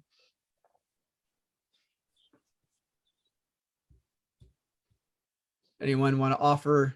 Give me the wrong answer. Anyone want to offer an answer? No one's feeling bold enough. All right. The key distinction: as an employee, all right, so let's say I'm an employee and I have a job. I earn my income. They take the taxes out of my income, and then I pay my expenses with what's left over. All right. So income, taxes are taken out by the employer, and then I pay everyone else, including myself, with what's left over. When I have a business, there's a key difference in step 2 and step 3 that can make a huge impact in my financial picture. I earn my income, I pay my expenses, and then I pay taxes on what's left over, my profit. And this difference here between step 2 and step 3 is a huge difference, especially over the course of many years. That is the advantage of having a business in some form or another in decreasing the impact of taxes in my life. So what are the options for an employee for purposes of decreasing their taxes? Well, for most employees, it's the 401k or an individual retirement account. Those, I'm going to give it a collective name, which are called qualified plans. They are qualified with the government, meaning the government has said these plans qualify for some form of a tax break. That's what most employees know. There are other options that are less known, even though they've been around for decades. One of those, charitable donations. Now, what I'm talking about, a little different than what may come to mind immediately, of making a charitable donation. So that is a way of decreasing taxes, and that's also a way of, taking my money and putting it towards a cause that's important to me, and making an influence in the world with my money. But what I'm talking about here is, first, there is a charitable deduction that can be where I am donating bulk minerals. These bulk minerals have been held by a company for more than a year. They're being donated in the form of a charity for ultimately purposes of developing herbicides for growing crops. And so there's something unique about this. I'm not going to get into the weeds of the details, simply planting some seeds here today. This would be for a higher income individual though. Somebody, AGI stands for adjusted gross income. So basically someone who makes at least 400,000, typically it works best when they're in the situation where they make $500,000 or more. Another option, and I think I saw that we have an estate planning attorney on here. And so this reminds me of a quick disclaimer is I am not a tax professional. I'm not an attorney. So I'm kind of doing a 1-inch overview and stimulating the brain, giving some ideas of some ways of decreasing taxes. This is where a subject matter expert can validate, trust but verify what I'm sharing, and get a competent tax professional, get a competent attorney setting these things up. And so one of those can be a charitable, I wrote charitable remainder trust. That's one name. There are different formations, different structures that have, their advantages and limitations. And so for lack of a better comparison, this could function like an IRA, where a charitable structure could be set up and an individual can put more money into it. So let's say an employee has they're able to put more money in than just the limitations of the 401k IRA. Well, they can put $100,000 into this charitable account if they want, and then receive the deduction in that tax year for that contribution. And then they can still, in this type of structure, control the money while they're alive. They can invest it however they want. They can take income from it down the road when they're retired. And then ultimately upon death, then what's left in that trust would then go to the charity. And this is a strategy that can also be used for those when they're converting tax deferred accounts, like a traditional IRA, into a Roth IRA. The charitable options can be used to help decrease the impact of taxes in that process. So business owners, what are some options? Well, all those things that I just described, but business owners can set up qualified plans where they can put in even more money. So again, in a situation where a business owner, their business is doing really well, and they have a desire of putting even more money in a tax deferred account, there are special qualified plans for business owners that can allow them to put as much as more than $200,000 a year into a tax deferred account. So a business owner that puts $200,000 in, let's say they're in a 37% tax bracket, that's more than a $60,000 savings with that contribution. And then going back to the difference between how employees, that order of the income, the taxes, the expenses, business owners can claim things that are expenses. They can claim it as a deduction, where an employee, it's just an expense. For a business owner, it can be a deduction that would decrease their taxable income. So a great tax tool is real estate. Now, in this example that I'm sharing here, I am speaking from purposes of an investment rental property as opposed to someone flipping a house. So briefly, some of the advantages with real estate: income, right, for the rental property situation, appreciation, so the value of that real estate going up over time, depreciation. So in the tax code, it says, well, over time, this piece of real estate is going to wear out, right? Things will need to be replaced. And so there are two different ways, but briefly, it allows the value of the property to be broken up over a period of years, and that helps to decrease the amount of that is taxed, right? So if I make 10,000, but I can depreciate 2,000, now I'm only taxed on 8,000 instead of 10. That's just a real quick example. So depreciation can be extremely powerful, especially when a special form of depreciation is used, which is called cost segregation. That's a deep dive for a different day, but that can be really powerful and can eliminate a lot of taxes. And then when a person gets it used to be when a person had a mortgage, that in and of itself could often be enough for them to itemize on their taxes. Well, a few years ago, they changed in an effort to simplify the tax code. They raised the standard deduction. And when they raised that amount, they raised it to such a level that now simply having a mortgage is typically not enough to be able to itemize on the taxes. But once a person has a rental property, and so you have mortgage interest from a rental property, mortgage interest from a personal residence, plus other expenses associated with having the real estate business, then it can put the person in a place where they can itemize, and so then they can further reduce their taxes. Capital gains tax. So briefly, a capital gain is I have an asset, let's say a stock, a rental property. Over time, the value of that goes up, and then I sell it. And the difference between what I bought it for and what I sell it for is a gain, and I have to pay tax on that gain. That's a very simplified version. So what I do, I help people defer, reduce, and eliminate capital gains taxes. So in the situation of real estate, a 1031 exchange, that's just the section of the code that talks about real estate taxes that allows them to take the gain that they have in their property and put that gain into a new property, and they can defer the tax to a later date. So that can be a very powerful compounding tool. Some other options that might be available, what are known as opportunity zones. So there are different areas around the country where the government has designated them as opportunity zones where they want to encourage development. And these are not, not ghetto places, right? I wish I could think of a better word, but what I'm saying is sometimes the thought can be, oh, the government, wants people to, build a housing project in this lower income part of the country. That could be an opportunity zone, but it's not exclusively that way. So some of these projects are, in great neighborhoods, and they're just places they designated 5 or 6 years ago. What's unique about an opportunity zone is, let's say someone sells a business and they have a capital gain from selling their business. Well, they can put money into an opportunity zone to help reduce their capital gains. And then the charitable strategy. Now, this charitable strategy, a little different than what I previously mentioned, because what I previously was mentioning was talking about actually setting up, say, a charitable trust that usually would involve an attorney and have the fees associated with that, plus some ongoing fees.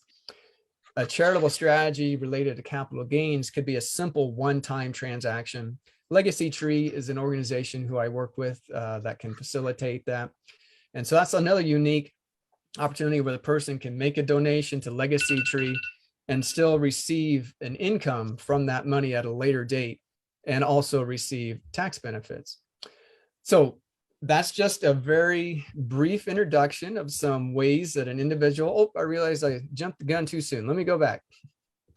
Of ways individual can reduce their taxes. That is just a piece of the puzzle of what I do. I do a comprehensive, proactive, and holistic financial planning, looking at the person's whole picture. And so the way to get a hold of me is on the screen there. The financial services world, I was listening to Brian's presentation. Financial services works a little different. There are restrictions on what I can do and what I can give away.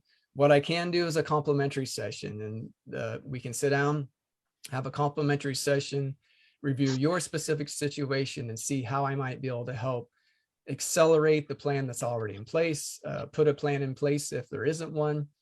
And that's what I have for today. And I'll turn it back to Bettina and anyone that might want to ask a few questions. Fantastic there, Troy, and great timing. So I love that you were able to squeak it into that 15-minute window. We do have a moment if you want to take one question or two. If there's anybody who has a question, just open up your mics and then we will see who has a question. I so appreciate you being here and being a part of our wonderful summit. You've been here for nearly each and every time. So, yeah, my pleasure. It's always ever since great to be a part of the summit. It's very, enriching, and appreciate the opportunity again, and look forward to speaking with anyone. Okay. Seeing no particular hands or mics unmuting, I'm going to move on because we are on a very heavy schedule here today. And can I get a confirmation that CL King is in the house? Yes, I am. Oh, fantastic. Look at that timing. I told you I'd squeak you in. Yeah, well, I feel like I just squeaked in myself. I bet. I'm sure you're going to incorporate your crazy schedule into this talk of yours. CL King is speaking here in the background. And it's such a great pleasure to be a part of your world. And, you know, we kind of keep going back and forth to each other's worlds. Isn't that That's great? right. Well, your world is so much more fulfilling than mine. Well, I'll tell you, I'm really looking forward to this particular talk that you have. I'm going to go behind the scenes to talk a little bit more about it. So without further ado, here CL King is going to be talking about what do you see when you look in the mirror? What does the mirror speak to you? And in this session, you'll learn 6 critical principles for shattering the glass ceiling in your life simply by looking into the mirror. That's M.I.R.R.O.R, right? There's an acronym in there, so I bet you're going to dial in deep. Yes. After experiencing unfortunate sexual abuse and physical abuse, neglect, and homelessness as a young child, and my heart just goes out to you. I'm sure that's still a part of your ever-living memories. CL King was placed in a group and foster homes throughout the northeast of Iowa. And Ohio. Lucky for you, CL, you got to meet the wonderful foster mom, Ruth E. Plowden. And she told you something that you'll never forget. And you take all the tragedies that you've experienced as a child and use them to make excuses, or you could use them to change the world. And that's quote is what has fueled you to be the man that you are, the author that you are.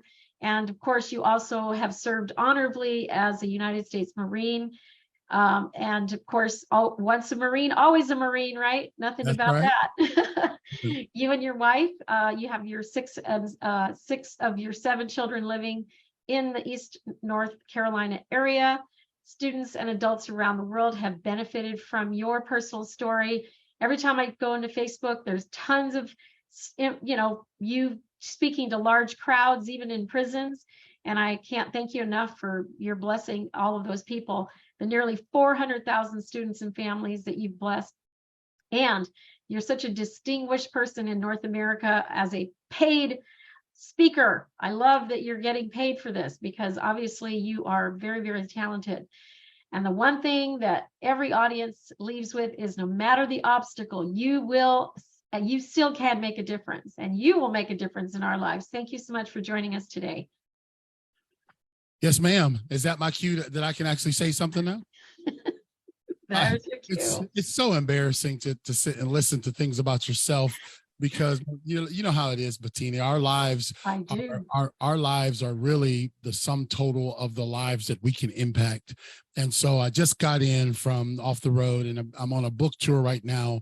And I really wasn't going to be able to make the summit today. This is my 4th or 5th summit. Love Bettina Carey. She's a world-class human being. She's a sponsor of the mission that I do. And you know, I said, man, Bettina, I'm sorry, I'm probably just not going to make it. And then the Lord just told me, he said, no, you find a way, because she always finds a way for you. And I said, yes, Lord, I'll do what you say. And so we were able to get back home in time, because I didn't want to do something anecdotal on the road and just kind of shoot from the hip. I am channeling my inner Wild Wild West. I know Bettina's like, what is King doing? Can you see me on the screen, Bettina? Well, at any case, wearing my cowboy hat, I hope everybody doesn't be offended by me channeling a little bit of Western, because I just love the West. And so, well, let's get right to it. I know the hour is short for me, and I came here because every time I come to the summit, I always glean some amazing things. I just want to reach out to that gentleman who was just giving his presentation. I got too many screens up to try to figure out how to reach you, but if you could maybe, if we could connect with one another, maybe on social media or something, CL King, or you can reach me at info@il247.org. I'd like to ask you some more probing questions about what you do, especially in the LLC world, if you're familiar with that. So without further ado, let's get to the topic at hand. The topic at hand today is, and this is what I do every time for Bettina, just try to come and inject some motivation. I'm known as the Impact Motivator. And what you could see in my hand right here is simply a mirror. Okay, this is just a mirror. And I wasn't raised in Northeast Iowa or wherever Bettina said. It was actually Ohio, where I was a foster kid. And one of the things that I had to do early on after being in foster care and group homes for 18 years is I had to one day kind of look in this thing and say, what does this speak back to me? Sometimes I talk about this very, very quickly, man. You know the story about the evil stepmother and her daughter, Snow White. And the mother said, mirror, mirror on the wall, who is the fairest of them all, you know? And we probably, especially ladies, will look in the mirror and always want to make sure that they got every hair in place. And the men, we just try to make sure that we don't go out looking like barbarians, right? And so when I thought about this, I'll just have to tell you, the Lord said there's something to this concept of mirrors. And he said, I want you to share that with Bettina's team and the entire global community at We Empower You. Are you guys ready? What does the mirror say to you? What does it stand for, ladies and gentlemen? How can we glean something from a reflective object that projects us? The M in the mirrors. I want you to understand that if you're going to do anything in this life, you have to have the right mindset. The M is for your mindset. And I know we've got 15,000 bazillion mindset coaches, and I respect all of you. I'm a coach myself. However, it is more than just it is more than just a trifle statement that you got to have the right mindset. Listen, when you've been homeless on the streets as a kid like me, when you've been abused by people that are supposed to take care of you, there are things that plague your mind. And if you're going to go into the next phase, if you're going to go into the next phase of what you really want to accomplish in life, it all starts in the mind, ladies and gentlemen. It all starts in the mind. And if you have a warped mindset, then what you see in the mirror will not match. It has to match. Your mindset has to match what's in the mirror. And if I see greatness in the mirror, I don't need to have a mindset of less than, or I'm depleted, or I'm not worth anything, or I bring nothing to the table. It starts right here before you sign the first contract, before you take the first leap of faith. It is in your mind. I realized that if I could get through boot camp, if some cats that I saw that were way wimpier than I was way back 30 years ago, if they could do it, there was more to it than just a physical element. It was the mind, and that's what it was at Paris Island. The mind was over the matter. So the first thing the mirror says to us is, where is your mindset? And if you're gonna do anything, it starts right here in the mind, the mirrors in our life. I added an S as I was driving on. Are you guys ready? Watch this. The I in mirrors. What are the mirrors saying to you? Is what are your daily intentions? What is it that you really want to do? Because here's the deal. There's oftentimes, like, if you were going to be a part of the We Empower You movement and community, I want you to understand this, that your intentions have to be clear with the person that you see in the mirror. What do you really intend to do? Because that person on the other side of that glass does not lie. Now we can dip our toe in the kiddie pool over here, and we can try selling this, and we can try buying this, and we can try doing this MLM, and we can try all these other things. But you got to have razor focused intentions if you're going to truly swim into the lane of somebody like Bettina Carey. You don't just get to earn six figures being haphazard. You got to have clear intentions. In fact, you got to write them down. I said, man, I want to be a 7-figure speaker. And that's no joke. I'm dead serious. Some organizations, I just did a negotiation with a group in Ohio, and they said, yeah, we can't get there from here. I said, well, just call me back when you can, because I'm sorry, I know my worth, and my intentions are that my worth and what I do are going to line up. But I look at that guy in the mirror. I said, I'm no longer a chicken dinner speaker. Right? So my intentions are to be the best in the industry. I know ET is the #1 speaker in the world, but I say to him every day in my mind, my intentions are, I'm coming after you. ET, I'm coming after you, brother. And so what are your intentions if you really want to go to the next level in your business, if you really want to connect with something that's moving and shaking? What are your intentions? Because that person in the mirror is who will be enacting those intentions in life. The mirrors. Stepmother said, mirror, mirror on the wall, who is the fairest of them all? And the mirror responded back to Snow White one day. And the stepmother got evilly mad. She got bulldog mad. She got wroth. And guess what the mirror did? The mirror gave her a dose, Mary West, it gave her a dose of reality. So the next R in mirrors is, what does your reality say? See, because you got to be realistic, right? You can't, 15 years ago when I started this, I didn't start out saying I want to be a 7-figure speaker, Mary West. I couldn't do it. I wasn't that good. Even though I had raw talent, I was a terrible manager. I didn't know nothing about infrastructure or gaining a collaboration with other people. And so your reality is right here in the mirror. And what the evil stepmother couldn't handle was her reality. John, you didn't know you was going to learn something about Snow White today, did you? I'm coming in all the way from Norfolk, Virginia to tell you that your reality, that's the R in the mirrors in your life. The reality says, okay, you don't lie. And what the evil stepmother wanted was she wanted the mirror to lie. She wanted the mirror to not be in reality. Huh? And we do that sometimes, don't we? We walk by the mirror, we suck our face in. Come on, get with me now. Suck it in, tuck in the gut, walk past the mirror, and we think that we're deceiving the mirror, but the mirror is completely and unequivocally giving us our reality. Just this simple piece of glass that reflects back. And if you're going to do, I keep going back, that's my prime key. If you're going to do anything, you got to understand your reality. And sometimes it takes us hitting rock bottom. Sometimes it takes us being an 11-year-old kid homeless on the streets of Cleveland, eating in soup kitchens and trash cans like I was. It takes that reality to say, okay, I'm looking in the mirror. I know I want to be, but I know what I really am. So now I've got to take the steps necessary. Like if you were going to connect with Bettina Carey, you got to look at your reality. I say, I'm tired of this 9-to-5 job. I'm tired. Are you following what I'm saying? I'm just helping y'all, bro. I'm just talking in metaphors, and that will spill over into your psyche to say, man, that brother really is saying something.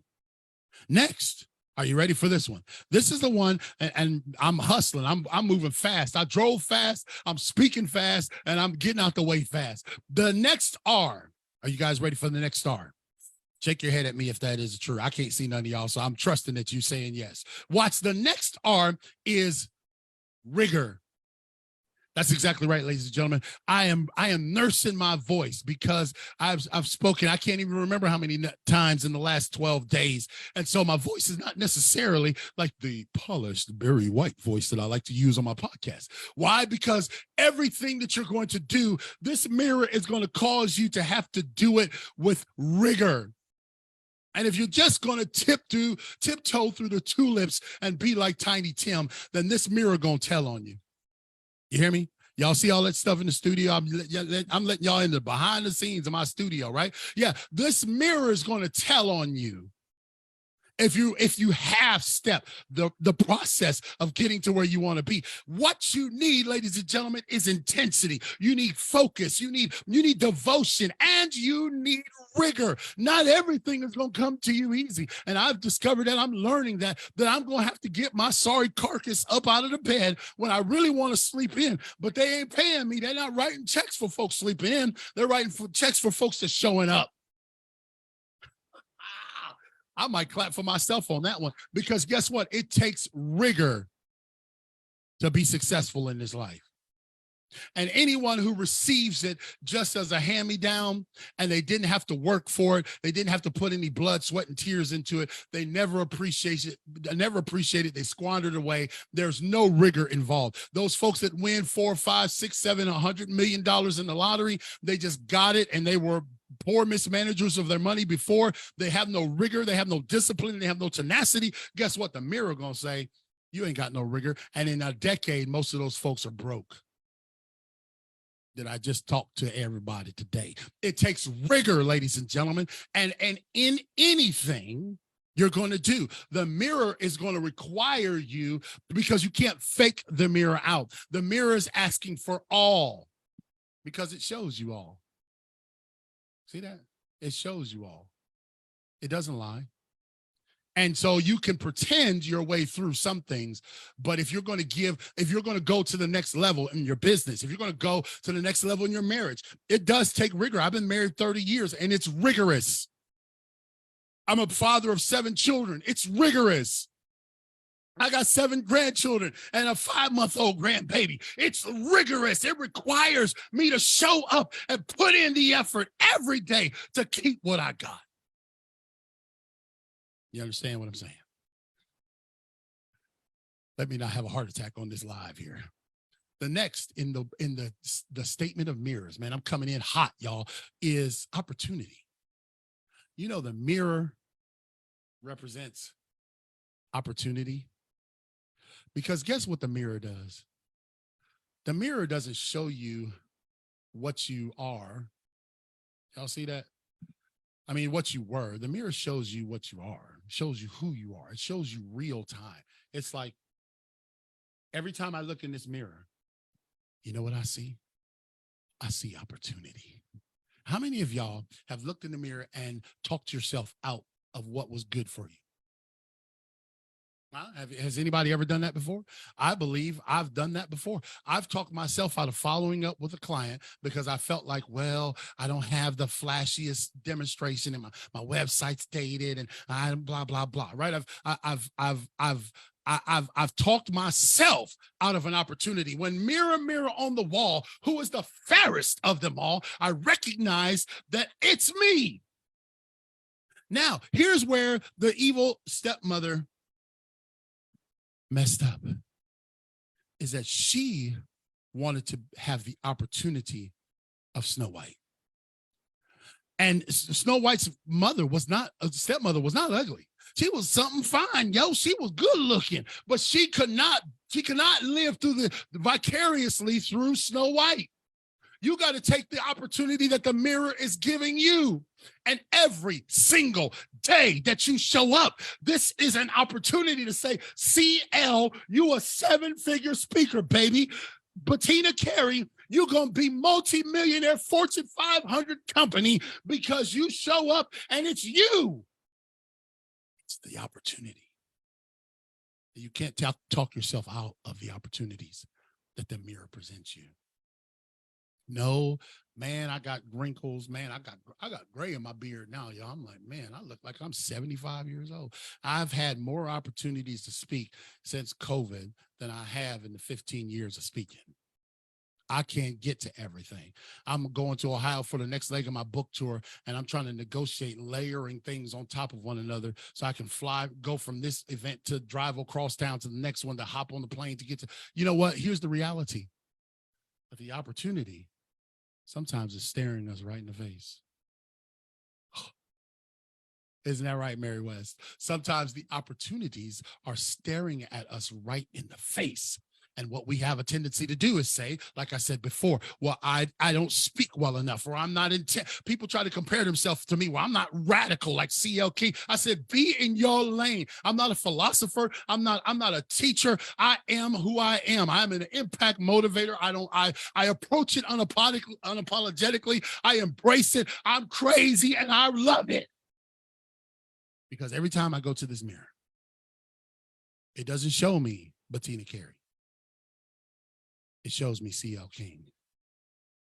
It shows me the opportunity, the mirror, mirror, mirror on the wall.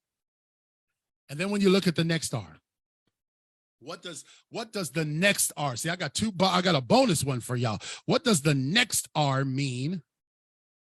What does the next R mean in mirror? Are you ready? It means replenishment. Every time I come here, I see a CL King again. I got replenished. Are y'all seeing that? I got replenished from the night before. It didn't matter how bad, how many people said you can't do it. I'm not going to sign the contract. You can't find the funding. Your business is going to flow. Every time I pick this thing up in the morning, it's replenishment. It says, you are here again. And here's what I want you to know. Every major lake in the world replenishes itself at some given point in time. And the mirror says, mirror, mirror on the wall. And it says, you can be replenished. Just because, Mary West, you failed yesterday, or just because it didn't go through, the deal didn't go through last week, or because maybe you didn't make the decision to be a part of We Empower You last summit. Here's a moment of replenishment. I challenge you. When you get in your, ladies, when you get in your makeup, happy National Women's Day, by the way, ladies, when you get your makeup on in the morning, I want you to look in this mirror totally different. You're going to look at this mirror different because it says, here I am again. Yeah, y'all doubted me. Yeah, y'all counted me out, but I got replenished from the sunset to the sunrise. Yeah, that's right. And every morning, I'm telling you, I told you, I take medicine for this stuff. Every morning, there is a moment of replenishment. It says, man, I'm here again. Man, I'm at another summit. Man, I'm gonna try this contract again. Man, I'm gonna get with Lee and I'm gonna revitalize my social media platforms. I'm here again to tell Bettina, you know what? I didn't do it last time, but I think I'm gonna do it this time. I'm looking at something in the mirror that it's like, man, I regretted it. I waited. But every day, ladies and gentlemen, is a day of replenishment. That is something that cannot be taken away from you. It's something that cannot be stolen from you. Look at the mirror, y'all. Look at the mirror. It's something that cannot be taken away. It replenishes every day. And then finally is the S, the bonus S for mirrors. Why did I put mirrors? Because guess what? We're dealing with a plurality of people today.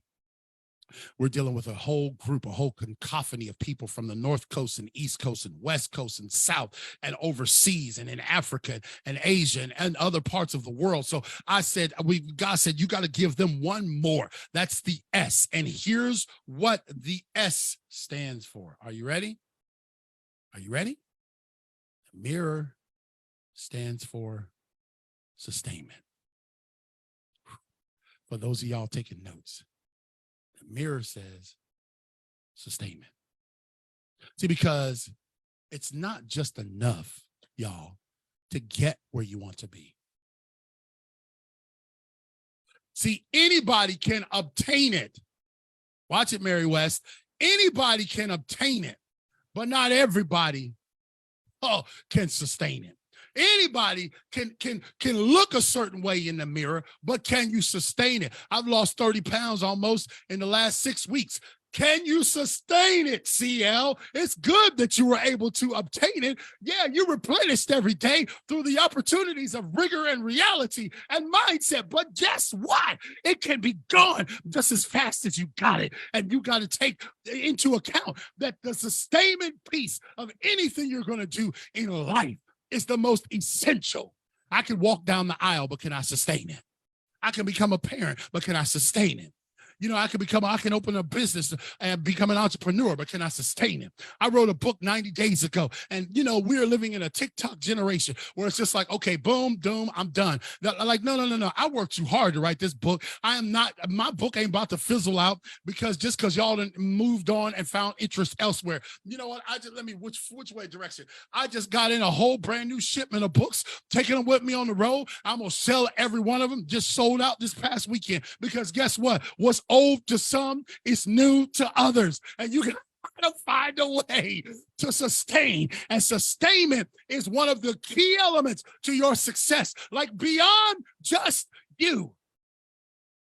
Right? My kids ain't gonna look, let me just say something. My 7 kids, they're gonna get down to the funeral and they're gonna be like, yo, where are millions at? Dad ain't leaving you no millions, cuz I'm gonna leave you something to get started. I'm gonna leave you, I've taught you a roadmap what to do. But then you're going to have to do like Dad did and work to sustain it. Because if I just give you everything, then you have no appreciation for it. That's why I stopped doing free speeches in public venues and traveling on my own dime, because it's just like there's no value there. I'm just one of many. All the places that I speak where they pay me, I get invited back year after year after year. And I speak the same whether I'm getting paid or not. I am just as crazy for free as I am when it's a check. But here's the reality. Here's the reality that I've built sustainment into my life because I've built value. And I've learned that it's not just about the individual speech. It's about me being able to come back next year and have that on my calendar, that I got my calendar full. So that's sustainment. And then you pass that on to your legacy, to the next generation. The mirror should be sustaining. My son is in Colorado, and I'm gone. I'm gonna let y'all go. My son is in Colorado. He plays for the United States Army Band. And I taught that boy how to play the drums when he was 2 years old. And now what he does, he don't have to call dad for money every 2 weeks. Thank the Lord. Sustainment, right? So what we saw in the mirror, I said, son, you got this, but remember what you saw. Remember what it looked like. Remember how beautiful it was. Now sustain it and keep it going. So whatever you're going to do in life, whatever you're going to challenge yourself to do, it's in the mirror. The mindset, the intentions, your intentions, understanding reality, the rigors of what you do, the opportunity that arises every day, the replenishment of the same person showing up over and over and over, and finally, sustainment. This is why I love Bettina's conference so much, Mary West, because she has found a way to sustain this, and she is so compelling in what she does. She can make me get off the road and rush myself home without even a bite to eat to replenish the feeling of being together in the We Empower You movement. So if the next time you look in the mirror, mirror, mirror on the wall, who is the best of them all? The mirror will say you. God bless you, everybody. Thank you for having me. Woohoo! Boy, not only do I see money flowing in your direction, but I also feel the power of this message. Oh my gosh, it is so, so great to have you back. And thank you for getting off the road, for saying yes, because you know that's my philosophy, is just say yes. And I loved this particular talk. Every time you come on, you have another talk yet again. And by the way, guess what I have? You know, and it may be this small, but it weighs this much. Yes. I can hardly lift it. There's so much value in this book. Thank you so much for writing it. Getting your story in print means that you're going to be able to keep this message and turn it into $1 million business. That's what we're all about here at this summit today. Yes, thank you. Thank you so much, Bettina. I really feel so blessed to have you. Bye for now. Okay. I'll just be on mute and watch. Yeah, absolutely. You're going to want to hear some more of our speakers. I actually happen to have several who I introduced earlier that have arrived back again from Uganda. If Cindy and Joshua and Romerick, and if Paul is back, who else? There was 2 Pauls that actually were meant to be here today. I'm going to bring them back on just because we, made room for them and the timing just didn't quite work out. But go ahead and unmute yourselves. And Dan, if you can get them all up and running, that would be great. You want to pull them first? Not the cards, the people. Just get them unmuted. And Romerick, you came back, of course. Let me just set the stage once more. So when We Empower You was founded in 2020, Art Johnson was the person who was my right arm at the time. And he introduced me to Romerick Nadiri, who actually had come here from the Ivory Coast and from Abidjan. and he'd spent some time here in the Seattle Small Business Chamber of Commerce, rather. And so it was really great that I could meet him. And then, you know, we started doing some activities and inviting folks from his area, and then it got farther and further opened. And maybe you could show Romeric's card, because I think his graphic was the last one we were going to show. And there's Joshua. Is Cindy next to you or in another computer? Joshua? Can you hear me? Oh, yes. Cindy is right next to me. Okay. Turn your camera on, off. She's right next to me. Can you turn your camera off and turn it back on and see if it will work for you?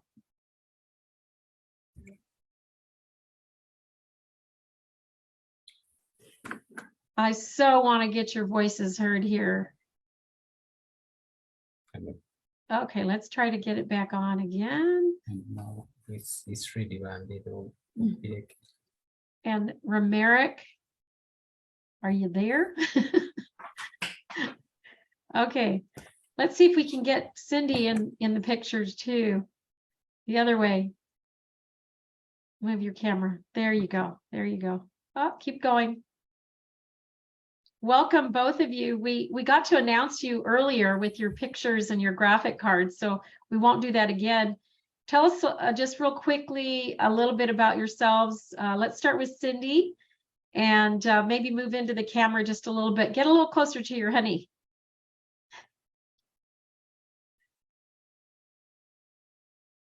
I think there's a delay in the visual. Oh. There you go. Okay.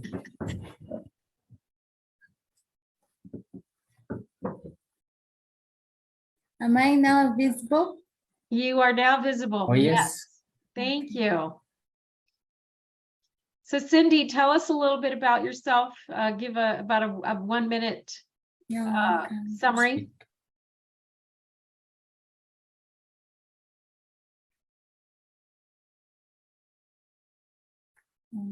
Hello, everyone. I'm glad to be part of this today. My name is Cindy Esther Surika. I'm from Uganda, Africa. Currently, I work with Uganda Christian Outreach Ministry as a human resource manager. I help with pastors, administering the pastors, seeing the welfare of the pastors, and also helping out with people management at the workplace. I'm glad to be here, and my passion is to see that the young generation will get a heart of knowing what is their purpose in this life. Because I've worked with many pastors, and many pastors are suffering because most of them, they didn't know what their purpose is in life. They have suffered. Some even they can't earn $1 per day. So my vision is to help the young children to know their purpose in life so that they don't suffer as their parents. Yeah. That's how I can describe briefly right now. It's great to have you. And Joshua, tell us a little bit about the work that you're doing. Am I being heard? Yes. Yes. Wow, thank you so much, Bettina. Great to be on this platform. My name is Joshua, and this is my wife, Cindy. Together, we believe that people are the greatest assets, and then we believe that we can work around the 6 P's. Of course, identifying this people, the planet, partnership, profit.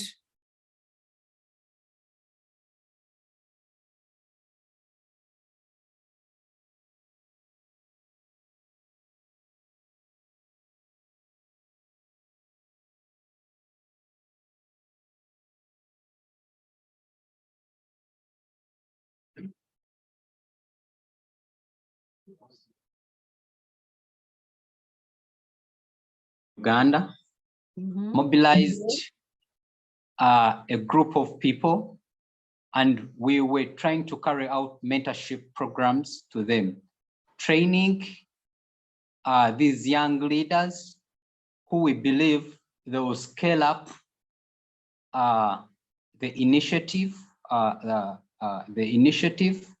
We were trying to teach.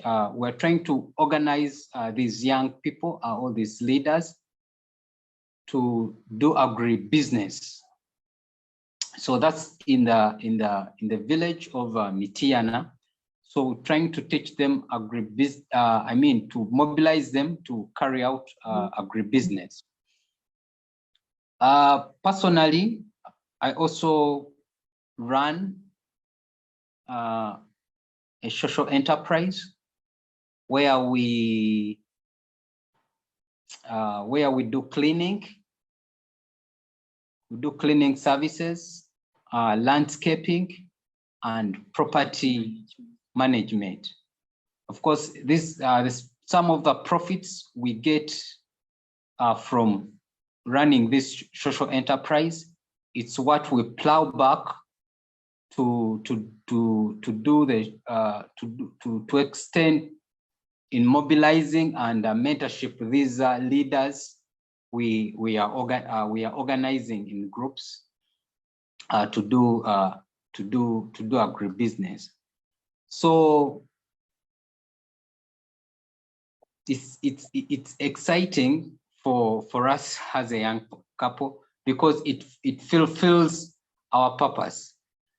When we get the little profits from the landscaping, the cleaning, and the property management, so we plow back to the agribusiness side, the agribusiness aspect, project of it. The number is growing. We started with around 20 young people to mobilize, train them, and inspire them that really they can also turn their lives and do something. But away from that, I'm also employed in a medical facility where we do healthcare promotion, helping the vulnerable women to have this access to affordable medical care. That's it. Thank you so much. Thank you. I'm glad that the Wi-Fi improved there for a bit, so we were able to hear everything that you said. I got to see the clinic. You showed me through a camera, through WhatsApp, and so it was really great to be able to see the work that you're doing to provide medical services to women and others who need immediate care. And I see also that Romeric has his microphone open. Dan, would you bring his card up so that folks can see his background as well? And thank you, both Joshua and Cindy, for making time tonight. I know it's quite late there in Uganda. It's already tomorrow, in fact. Oh, yes. Yeah. And I want to thank you, Bettina, for getting us to this platform. Thank you for mentoring us. You've been mentoring us, yeah, and helping us to package ourselves. So thank you so much. You're welcome. And we're going to get our 5-minute story together. So next time we'll be able to play the story of all of the people that are touching lives in Africa there, in Uganda and also in the Ivory Coast. Romeric, are you available to say a few words? I am, Bettina. Oh, fantastic. You're the one who got us started in Africa, you know. Without you, we wouldn't be there. Yeah, it's quite late here. We are 3 hours just behind Uganda, so it's 11 p.m. here. Okay. Almost, yeah, midnight here. So it's always a pleasure, Bettina. I'm glad to have my brothers from Uganda here, and I think I saw also Princess Nwaki. Okay. Yeah, she was here earlier too. Yeah. Yeah, she got to speak a little bit. All right, so it's a pleasure to be here. So my name is Romaric. I'm from Cote d'Ivoire, that's in West Africa, quite opposite to my brothers in Uganda. Uganda is down, okay, in the south of Africa, Southeast Africa, and I'm in the west coast of Africa, so in Cote d'Ivoire. So what I do here is to empower young people, empower women. Today is the day of the celebration of human rights, International Human Rights Day. I think that's the case in the US, right? Yes, International Women's Day. There, yeah. So we are trying to celebrate it here by supporting ladies and women. So I empower people in starting their own businesses, whether they are adults or kids. And in addition to that, I also help people to try to speak the English language, because my country is a French-speaking country. And when you have the capacity to speak English, doors are open to you, and you have this opportunity to attend, this kind of meeting, the virtual summit that we are currently running. So it's always a pleasure to be here. I've been very, very, very lucky to attend the virtual summit since 2021. It's been 2 years now, and it's always a pleasure to meet new people. We are always learning from the speakers, and it's always an added value to our lives. So it's my pleasure to be here today. So with Bettina, we're trying. Yes, we are trying to develop like a program with the We Empower You community, but based to the reality of the African continent, trying to support people back home here, and working from the different part of Africa. So I think I saw Paul earlier in the day, and I'm here, and I'm glad to see that things are moving forward with the consistency of Bettina, because she's doing a great job. And yeah, we are trying to move forward. So this is what I can say to say hello before leaving the summit. To try to take a little rest before starting tomorrow's day. Oh, yes. Thank you so much for speaking up here.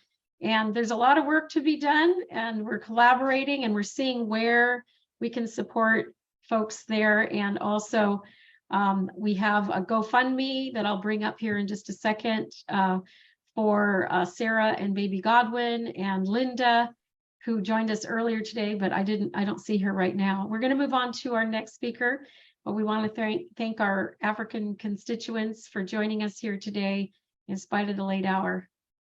We'll see you on the other side. All right, I'm going to go back behind the scenes again to introduce our next speaker, and also to share with you the GoFundMe that we have, and that way you'll get a chance to check out the link. And we'd love to have anybody who's interested in making donations to make those. And this is our We Empower Africa, supporting women and girls. I will copy this link and put it in the chat. You're welcome to share it. and to spread the word here. We've gotten lots of donations over the months here, lots of people here and there. So love to be able to share this opportunity. A little bit goes a long way. So it doesn't take much in the way of support, but we love your donations. They go right away because I have an app on my phone. So the minute they come in, I send them right to Sarah, Linda, or Treasure. And they of course support Baby Godwin. All right, next up, we're going to have our speaker, Rick Gregorick. And hopefully you're there and ready to rock and roll. Can you give me a yes there, Rick? I am ready and raring to go. Okay, fantastic. So I actually have known Rick for many years also, and we hadn't seen each other in quite a while, but we reconnoitered our just in the last months, and I am so glad that we did, because the conversation he's going to have with all of us, everybody needs to have. And that is for sure, it's estate planning, what you need to know, like nobody's business. So Rick Gregorick is the sole member of Gregorick and Associates, PLLC. He established the law firm to provide legal and tax services to individuals, couples, families, and closely held businesses. Prior to the practice of law, Rick had a diverse and distinguished career that began in the medical corps of the U.S. Army. Another thank you for your service moment. Following his military experience, he held a variety of demanding positions in engineering and accounting for Fortune 100 consumer goods and manufacturing company. And his financial and management talents led him into the defense and aerospace industries, where he held an array of increasingly responsible, complex project and program management positions for one of the nation's leading aerospace firms. Rick draws upon his experience and education to provide unparalleled representation and counseling to individuals, families, and closely held businesses. Rick's counseling, plan designs, and drafting ensures that clients' goals and expectations are integrated into a personalized plan. And if you have not spent time with Rick, and you're going to want to. Take it away, Rick. Well, thank you so much. I've been sitting here trying to make sure I had my presentation all ready to go and to share the screen. And unfortunately, it disappeared on me. So I'm just going to be talking a little bit here. You know, get going. I'm trying to find my presentation. I think we have a backup, right? The best laid plans that we have. That's here. It just left my desktop. So I just got to re-find it here. But yeah, I have a backup, Rick. I'll just talk a little bit about my background in that. Coming into law was, just a little bit different than most average attorneys coming into law, going to school, going to college, going to law school, and then practicing. I took a little bit different route, and I ended up, working, in the Navy. I was I was a corpsman in the United States Navy from 75 to 79. And then following my time in the Navy as a hospital corpsman, I was able to finish up my bachelor's degree. And then I was able to, go into industry. And I started working with a company called Libby Glass, one of the oldest companies in America at the time, part of Owens, Illinois. And I was very fortunate to get a lot of great management training that led me into Northrop, where I worked for many years in the aerospace defense industry, gaining more. I did a short stint with a little company called Aerojet when I finally decided I wanted to do something different with my life than I was doing. And so I chose to go to law school at the ripe old age of 39, I guess I was when I started law school. And so it was really interesting. Are my slides up there showing now? Yes, indeed. All right. Got you covered. We'll see if we can get these taken care of. So we're in Bellevue, Washington, number one. So that's where our office is. Attorneys are we're limited to the states we're licensed to practice in. So I know many of you are probably not in the state of Washington, but fear not. Please feel free to contact me. I have colleagues in all 50 states that do the things that I'll be talking about today, and I can refer you with great confidence that you'll be well taken care of. And Bettina, I would love everything here, except I'm not able to advance my slides. Maybe I need to put play here. We're going to actually advance the slides for you. Ah, you did that. Let us Okay, know. well, then move on. Okay, we'll move on. And so really my talk today is about estate planning. And man, after all these, exciting dynamic speakers, I mean, I thought I was going to have to follow C.L. King. I thought, I can't do that. The guy's just got so much energy, and what a great speaker. I'm humbled by him. As an attorney, I work with things that a lot of folks figure are kind of mundane, but I can't overstress the importance, because I see the problems that families and people have when they don't have proper estate planning. And just a little statistical wake-up call. I think we are all quite aware of the number of baby boomers out there. Many of you today I see are baby boomers, and some of you are not quite, but you're getting there. But anyhow, 10,000 a day are turning 65, oftentimes referred to as the silver tsunami. And with age comes various issues. And I love the fellow before, Troy Thompson, when he was talking about we use our health to create our wealth, and then our wealth to maintain our health as we age. I thought, man, oh man, that's perfect. I might steal that from you, Troy. I thought that was pretty good. We can go on to the next slide. And so, and Troy also, I'm kind of piggybacking on that, but also just looking at the whole theme of the We Empower You program, Bettina, that you've put together. And what we see in so many areas of our life is there is no one solution. There's not one place to go. It's usually an integrated or a holistic approach. And Troy touched on this as well. But I've been preaching since I've been practicing law that your estate planning is really a team effort, and that you need to put the right team there for you. I kind of look at the attorney and the estate planning as kind of the foundation of this. But in order to have an effective plan, we need to have input from your financial advisors, input from your CPA and tax advisors, insurance advisors. We need to know about your health, what it is now, what's your family history, what are things that might be problems. Go ahead and move on. Next slide. And so this integrated approach is so important to making sure that we've covered all the bases in your estate plan, and we've covered your goals and your objectives. So when we talk about an estate plan, I guess the first thing is, what are we talking about? What kind of stuff is involved in our estate plan? Well, a little graphic here, basically everything that you own, any real estate, all your checking account, savings account, investment account, stocks, bonds, mutual funds, your retirement accounts, IRAs, 401ks, 403bs, they go on and on. All of your tangible personal property, all the furniture in the house, your automobiles, your jewelry, artwork, collectibles, all that is part of your estate, as well as insurance policies for life and annuity policies as well. So when we add all that up, folks are often surprised at what their net worth is. Let's go on to the next slide. So we've looked at what our estate is, and then, well, what can we do with it?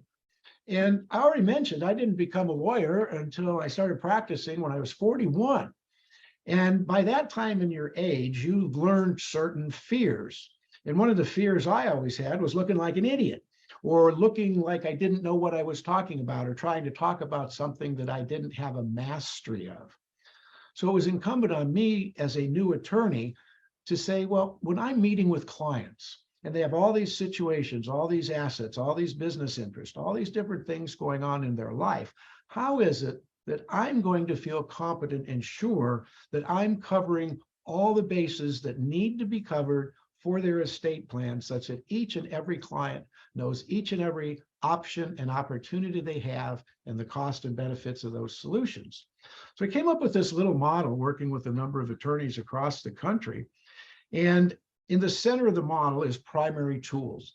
And primary tools are really, your basic essential documents, wills, living trusts, powers of attorney, healthcare directives, your core insurance for auto, home, and life, all the basic things that all of us need in some form or fashion.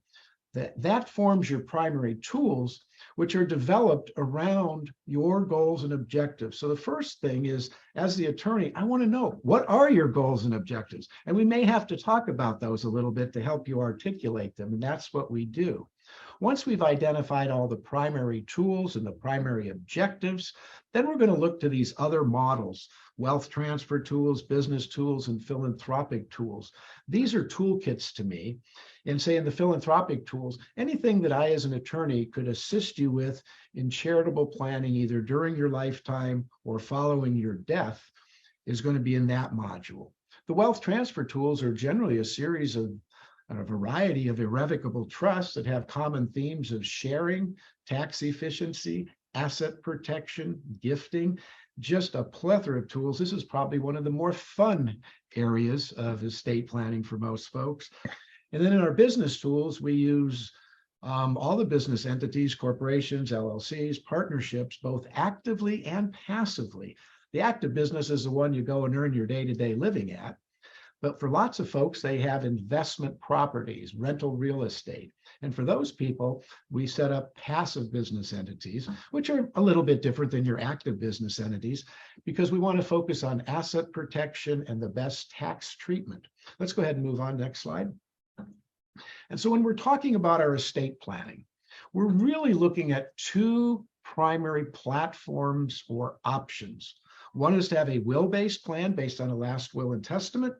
And the other is what we call a trust-based plan that would be based on a revocable living trust.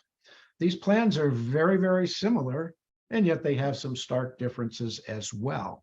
One of the biggest differences is the will plan. Your will goes to probate, and probate is a public process. A lot of people are taken back by that, and they would prefer that their affairs are not subject to public purview. Well, in trust-based planning, trusts are completely private and are not subject to probate as long as the assets are owned by the trust. We'll talk a little bit more about that as we go. Let's go on to the next slide. So when we're looking at a will, wills are fundamental documents. They've been around since King Henry VIII's time. And what we do in a will is we're going to name a person responsible for managing our affairs after our death. Historically, that person's been called the executor. Under modern statutes, they are called the personal representative. You nominate them in your will, and then they get appointed by the court when your will is submitted to probate. In your will, then, you're going to decide who are your beneficiaries. Who are you leaving your stuff to? How are you leaving it, and what percentages, and how? Is it outright? Is it in trust? How is that all going to be managed? Lots of great discussions there, because it's important how people inherit and to improve their opportunities with that inheritance. And a little tip there says asset protection trusts are a great way to inherit. We talk about that with all of our clients. Then we're going to talk about the administration of your estate through your will, and then how that happens. And for those of you who are fortunate enough to have taxable estates here in Washington, that would be anybody over $2 million. Your tax planning is identical in your will plans and your trust plans, setting up your tax sheltered trust for the first to die in a marriage community, a little bit beyond the scope of today's brief introduction to estate planning. Then your will is drafted, and it has to be what we call witnessed by two witnesses. And this is in Washington. These rules do vary state to state. And then for your will to be submitted without the witnesses having to come forward at the time of your death, it can be what we call attested to, where the witnesses sign and a notary signs. Let's go on to the next trust and talk a little bit about the basics of a trust. This is the revocable living trust. Very mysterious to some people, but really the simplest of trust in terms of what we as attorneys do. But a trust, folks, is simply a written agreement.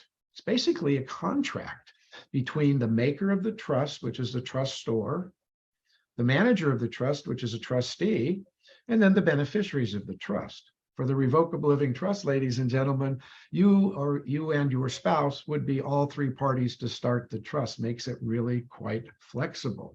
The living trust is going to manage kind of what I call the three phases of your life. While you're well and okay, you're going to manage your affairs just fine, just like you do without the trust.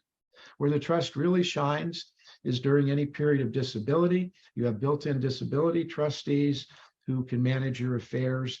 And I do believe this is a superior process than having to manage your affairs under the general durable power of attorney, which you would use in a will-based plan. And finally, the trust, as your will, says who's going to get your stuff, when, where, why, and how. And to do all that, and we do all the exact same tax planning. Let's move on, Bettina. And so just in a little brief summary here, a will-based plan and a trust-based plan, like we said, are very similar. Both plans have wills. Both plans have general durable powers of attorney for the management of financial affairs. It's much more comprehensive in the will-based plan. In the trust-based plan, we modify the power of attorney a little bit to deal with the trust and funding of the trust, which is the transfer of assets to the trust in the event of your disability or inability to get it transferred on your own. You have medical directives and medical powers of attorney. The medical directives are commonly referred to as living wills, deal with end-of-life decision-making, and those are terribly critical documents. And then for married folks or those in registered domestic partnerships, we oftentimes recommend a property agreement to define between these spouses who owns what. Is it all community? Is some community, is some separate property of each spouse, or is it all separate property of each of respective spouse? These are really important things to know when you go into estate planning to avoid problems. Now, the will that goes along with the revocable living trust package is kind of a special will called a pour-over will. That's pour like a glass of water, P-O-U-R. And that purpose of that trust is several. One, if you have minor children, we would name guardians in the will, not the trust, because the will goes to court and the trust doesn't. And number two, the will would be available to probate any assets that are not owned by your trust. Now, if those are assets that should be owned by your trust, the probate process will facilitate the funding of your trust after death for ultimate distributions according to your trust. We'll go to the next chart, Dean. So in getting back with our integrated approach, when we're looking at an estate plan and we're looking at having all the different advisors involved, we need to do a good financial review, all of your assets. We need to make sure that not only you understand your assets and the mix of them, but that your advisors and your attorney does as well. Kind of an investment review, and then really formalizing your financial plan with your financial advisor is a really key component, I think, to successful long-term financial stability. Most of us have lots of insurance, and sometimes we don't even know why we have it. So I like to start off first off with an insurance review. What do we have? Is it necessary? What's it insuring? Is that an actual risk? So we do a risk analysis to say, where should I be insured? And then compare that against where you are and make any adjustments that are necessary, and then have a long-term stated insurance plan to go forward. And then we need to make sure we're all tax and compliant. And so we want to review your tax returns, have your CPA review your books and records, and just make sure that you're getting every tax deduction and tax reduction strategy that you're available or that is available to you. Get the next chart there. Next slide. Okay, so this is kind of brief and kind of good. I would be so happy to take any questions that anyone has. You can shout them out, or you can put them in the chat. And really, when we're getting ready to plan, anybody that's interested, I can email you our PDF fillable life plan organizer that's going to help you gather your assets and then gather your thoughts and then start to formulate your goals and objectives and your priorities. And then we're going to do an inventory of who's in your plan. Who are your children, grandchildren, nieces and nephews, significant others, important people in your plan? Who are going to be your caregivers? Who are going to be your trustees, your agents, your executors? And let's talk about them and if they're wise choices. And then we offer free consultations. I'm told not ever to say free, but I'll say complimentary. And that's going to be at least an hour. Most of them run a little over that, allowing me to get to know you and you to get to know me, such that we feel comfortable in working with each other and that we trust each other. And then we'll, go over your planning, your goals, your objectives. My job is then to lay out your options and opportunities, and then the cost and benefits. And then the decision falls back to you on what planning you think will serve you and your family the best over the long term. And I wanted to state that an estate plan is a process and not an event. By that, I mean that you do your estate plan, but then it needs to have periodic maintenance over time, just like your car does. Now, how often it needs to be reviewed oftentimes has a lot to do with your own lifestyle. Generally speaking, every 3 to 5 years, your estate plan should be reviewed. It should be reviewed if there's been any significant changes in your health or your wealth, or for you younger folks, if there's any additions to your family, or even if you have new grandchildren or nieces and nephews, if they're involved in your planning. So if you'd like to get any more information or check me out a little more, you can go to yourpartnerinlaw.com. That's yourpartnerinlaw.com. That'll take you to our website. We would love to work with anyone. And like I said, we're here in Washington and would love to work with any of you Washingtonians on your estate planning. For those of you outside of Washington, if you want to drop me a note in that, I can hook you up with some referral attorneys in pretty much all 50 states and most major metropolitan areas. There are a few blind spots, I'm sure, but love to do that. And I just wanted to make sure I mentioned before I sign off here, it is International Women's Month, and Bettina, you know how fortuitous to have your event here. You exemplify the success of women over the last several decades, and I'm so, it's so great to see how many women are involved in business today. I did a quick little internet search and found that there's 12.3 million women-owned business in the United States, accounting for $1.8 trillion in revenue, which is about 40% of our total business revenue for small businesses. Boy, if we went back 20 years ago, those numbers wouldn't be anything like that. So congratulations to all the ladies out there. And as an estate planning attorney, I learned a long time ago that the motivator in the family unit to get estate planning done and to take care of business, it's you ladies. You've been the driving force and keeping us fellows in line for a long time. So I think I finished up within my allotted time here, maybe a little early, but it's been a long day for everyone. And I do so appreciate having this opportunity, Bettina, everything that you've done over the years. I mean, we've known each other for nearly 2 decades, I believe. We kind of don't like to admit that. It's a long, long time, but I think the gray hair and all that stuff is hard to hide.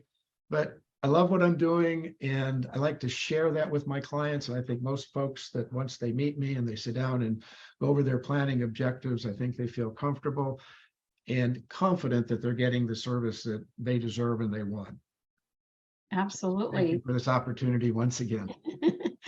Thank you. I mean, I personally believe that everybody needs you, Rick. I mean, there's some businesses that you can do without, but this is not one of them. So I really appreciate your remarks. If you are considering opening a business, you're going to want to talk to Rick. If you are considering keeping the Uncle Sam from your dollars, you're going to want to check into trusts. Everybody really who's running any form of business needs to have a trust. Put everything in your trust name, nothing in your own name is kind of the philosophy that I'm aware of. And I believe that you and maybe Troy might have something to talk about as well. Maybe there's a little collaboration that can go on between the two of you. So thank you. We'll leave it there. And I look forward to seeing you into the future. So this is not, this will be your first time, but not your last, Rick. Thank you so much. All right.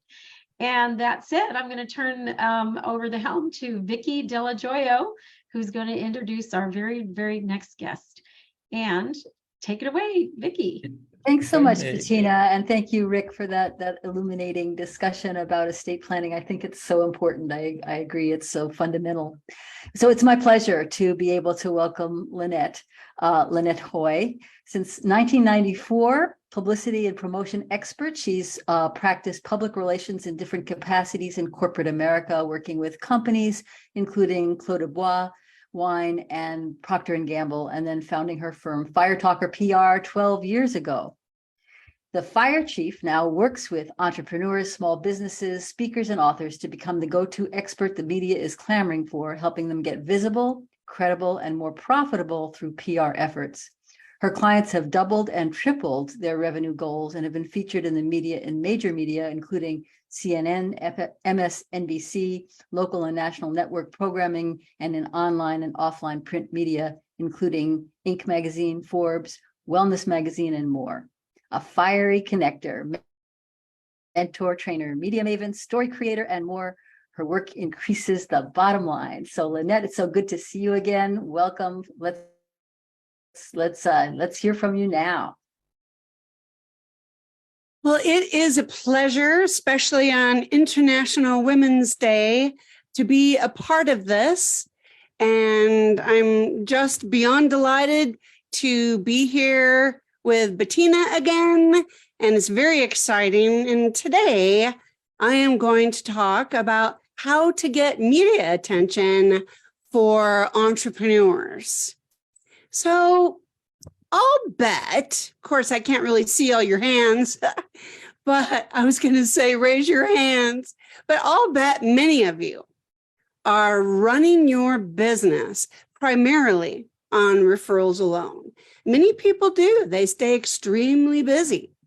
But I can tell you, after 12 years as the fire chief, it's just not sustainable.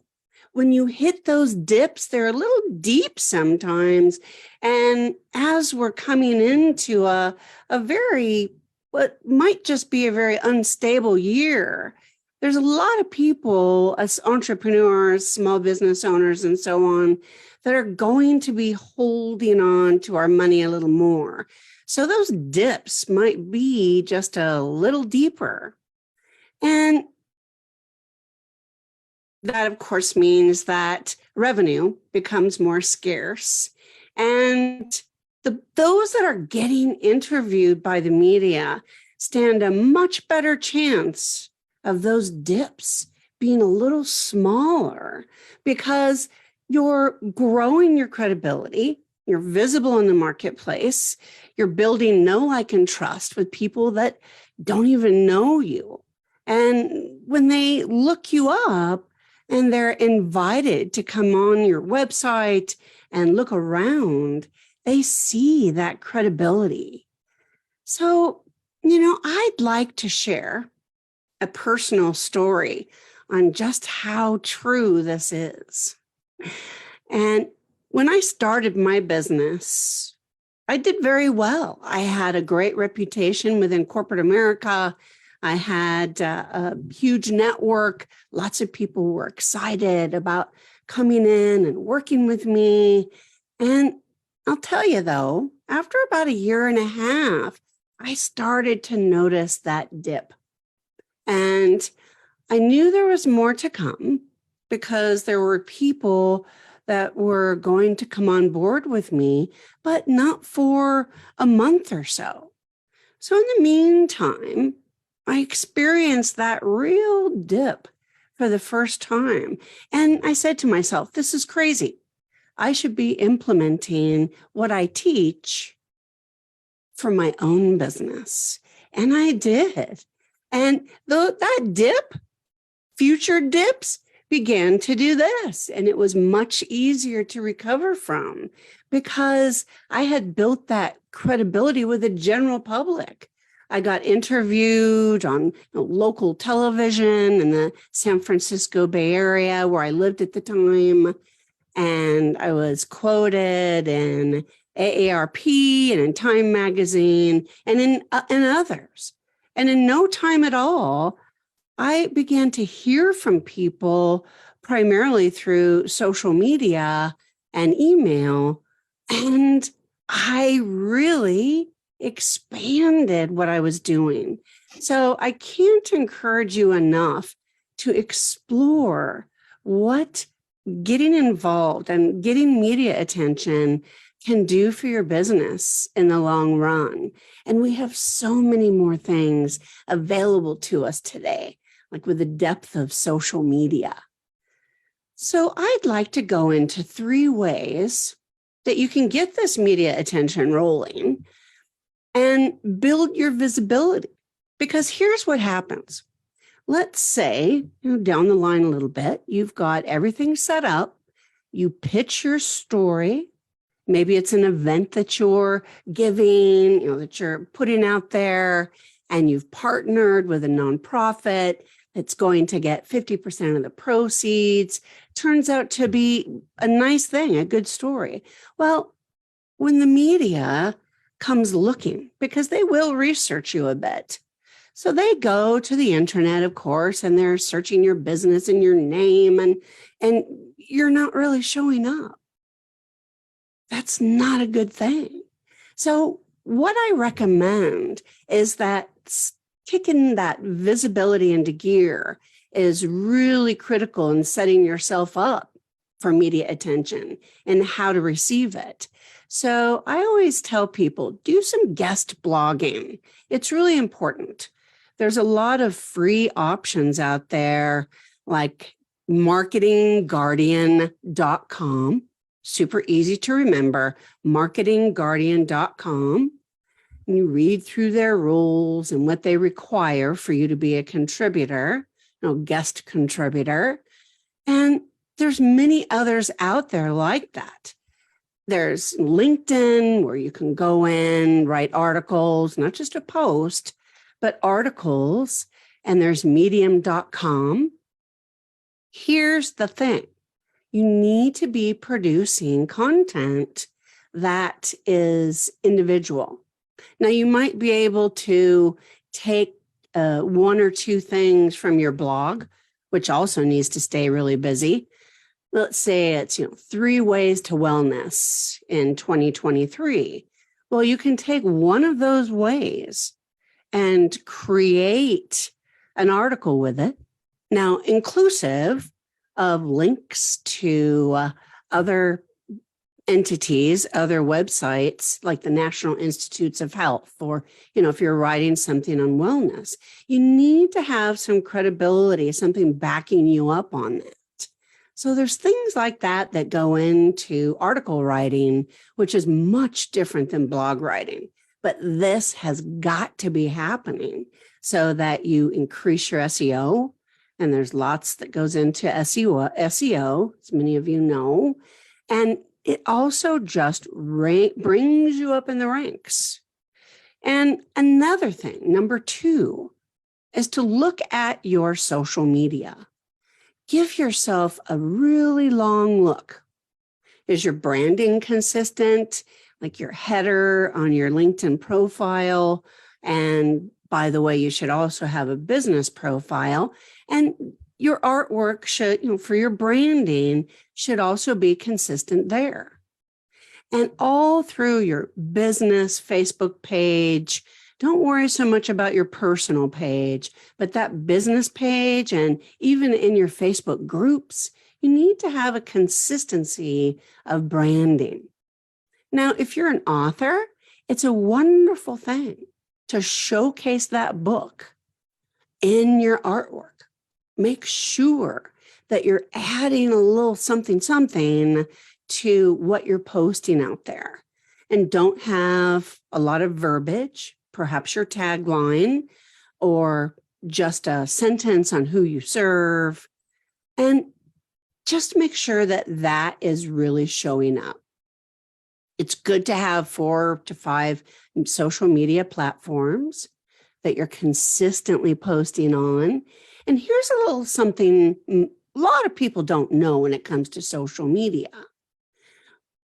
Going inside what's called the media library, or for whatever type of website you have, where you load your images, It's really important to have loads of images of you in there. Now, you don't want to post them all over your website, so you have to be strategic in how you place images on a website. So the thing is, when you load that picture, you can put alt tags. You've got a link right there that you can provide the media with. If there's different images they're requiring that might not be in your press room, lots of information that I go into great detail with when I mentor and give classes and so on. The big thing here is those alt tags. They should reflect your keywords. And what it does is it sets you up for those images that are on your back end to be showing up. So when people are searching you, whether it's your ideal client or your ideal media, where you want to get interviewed, let's say they click on images, right? There's a way to click on different things within a search. Well, the goal would be to have, wouldn't it be nice, the whole page above the fold is filled with images of you, the images of when you've been interviewed on a podcast, for example, having those images show up, and different pieces of your website, images of you. Let's say you've been interviewed in Entrepreneur Magazine, and you have all of this posted on your website. Well, guess what? Over time, as you build that up, it's going to show. So wouldn't it be wonderful to have pictures of you on podcasts you've been on, images from social media, like memes that you've produced, all of these things begin to show up. So when you're checking for your media across social channels and you're checking for your branding, it's also really important to just see how you're showing up across the board. And in social media, you may feel like no one is saying they like my memes, no one is looking at me, you just don't see any sort of movement. Start looking at images, put your name in there or your business name. And over time, if you're consistently posting, wow, you're going to start seeing your memes in there. So that's great exposure. A lot of people don't realize that. And it's why your keywords are important no matter where you are, what you're doing online, between articles or when you're evaluating your social media. So number 3, when it comes to getting media attention, is when you're building stories, really dig deep. How does it relate to your business? And think about that. I work with people and I interview them and we pull those stories out, and it may be tying in with what's trending. And folks within the media are just constantly looking for stories. It's amazing how that whole landscape has changed. Back in 2021, Pew Research did a study with the Public Relations Society of America, with all the, the Great Resignation or just gobs of layoffs and so on. They looked at the media across the board, reporters, journalists, camera people, television hosts, you name it, producers. And what they found, 68% of the thousands of people that were involved in this study or in this research project were either furloughed, laid off, or permanently laid off. Here's what that means. When you're putting together a great story and you've tied it together with something, there's so many people that are just not there anymore. So instead of a group of, let's say in a newsroom, 30 to 100 people, depending on the source, the type of media, it's now down to 10. So when you've got someone scrolling through to find those stories of interest, if you're not helping them really show up with a dynamic story, with something trending, they're going to go right past you. So there's a lot of ways to put together these pitches that don't always involve a press release, which is what you hear of predominantly. So I want to ask you this. Do you know how to look for trends within your business, within your industry, or that niche that you may be working in? Let's take wellness for an example. And if you go into Google and you do a search on wellness and trends, a Boolean search, right? So wellness and trends and 2023, or you could do it like a sentence. What are the trends in wellness and self-help in 2023? You're going to be amazed at how many stories come up. Now, you want to stay away from looking at the ad, the sponsored links. These are all generally businesses that perhaps may focus on different things within wellness. You want to scroll down and look for major media, television stations, magazines with some clout behind them. Here's an idea. When you see one, for example, I did a search today on wellness, and it was on wellness, and there was an article written in Forbes magazine by someone that was a guru in this area. And I believe he was also a doctor, but everything that he did, and he's a contributing author for a very respected publication. So that's what you're looking for. And when you're looking at those trends, what is something that's sticking out, that's getting attention, that I can bring my expertise in wellness to the table with? So there's a heavy focus out there right now. I'll just give you a tip in wellness and authenticity and functionality. Really interesting. Big, heavy focus on rest and recovery. So where does what you talk about within wellness for your company that involves that, or even perhaps it's one of your keywords, you can be of service? So you want to follow that contributor around, see where else they write, and perhaps reach out to them in a multitude of ways. And we can always chat later about how all these three things, the guest blogging or being a guest contributor with an article, going to marketingguardian.com, how many others are out there? And then again, check your social media for branding continuity and the other things that you can be adding to that beautiful pie that you're making. And then lastly, again, look at your stories. What can you pull from your life that resonates with your business and tie it in perhaps with trends? I mean, this is all one idea. And be of service to the media. They're not there to make us famous or give us a great credibility. We're there to serve them.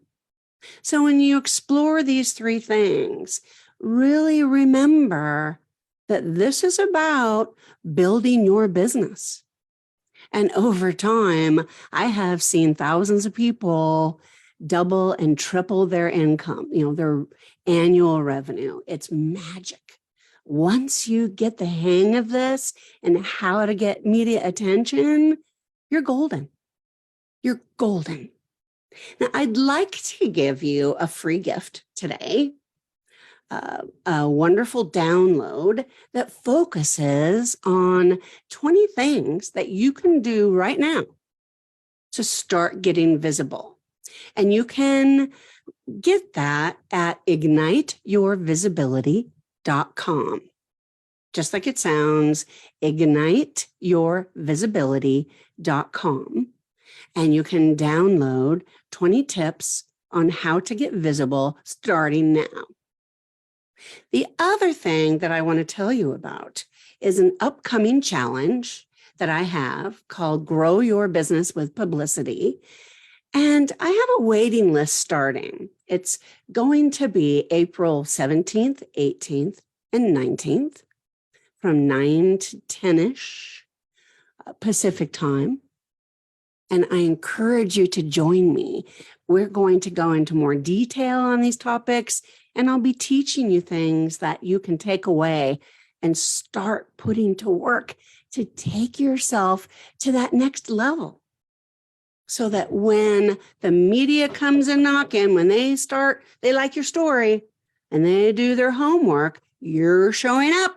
You're showing up, you're visible. It shows them you've got some credibility going. And again, magic.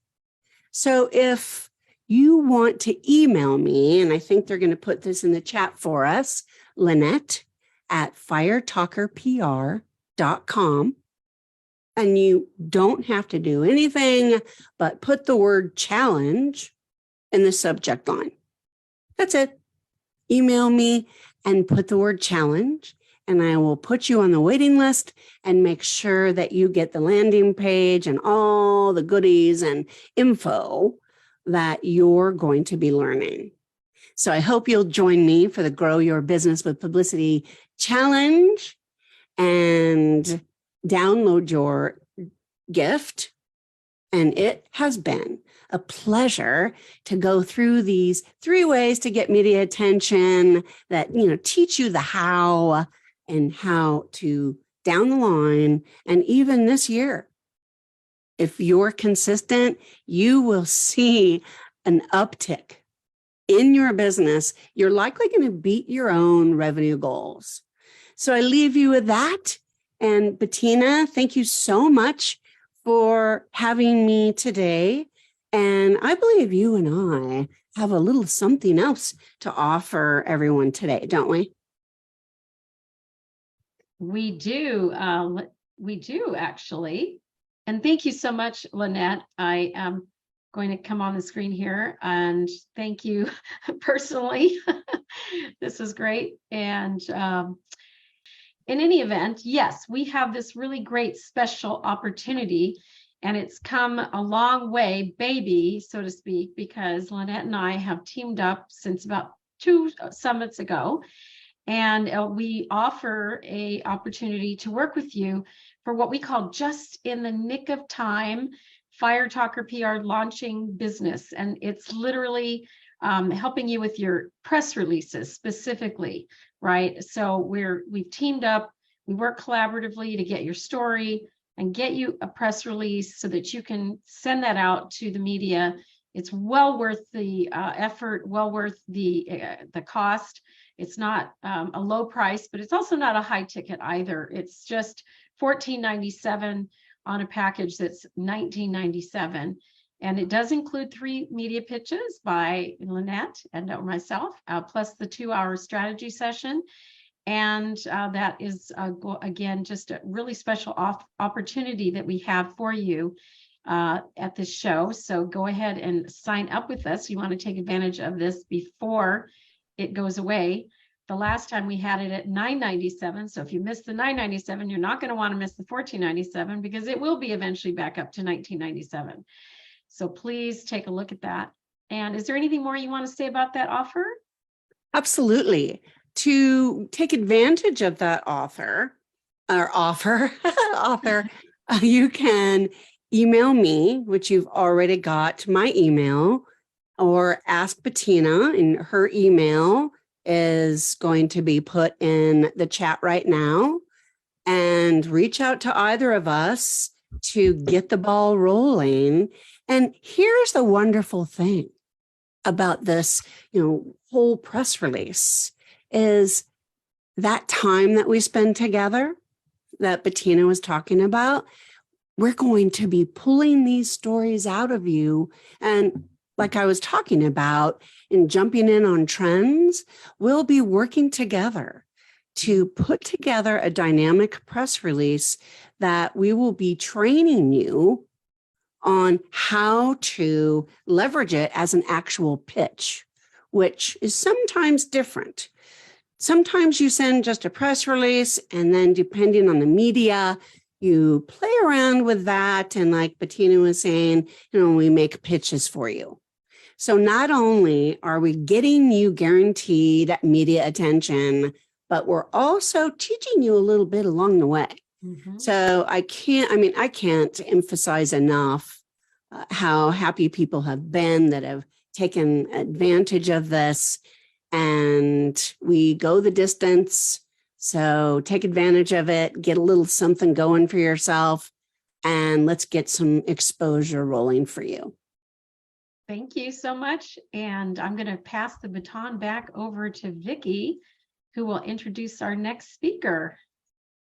I just ask a real quick question. What was the word that we're supposed to put in when we send you the email? In the subject line, Yes. all you do is put the word challenge. That's Thank it. you.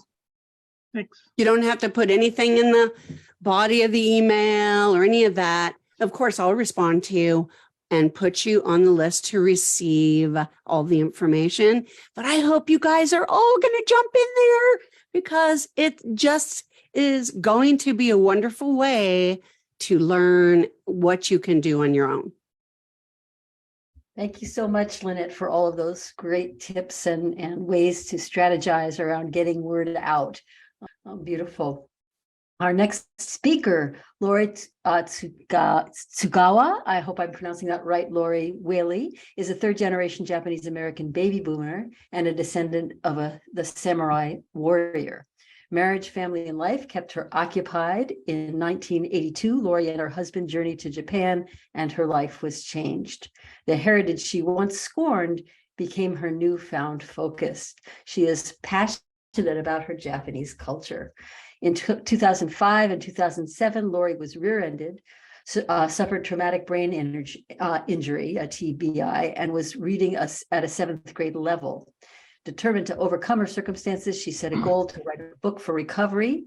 The new edition of that book, Let the Samurai Be Your Guide, which, by the way, I own thanks to you, Lynette, was released March 2020 by Tuttle Publishing. So it's with great pleasure that I welcome author and inspirator, Lori Whaley. Well, thank you. And I'd like to share screens if possible. It's already set, ready to go. All right, we should go into slideshow. I will say konnichiwa, good afternoon, everyone. Thank you for being here. And this is my presentation about my trip to Japan in the fall. I'm sorry, in the spring, I keep going back. Anyway, this was planned for October 2020, but everyone knows what happened in 2020. Nothing happened. So now that Japan has opened up again, I'm so excited. This is really one of the best times I have ever seen. John and I have been traveling there since '82. And at that time, the dollar to yen was 280 to a dollar, 280 yen. Now it's 100, about 135, but it has been below 100. Plus, hotels are deeply discounted, probably about half of what they normally would be. So it's really a great time, and they welcome tourists. So this is my flyer. It's kind of temporary, and it shows you where we're going to go and what we're going to do. But it's more than just a tour of Japan. It's going to be transformational, and it'll have to do with my book about the Code of Bushido, Let the Samurai Be Your Guide, because in everything that they did, there was a purpose. They didn't just do things. There was always a purpose. For instance, when tea ceremony, that would be respect, because you're respecting the others around you, you're respecting yourself. And each one of the practices or each one of the codes has a place to go to. Well, I go to a place and then we'll talk about the Code of Bushido. So I will start with my trip. So this is the trip and I'm so excited. I went in April 19 in preparation for this trip. So I've been studying a lot, and even though it's not cherry blossom season, it's going to be beautiful because you see right here, this is the Aoi Matsuri, and that is a hollyhock. So it's a good time to go because cherry blossom very crowded. Golden Week is over, and then this is very nice weather in May. I only have a few spots left because this is my beta test tour, but it's going to be great because I've been to Japan, I think 9 times, and this will be my 10th. And I wanted to show you one of the things that got me into finding about my background. I was teased and bullied, and you probably all know my story, and not being very happy or thankful about being Japanese. But once along the way, I had a mentor who told me that I was more Japanese than I realized. So she said, any chance you have to go, go. So we went in 82 before we started our family. And when we went there, to Japan, we met my father's rich cousins, and they gave us a copy of the family tree and our family crest. But then also, right before we left, we went to the Jidai Matsuri with over 2,000 people dressed in period attire. It was just amazing. And I didn't even know there were female samurai. And she was so strong and regal, and her image left quite an impression on me. So that's Tomoe Gozen. And I'd like you to look at her when she lived, 1157 to 1247. That's 90 years way back when. So she was quite a woman. And if I'll talk about her later, but her image just left quite an impression on me. And then bam, 2005, 2007, I was rear-ended twice and left with traumatic brain injury, reading at a 7th grade level. And I was so messed up. I couldn't think straight. So I set a goal to write a book. And when I was researching, I found out, I saw on the internet back in 05 and 07, this image. And what it was it said, this is one of the 5 main samurai crests of feudal Japan. So I knew that samurai crest and the samurai spirit was in me, because this is a crest that our family in Japan gave us. They just gave us a copy of that. I go, oh, that's nice. But here you see the stylized swords and the 3 leaves that look like hearts, and they're actually the katabami plant. So I knew the DNA of the samurai warrior was in me. So I continued writing. And as I wrote, everything started improving. My vision improved, my stamina, because I was in chronic pain, and I just couldn't function. But I just kept going. Kept going because samurai don't quit. That's one thing that they don't. And my mom was a good example that you don't quit no matter what. You have to find a way. If it doesn't work this way, you try it another way. So that's what she taught me. And as I continued to work, in 15, the book was published, self-published. 16, it went on Amazon. 18, I was offered the contract with Tuttle. But when the book arrived on my doorstep, I knew that samurai warrior was in me. So this is a book that is now, it's in Barnes, it's in Barnes and Noble, whereas before when I self-published, they wouldn't look at me or talk to me, but now they will. So that's very exciting. And this is something that I can send to anybody that would like it. It's called the Let the Samurai Be Your Guide. It's a good guide, and I think you have it, Lynette. And it's just a good reminder of the principles that the samurai live by. And if you ask anyone if they had a code of ethics that they live by, they may or may not have an answer for you. So this is why I give this people this guide, so that you can determine what yours could be. And that's how I felt after I was injured. I just was so messed up. I didn't know which way to go. I didn't know what to do. Basically, the only thing I could do for a day was go to one of my therapists and do my exercises or all the therapy that they gave me, all the assignments. And I was so messed up. I didn't know what I was going to do. So I just started looking into my background. And as I mentioned, I saw that our crest. And I knew that there was some connection there. So I went further and further and found out that the samurai lived by a code of ethics that they called the Code of Bushido. Bushi is warrior and Do is the way. So it's the way of the warrior. And they were so dedicated to that they would dedicate their lives and they pledged their sacred honor. This is another thing about Ikigai. Ikigai came from Okinawa over 1,000 years ago, and it's finding your purpose in life. And there's 4 parts to it. It's finding your purpose, doing what you love, doing what the world needs and what you can get paid for.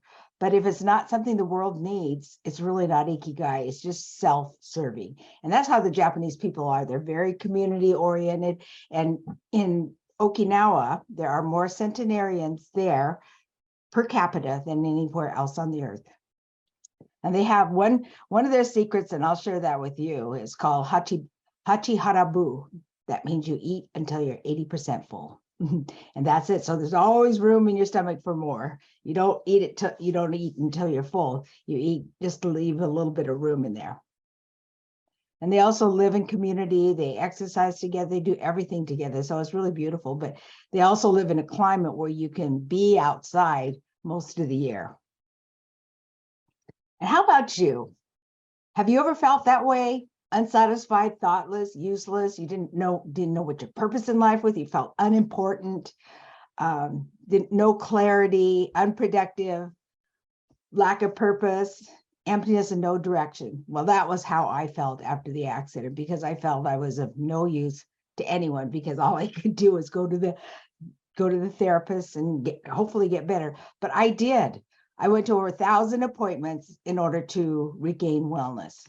And I'm so glad I did, because if I hadn't, I wouldn't have written the book, nor would I be here with you today. So we're going to Kyoto.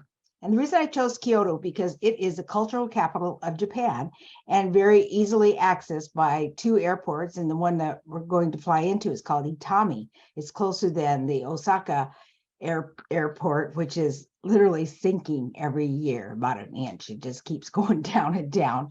But the Itami is smaller, and it's not, there aren't as many flights there, but it's smaller. It's so much more of a human scale. So this is a beautiful place I found on the internet a few months ago, and I reserved enough rooms for 6 people. It's called the Kyoto Grand Bell Designer Boutique Hotel. So these are the rooms, and they have a spa. Over here is the restaurant, but I couldn't find one, but they have one wall that's literally just covered with tansus. I don't know if it's a facade or if they're actually there, but it's really beautiful. And so I thought that was really special, the way they had, you have your own onsen to relax in at night. Now, food. I wanted to have a breakfast buffet, and Japanese buffets are really amazing, and you will not see them piling on their plate. So you better go, leave a little room on your plate and go back maybe another time, because they don't like the American mindset of fill your plate mile high. So here is fish down here, fish balls. These are salads. And have any of you ever tried natto? The fermented beans? Well, this is what natto is. I never liked it until I tried it the way that they told me to eat it, and it's really delicious. Here's what the spread looks like. So you have both American and West Japanese food. A lot of Japanese foods. There's salads, like that's probably fish with lotus root, pickles, cereal, of course. I think yesterday, the day before, was National Cereal Day. Rice, miso.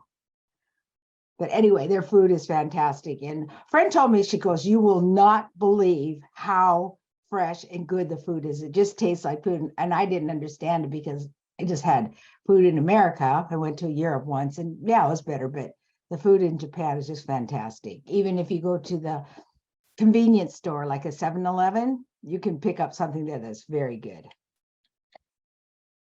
And everywhere you go in Japan is so beautiful. It's just visually stunning.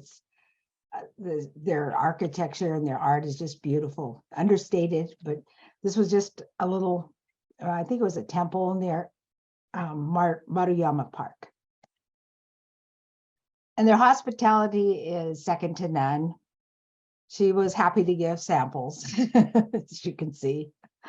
Oh, I love this. Did you see this? I'm not sure why they did that. I think this is a little spicy.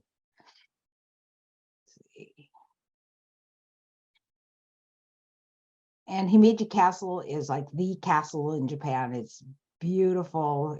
It's just stunning, and it's huge. You can go up to the top of it and you can look out over and you can see how expansive it was. And it's been, every time we went to Japan, it was always under construction, being remodeled. And finally we got to go about 5 years ago, and it was beautiful. We're so glad we went.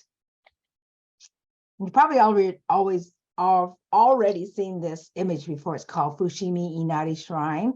And there are 10,000 of these. And you happen to see the backside because the front side has the names and of all the different donors. It could be a company, it could be a family, but each pole is maintained by a person or a company.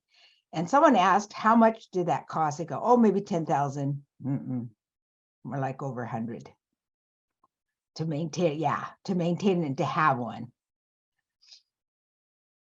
But they don't charge admission to go through the shrine. And as I went out, I saw this. They have a lot of street vendors, and this is for yakisoba, and it was really good. Sake Brewery, this is near Inari Shrine. And those kegs are taller than me. It's a museum that they had there. And at one time, you can see these wooden kegs. Soy sauce used to come in those. And my mom had not a whole barn full, but tons of them. And she said, someday we're going to want these and you can use them for other things. My dad said, what are those for? And so he got rid of them, which is too bad. This is a museum at the Sake Brewery. And if you look over here, they're like step tonsus, and they utilize their space so well. They don't have a lot of space in a room. They have multifunctional rooms. So you see these tatami mats, and then during the day, at nighttime, they would probably push aside some things and then sit down their futons and sleep there and then roll them back up at night. And it would be used for another function. Is anybody ready to go to Japan yet? See your hands. This is Nishiki Market, and she is selling pickles, and you can find anything there. You can find food, prepared food, as well as these are tsukemono pickles. And the reason you eat that would be to cleanse your palate from one dish to another, instead of taking your plate and rotate it around, manually. You don't do that in Japan. They're very, manners are so important to them. You even put your chopsticks down a certain way. They will point to the left, not to the right. And you don't put them down on your placemat. If you don't have anything, you just take the paper, fold it into a knot, and that would be your rest for chopsticks. It's a Rashiyama bamboo forest, and it's another stunning place to go to. I loved it. But it hardly ever looks like this because it's very crowded, and it doesn't cost anything to go through the forest, but it's beautiful. Imagine in the spring, the peak of spring would be really beautiful and green. And on the other side of the forest, bamboo forest, is a kimono forest. So these are all poles of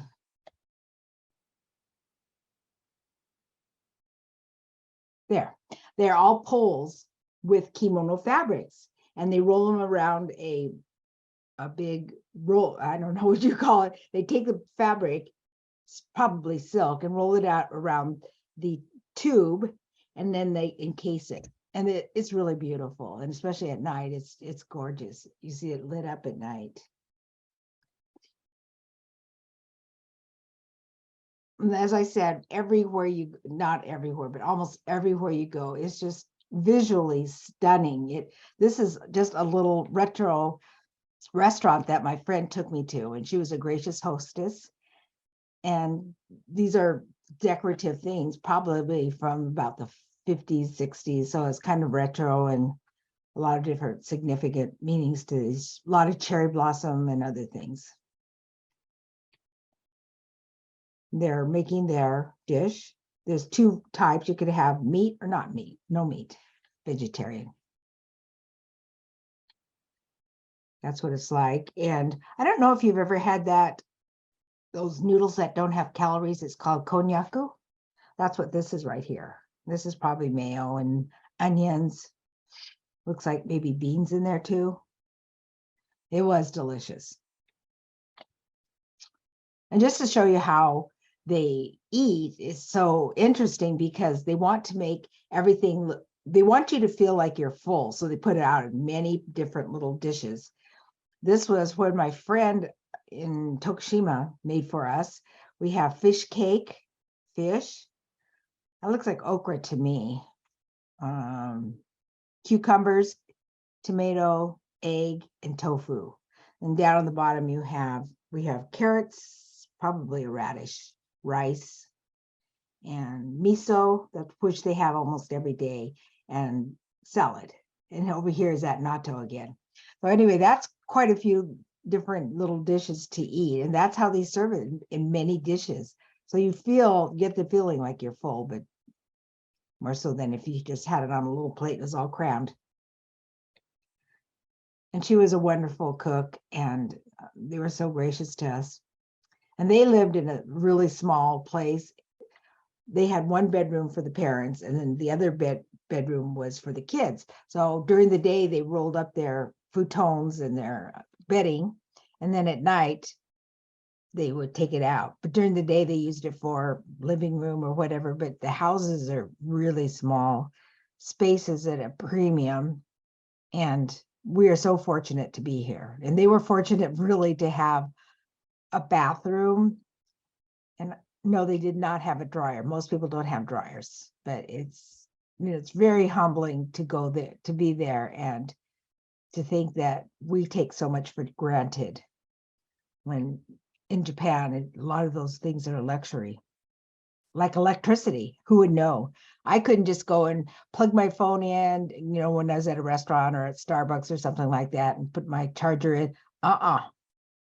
They would not let me do that. And they didn't let me fill up my water bottle either. They have very strict rules, but it's a wonderful country to visit. It's very safe and clean. This is one of my favorite pictures I took in the park. I went in the peak of spring and was able to see the cherry blossom. And this is a mother and her daughter. I think she's just adorable.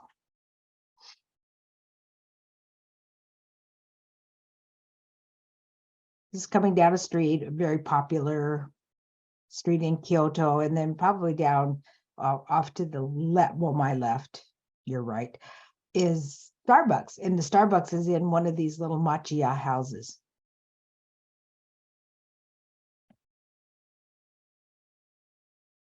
It's a park. It was at Nijo Castle. But they're all like that. They're so beautiful and pristine.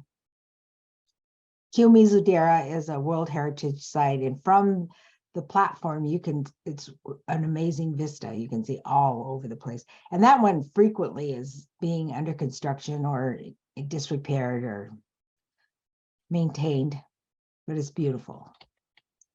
And Kinkakuji, I'd actually never been there, and my Toastmaster friend took me there, and I always thought, well, it looks a little gaudy, but it was stunning. And you can't take a bad picture of it. It was just beautiful, no matter where you were, what angle you took it from. I went in the back and I took some photos there too, and they were just beautiful. This is at a park. And in Japan, you can't just walk down the street with your food because that is a form of respect and manners and politeness. You just don't do that. In fact, my husband and I were sitting down on a step at a store, like just a back street step, and the policeman blew his whistle at us and he says, "You can't do that. You can't sit down. You can't do this." And say, "Okay, we won't." And they don't have places where you can sit down. So if you do sit down, find a place, you're in good luck. And I've never been to this festival, but it's called Aoi Festival, and it's about the hollyhock. And this one has 500 people dressed in period attire. And so we're going to do that. The other one has 2,000, the one in the fall. So everything they do, and like here, this is also about respecting the culture, respecting history, and the people that have gone before you.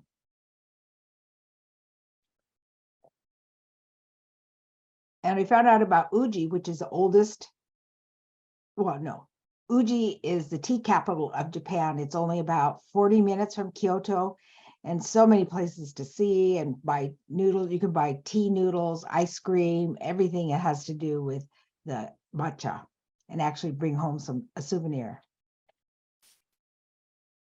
I love Ohara. It's about a little bit over an hour away. It's in the countryside, but it's beautiful too. That's where that one temple is Sanzen in. And this is close to, they're known for their pickles. And so you can see here they have vats of pickles. And Sanzen in Ohara. And it's one thing, in my opinion, to read about something, and it's another thing to experience it. And that's why I am offering tours to Japan. And I plan to do this twice a year as long as I'm able, because I love Japan. I love the culture. And it's interesting how it went full circle in my life, because a lot of things that happen to us when we're younger can be painful, but there's a reason that you can work out of pain. You don't have to stay a victim. You don't have to stay mad and resentful and bitter and all that. You can turn your pain and make it into a gain and make a message out of your mess. Because I was mess. Out of my brothers and sisters, I was the only one that really appreciated it. How am I doing on time, Bettina? That's it. That's it. Okay. Are you ready? Future belongs to those who believe in the beauty of their dream. Yes. Thank you so much, Lori, for this beautiful introduction to, now I'm hungry. Oh, okay. We have one question. Foods look so amazing. We have one question, Lynette. I think that what we're going to do now is actually. I want to just say something. I don't know if you can put me where other people can see me, or if you guys can see me now, but I wanted to show you something. I don't know if you can see that, but this is Lori's first version. The updated one that she showed you has a lot more information in it, but you can see this picture on the front that she was talking about. I just always loved this cover, and something that you cannot miss out on. This changed my life, this book. I mean, working with Lori and helping her with this edition, and I learned so much from her, and, the Code of Bushido changed my life. And if I can just take 1 second, the Bushido Code includes the following principles: courage, integrity, benevolence, respect, and Lori talked about that, honesty, honor, and loyalty. It almost makes me kind of want to cry, but you must get the book. This was what she was talking about. This hangs on my wall in my office.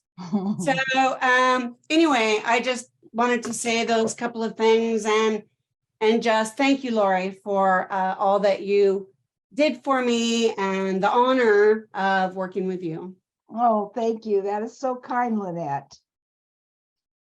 Thanks for the testimonial, Lynette. And I think now we're going to turn it over to you, Bettina. Yes, and thank you, Lori. Great to have you back. I believe you've been at every single one of our 12 summits, and been for most of the hours of each of those. And then also you have been a founding member, all 3 years. Coming up in June will be your anniversary. So we really appreciate you. And what I wanted to say now is that we're going to open up our gallery view, and we're going to be able to do a little mentoring round.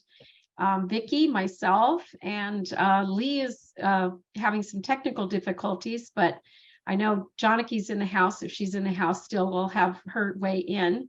We're going to do some mentoring, and because I actually do mentoring twice a month with our folks from Africa, I'm going to have them, by way of demonstration, participate with everybody. So we'll take all of the spotlights off and we'll just go into the gallery mode. Everybody that can, open your cameras.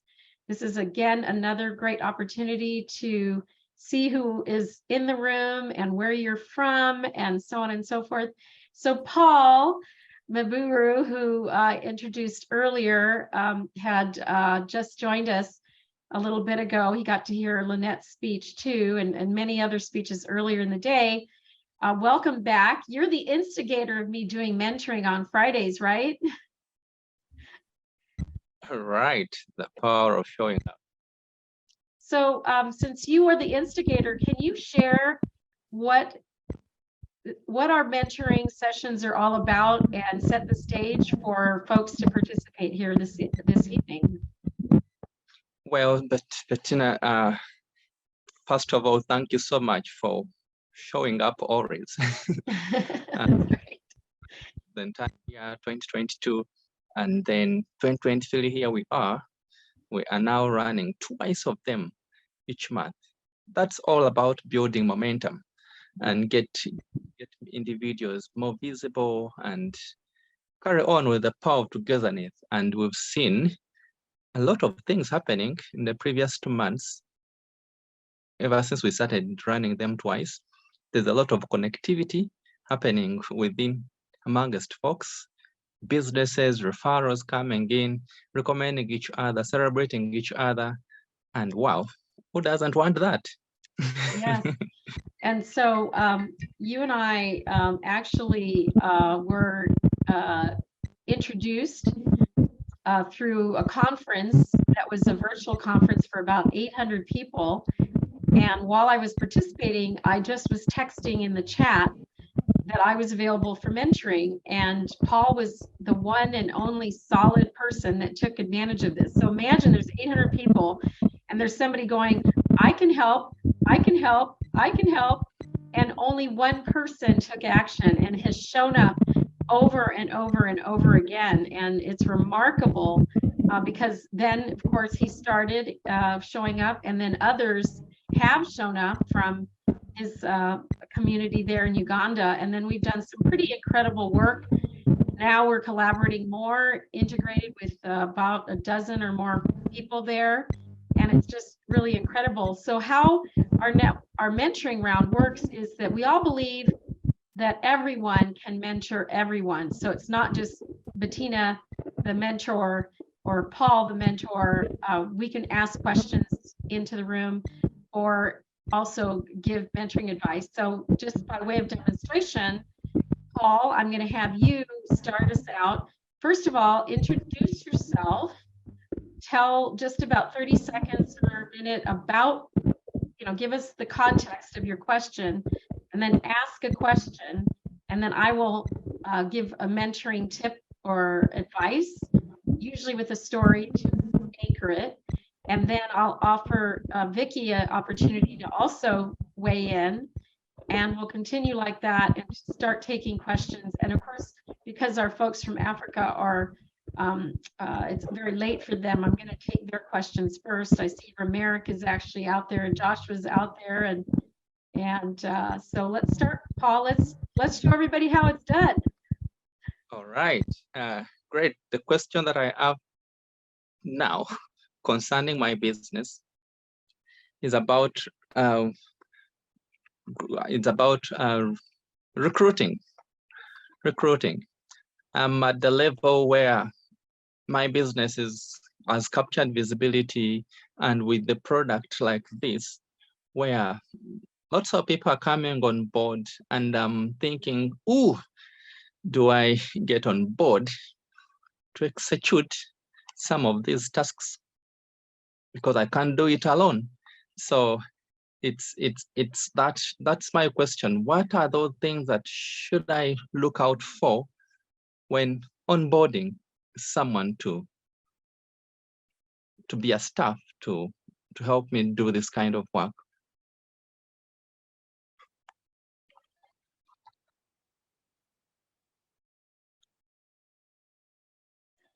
Okay, sorry about that. My son had to check in with me about a technical thing.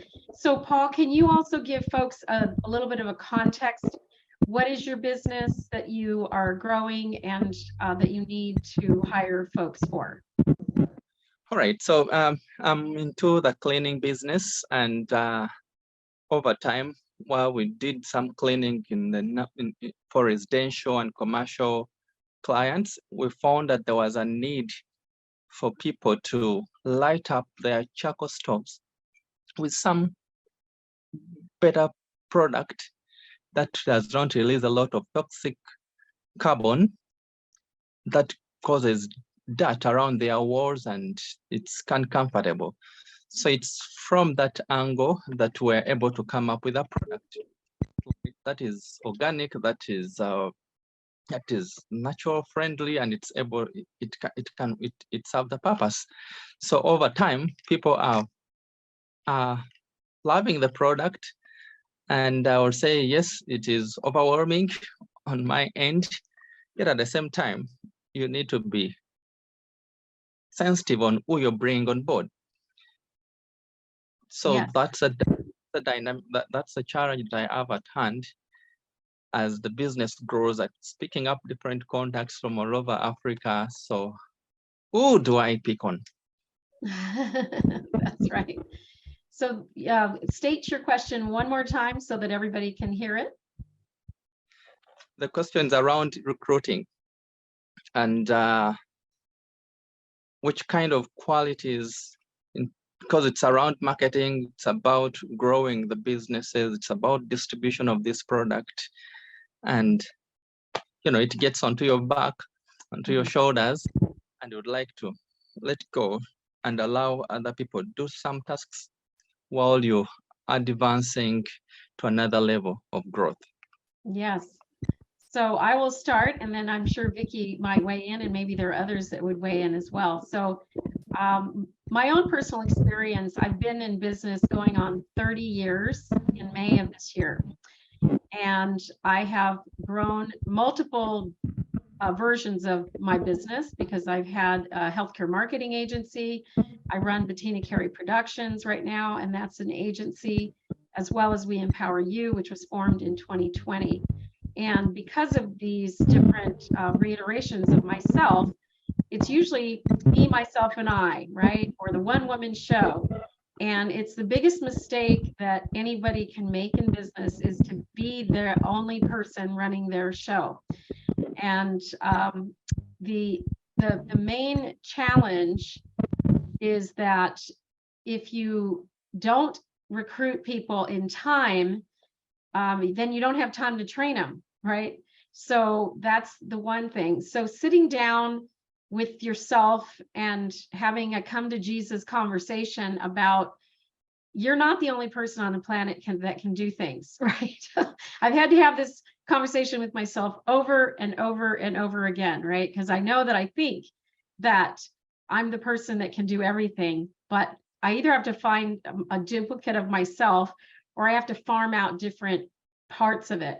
So what I've done is I have an entirely virtual team, and I only hire people who actually run businesses to do the work that I need doing that I either don't want to do, I'm incompetent in doing. There are a few of those things that I'm incompetent in doing, or things that just need to get done and they need to be done more expeditiously than I could do them because there's a learning curve for everything.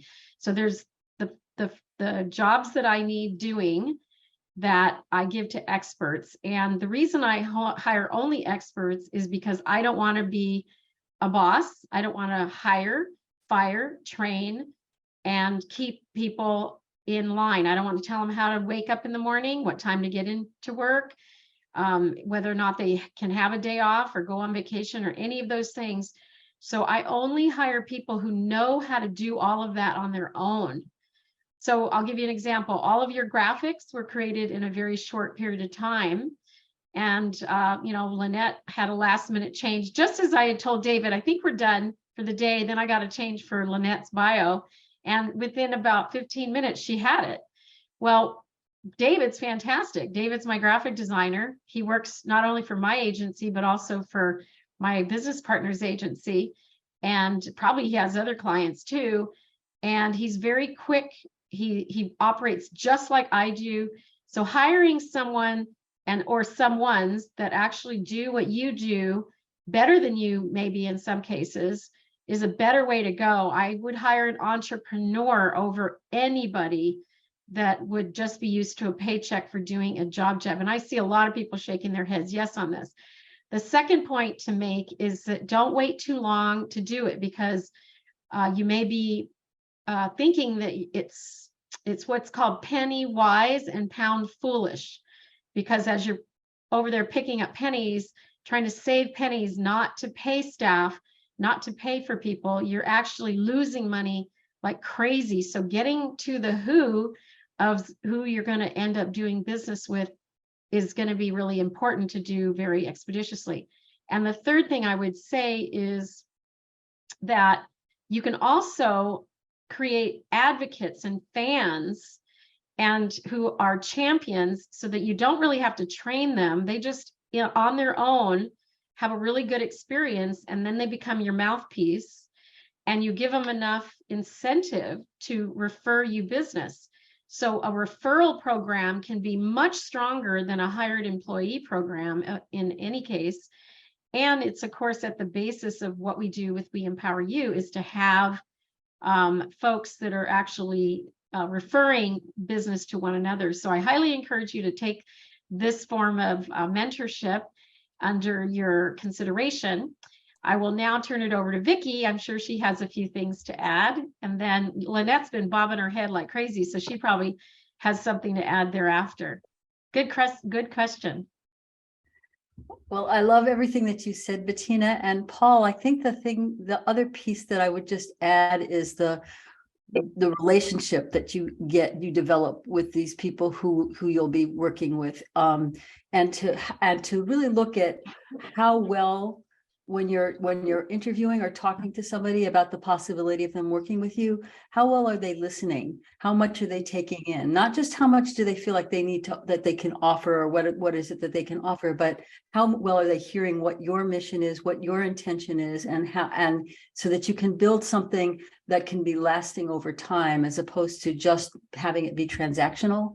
I mean, one of the things that I love about my team is that it's very relationship based. And I think that we get things done much more effectively. And it's sort of like everybody's pulling in the same direction. So that would be the one piece I would add, is just to check in with that person. How much are they hearing you? And how much are they reflecting back of what they hear, so that you know that they get it?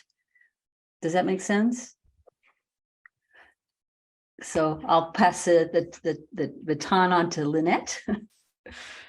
I just wanted to say that this year in 2023, there's two things thus far that are trending heavily in the world of business, and that's relationships and AI.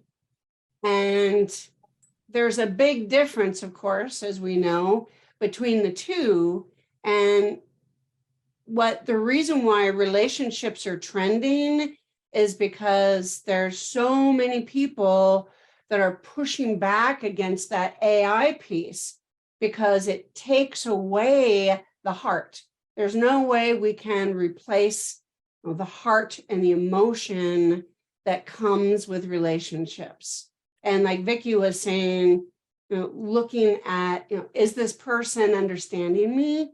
And, are they engaged with me? And something I notice with my team, who's across the country, in fact, one of my virtual assistants is in Ghana, Africa. And I'm sure she is getting ready to go to bed right now. But she and I have so many amazing conversations. And it's just a beautiful thing to truly connect. And on virtually as well as in person, it's always easy to see when someone's disconnected from you. They're looking over here, or they're looking down and they're busy doing something else. or they're looking at their phone. And all those things are a real clear indication that you're not connecting. And that whole piece of connecting with what we have been through over the last 3 years or more, it's just become so deeply important. And I think that's why it's so heavily trending right now. So I just wanted you to. You make a really great point, Lynette. And that said, I also want to bring up Janaki Severi to talk a little bit about values, potentially clarification, because just like Lori's code of Bushido, whenever you have identified your own values clear and you're clear about them, and then you're hiring for values, you end up getting a much better match than if you're just hiring anybody, right? That's not going to work.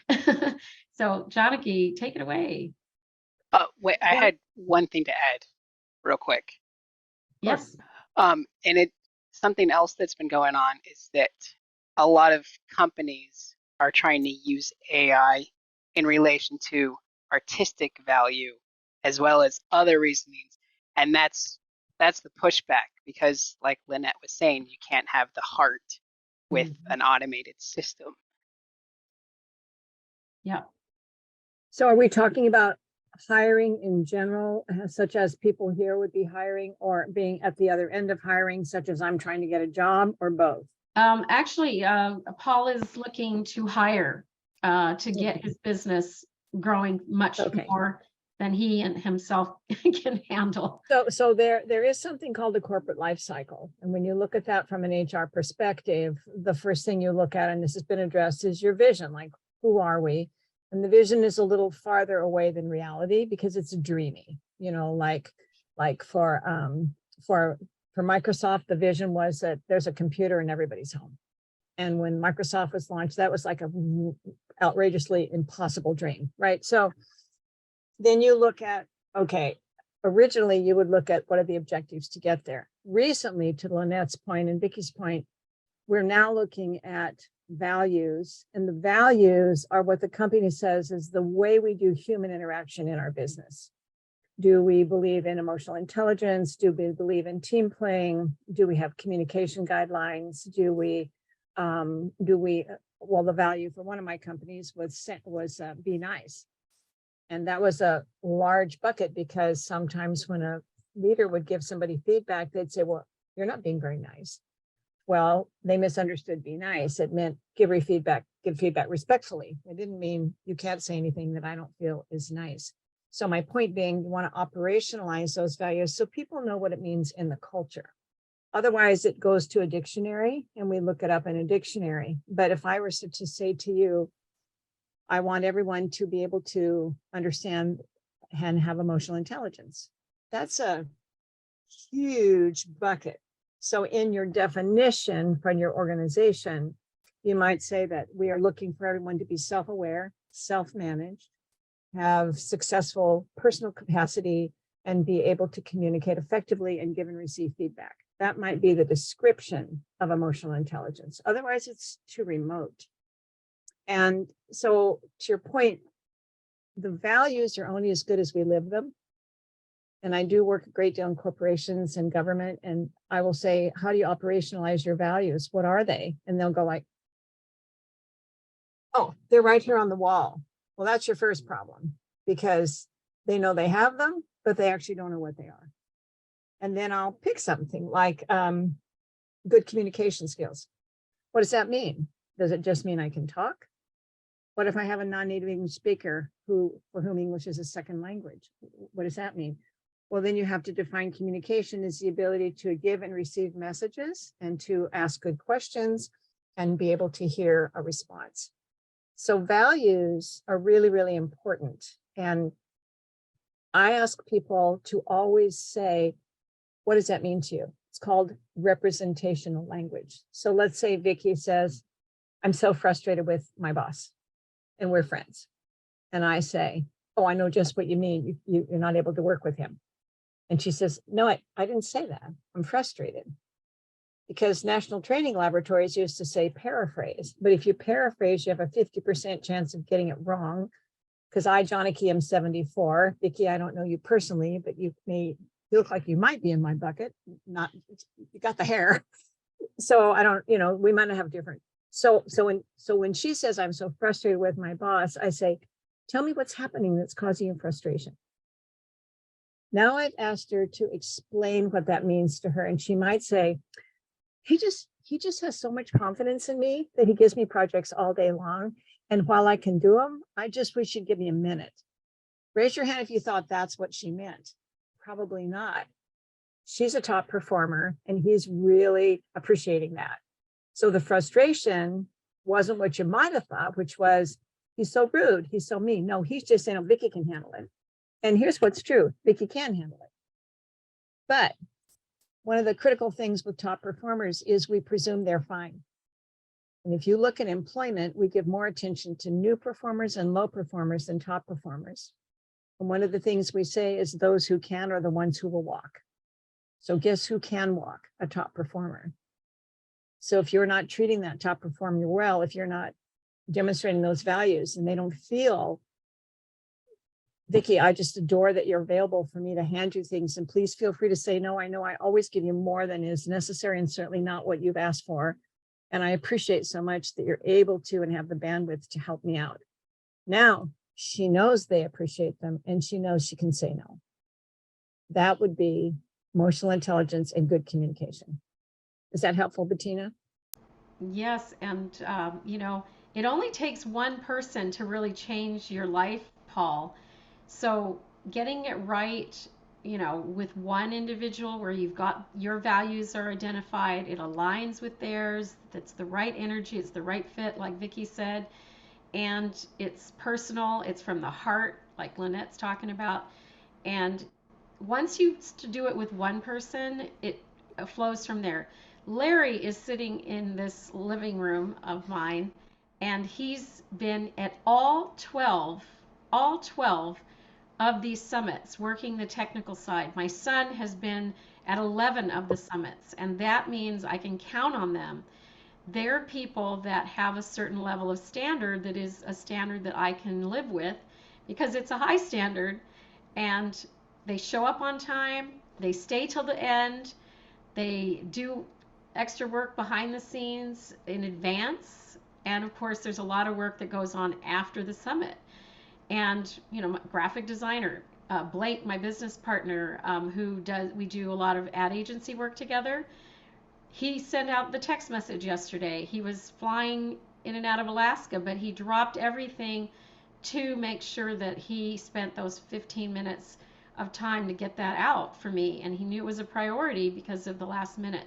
So at the end of the day, the qualities I personally look for have to do a lot with speed, efficiency, ability. And again, it started with just getting it right one time and then replicating that. And one last point I'll make is that sometimes the person that you need is actually not someone that you hire. It may be something that has already been done once and that's being sold along the way. So for example, how was I going to increase my income on my consulting side if I had to write every single contract from scratch? It would take me a week or 2 weeks or 3 weeks to write a fully developed contract. So instead I bought monthly payment I pay for Proposify, and I've written 3 contracts in the months, weeks here, and one of them is closed and 2 are in the waiting. And so I might get 3 out of 3 contracts just because I hired a program, an app that has templates that I can actually use to develop those proposals instead of doing them from scratch all of the time. About 2 years ago, I got an opportunity from Blake to work with a candidate for council here in the city of Des Moines. And it turns out that I had I had to make a proposal via Zoom to save me time from driving all the way down from Seattle, which was about 30 minutes each way, could be 2 hours with traffic. So instead, I developed a PowerPoint, again, using a template. I used a templated contract. So all of that work was done by other people, but I never had to hire them. And so some of what you need, Paul, is like people like our team has helped you, and these apps that you can get. It's not all just human productivity. We can use technology aided productivity tools to be our hires. So that's my final thoughts on that. I'm going to turn to Romeric if he's there, and see if he can open up his mic one more time here today. He might have fallen asleep. It is midnight plus there. All right, if Romeric's not going to ask a question, let's go ahead and turn it over to, oh, he's coming. There we go. Romeric, introduce yourself quickly and ask a question that has been on your mind, and see if there's some mentorship that we can give you. Okay, so you might have so the kind of question that we can ask is, it's been a different session of the virtual summit that we are currently running, and for me to leverage these virtual summits because of the huge content that we have inside. I was just thinking about how to maybe split them according to the different topics, and maybe share it with the people back home here, depending on the different issues that entrepreneurs have here, according related to marketing, because marketing is one of the struggle that people have here, how to market the business, how to market the solution that they're providing to people. Some have very, very good solution to solve different problems that people have here, but the marketing is something that they're still struggling with. So how can maybe Bettina and Lee used to provide very, very useful, tips about marketing, but people are still struggling with dealing with the digital, because a lot of people are used to the traditional way of doing marketing, the traditional things. So they are still linked to that way of doing the marketing. So how can you make it simple so that people can get used to the digital? Because it is still something a lot difficult for people to handle. So all the effort that you are making to invite people, to encourage people to use the digital, to leverage the digital, is something still difficult to to do. So how can you make it very simple to encourage people, okay, to improve the marketing strategies? That would be, I think, the main point for me, to make it simple for adults, for entrepreneurs. Yes, one of the things that we do after each of the summits, and then we'll take your thoughts, Janaki, is that we do break down the various parts and put it into our YouTube channel. There would be some consideration. Maybe we need to make a channel for We Empower Africa and put those in there as well, and facilitate some of these sessions. Maybe you could hand pick through some of the 12 programs that we've done and see if there's anything in particular that we might be able to put a playlist together so that folks could dive into that. And that's one thing that Daniel, my son who's here, made a comment earlier, can help with. Janaki. One of the things I think about, Romeric, is cultural readiness. I don't know what the readiness is for your culture and network marketing or online marketing or media marketing or word of mouth marketing And so while many organizations will launch a media representation, but they don't know their end users' capacity. And so the first thing I would do is I would create a survey for those people you're connected with and ask them, much like we've been advised to today, who's your target market?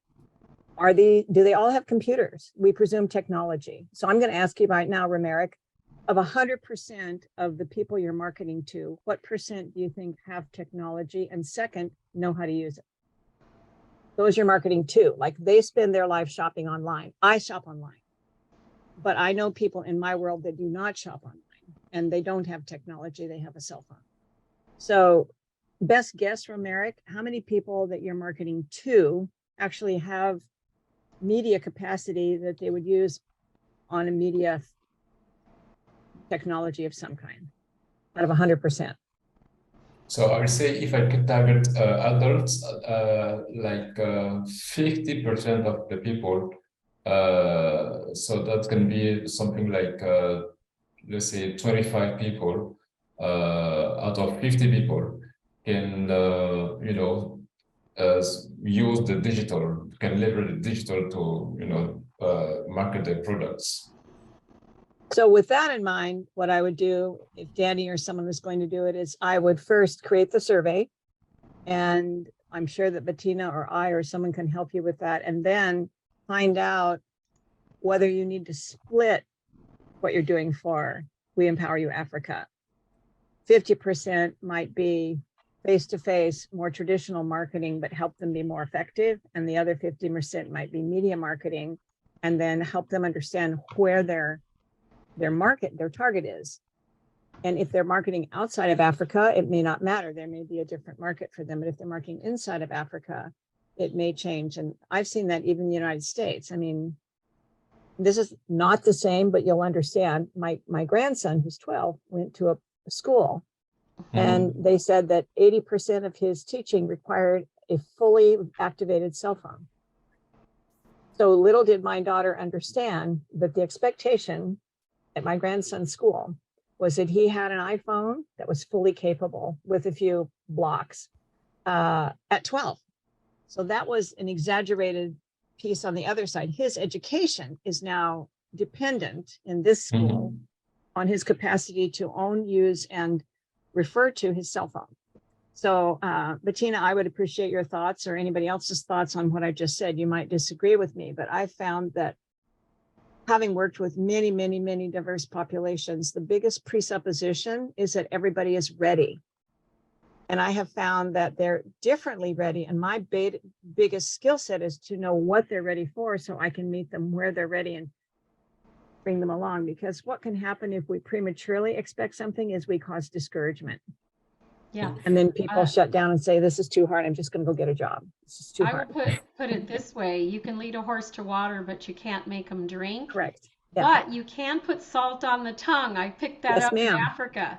You can put salt on the tongue. And one of the ways that we can put salt on the tongue is to bridge the fact that you are teaching English as a second language. And every video that's produced on YouTube has a capacity for the entire transcript to be made available by just clicking a button. So that's another way we can bridge the information gap. If they can't necessarily understand it, they can perhaps read it, and then maybe you can have it translated. We have a translator on every single Income Activator website. So whether it's a technology lag or if it's language lag, we can help you there. So that said, we're going to have to get back to our programming. This was a lot of fun. And I'm going to let Vicki take it away for our next speaker that's coming up. And you are doing such a beautiful job. Thank you. Also, this is a good opportunity for me to thank my son, who's out of Lawrence, Kansas today, helping out here. Larry Domenico, sitting right here in my living room. Couldn't do this show without the two of you. Blake Messer, who's out there in the ethers in Alaska right now, and of course David Weber, who's up in Bellingham, and many others, including Lee Romanoff. I'll give you a whole thank you in a minute, or in a few minutes. So anyway, let's turn it back over to Vicki. I'm really pleased to welcome Valerie L. Harris, who is a certified business branding and marketing coach extraordinaire. Val's purpose to empower your business and build your brand story with soul-intensified marketing solutions. Val loves the world of social media marketing and has become known as the queen of social media, but her passion is Facebook marketing and helping business owners and entrepreneurs make it work for them. Valerie's coaching style is to be where there is a need, virtually or in person. Val's ready to help business owners around the world level up their brand awareness, engagement, leads, and sales using her proprietary simple social media marketing blueprint. So welcome, Valerie. Looking forward to hearing you. Thank you. Sorry, I forgot to unmute. Thank you for having me, Bettina. I'm really excited to be here. I've been looking forward to this all day. It's been a rough day today, I'll put it that way, but coming here made me feel better about all the craziness that happened earlier today. But thank you. I see some people I know, and then I see some people I don't know. So for all of you that I don't know, hello. I'm Val, Coach Valley Girl. You can call me whichever you want, or Valerie. And I see Mary. Hi, Mary. Mary's a longtime buddy of mine. Thanks for being here, Mary. But I'm going to share my screen. I was going to do a PowerPoint, but I changed my mind. I'm just going to share a couple of pictures because the PowerPoint that goes with what I'm talking about, which is a little bit of some email marketing tips and things you need to know for 2023. It was just too long. And I'm writing a book called Time Freedom Freak because that's what I coined myself as. I really love to be able to have the time to do what I want to do.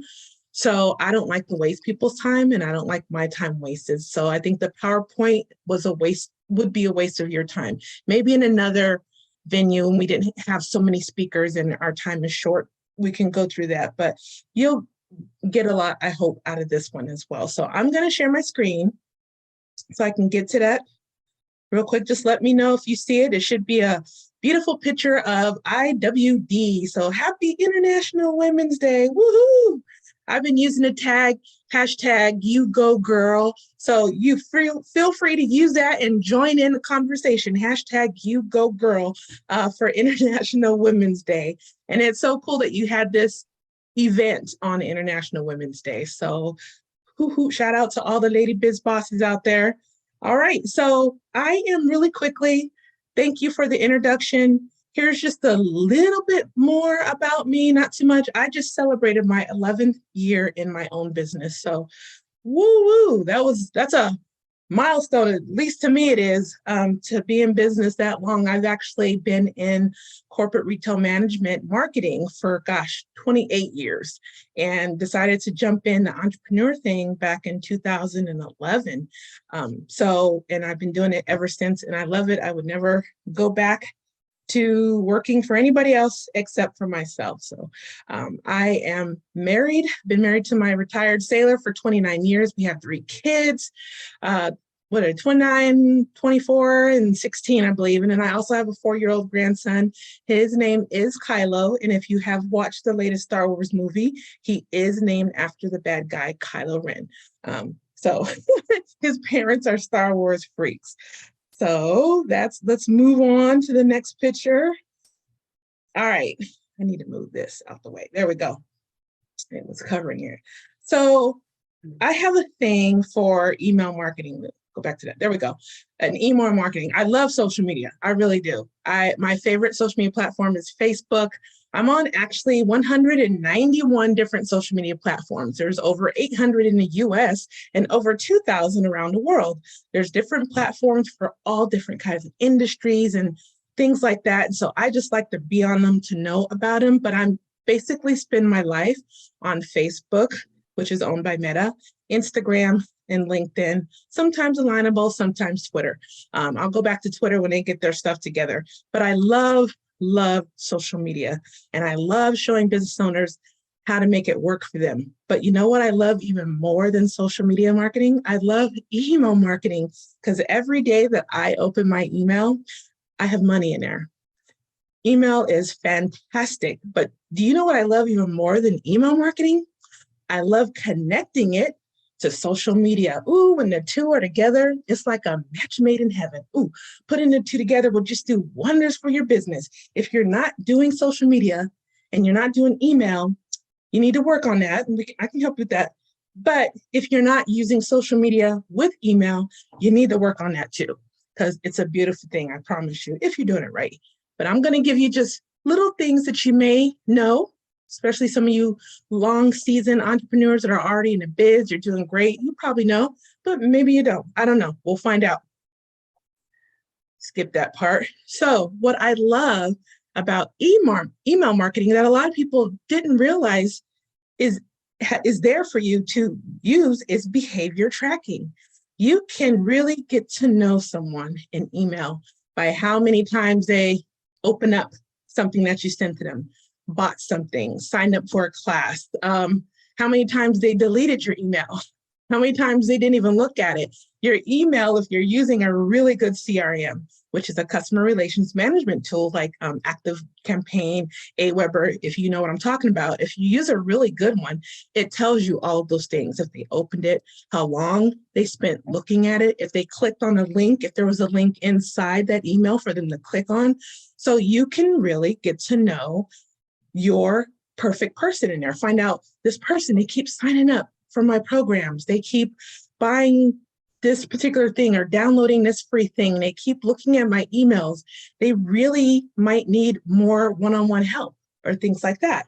So I use that to really create and craft personalized emails to those specific people who continually open my emails one way or another, whether they're clicking on something or not, they keep opening my email. There's a reason for that. Just like when I used to work retail and management, I managed stores and regions and districts and all kind of good things. But I love it when people come in the store and you're like, hey, how you doing today? Those are cute shoes. What brings you in? I'm just looking. No, you're not.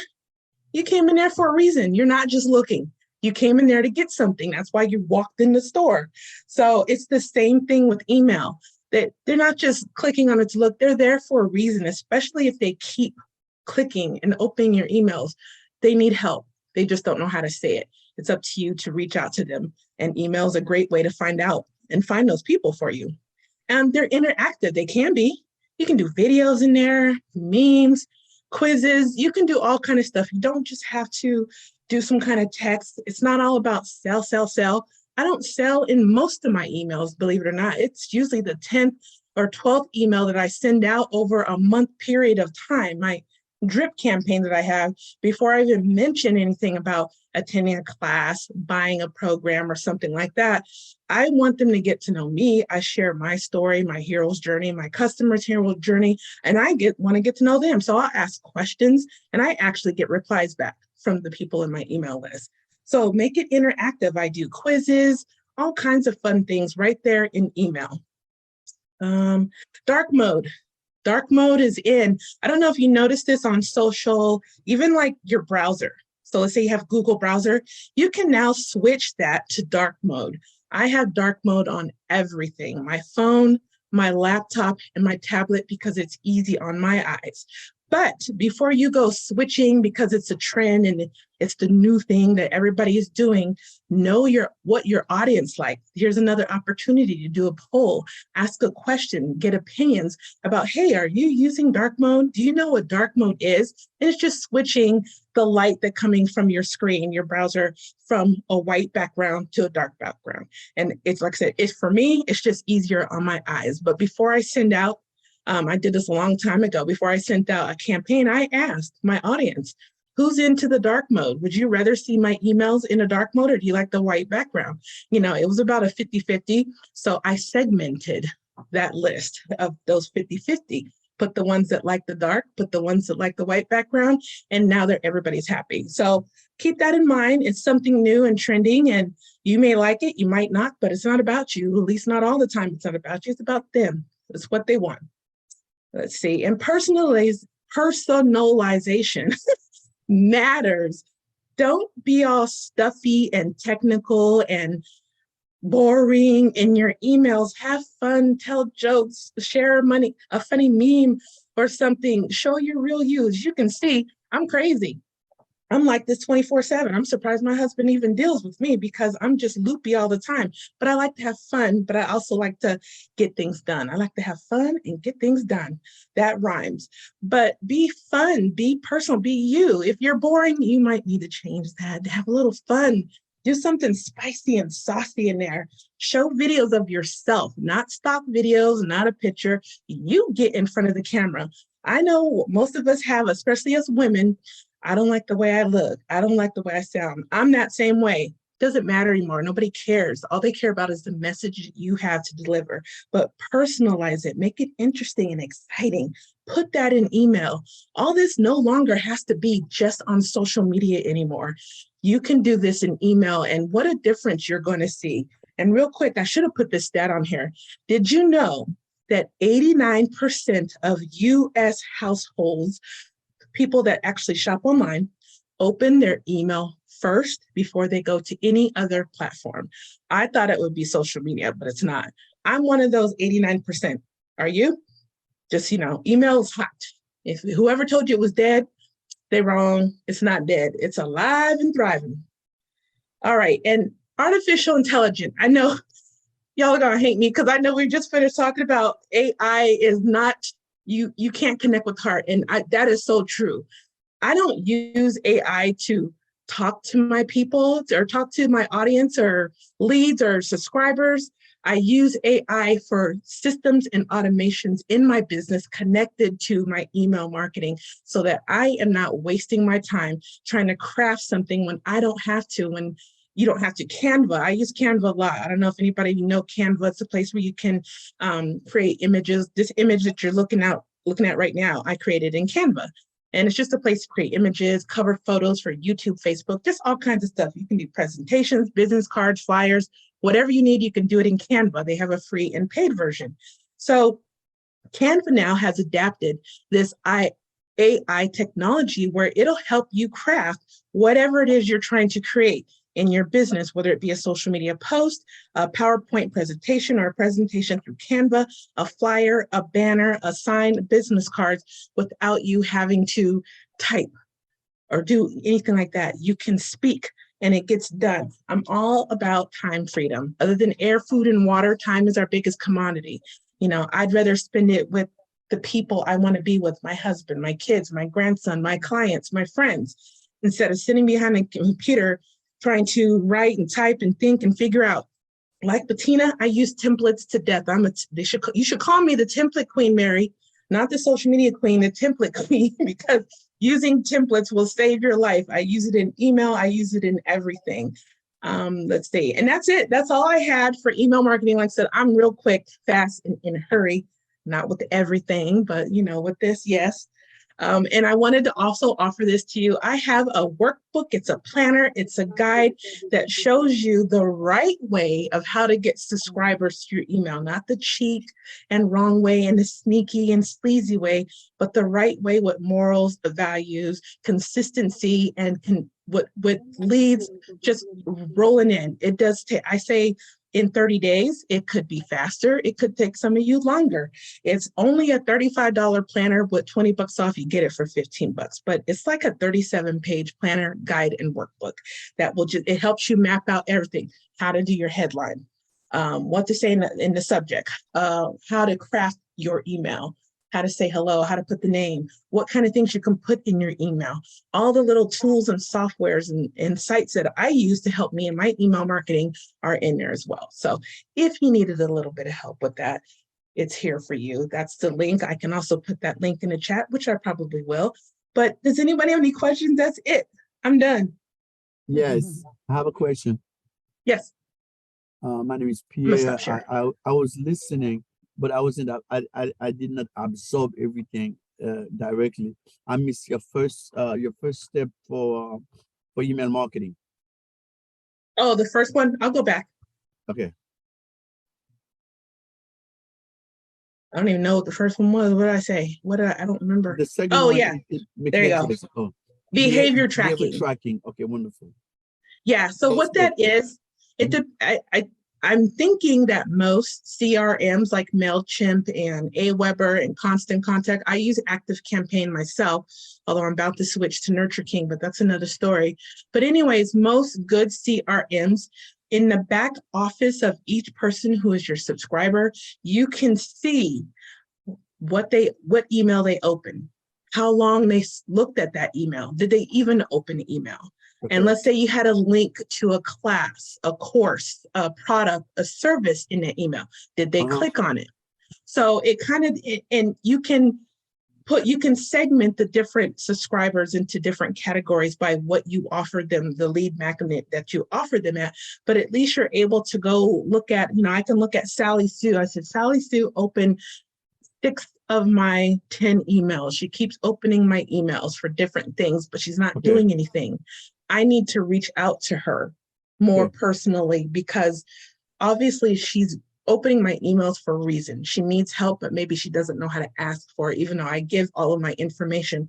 So I'll call, I'll email and say, hey, this is Valerie. Thank you for subscribing and following me. I noticed you've been checking out the things that I've got going on. Can I help you with anything? Is there anything I can do for you? Are you struggling with stuff? And believe it or not, I get a great response from doing that once I learn the behaviors of my subscribers. Now, mind you, not everybody's gonna be like Sally Sue. I'm just making up a name, Sally Sue. They're not gonna click that many times, but I do have quite a few who constantly click and open and read, and if they're there for a while, they keep looking at the email, and I'm like, okay, they need help with something, and I need to figure out how to reach them and help them. So that's what so if you have a good CRM, it'll have all that information. It should back there for you. My second question is, which one are you using? I use ActiveCampaign.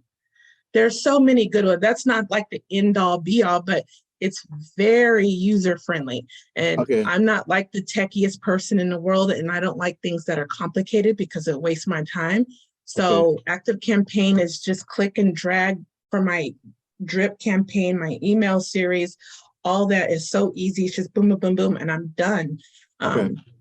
So check it out. I think you get to use it for free for 100 subscribers, and then you have to, upgrade if you want more. Thanks a lot. Yes, you're very welcome. Anybody else, any questions? All right, Bettina, I'm good to go. Thank you so much, Valerie. There we go. All right.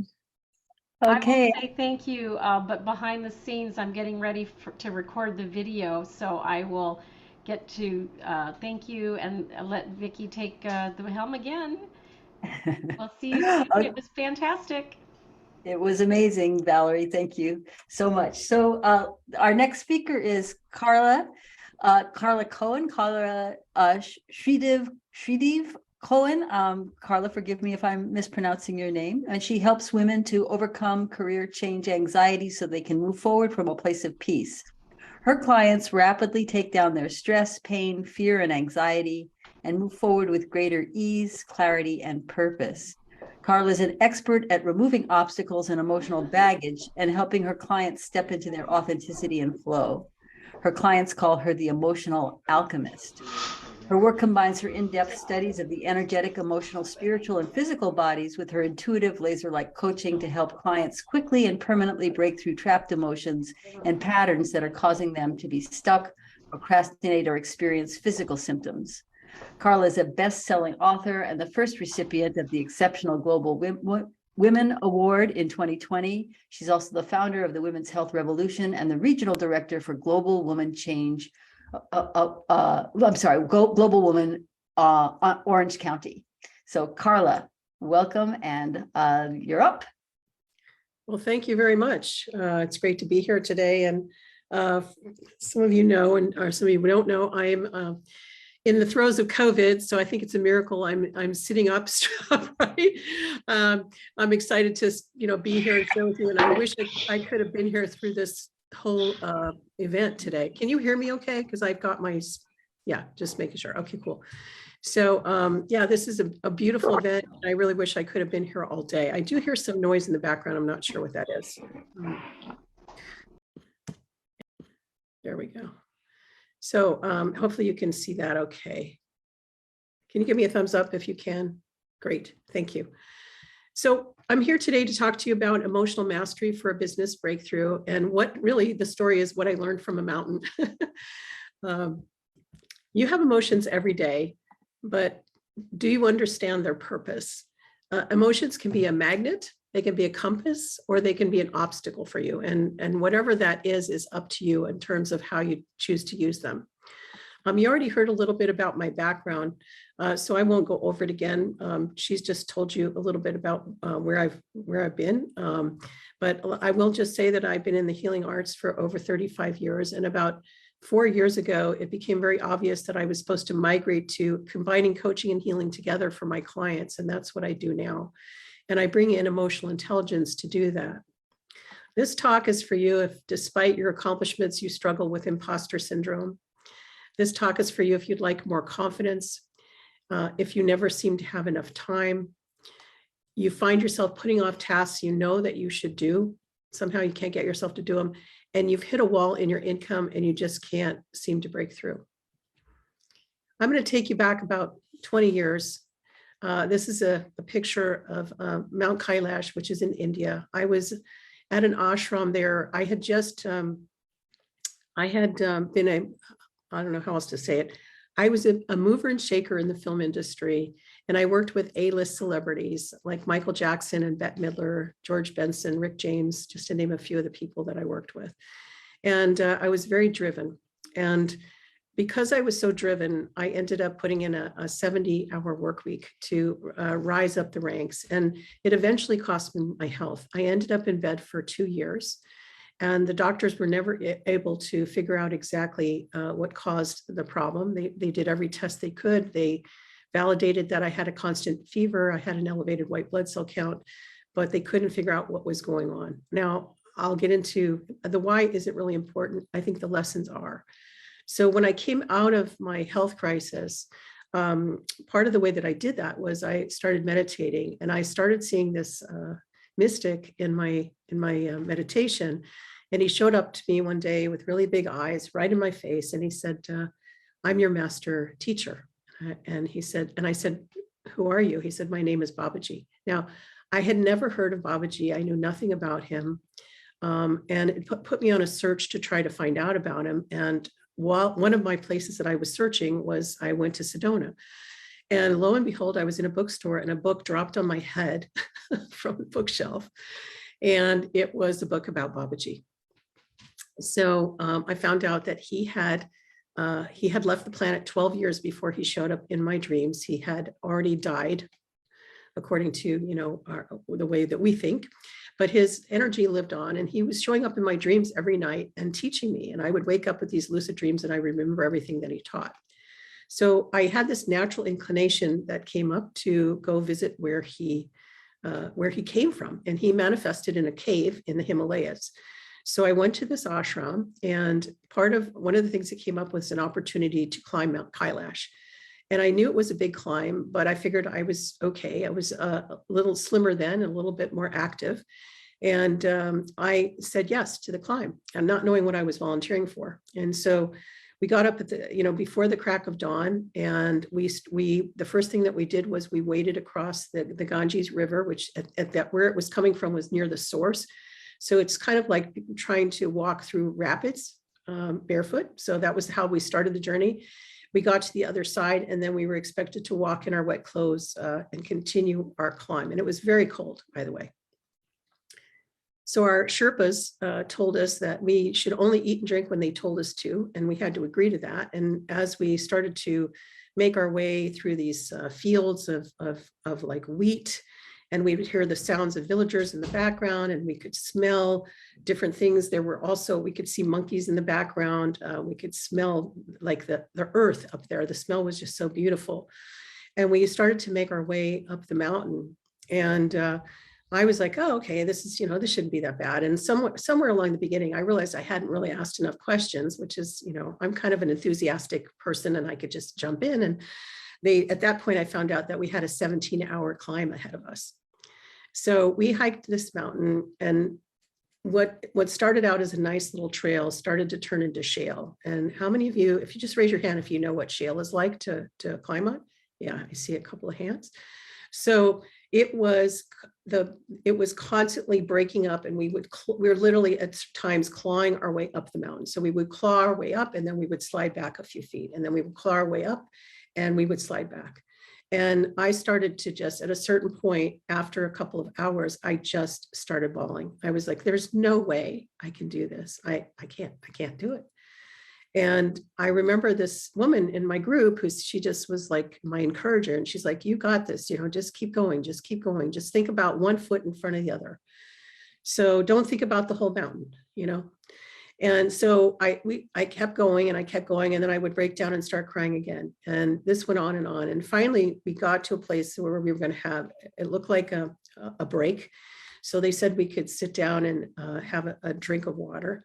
And I thought, oh, well, this isn't so bad. And I said, oh, is that the top of the mountain there? And he points off into the distance. He goes, no, Missy, that's the mountain over there. So we were only like a third of the way up of what I thought was the end of the climb. So at this point, there was no going back, because we had already gone through areas where tigers were rumored to roam through, wild monkeys. It's not a safe place, where we were in the backfields of India. And so I was just along for the ride. And so I just kept climbing and climbing and climbing. And so we kept going through this whole routine: climb up, slide back, climb up, slide back, encourage each other. I would start bawling. I'd turn to somebody else who started bawling. I'd encourage her, and so on and so forth. It wasn't very many of us. There were only like 4 of us that climbed the mountain. So we finally get to the top, and they go, okay, well, we're here. And all you have to do this last 1,000 feet is, by the way, the reason I wanted to climb the mountain was I heard there was this really cool holy man on the top who was a hermit who had this amazing energy. And I'm like all about mystics. So I'm like, I want to connect with this guy. I want to feel his energy. So I get to the top, and they go, okay, now this last 1,000 feet to get to where he is. First of all, at the top on the plateau, you see all these really cool like Shiva lingams and stuff. It's just all these things that people had left like as gifts on the top of the mountain. And they say, but you know what? It's holy land. So you have to walk. What? You have to walk barefoot. You have to take your shoes off, and you have to walk 1,000 feet after you've just climbed up this mountain all day. You're going to walk on thorns and dirt and rocks, and that's going to be your last little bit of the climb.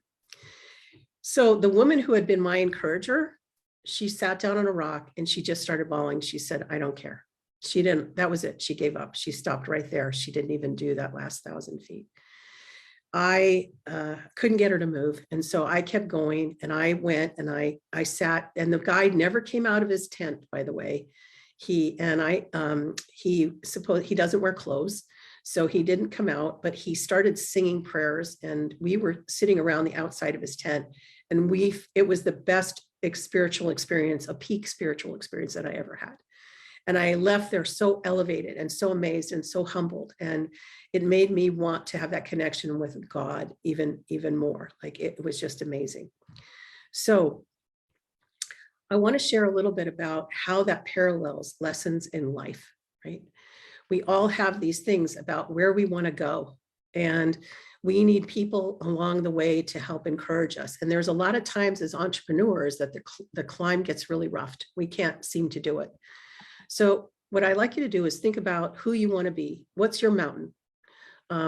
Write down 3 things that you value in that version of you, and ask yourself, what's causing the gap between the current you and the person that you want to be?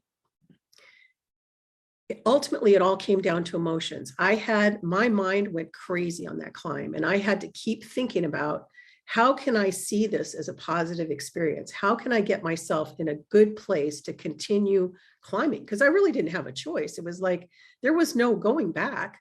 I wasn't going to risk it. I didn't think I could climb down the mountain by myself. So I had to keep going forward. And with that came a lot of emotions that came up. Now, emotions can help us. They can help us make better decisions. They can improve your quality of life. They can help you connect with others. They can move you forward from a place of peace. You can create more meaningful relationships. They can help increase your income, and they can reduce your self-judgment, but it's all in how you use them. So sometimes your emotions are under the surface and you really don't know what to do with them. You don't always know or if they're changing or how they're changing. But if you give your emotions time and space, they contain information for you. And listening to your emotions can actually help you stay healthier. And had I understood this principle all the way back at the beginning of my health crisis, I would have spared myself probably at least a good portion of my time in bed for those 2 years. So I now, over the course of time, among all my accreditations, I became certified in emotional intelligence. And these are 3 things that we consider main principles of emotional intelligence. Know yourself, tune in, identify the feeling, and look at how do you typically react. When you have a feeling coming up or you notice that you don't want to do something, take the time to pause and reflect. Second, choose yourself. What's another way I could interpret or respond to this feeling? Like if instead of dread or instead of fear or instead of angst, what else could you do? And then the third thing is give yourself, look beyond the situation. Is this feeling actually a compass to help me go to where I truly need to go in my life? The purpose of emotions is to cause us to pay attention to opportunities and threats we're perceiving. Emotions attract other emotions. They attract people. They attract money, health, and situations to us. Now, if you look in the middle of this little circle here, this is from the 6 Seconds Map of Change, and they are the organization that certified me in emotional intelligence. You can see in the middle, there's judgment, frustration, and fear in a circle. And that's mostly where a lot of people spend a lot of their time. As entrepreneurs, obviously we can't stay there. We'll never move forward. So at a certain point, we want to move to the other side of these emotions. If you see frustration goes to excitement, or judgment goes to curiosity, or fear goes to courage. But in the middle of that, between those emotions, there's reflect, engage, and activate, which is really about pausing to reflect what's going on with me, engaging in some kind of activity to try to move myself forward, and activating it. So here are 4 keys for what I consider important to your business breakthrough. Your goal should make you feel uncomfortable and take you out of your comfort zone. And what I wrote down was KCG, that's know, choose, and give. So know yourself, choose yourself, and give yourself. So you want to know what's going on with you, what's driving you, what's your why, and then where do you want to go? And really take a moment to see if your path from A to Z is going to serve you. The only thing you can control is your thoughts, and you decide how you view a challenge. So pause and reframe. If you're feeling really stuck or you're feeling really angry, if you're getting really activated, that's a sign that there's an emotion in there from your past that needs healing. And one of the things I love to do with my clients is I'm able to help them identify and release those emotions that they've been holding on to that are keeping them stuck. Then choose to get support. I think support is vital. Like for me, climbing the mountain. If I didn't have that woman encouraging me, I would have stopped. They would have probably had to hike the mountain, come back down, and found me where I was planted, because I didn't care. At a certain point, I didn't care anymore. I was so bloodied, bruised, dirty, tired of clawing at the shale. And everyone should have a guide. We had Sherpas helping us, and I think that was vital. So I have a testimonial from one of my clients that I helped, and she is a high performance coach that works for one of the biggest names in the coaching industry. And she was unable to raise her income over $100,000. And she says, prior to meeting Carla, I had done a lot of personal growth work, but despite my efforts, I had this income wall. I also had a dream of relocating to a tropical island with my family. After working with Carla, I was able to increase my income well over $150,000 within months, realized my dream of moving to Hawaii and the Hawaiian Islands. And what we did there was we actually worked through emotions that she had been holding on to that were keeping her stuck at her financial ceiling. We worked through the emotions that were keeping her stuck with the idea that maybe even though she wanted to move to the Hawaiian Islands, that she really couldn't. So why do I do what I do? Because I don't want another person going through, another woman, especially going through the same health crisis I did at age 35. There's no reason to have to go through 2 years in bed for anybody. I have since learned, with all of the healing that I've studied around the world, with all the shaman and all the work I've done in emotions, that about 90% of what we experience can be related back to emotions that we're holding on to that we're not even aware of. And there's so much that goes on a subconscious level. And I know some of you are probably really aware and really worked on yourselves a lot, but it's not, how do I say this? It's not a bad thing that you can't locate something. That's why we all have blind spots. And this is why it's so important to have a coach or a guide. So I'm running a special right now called Boost Your Business Breakthrough Session, where I will help you create a crystal clear vision for ultimate success. So you know exactly what you want in your business, where you're headed, and what you need to do to make it happen. We can uncover hidden challenges that may be sabotaging your ability to make changes in your life and your business that last or that are slowing down your progress. And you'll leave the session renewed, re-energized, and inspired to finally achieve the change you seek once and for all. And that's a $450 value, but hold on. And you can sign up for that at breakthroughwithcarla.com. But I am offering a bonus, which is a brain talent profile for the first 7 people who jump on the offer. This is a way of we do what's called a brain discovery profile and figure out what your brain's personality is, what are your top talents, what are the things that satisfy you, and what's standing in your way from and it's like a report from you to you. And that's also worth $450. So these things together is worth $900, but today only we have a special for, if you get it all, for $99, if you go to breakthroughwithcarla.com. And that is the end of my presentation. Does anybody have any questions? I don't know how to stop the screen share. Oh, here we go.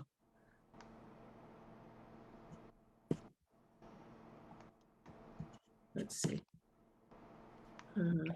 I just want to say thank you. That was amazing. I loved your story. Just a wonderful, thank you so much. Hi, Carla. Yes. This is Ross. Can you please repeat what the definition on the KCG, the no, what was it? Know, choose, and give. So know yourself, like know what's going on inside you. Choose yourself, which is putting your priorities first. Okay. And really understand that comes from a deep knowingness, right? And then giving to yourself. Because where a lot of people get lost is they, and I come from that background where I always wanted to take care of everybody else. But the problem with that is it did cost me my health. I was so much a giver. And I'm not saying don't be a giver. You absolutely should be. I do a lot of charity work and I do a lot of things where I give to people.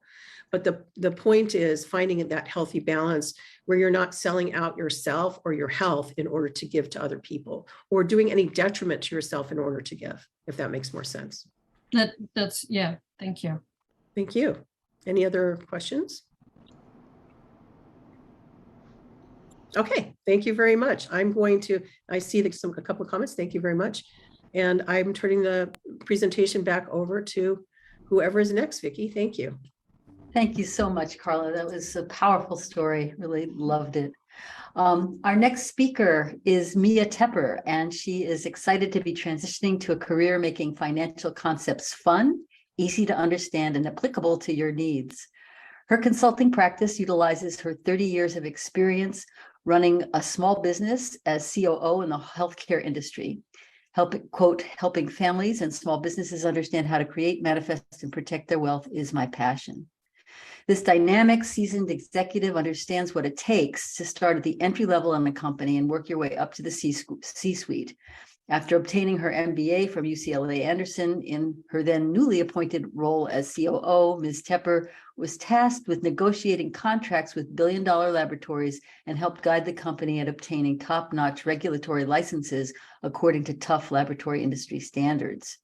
Hobbies include writing a parenting book, Parenting Pressures and Pleasures, 20 Tips for Each Stage in Your Child's Life, traveling with family, following a robust daily fitness and meditation regime, and working as the interim executive director of the Healing NET Foundation. So welcome, Mia. Thank you so much. Thank you for that great introduction. As Patrick says, that might be the best one I've ever written.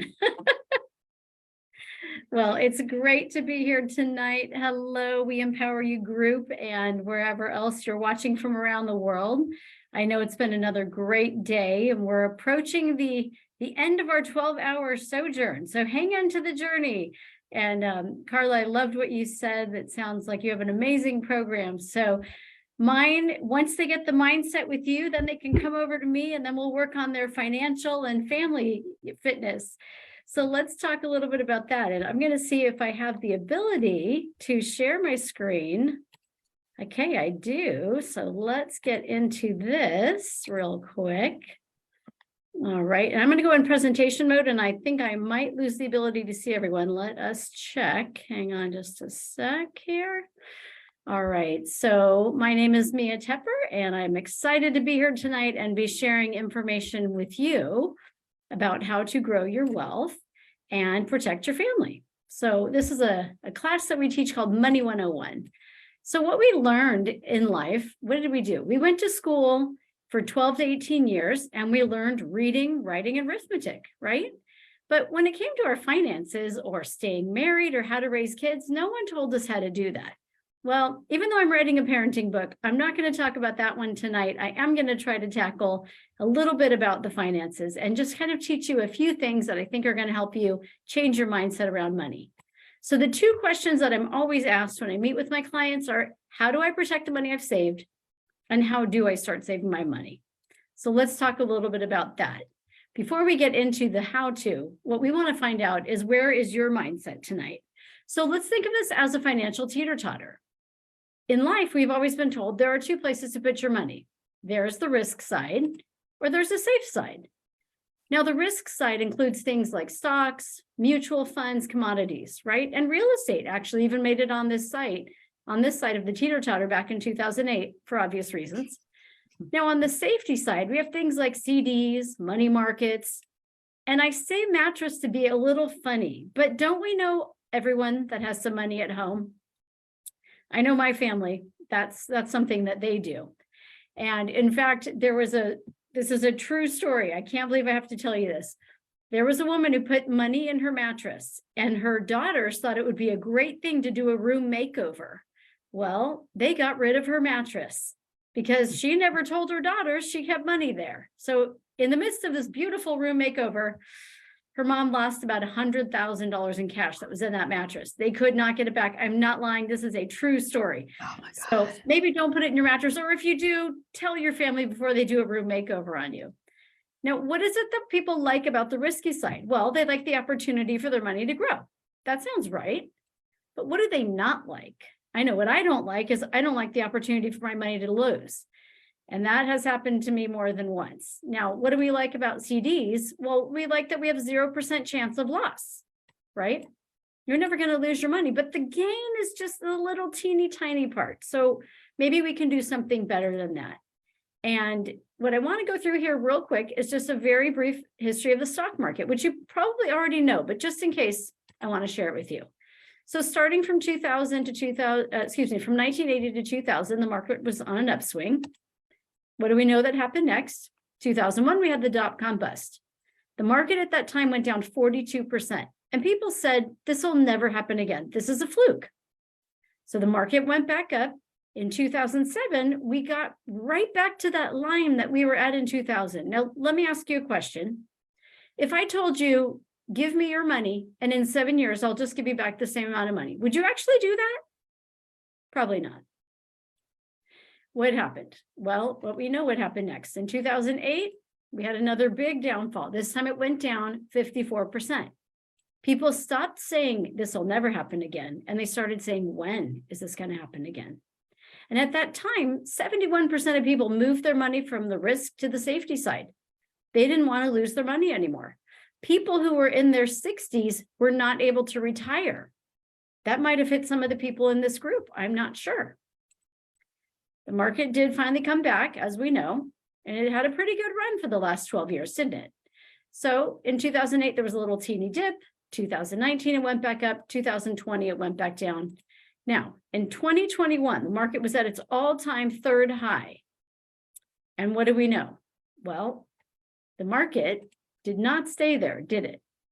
We know something else that the market did. So when I ask you, which side of the market would you like to be on, the risk or the safety? where do you think you might find yourself on this teeter-totter? Well, if you said somewhere in the middle, I have something really exciting to tell you about called an indexed account. And this is something that I'm going to share in just a second after I talk to you a little bit more about saving money. I want to explain something about money. There's a mindset around it, isn't there? So if I ask you, can you save $5 a day? You'll probably say, I could save $5 a day. But did you know that if you were to put that $5 a day away at an 8% interest for 40 years, you would accumulate $500,000.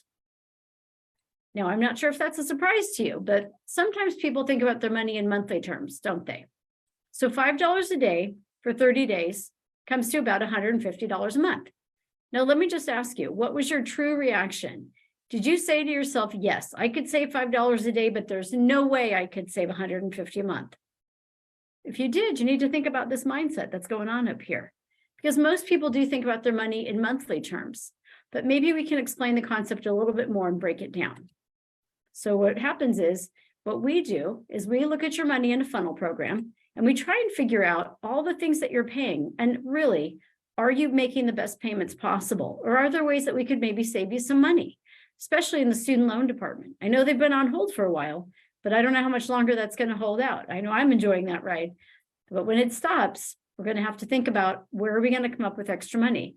And when we do this funnel program, we usually find that people have about $300 that we can put away. Now, back in that old illustration of $5 a day at 8% interest for 40 years, if you were putting away $300 a month, how much money would this be? I'm going to give you the answer, $1 million. Yes, and that's because of something called compound interest. So let's talk about this. Do you know this guy with the funny hair? Yes, Albert Einstein. What he said is compound interest is the eighth wonder of the world. And those who understand it will earn it, and those who don't will pay it. So let me just share a little example to bring the numbers home for you. The rule of 72 says that you take your interest rate, divide it by 72, this will give you how many years it takes to double your money. Not sure if you know about this or not. This is a true, real thing. Ask any of your math friends if they know about the rule of 72. Let me show you in an example what this really means to you. Let's say that we have 29-year-old triplets. Their great aunt passes away and says, I'm giving each of you $5,000, but the will stipulates that you have to put it in one place and leave it and not touch it to your 65. So the first sister says, all right, I'm going to put this money where my parents did. And the banks at that time were making about 4%. Well, 4 into 72 goes 18 times. So you take this 29-year-old in 18 years, at age 47, her money doubles to 10,000. At age 65, it doubles to 20. Not too bad. Let's look at sister number 2. She attended this money class. She said, I know where I can get 8%. So 8 into 72 goes 9 times. So starting at age 29, 9 years later, at age 38, her money doubles to 10. At age 47, it doubles to 20. She matches her sister, but she's got 2 more doublings, doesn't she? So her money doubles at age 56 to 40,000, at age 65 to 80,000. Now, let me ask you a question. Is this a big difference or a little difference? This is 4 times the amount of money, but all we did here was go from 4 to 8%. Isn't that interesting? Sister number 3 says, all right, I don't think it exists anywhere, but let's just play. What if I could get 12% interest? Well, 12 into 72 goes 6 times. So your money's going to double every 6 years. So let's jump forward a little bit here. At age 53, she matches sister number 2 at 80,000. But guess what? She has 2 more doublings. So she doubles to 160,000. And finally, by age 65, doubles to $320,000. Do you believe this? This is real. These numbers are not lying. Math doesn't lie. Let me ask you a question. What if I could give you 18% interest? Would you be interested in putting some of your money with me? Let's divide it by 72. What do we know? It's going to double every 4 years. Well, guess what? Every one of you has this available to you. Probably even have it in your purse. This will account to $2.5 million. You know what it is? Yeah, it's these icky things called credit cards. And these days, I've actually seen them as high as 27%. So I hope you're not in the game of having to pay off your credit cards, but if you are, I can help you figure out a way to do it better to get back some of that compound interest and not have it wag you. So like you said, those who understand it will earn it, and those who don't will pay it. I've been in that situation before. I had bad credit card debt and I got out of it, and boy, do I feel better. And I definitely sleep better at night. Let's talk about protecting the money that you've saved, because maybe you're at a point that you've done a good job of saving your money, but where can you protect it and grow it? I want to show you this thing called an indexed account. An indexed account is something that allows you to participate in the upside of the market while protecting you from the downside. Remember our teeter-totter? This is what I talked about. This is that thing in the middle that is not too good to be true. Let me just show you how it works. So one thing that your indexed account is used for is for rollovers. So say you have an IRA or 401k just sitting at a bank making no money. I'm embarrassed to tell you I have that story. I had $9,000 sitting at my bank, and in 10 years, my $9,000 IRA made $41.03. I am not kidding. And I was too busy with my life, with my kids, with my MBA program, working, taking care of parents, being in the sandwich generation to even take a look at it. When I finally did take a look at it, you know where I put it. So if you have a lump sum like that, I had the amount of $9,000, or maybe you just have some money each month that you want to start putting away for yourself. The index accounts work both ways.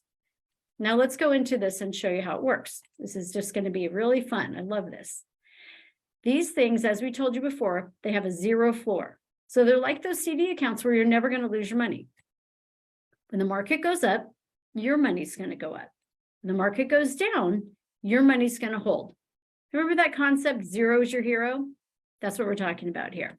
When the market goes up, you're not only going to get the new amount, but anything you gained prior. So whatever you put in here, whatever you gained in interest, it's going to keep going up. It'll never go down. These are the rules and the properties of an index account.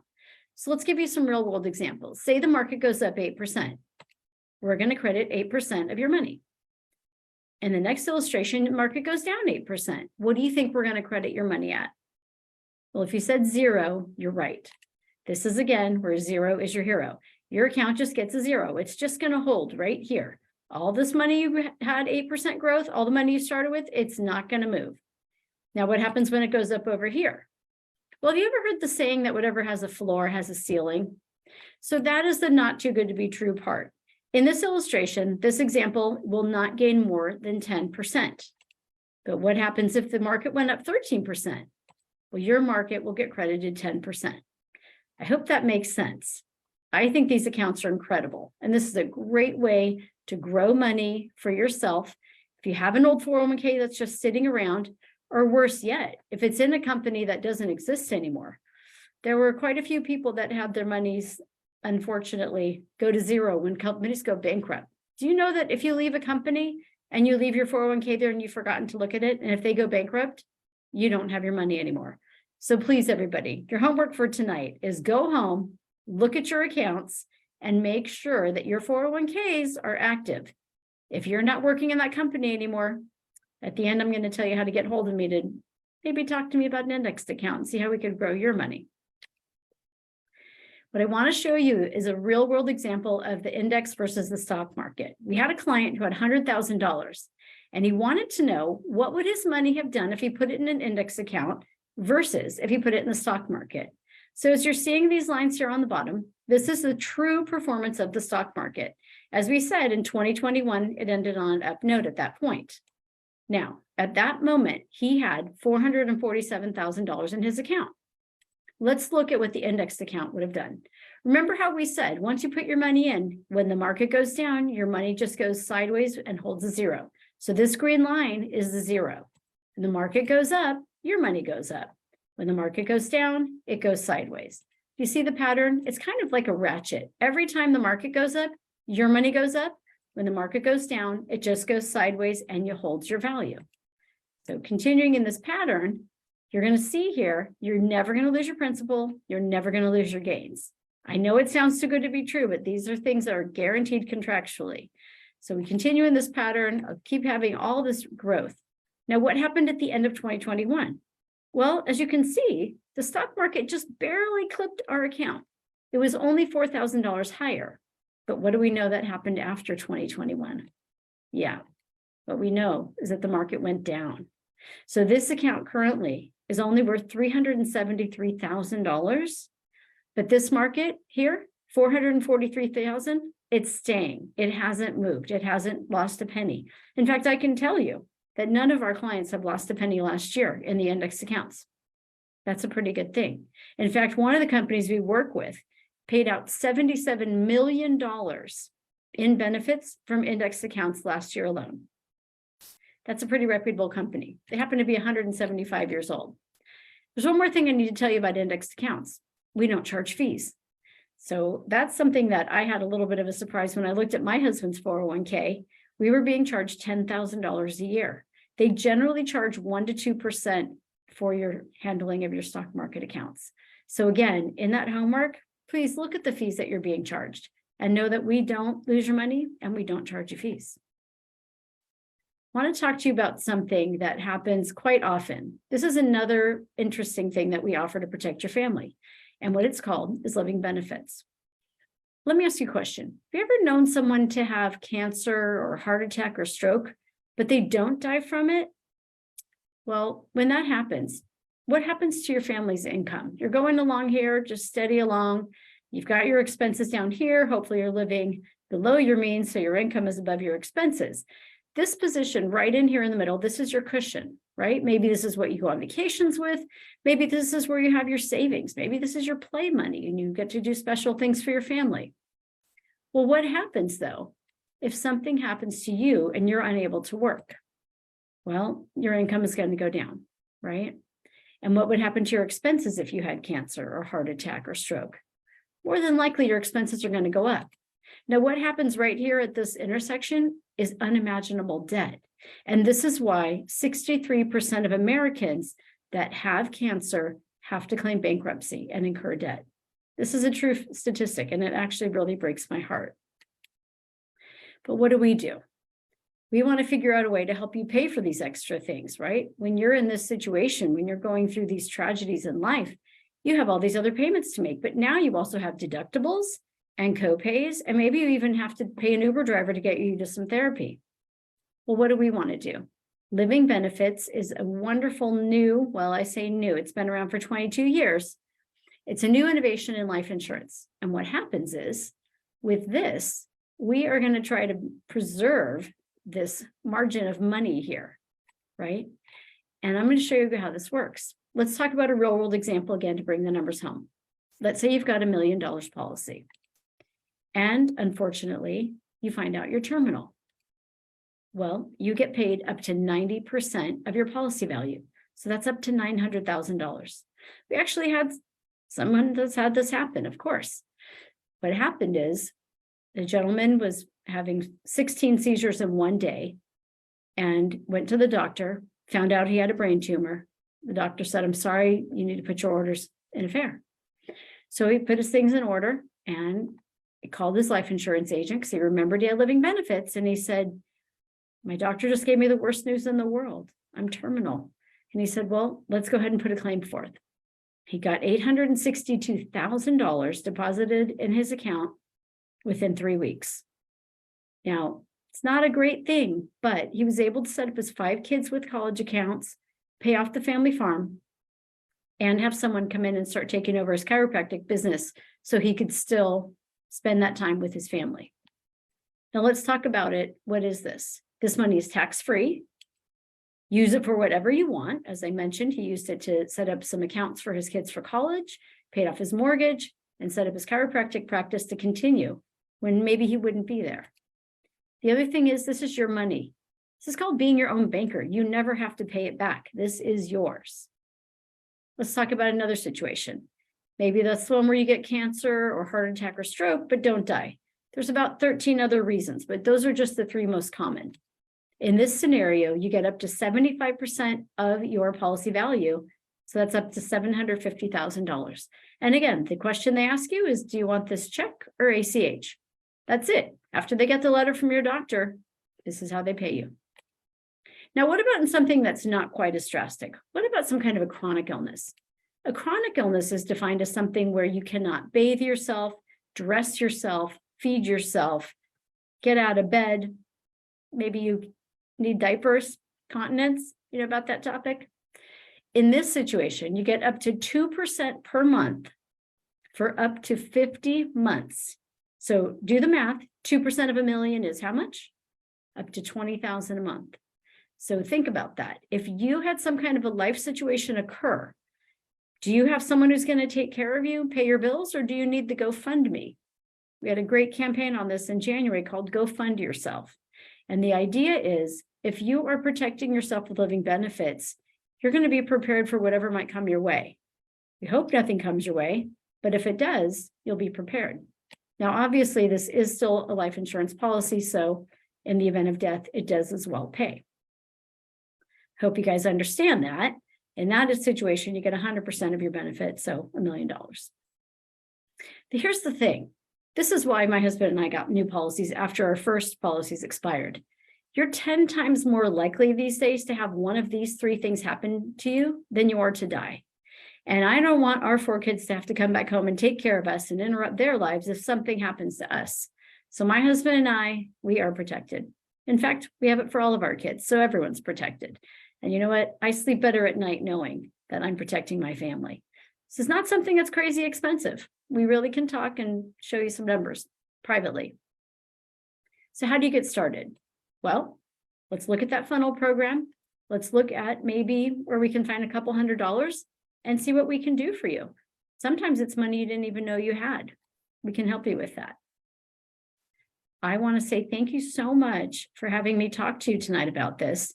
I'm going to show you one more thing if we have time, but I want to make sure you know that you can reach out to me, and my number is here. It's 310-560-2786. My email is right here, miastepper@gmail.com. You can reach out to me and I can do this class again for you privately with any of your employees if you're an employer, with any groups that you have. These are just wonderful programs.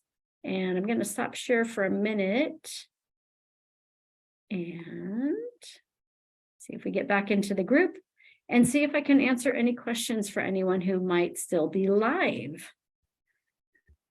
Please put your put the link into the chat, Mia, okay? For folks who didn't get it down. Absolutely. Yes, I will. Let's see here.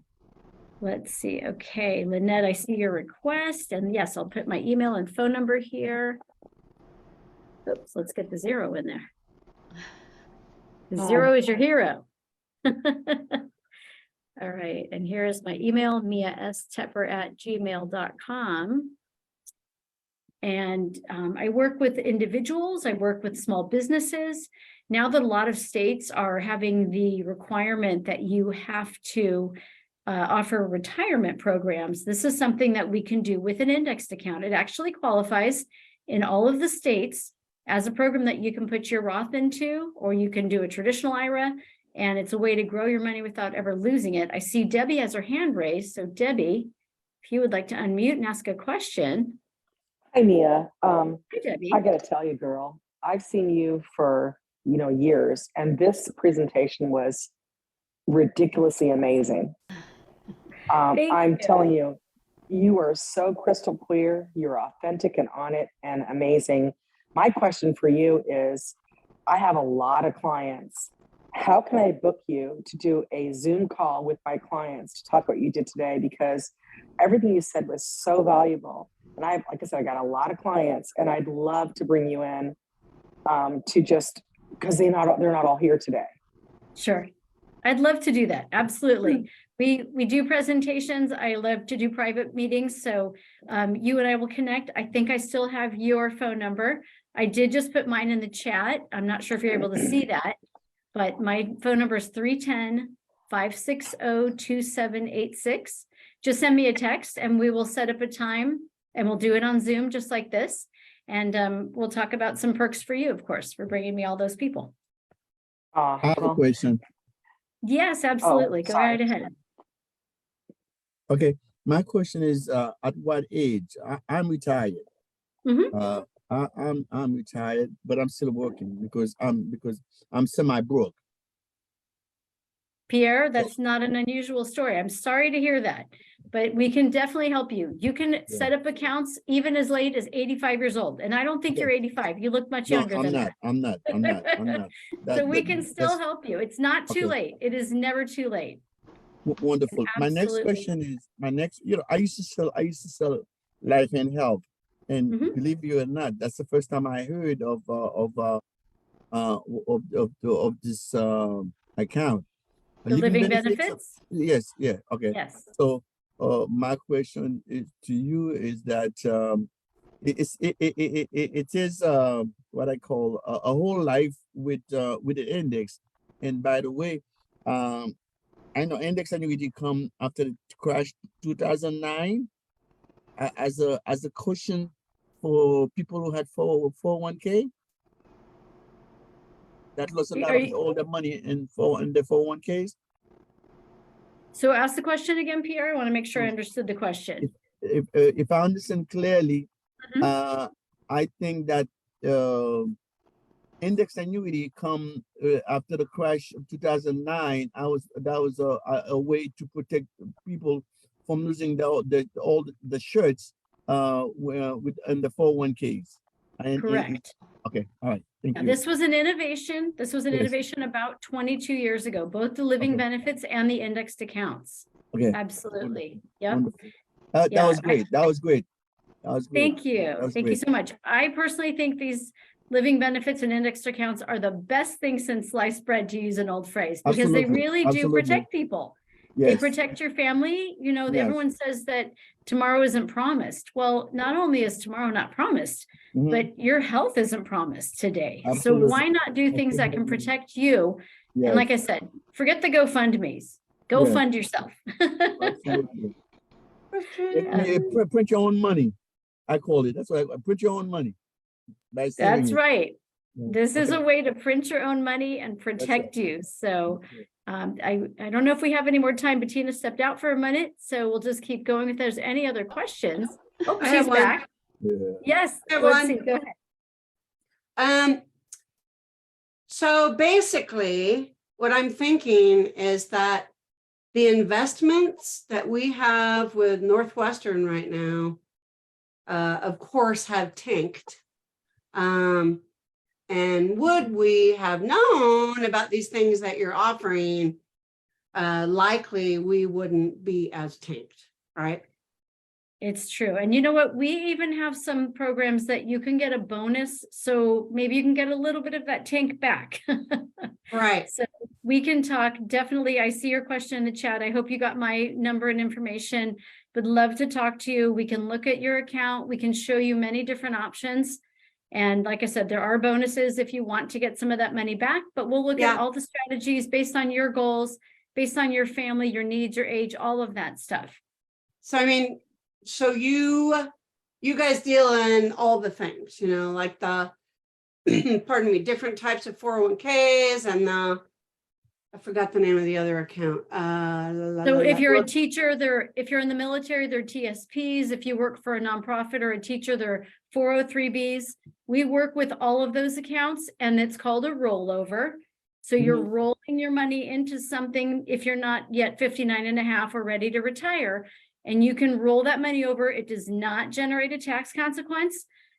All it does is the IRS says, okay, you cashed that money. Where'd you put it? Okay, great. We matched it. Good. No tax consequence. So what if you're, because I'm turning 60 on April 5th. So am I basically screwed then on that one? I guess you're not at all. It's never too late to start, Lynette. You can do this. And by the way, you look 40. You're not 60.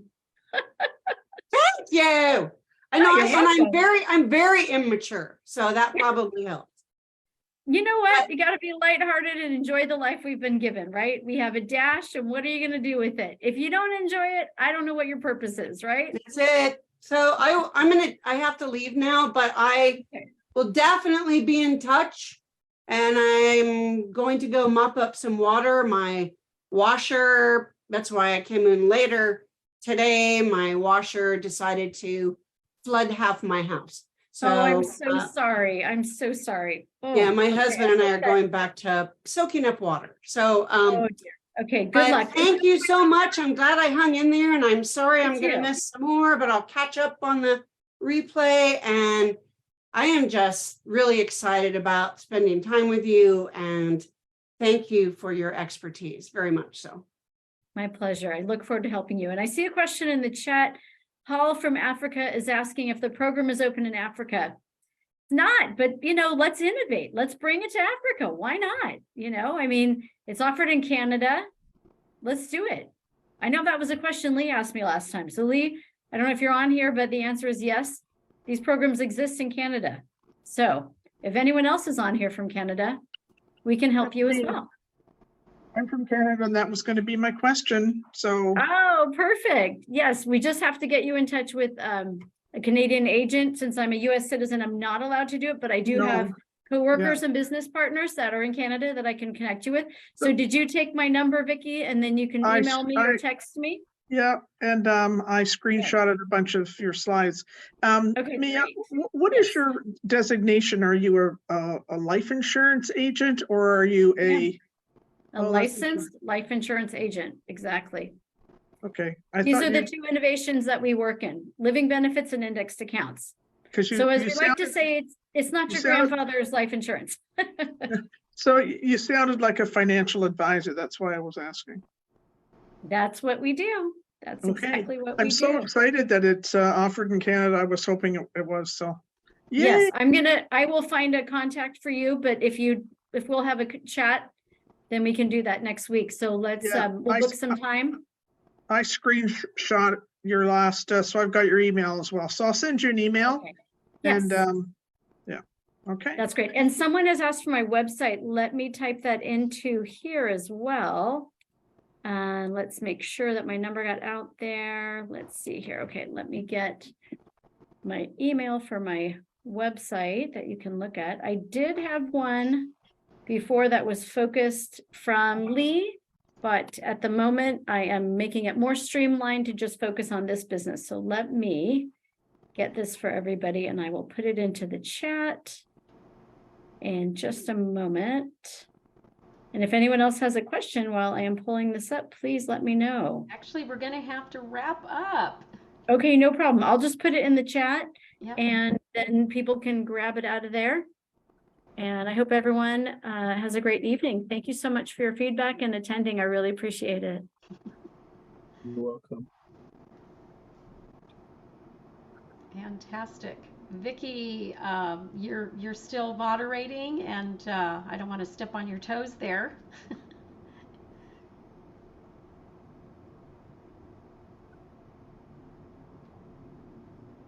Vicki, are you still there? Yeah, you mean me? Which Vicki? Yes, you. Oh, yeah. Which Vicki? There's three of us. They're so unusual. Yes. So thank you so much, Mia, and we love having you back, of course, and it was fantastic, as Debbie said. Thank you. So I would like to take just a few minutes to thank a special thank you to our co-host tonight, and all day pretty much off and on, Vicki Della Gioio. She's going to have to head out also, but I would love to just have her have a warm round of applause here from everybody. Thank you very much. Thank you, Vicki. You're amazing. Awesome. Thank you so much. And Janaki, I'm looking forward to watching your recording. I've been looking forward to hearing you. So I will be back on and watching you in virtual time. Yeah. Fantastic. All right. Well, next Thank up you, is Bettina. Janaki Severi, and I'm going to go ahead and go behind the scenes to introduce this lovely friend of mine so that I get it all straight. I met Janaki, not on the slide, I met Janaki in 2004 when she shook my hand with both her hands and she said, "You're a woman coming into her power for the first time in her life." And needless to say, I was so impressed with the fact that she could read me like a book, even though she had just met me with the handshake, that I had to get to know her. And by that summer, I hired her sight unseen to speak with a program that I was running for Comcast and North Seattle Community College. And the rest is our history together. Janaki is the principal owner of Managing Dynamics. She is known as the People Development Champion. Janaki's company, Managing Dynamics, was founded in 1999, and she supports her individuals and organizational clients through training, coaching, and working with teams. She's excellent at gaining trust and encouraging possibility thinking and builds long-term relationships with her clients. Janaki also works with individuals in life, spiritual, and wellness coaching. As an intuitive and as a skilled empath, she brings unique insights to her clients. In addition, she is a national trainer in emotional intelligence and gifted in her interpersonal skills. Welcome, Janaki, to our stage. Take it away, my friend. Thank you.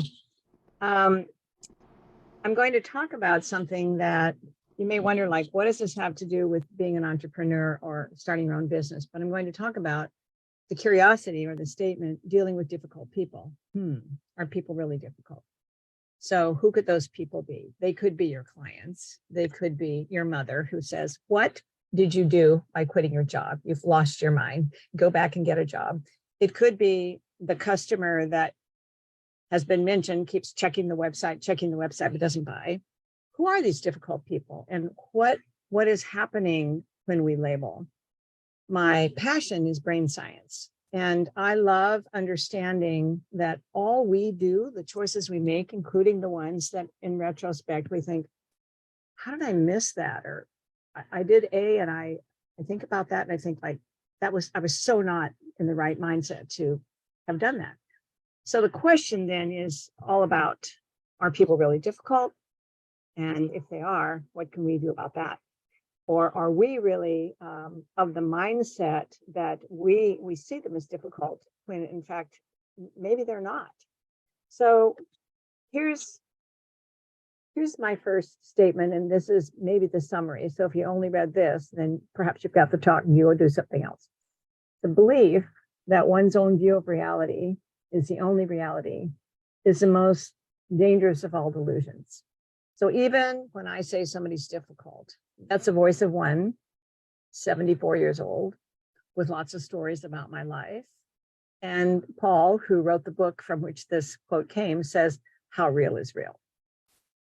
So, people like people who are like them. So people buy from people they like. So if I see someone as difficult or irritating, they're going to feel it. So right off the bat, how I interpret anyone energetically is something they're going to feel and maybe not know what it is. So let's say it's the person that can't make a buying choice. Let's say it's the person when you've given a great talk. There've been so many great talks. And then they call you and then they argue with you for an hour about, well, what about this? What about that? And the more that you allow yourself to compartmentalize this person and call them in your head difficult, they will become uncomfortable because that beautiful, open, well done presentation where they were so attracted to like get to know you and follow you, all of a sudden they're feeling a disconnect, like, oh, I thought this person was there for me. So then that stops them from buying. So what's one of our goals, really? Is to be able to work with anyone. Now, I mean that within a caveat. Obviously, if someone is truly hurtful, disrespectful, I say set your boundaries, because whatever's occurring with them, that's something they need to work out before they come and work with you. And what we know is that sometimes people do impose where they are and their difficulty with us and can in fact be unreasonable. But let's say they're just a usual person who's irritating to you, or they're a really interested person who's afraid to spend, or they're a person who really wants what you're offering, but when they hear about it, they don't do well with what they believe is complexity. And sometimes the way we present something, which is so knowledgeable to us, we don't realize that we haven't quite translated it in a way that they can really appreciate it. So then start noticing your own bias. Like, I move quickly. This is a story about myself, and I make quick decisions, and I am pretty fluid with how I understand language. That is not typical for a lot of people. Doesn't make me better than them. It just means that that's my winning formula. Sometimes moving quickly doesn't serve me. Sometimes I make snap choices that I end up having to undo and correct. And sometimes moving quickly off-puts somebody because they're in reflection and I'm in make a choice. So the only person you can change is you. So we've talked today about values. Who are you and how do you want to be seen? Are you a person who, while you've got this great opportunity, you're also recognizing behind the scenes, you're going to educate. Mia just educated us. Debbie Waldick educates us. So many of you educate us. Michaela educates us. Everyone that I've heard is educating. What's interesting is sometimes we have a mindset that I've shared enough, they ought to understand. And sometimes they don't. So this idea of difficult, needing much effort or skill to accomplish or deal with. I might ask you, how do you see your parents? How do you see your oldest child? How do you see politics? And what is irritating, causing a feeling of annoyance and impatience or mild anger? Well, if I'm excited about my business and I'm 100% embedded in it, and I've worked so hard to make it just right for you, and you keep asking annoying questions and questioning my questions, there could be something in me that gives them a message that distances them. So why do we think people are difficult? How do labels like difficult begin? What is difficult for you? What's the difference between difficult and irritating? How do labels like irritating begin? And most important, what is irritating for you? If I were to see all of your hands and ask you, have you ever been labeled as difficult by anyone? Friend, boyfriend, girlfriend, person who's a service person, partner, somewhere in your life, parent. If you've been labeled as difficult, thank you, Debbie, me too. I have edges and I'm a very strong personality. So I have been labeled as difficult. I've been labeled as an interrupter. I've been labeled as a questioner. And in my mind, I was curious and interested and trying to understand. But because my energy is pretty big, for someone who's got less confidence, I came out as, thank you, Debbie, I came out as difficult. So what's also interesting is where some people irritate one person, they don't irritate another one. So how is it that I find them difficult, but somebody else doesn't? So we have this language that becomes a problem for us. When we say I have to deal with this person, that makes them like something we disrespect. And it moves them into those people. We have Enneagrams and tools that label people that can say this person has a hard time with decision making. Does that make them less desirable as a customer? No. Does it make them difficult? No. It merely means that their time to reflect and marinate and gather information might be 4 times more time than someone like me, or perhaps Debbie. So they may be difficult and hard to work with. They may be someone you don't get along with, and they may be someone who reminds you of someone else in your life. And they might just be different than you, just simply different. So here's what's true. No 2 people see things in the same way. And if you just get this, you've gotten everything. We are all living in our own movie, quite literally in our own map of the world. And that just blows my mind. Whoever's listening to this talk, if we were to interview them, they're all going to get a different talk. One slide won't matter to them. Somebody else will say that was the best slide ever. I have to tell you a secret.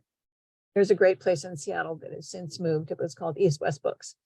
And it was kind of a spiritual bookshop. And I went there all the time. We're talking twice a week. I loved the smell of the incense. I liked the music. It was just kind of like my bookstore that relaxed me. And one day I went there, and this is after 10 years. I looked up behind the cash register and there's this huge mandala. I mean, we're talking big. And I was like, it was so beautiful. And I said, wow, that's amazing. How long have you had it? And they said, 10 years. I said, well, where was it before it was here? And they said, right here. Okay, let me tell you what that tells me. For 10 years, I went to this store and I did not look up. I'm a heat-seeking missile. I went in and I shopped, I got what I wanted. I did not look up. I looked at the cash register. I looked at my credit card and I looked at the person who was helping me. I did not look up. So I could be considered clueless.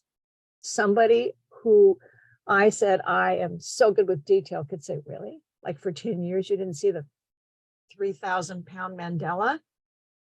So I was paying attention to my transaction and not the environment. Other people walk in and they see the environment and you're saying, focus, focus. So a person's image of others colors their relationship with them. If I see someone as difficult, I will then look for difficult. And guess what? I'm going to see it. A person first sees an object in general ways. So let's talk relationships. I love this. There's something called limerence. In the first 90 days of a love relationship or a potential love relationship, we see all the beautiful things, like they're so kind and they text me all the time and they got me flowers or they took me to a nice meal. And once in a while they're late, but we say that's okay because they're so kind. And once in a while they seem to have not been listening, but that's okay. And then we have this saying, familiarity breeds contempt. And around 90 days, 4 months, we start noticing that lateness is a pattern. You start noticing that they're really giving, but now they're saying, okay, now you pay for all the meals for the next 6 months. You didn't see that one coming. Not that it's inappropriate, but it isn't in the bucket you originally had identified them as sitting in. So we say things generally, and then we start seeing patterns. If I were to ask you patterns of your children, the ones you love and the ones that take you out on your last nerve, why you still love them, you could probably say, oh yeah, there's 3 things my daughter does or my son does that just, even today, I'm like, oh, that's not going to go away. So the difference is you already love them. You're already in rapport. So those nuances of difficulty, holistically, you accept them and you accept those pieces that are a little difficult. When we first meet somebody, before rapport, if those difficulties stand out, it becomes all we see. And pretty soon it's really hard to back up and start noticing the beauty of who they are. So I ask you first, are you looking for difficulty in your business? Are you saying, oh, people will never buy this? Or are you saying, oh, I know I'm not like that product, or I'm not as good as these people that have been giving talks today, or I haven't published a book, so I'm not as famous as somebody else. Are you looking for resistance? Are you offering a fee and going, my fee is this? Or are you saying, this is my fee, right? I'm worth it. Are you afraid they won't like you? And one of the things that I really appreciate about what I do in working with people is I use all kinds of profiling. And one of my favorite profiles is the DISC, and I use an unusual one. And what I would recommend, which I'll remind you at the end, is I'm offering $250 for a DISC in an hour and a half with me about you and your DISC. You can call anytime. It's not a class, it's a one-on-one. The DISCs alone are worth about $150. So it's $250 for the DISC and my time, because I think the most important thing, and everyone has talked about this, is self-awareness.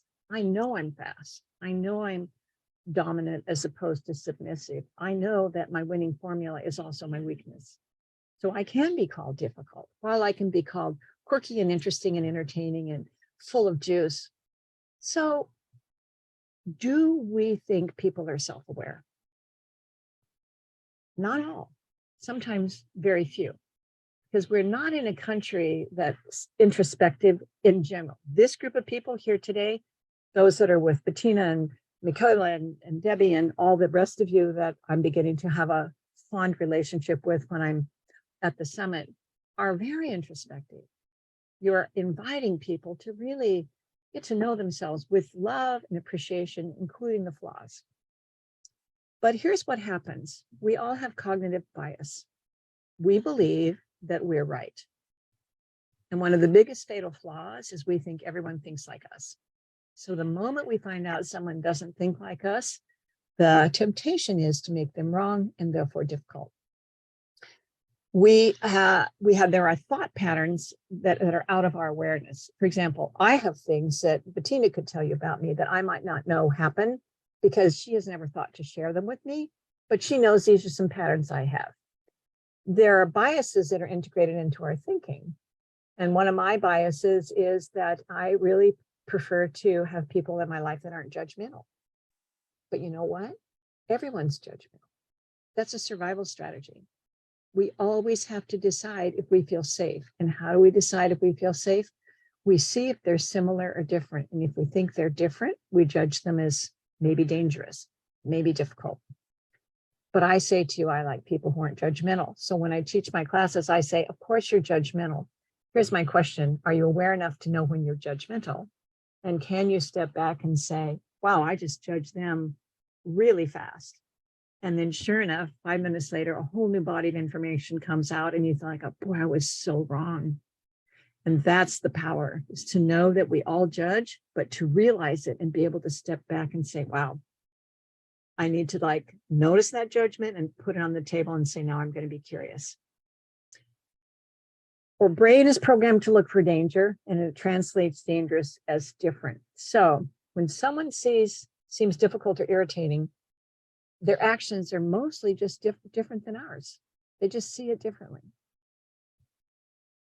So this is a perception process. People make a decision and they validate it with logic. That decision drives the outcomes of my next thoughts. So if I decide that Mary Bell is my closest friend and always tells me the truth, then I believe everything she says because I believe that she tells me the truth. Even though somebody else says Mary Bell is a storyteller, she weaves a few extra details and she makes the stories really fun, but about 20% of this kind of an exaggeration. I would say, no. She tells the truth because I believe she tells the truth. You notice what's useful to validate your thoughts, and then you begin to select perceptions that back you up. So once we make a decision, we try and confirm it. And we only allow into our process system that which makes us right.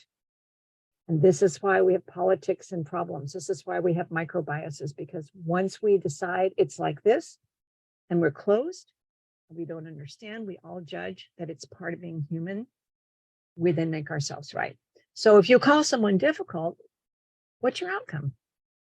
Is there another way you could refer to them? I have been called difficult. I've also been called quirky. I've been called crazy smart. I've been called unpredictable. I've been called 100% organized and you can count on me. I've been called interesting, unique, and a strong personality. So the framing is everything. So how did you decide they were difficult? Did you have previous information? Do they remind you of somebody of your past? Was it gossip? Could you verify it? Does it serve you to see them as difficult?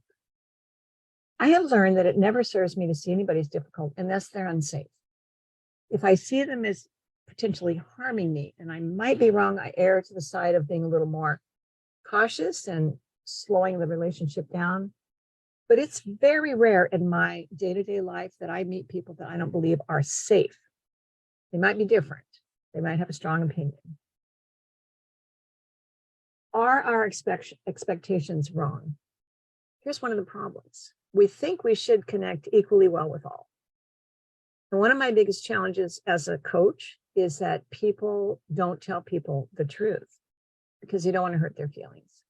So you have a friend that's doing things that are unkind in your mind. They don't know they're unkind. And you don't want them to feel bad, so you don't tell them. So maybe they're late all the time. I had a friend who came early to be on time, and I was like on time or 5 minutes late. In my mind, because my time frame is called perceiver in what's called the Myers-Briggs, we run on loose time. What is called judgmental runs on tight time and come early to be on time.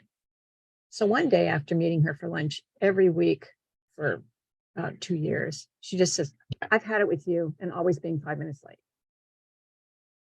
And I was like, it's just 5 minutes. I'm always like looking forward to seeing you, but I do too many things. I didn't make meeting her on time my goal. I made getting stuff done before I met her. And the moment she said that, first, of course, I deeply apologized. But second, I said, I can just change my priority. When I'm going to go see you for lunch, I just will only make that my goal. I won't try and get 10 more things done, which is one of my fatal flaws. So this idea of what a friend is not useful. What's useful is understand your friend. Try and appreciate how they show up and who they are. Try and understand if their winning formula works for you. And if you believe they can receive feedback and then they can adjust or you can adjust. Many times we just know Susan's always late, but that 5 minutes doesn't bother us because having her in our life is so awesome. 5 minutes is a no-brainer. For someone else, it can be the last straw. So we forget there's more than one way to see a problem, and that we think we're right makes us make other people wrong. What is more appropriate is to be curious. I wonder if Susan would receive feedback. I wonder if she would be willing to make an effort to be on time. Jung, the psychiatrist, says everything that irritates us about others can lead us to an understanding of ourselves. And what do people often think if someone's late? You don't respect me. Because how I respect you is I come on time. Because that was my map of the world. That was how my family treated me. They said, when you're on time, that means you care. When you're not on time, it means you don't care. I don't believe that. If Bettina was 20 minutes late, I would wait for her and I would worry she wasn't okay, but I wouldn't be, you're a bad friend, you don't care about me. I would presume something happened and she couldn't get to me. So what do we want to do about people we perceive are difficult? We want to create greater rapport. We want to understand who they are. We want to be able to see them and influence them and be influenced by them so that what stands is the connection. Bettina and I have been friends through thick and thin, challenging life experiences, and I always have felt 100% that she was always there for me, no matter what. It's never a question on the table. But if I can't reach her for a week, I never wonder if she cares. I just know she's genuinely not able to be reached. Maybe she's out of country. Maybe she doesn't have a cell phone that works. So there's a lot of kinds of rapport. One is nonverbal. And nonverbal rapport is when you're with somebody, one of the things that makes us feel similar, and that's something in nature, it's called entrainment, is if we have body language that's similar. When I'm with somebody that's really sad, and you notice they usually sit more heavily, they're looking to the right, they will often be quiet. And if I come in and say, hey, how's it going? You look sad. What's happening? Perk up. I am mismatching the cue. But if I say to them, hey, you okay? Similar quiet. Now they can see me because I've recognized their state. Same with my tone. Same with the words I use. How many times have we told somebody something that was hard for us and they said, oh, it's not that big a deal. And that person just said, your feelings and your feelings about that don't matter. So when I can say to you, I'm sorry that happened. I'm sorry that was hurtful. Even though I know it wouldn't have been the same for me. Now we're moving from difficult to building relationships. So we want to influence a stuck state. It's very, very difficult when somebody's having a hard time if they're walking to maintain it. For example, if somebody's sitting in a chair and they're like this, or their fists are like this, and you say, hey, would you mind walking with me? I just want to run down here to grab a cup of coffee. The act of getting up and walking changes their emotion. So even though they seem stuck or difficult, simply inviting them to walk without mentioning anything can move the physiology and the body and get them to open up. That establishes a mood to communicate, and that allows them to be receptive. And now they're no longer difficult, they're paying attention. So here are the steps to improve relationships. 1, handle the relationship. 2, discover what they need. 3, reframe things that are difficult. 4, generate options. 5, obtain closure. And 6, acknowledge. Handle the relationship is establish a cooperative climate, agree on a mutual approach or view or something that's important that you see similarly, agree on goals or time frame where you're going to meet for lunch, and then say, hey, I want to just meet for an hour, so let's both be on time. Now you've given a pre-request, contrary to me coming 5 minutes late, that this time, Johnny, I want you to be on time. Also notice if there's a stuck state. Have you ever walked in to talk with somebody and you can see they're not okay and you do it anyway? I guarantee that you talking with them through their stuck state, they didn't get any of it, or maybe only 1/4 of what you wanted them to say. So when somebody's in a stuck state, you can say, hey, I've had a really busy day today and I know we're going to meet. Is this still a good time for you? If you don't mind, I might want to rebook till tomorrow. You don't need to rebook till tomorrow. You're giving them an out. So tomorrow they're more present for you. Establish a mood to communicate and create effective rapport. Discover what they need. This is the onion metaphor. When I forgot who said this, but she said, these people are emailing me all the time. And then I say, do you need anything? And they say, no. She knows there's something underneath the onion. She knows they're opening her email. There's something they think she might be able to offer her. So peeling the onion and staying with them and saying, they say, no, I don't need anything. Say, do you have 5 minutes? I want to tell you about some really interesting things I'm doing. And maybe in the telling, they'll say, oh, I am interested in that. Oh, tell me more. Now you're peeling the onion. If they say that's too much money, you can restate it and say, well, what does this cost you so far by not getting help? And I might say, oh, I've made bad decisions to the tune of $4,000. And I might say to you, this is $500. So what's the, I'm asking you, not convincing you, what's the benefit if you can pay $500 and resolve any future $4,000 losses? Oh, yeah, maybe I can do that. And then you get an agreement to proceed. Then you reframe. You're constantly changing the frame to help them see it, not your way, but a way that allows them to move forward. Guess what? You have to reframe yourself first. Remember, if you see them as difficult, if they're taking too much time, you're like, oh, so much work to sell to these people, so much work to be their friend. They can feel that and they won't lean in and want to go forward. But if you reframe yourself and say, you know what, I love my friend, and when I meet with them and ask them to make a decision, they might need a couple of times, a couple of hours, a couple of days. That's okay, because when they decide, they have committed. And then you reframe other things. So deal with your feelings always first. Deal with their feelings. The unfortunate thing is we are very often trying to solve the problem and we don't deal with feelings. And I guarantee you, if you solve the problem before you deal with the feelings, you will have to backtrack and those feelings will pop up in the most unforeseen and surprising ways. So step 4, generate all kinds of approaches to make sure that the decision, the activity, the purchase, the inquiry has been vetted on all levels. So when someone decides, they feel they've really explored it in a way that allows them to make a good choice. Give up old thinking. Make sure if they say no, you don't say they won't buy it. Just say, oh, well, here's a thought. Could you do this? I remember when Bettina first went from monthly payments to being a member to paying all at once, then to creating other programs, into creating this huge benefit when you decide to become a member. And in the 12 times we've had a summit, she has been creative and brought something new to the table every single time. Like I'm like the kid in the window going like, what is the offer now? I'm so excited. Step 5, summarize a specific agreement. And I'm talking about friendships. I can't tell you how many times somebody says, oh, I thought we were going to meet at this restaurant. So I text or email, I say, just checking. We're still meeting at 4 and it's this restaurant.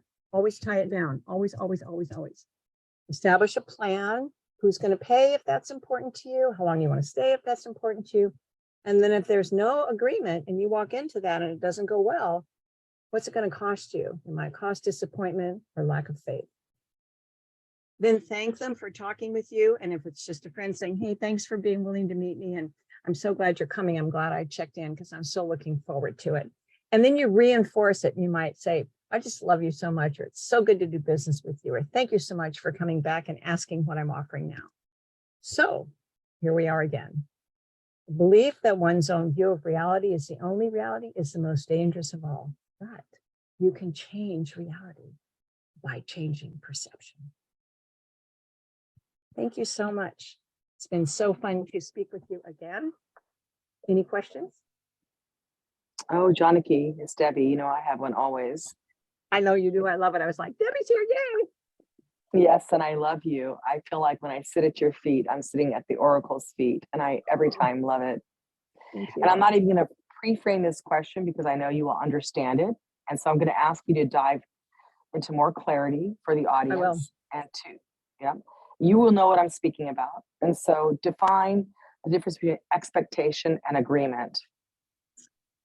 So I asked at the beginning, are people self-aware? And when you say expectation and agreement, the label I have that's like expectation is also presupposition. I presuppose that everyone's just like me. So when I say, hey, Debbie, it's going to be like this, I think you know what I'm saying because you and I have a relationship. We have history. But the truth is, we haven't made certain agreements for a long time.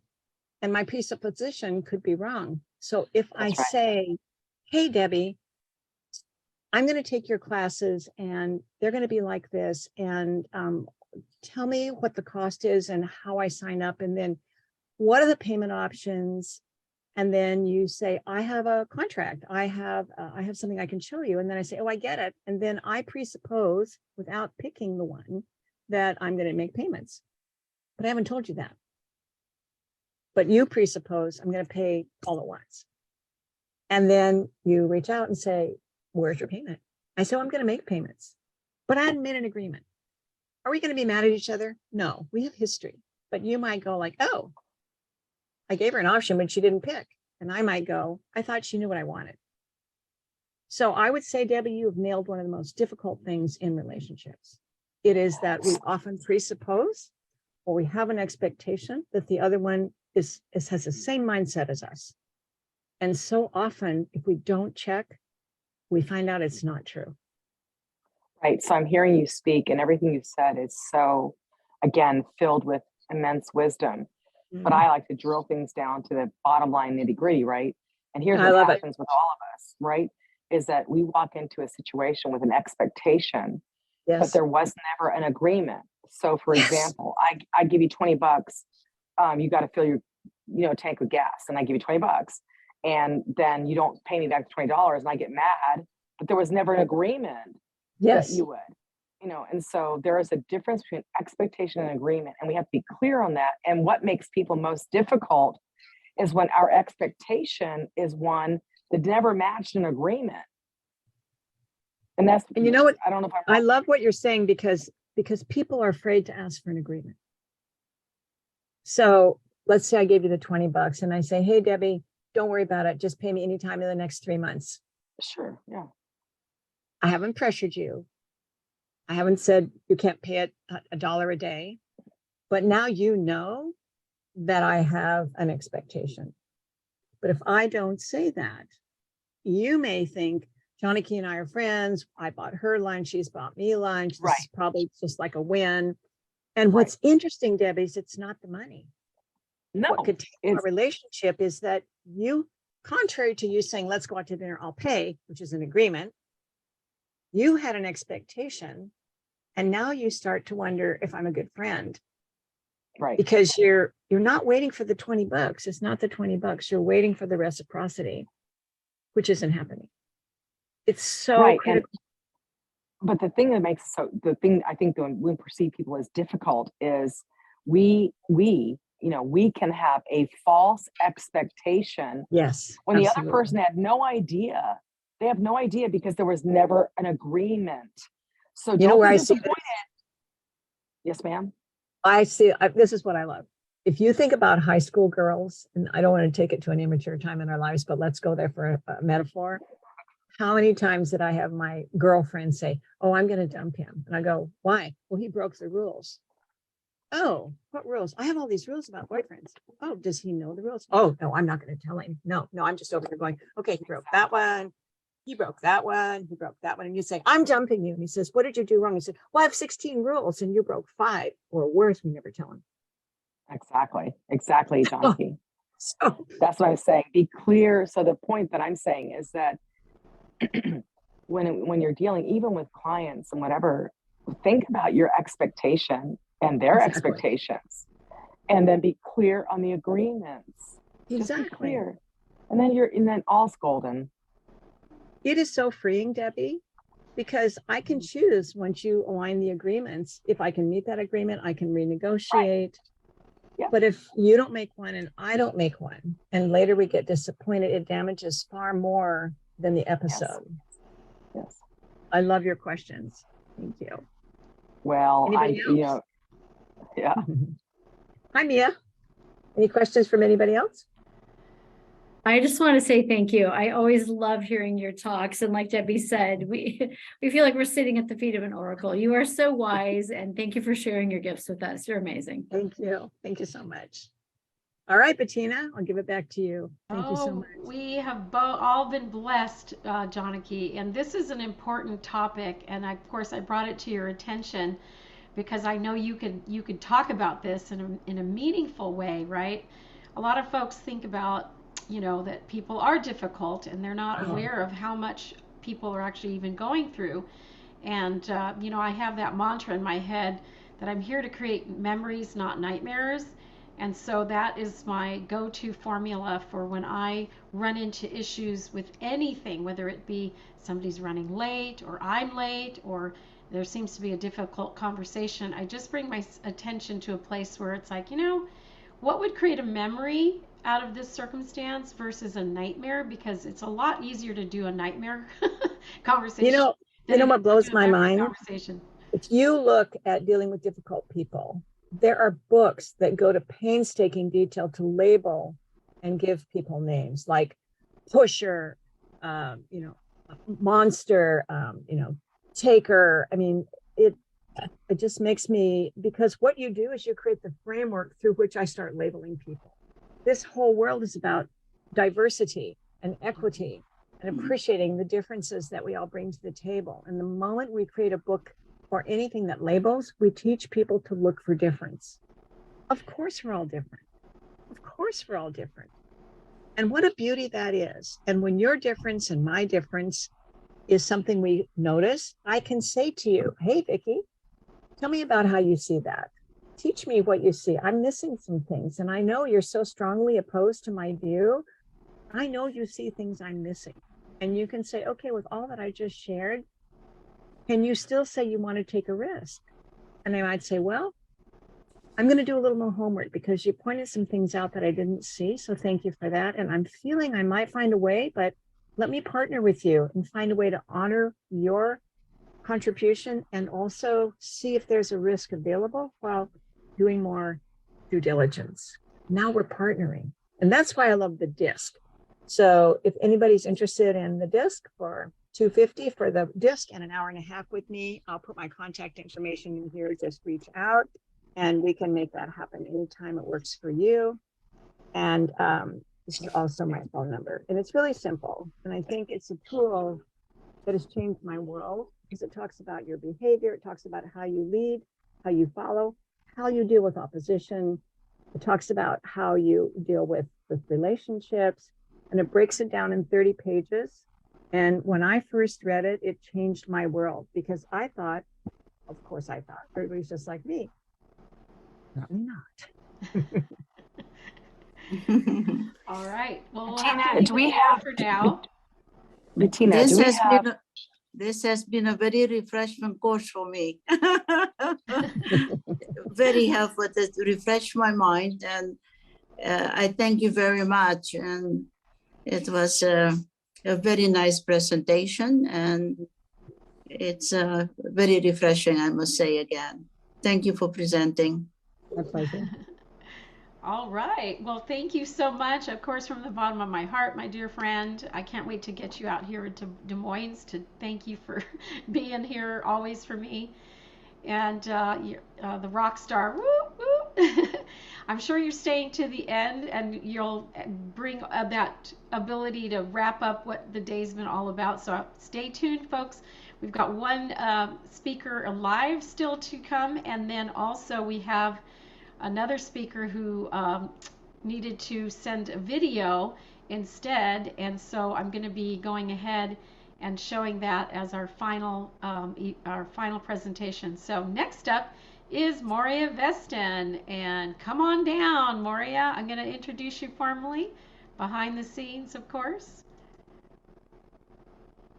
Okay, so Moria Veston went from a busy life on an Iowa farm, one of 9 children, to a year in the convent where she got her BA in English and teaching sophomores to second graders. She was an event coordinator, an admissions director at nursing homes, a life coach, and a communication trainer, as well as an author. Check out her various books at pleasuresandponderings.com. And also, welcome to the stage. Again, this is probably your 12th summit, I believe. Yes, I hope so. Can you hear me? Yes. Oh, good. I wish I didn't have to follow Janaki because she was so full of information and ideas and so forth. I'm not confident that I'll keep up with her, but I'm going to do my best. I'm talking about letting go of self-pity and self-judgment. I don't know how many of us experience self-pity and self-judgment. I do more than I wish. I'm 82, going on 60 perhaps in lots of ways, but there's still a part of me that says, Moria, why don't you get those emails taken care of? Moria, look at all those unsorted papers yet. You know, I hope that's not just me, that I'm not the only one that can understand that. But several of the things that I wanted to share was, I'm curious what any of you think are the main reasons people feel self-pity. Can anybody come up with the main reasons? Is it just thinking too much about what's going on, or is it something else? Anybody have any thoughts? Speak up if you do. Well, my immediate thought about self-pity is you feel that you should have been doing something better, bigger, more profitable, more successful, whatever, and you're not where you think you should be. So you feel bad for yourself. Well said. Yes, indeed. And I'm curious what has worked for any of you when you catch yourself with self-pity or self-judgment. If there's other things you've done other than what I do, which is as soon as I catch myself, sometimes it takes more than a few minutes.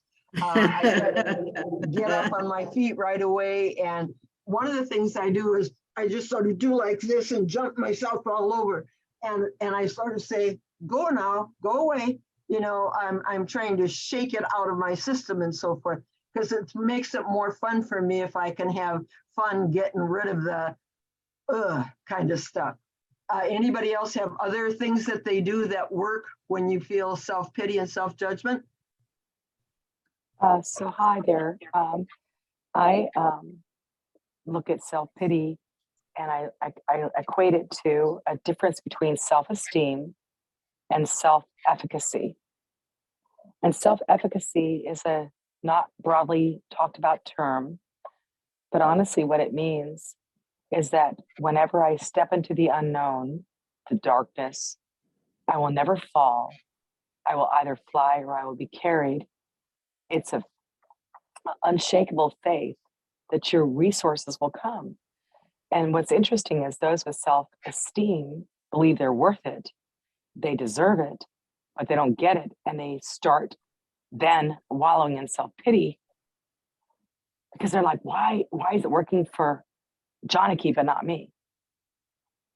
But that self-efficacy, dear, is literally that faith. When I step into the unknown, I will never fall. I will either fly or I'll be carried. So when I see people with self-pity, I know that they lack self-efficacy. Yep.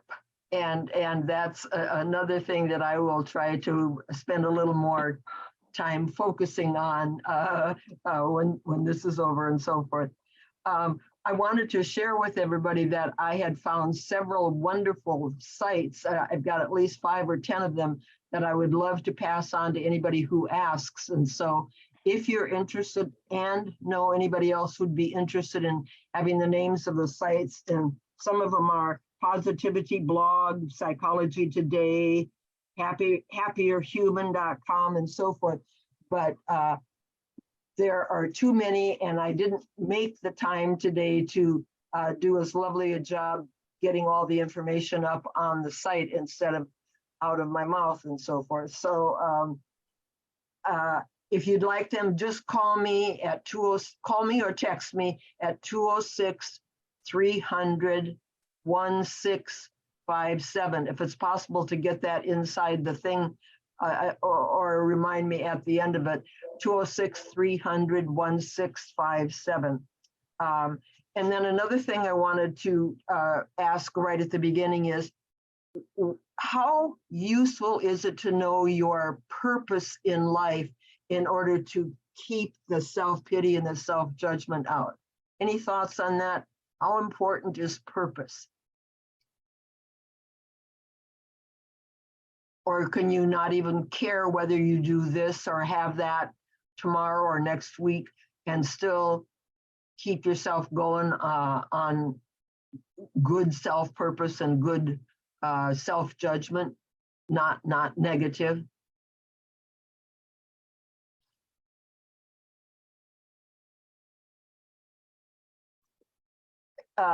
One question I might ask that might bring something up is, if you had a friend who was dealing with some of the things that I had mentioned and so forth, and that person wasn't doing very well at all, what kind of thing might you say to him or her that would help him or her understand that you understood, you cared, and you wanted to be as useful as you could?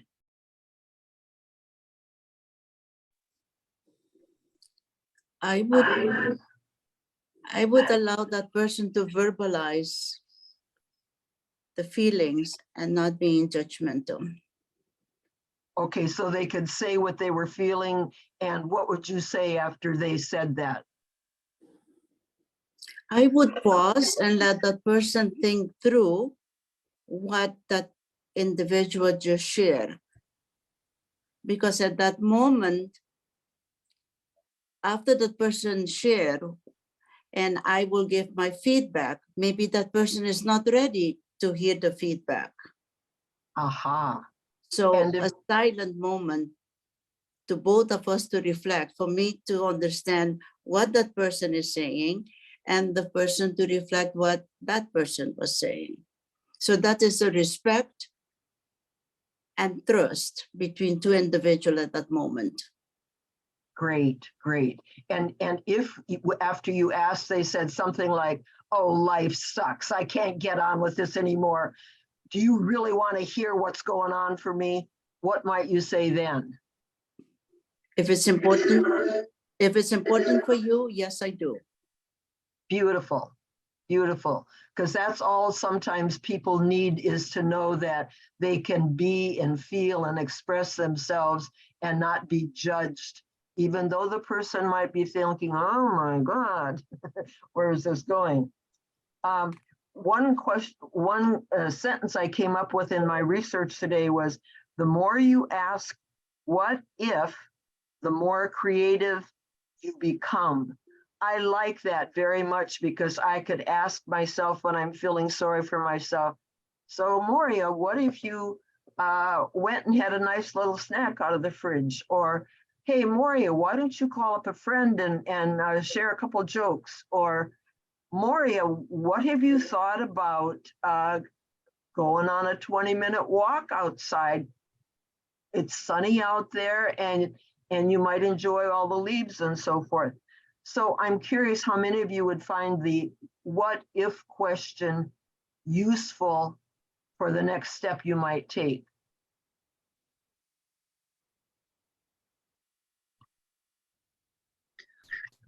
I think it's kind of like counseling yourself, stepping outside of yourself. I quite often, I don't know if this is weird, but I refer to myself. I say, Vicky, you know, such and such, you know, get a grip, and I talk to myself as if I'm my best friend, sort of thing, but that's something I do. Yeah, great. Yeah, and I'm Moria. sure, I'm sure I could, did that come through? Yeah, okay. Was I there somebody else? apologize. Yes, ma'am. I wonder if this resonates with you and Vicky, who just spoke. My mother is a Scottish woman. She's 5 foot tall. My dad was a 6'6" American who was very domineering and scary. I'm 5'10". My mother would tell me, based on what you just said, misery loves miserable company.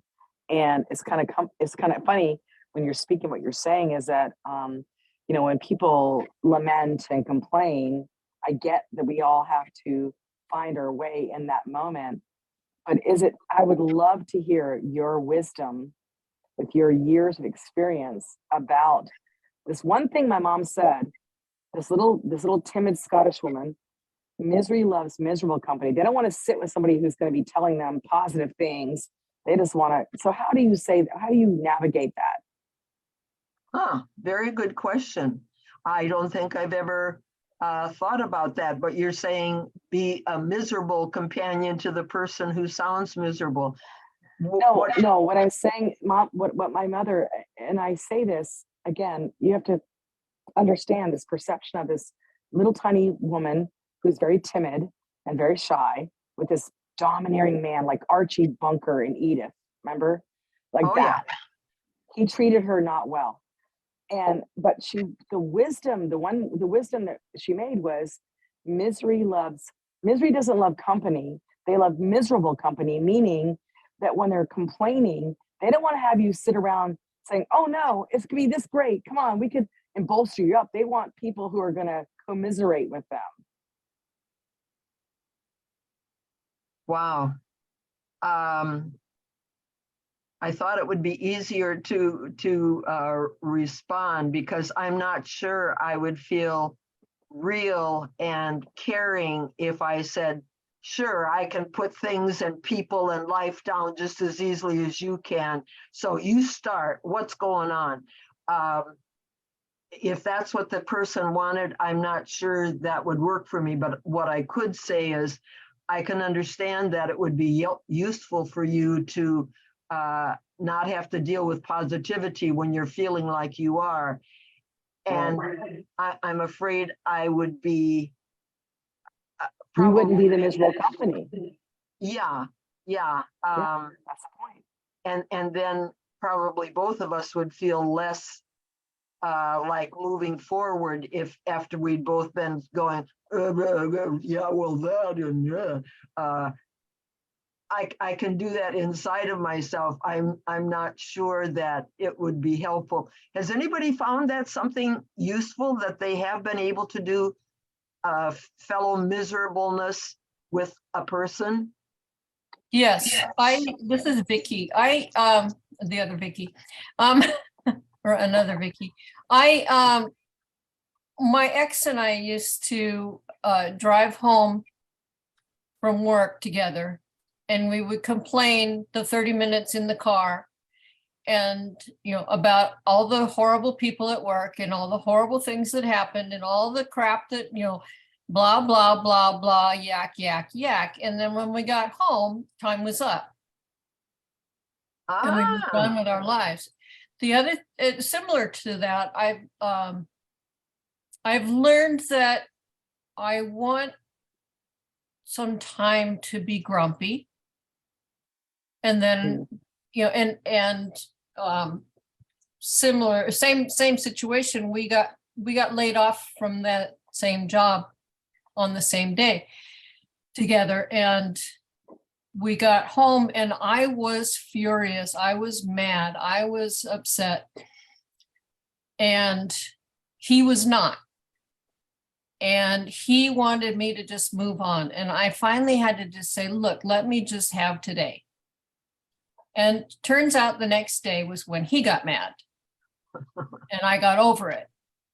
And so, so then I gave him that day and then we moved on.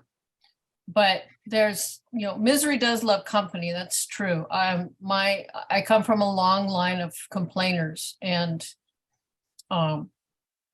setting a timer does tend to help. And because sometimes you just need to vent. And if it's just venting, then that's fine. If you're just going to live and wallow in it, then no. I don't have time for that either. But I will commiserate for a while. Very good. That gives me something to think about, that I don't think I've ever seen the possible usefulness of to the other person of getting in a negative mood and so forth, but I can see the value in that too. So at the least, I could at least say, well, that's not something I'm used to, so I don't know how good a job I'll do, but sure, let's try it, you know, and see where it goes from there. Good, good, good. I like learning new things. I think what it does is it does give some validation, because if you immediately say, oh, let's just, you know, I mean, there's value in let's go for a walk, you know, and talk, or let's go get out of our head somehow. But there's also if you just simply say, oh no, it's not, it's going to be fine, or it's going to be, it's you know, if you immediately discount it and try to take it, you're taking it away from them, and you're invalidating their feelings. If people want to be heard, and they want to be validated, and they want to, you know, have a little bit of they're there, patted on the head, commiseration, and that may just pull them out of it that much faster. Good point. That does remind me, I don't know how many of you have read Nonviolent Communication by Marshall Rosenberg. That's what I have studied, and as well as shared with lots of people and stuff like that. I think about 70 different groups in public where there were at 70 different locations and so forth. But we had questions to ask about what are your feelings, what are your needs, and so forth. And that would be one of the resources I would share also. It's his website, and he's been dead for a while, is CNVC, Center for Nonviolent Communication, CNVC.com. But he's got lots and lots of exercises in his thing too. And I think that would be something that would be very useful for me again, and for any of you that wanted to have some more options and so forth. What do you think as far as self-judgment about every time you notice that you're being a little hard on yourself, you would just say, hey, I'm doing my best. Would that work for folks? What do you think? It works for me. I tell myself that sometimes when I get discouraged or whatever. I said, well, I did the best I could, or I am doing the best I can right now. I have told myself that, so that works for me. Yeah. Or I will say, this too shall pass. Been there, done that. Just wait it out. That sounds like my mother. Yeah. And go to bed, dear. Have a good sleep, and things will look different in the morning. That's another of hers. Yeah. I have a feeling that Mariah's going to give us a piece of great wisdom on this.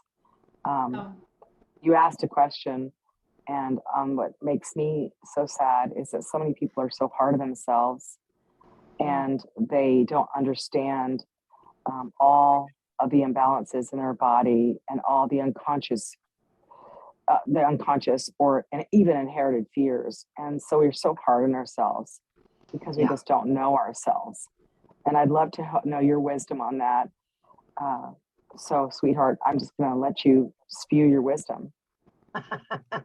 Well, I've got a lot more notes and a lot more thoughts and so forth, so I'll try to carry it out, because how many minutes do I have left, Bettina? Just about 2. Oh my goodness.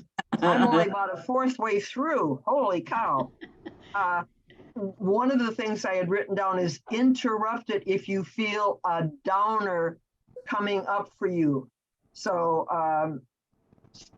like I said before, stand and shake your whole body, or do whatever it could be to interrupt, think of something else and so forth. also, if you have ADHD like I do, it was helpful to see all the notes about all the different things. And I see that some of the negative aspects of my personality are because of my ADHD, attention deficit hyperactivity disorder. And there's more on that at chadd.org. To me, another important thing is keeping your sense of humor, finding something to laugh about or grin about or say, oh, I forgot such and such. And that's not easily right in front of us necessarily. Another one that I read just today while I was sorting things through was keep on using essential oils. You know, rub those beautiful essential oils such as lavender oil, or light a candle that's a lavender one and so forth, and that can be very helpful too. And of course, another thing would be exercise, and it can be anything from raising your shoulders to going back like this, or going back and forth and side by side, because it's pretty hard when you get active in your exercise, whatever that might look like, you know, to keep your mind on what was going on with you before. And a nice sentence too also is, if you don't like something, change it. That sounds easier than it necessarily is, but it makes a lot of sense to remember that. Even have it on a piece of paper right over your TV and so forth, or over your computer. Oh, and if anybody, wow, I've got so many more thoughts. And I did tell you that if you wanted PDFs of my 2 books, just text me at 206-300-1657. Reframe some things so you can see it differently. Wow. So I presume my time is up. Yes, but Okay. it's valuable content. So I hope folks will get a hold of you. Can you repeat your phone number? You betcha. 206-300-1657. And you can also look up my name, Moria Veston, online. And I've had some changes in the last 2 years. So, and somebody actually stole one of my things and I had to change it. Anyway, but Moria Veston, MOREAHVESTAN. And I'll try to put that in the notes here too at the end of our talk. Thank you so much, Moria. It's been great to Thank have you you. back. Thank And you. much needed information, especially on the nonviolent communication realm. Great. Moria is an absolute resource to anybody who's interested. She's helped me with a number of conversations that were on the difficult side, and I cannot thank you enough. Thank you. Thank you. All right, I'm going to go behind the scenes once more for bringing up our final presentation before we talk a little bit about how the day went. And let's go ahead and introduce our next speaker, Juanita Corey Jackson, who was not able to be with us, but she sent a short video clip that is going to really rock your socks. Juanita Corey Jackson is the CEO of Global Impact University Consulting, LLC. She's a certified speaker, trainer, realtor, financial consultant, spiritual coach, and is a best-selling author. Juanita is also serving as the visionary leader of I Believe God Ministries International, Inc., the executive producer of Global Impact TV, and the host of the Exchange podcast. Juanita is a skilled business professional, a natural solutions-oriented person, and she has developed her leadership training and development skills through many diverse organizations and industries. Juanita brings a wealth of knowledge from health care management, real estate, ministry, and training and development. Juanita is the mother of 3 children, Demond, Sharika, and Kendra, and 1 granddaughter, Tanaya. Most importantly, she's a woman of faith, and she is a transformational vision specialist. So we're going to bring up her video here. I'll have My technician put that video up. Hi, everyone. I'm Juanita Corey Jackson. I'm excited to be here with you today. I want to say thank you to Bettina Carey and the We Empower You Global Virtual Summit team for this amazing event that you guys put on every quarter. I know that it is a lot of hard work assembling all of the speakers that you do to this wonderful stage. And I want to just say thank you for this opportunity for allowing me to be here to share today. So my assignment today is the power of your message, your voice, your message. There is so much power in that message. My mentor, Mr. Les Brown, I remember sitting in his classroom and he started teaching us about speak your way to unlimited wealth. Speak your way to unlimited wealth. I quickly come to realize that it's not just about speaking on stages, although that can absolutely be a part of it, but my words actually have power, and the messaging that I assemble around those words have power. And those messages will show up in my life, whether that's in my business, whether that's in my ministry, whether that's in my life. And so for us as business owners and speakers and entrepreneurs, there is a level that we all share, and that is service. It does not matter what type of business it is, there is some level of service that you have to present to your customer. And how I treat that customer, what is my message in my customer service, whether I'm offering a product or whether I'm offering a speech or whether I am, whatever that is, selling a course, there has to be a level of service. And then there has to be sales. Because if you don't have sales, after all, pretty soon you won't find yourself in business. And in your marketing, I say all the time, that's a skill that can be learned. But if you don't have the right words, if you don't have the right messaging, your marketing will fall flat. And then the message, what do I really want the world to know about my business, about me as an entrepreneur? Because after all, I represent this service.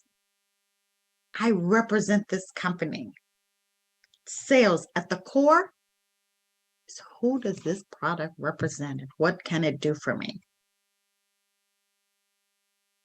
So I want you to know today that your words have power. And they are fully or should be fully expected to do something for you. One of my favorite proverbs is Proverbs 18:21.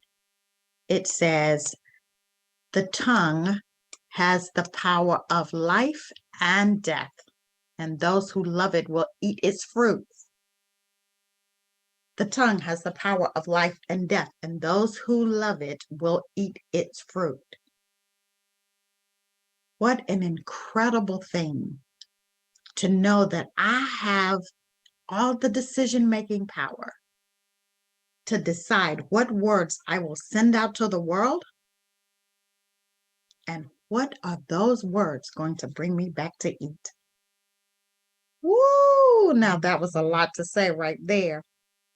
I said, I have the power of the words in my mouth. I can choose to say to the world that my words can go ahead of me, that my words can go places that I physically may never be able to go. But my words can go ahead of me, sow a seed for me, and bring me back a harvest. What's your message? What's the power in your message that you are sending to the world? And again, I want to be clear. Whether you're a business owner or whether you're a stay-at-home mom, whether you have the role of pastor such as I do, what words are you sending out that are sowing seeds for you that should bring you back a harvest? It's what I will eat. It is that unlimited potential of wealth. And I am very clear, I am very intentional of how I use my words. So for me, I want my words to be seasoned with grace. Seasoned with grace. It's kind of like when you're preparing a meal and you're cooking. You can make this wonderful presentation and it will look marvelous, but without the right seasonings, it will taste horrible. So I want my words to be seasoned with grace. For me, grace means favor. Favor has the ability to do for me what I would never be able to do for myself. I don't have the money to pay for it. I don't have the skills to obtain it. But if I can master the skills of my words, they will fully produce for me favor, seasoned with grace. I expect my words to act as seeds, to be planted. And though they may go far from me, out into the universe. For a normal seed, you plant it in the ground, it's covered up by dirt, and you can't see it for a period of time. But I fully expect the seeds, the power of my words, to work its way back through that dirt in the ground, to work its way through the fertilizer, to work its way through all of the weeds that would come to try to choke the life out of it. I fully expect for my words to produce something that would cause me to have a harvest, this potential of unlimited wealth. My seeds are expected to bring me back a harvest, which means I get to reap either life or death. What will your words produce in your business, in your marketing, in your life? What will your words produce for you that you can reap the harvest and that you can sit at the table and eat either life or death? Our words just alone have power. But when I form those words into a message, they should tell a story. For me, where I stand today is not where I plan to end, but where I stand today is certainly not where I began. And while I don't have the time to tell you the whole story, let me just give you a snippet. That in 2010, I was working this wonderful secular job as an office manager, managing 2 medical practices, and made a great living at it. But I wanted more. I saw a vision for more. And for me, that avenue was real estate. And I decided that while I had gotten my license in 2009, I really had not really done anything with it and decided I need to focus on this full time. So at the end of 2011, I marched myself home and said to my then husband, hey, how do you think we can do this? If we trim our budget, there will be some sacrifices, but if you could give me 6 months to a year, I can replace my salary. And he seemed to be on board. And several months later, he was gone. And I went in 2012 from a 2-person income to no income. In 2012, I went through a divorce. My mother died, and I found myself laying prostrate on the floor, crying out to God, saying, why is this happening? And what should I do with my life? I find myself in this almost 4,000 square foot home alone on the floor. And really not even sad about the marriage was over, because in all honesty, it had been over long before. But these are the messages that came to me. 1, surrender. 2, change your words. Because I had said to God and to everybody else who would listen, I am never, ever, ever going to pastor. I am simply not going to do that. And those became words of death for me. Today, in my surrender, laying on that floor, I do pastor. But not just one church. I pastor several churches. I oversee several churches, businesses, individuals who we all together collectively call ourselves covenant partners. That I have the privilege of serving those people, individuals, and businesses as a visionary leader. But in that surrender, I really found my purpose. I really found my why. I really found my giftings. And now I wouldn't take anything for the journey. I also now have the privilege of working as the CEO for Global Impact University Consulting, of which my real estate business is a doing business as name underneath that umbrella. So once I changed my words, my message changed. I was transformed and I became anew and started on this path to unlimited potential of wealth. I want you to know that while your story might not be the same,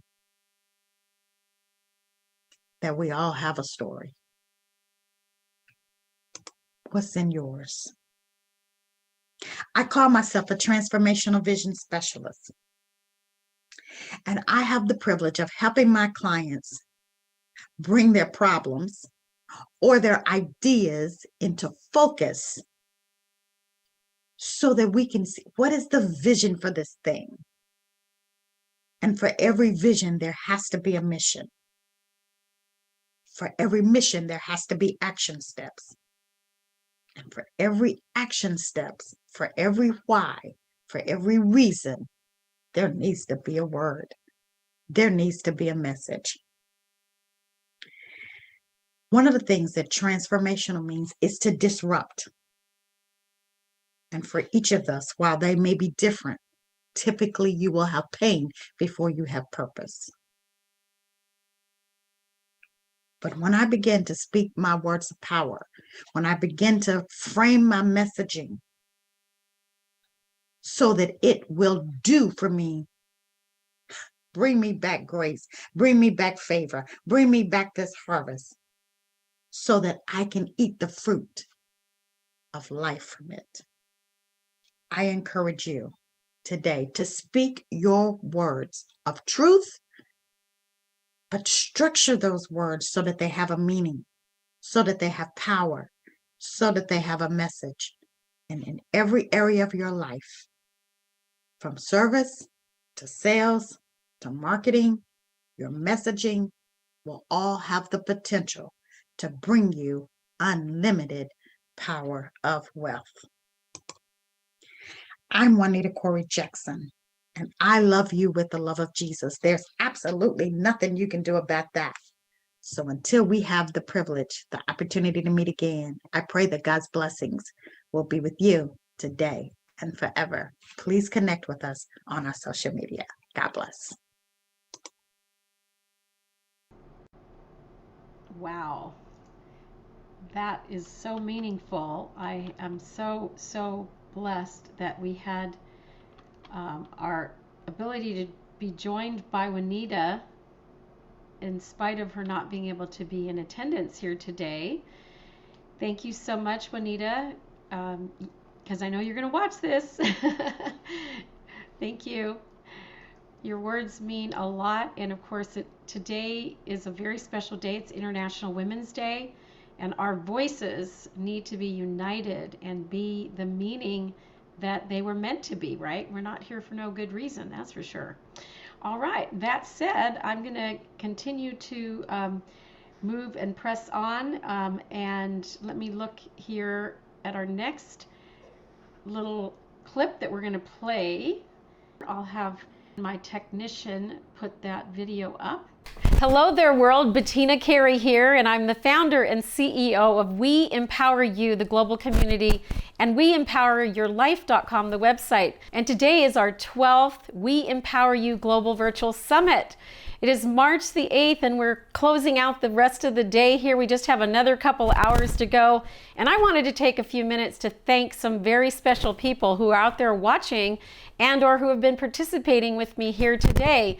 And first of all, I'd like to say a great big thank you to my mother. I call her Mamacita because she is adorable, as she is going to be 90 years old in May, and I cannot wait to be there for her birthday. Of course, my father, rest in peace, is no longer with us, but he is here with me in spirit, to be sure, as are my siblings, Annie, my younger sister, Judy, my older sister, and my brother Felix. And I'd like to also thank Lee Romanoff, the president of Income Activator. And without her support, I would not even be here today, actually, because she provided that platform that we rely on for the We Empower You community. Next, I'd like to turn my attention to thank the folks that are all behind the scenes. Larry Domenico, who's standing in front of me, Daniel Carey, my son, and I also have David Weber, who does our graphics, and Blake Messer, who just sent out a text for us and also helps a lot with our branding and our identity and our advertising. And together, this group is the virtual team that makes up the We Empower You community advertising agency. And can't go without saying thank you to Ingrid Papsheldon for the great photography that I'm still using after 10 years. And Ingrid, you are an amazing photographer. Also, Aileen Yost, you're still out there, I'm sure, watching, and you designed our wonderful logo to this very day. It's just served us perfectly, rainbow of colors, sitting on a lotus leaf, looking up, raising our International Women's Day voices and our messages, and the logo represents it very, very well. Oh, and then we couldn't, do this show not only around the globe without our support that we get from Africa, our We Empower Africa group, including Paul Maburu, Romeric Nadiri, Joshua and Cindy Kisubika, Princess Wakigo, Ibrahim Pam, Linda, and Gibson Omohumsa. I am so glad that we have you on board in Africa. And of course, we have our speakers and our affiliates and our We Empower members who have been with us either from the beginning or from a recent signing up to the Just Say Yes program. And I want to just take a moment to give the name and the titles of some of our speakers on the day, and hope that you will come and watch our YouTube video and make friends with some of these people, because they are fantastic speakers, each and every one of them. Right now, earlier today, we had Tracy Stone, Secret Sauce for Sales out of the UK, and it's sales conversion. John Webster out of Arizona, Mastering Your Fate and Crafting the Life That You Want. Robert Linden, breaking through those walls of discomfort to be on the lights, camera, action. Michaela, The Frequency of Success, Raising Your Income Potential. Jesse Tam, How Money Really Works. It's all about value, isn't it? And Debbie Waldeck, How to Decode Your Emotional Intelligence. Such an important topic, of course.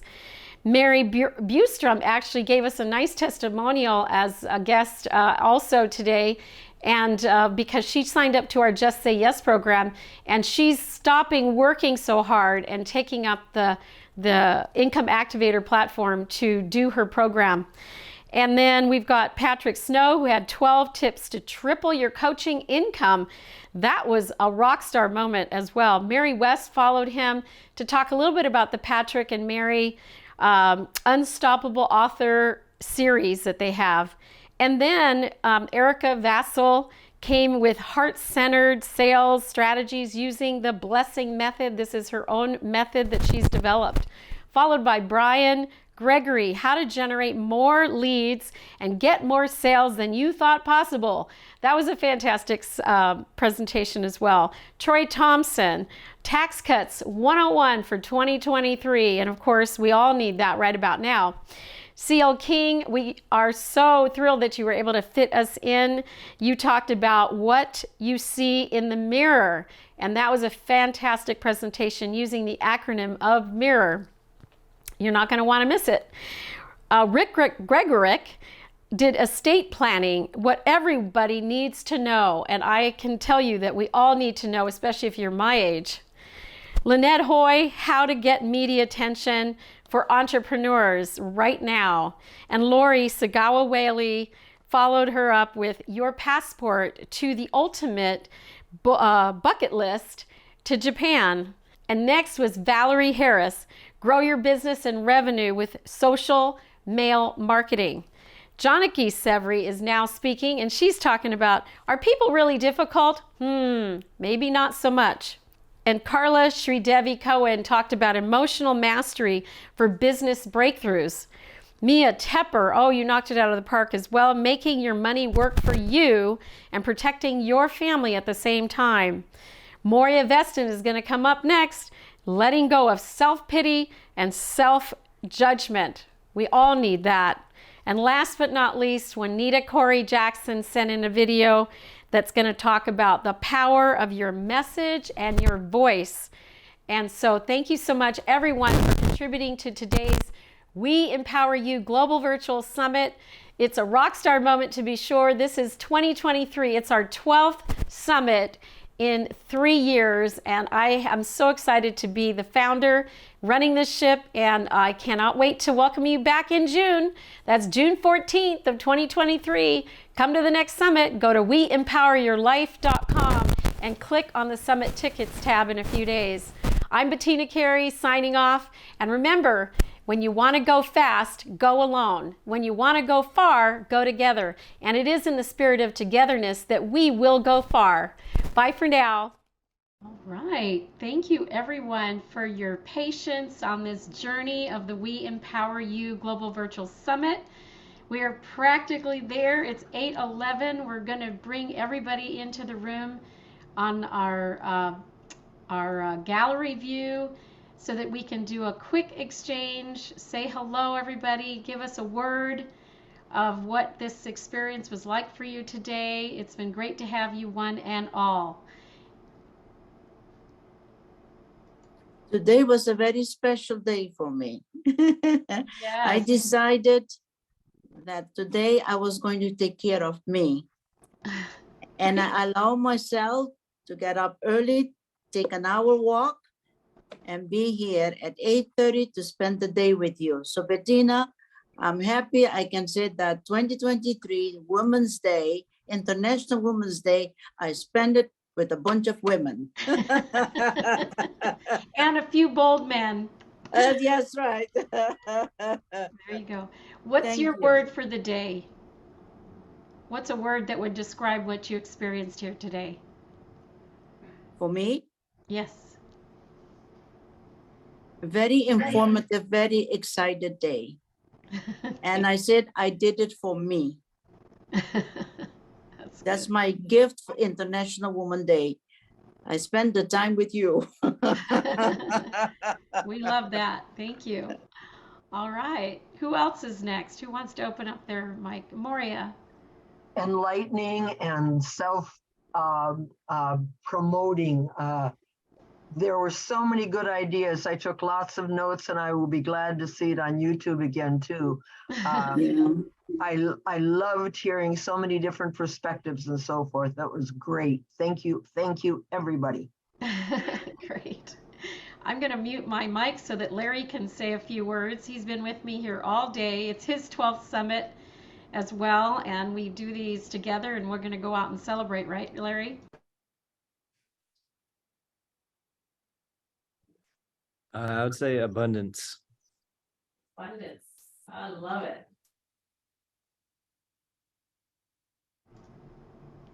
Vicki Henshaw, Debbie Waldeck, Mary Bustrom, Daniel Perry, you're still out there.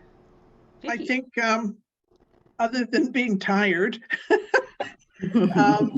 I found it surprisingly amazing and very inspiring. So I've also made notes and have met so many interesting women and men today that I'm just totally amazed by the whole thing. This is my first one, so I didn't know what to expect, but and I certainly didn't think I was going to hang in for 12 hours, but I'm still here. I know what's really great though, Vicki, is that you follow the instruction that Mia gives, which is come for an hour and stay for the day. That's what I did.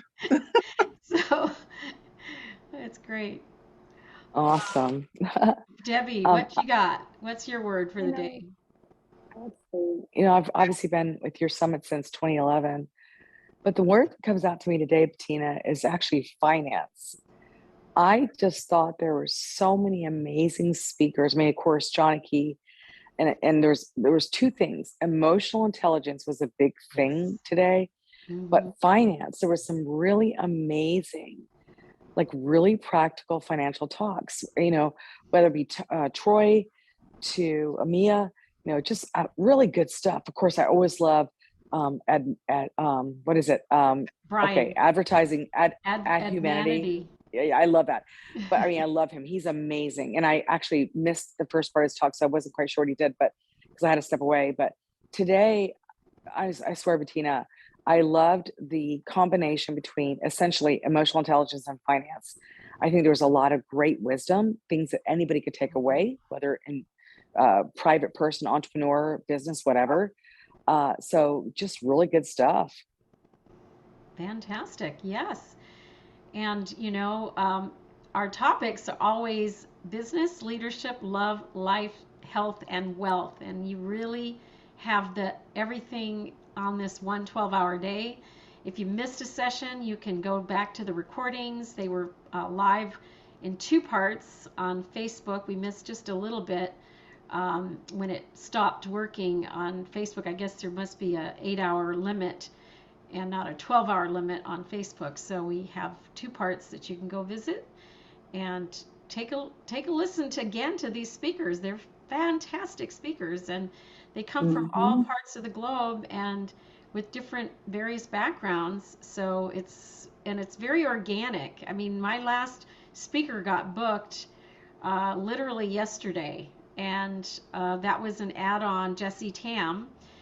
He and I are collaborating right now to get him elected here as a port commissioner in the Seattle area, and I am very excited about that. But I remembered that he had taught me all about value, and people buy value. They don't buy stuff and things. So if you can make that translation, of what you're selling in the way of services, people will pay for your value. Value out, money comes in, as Nigel says.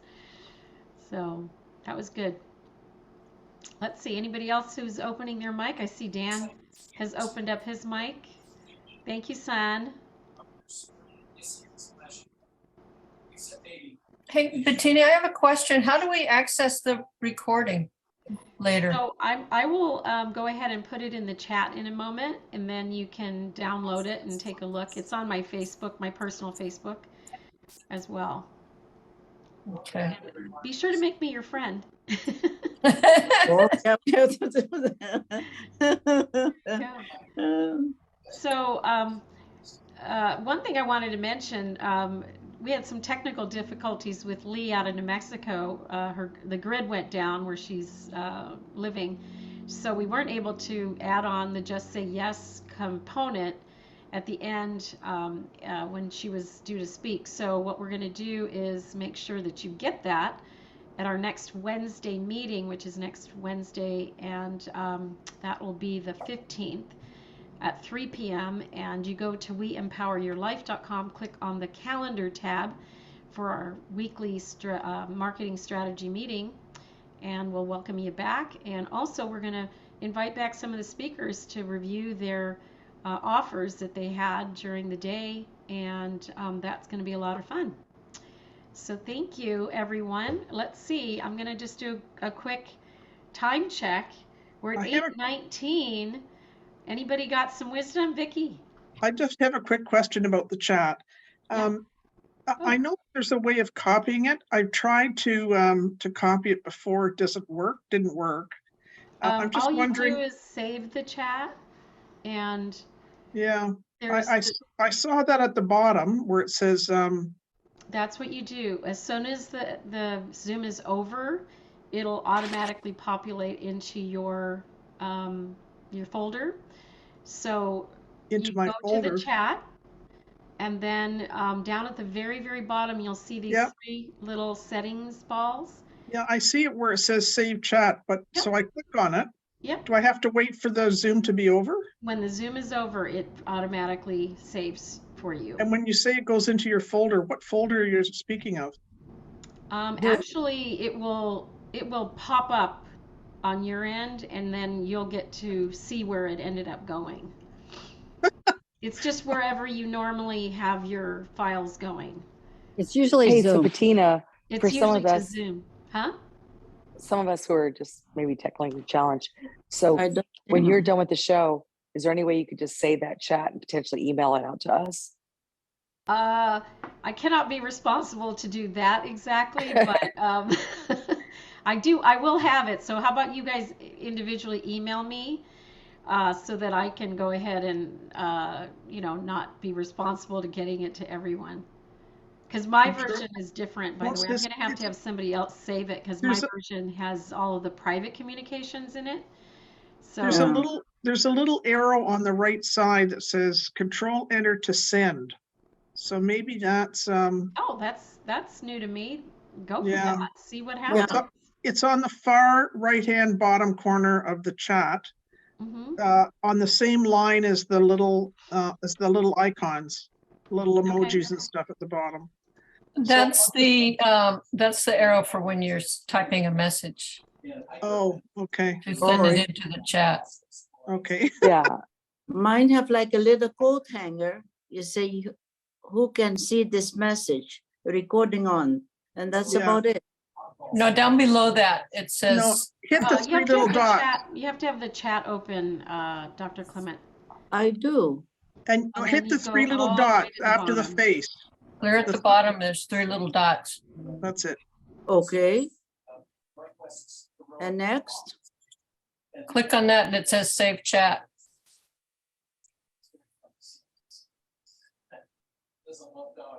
So be sure to put your email in the chat. And then it says show in folder. Tap here to chat and tap the message. Okay, so you save the chat. Yep. Click it hard, and then a little message pops up above it that says save in folder. Click on that, and it's gone to it goes to your Zoom folder on your under your documents on your hard drive. Okay. I love it. We're solving all these technical issues. So because we are on Facebook Live, are there any testimonies, any words of wisdom, pearls that you want to leave the live audience? I also included a partial chat in for a document. At about 7 o'clock to now, you have that. You can download it. Oh, okay, thank you, son. And if you download another one for right now, then you can have a part 1 and a part 2. Again, mine is going to be different than yours. Thank you everyone for joining us. Oh my gosh, it's 8:23. There's more than 7 of you here, but if you can just take 30 seconds to speak to the world out there, inviting them to the June 14th. What would you say, Vicky? Take a turn next, and then Moria, followed by Dr. Clement, and then I'll add some more folks. Which Vicky? Right, Vicky Henshaw. Okay, what did you want me to do? Oh, just take 30 seconds to say something to those that are watching. Oh, it was fantastic meeting all of you. It's very humbling to be around so many significant women and men as well. but what a great day to you know, to spend with women on our day. So Yes. thank you all. We lucked out. Moria. I just think how wonderful it's going to be for people to be able to gather in one place, in one YouTube site, all this wonderful stuff. Good grief, thoughts, ideas, suggestions, resources. It was great, great, great. Thank you. You're here all day. Dr. Clement. If you want to be informed, join June the 14th. I enjoy it very much, so I encourage everyone to attend. It's very informative, and you have excellent presenter. Thank you. And Vicki Ross. I believe this is the third or fourth one I've come to, and it's always been full of great content. And I really appreciate the effort that you put into presenting it. It's a great time. Thank you very much for coming back again and again. I love that. I'm going to mute my mic. What do you have to say, Larry? How can folks get a hold of you to help them with their video production? Yeah, absolutely. People can get a hold of me. You can find our website at evokevid.com.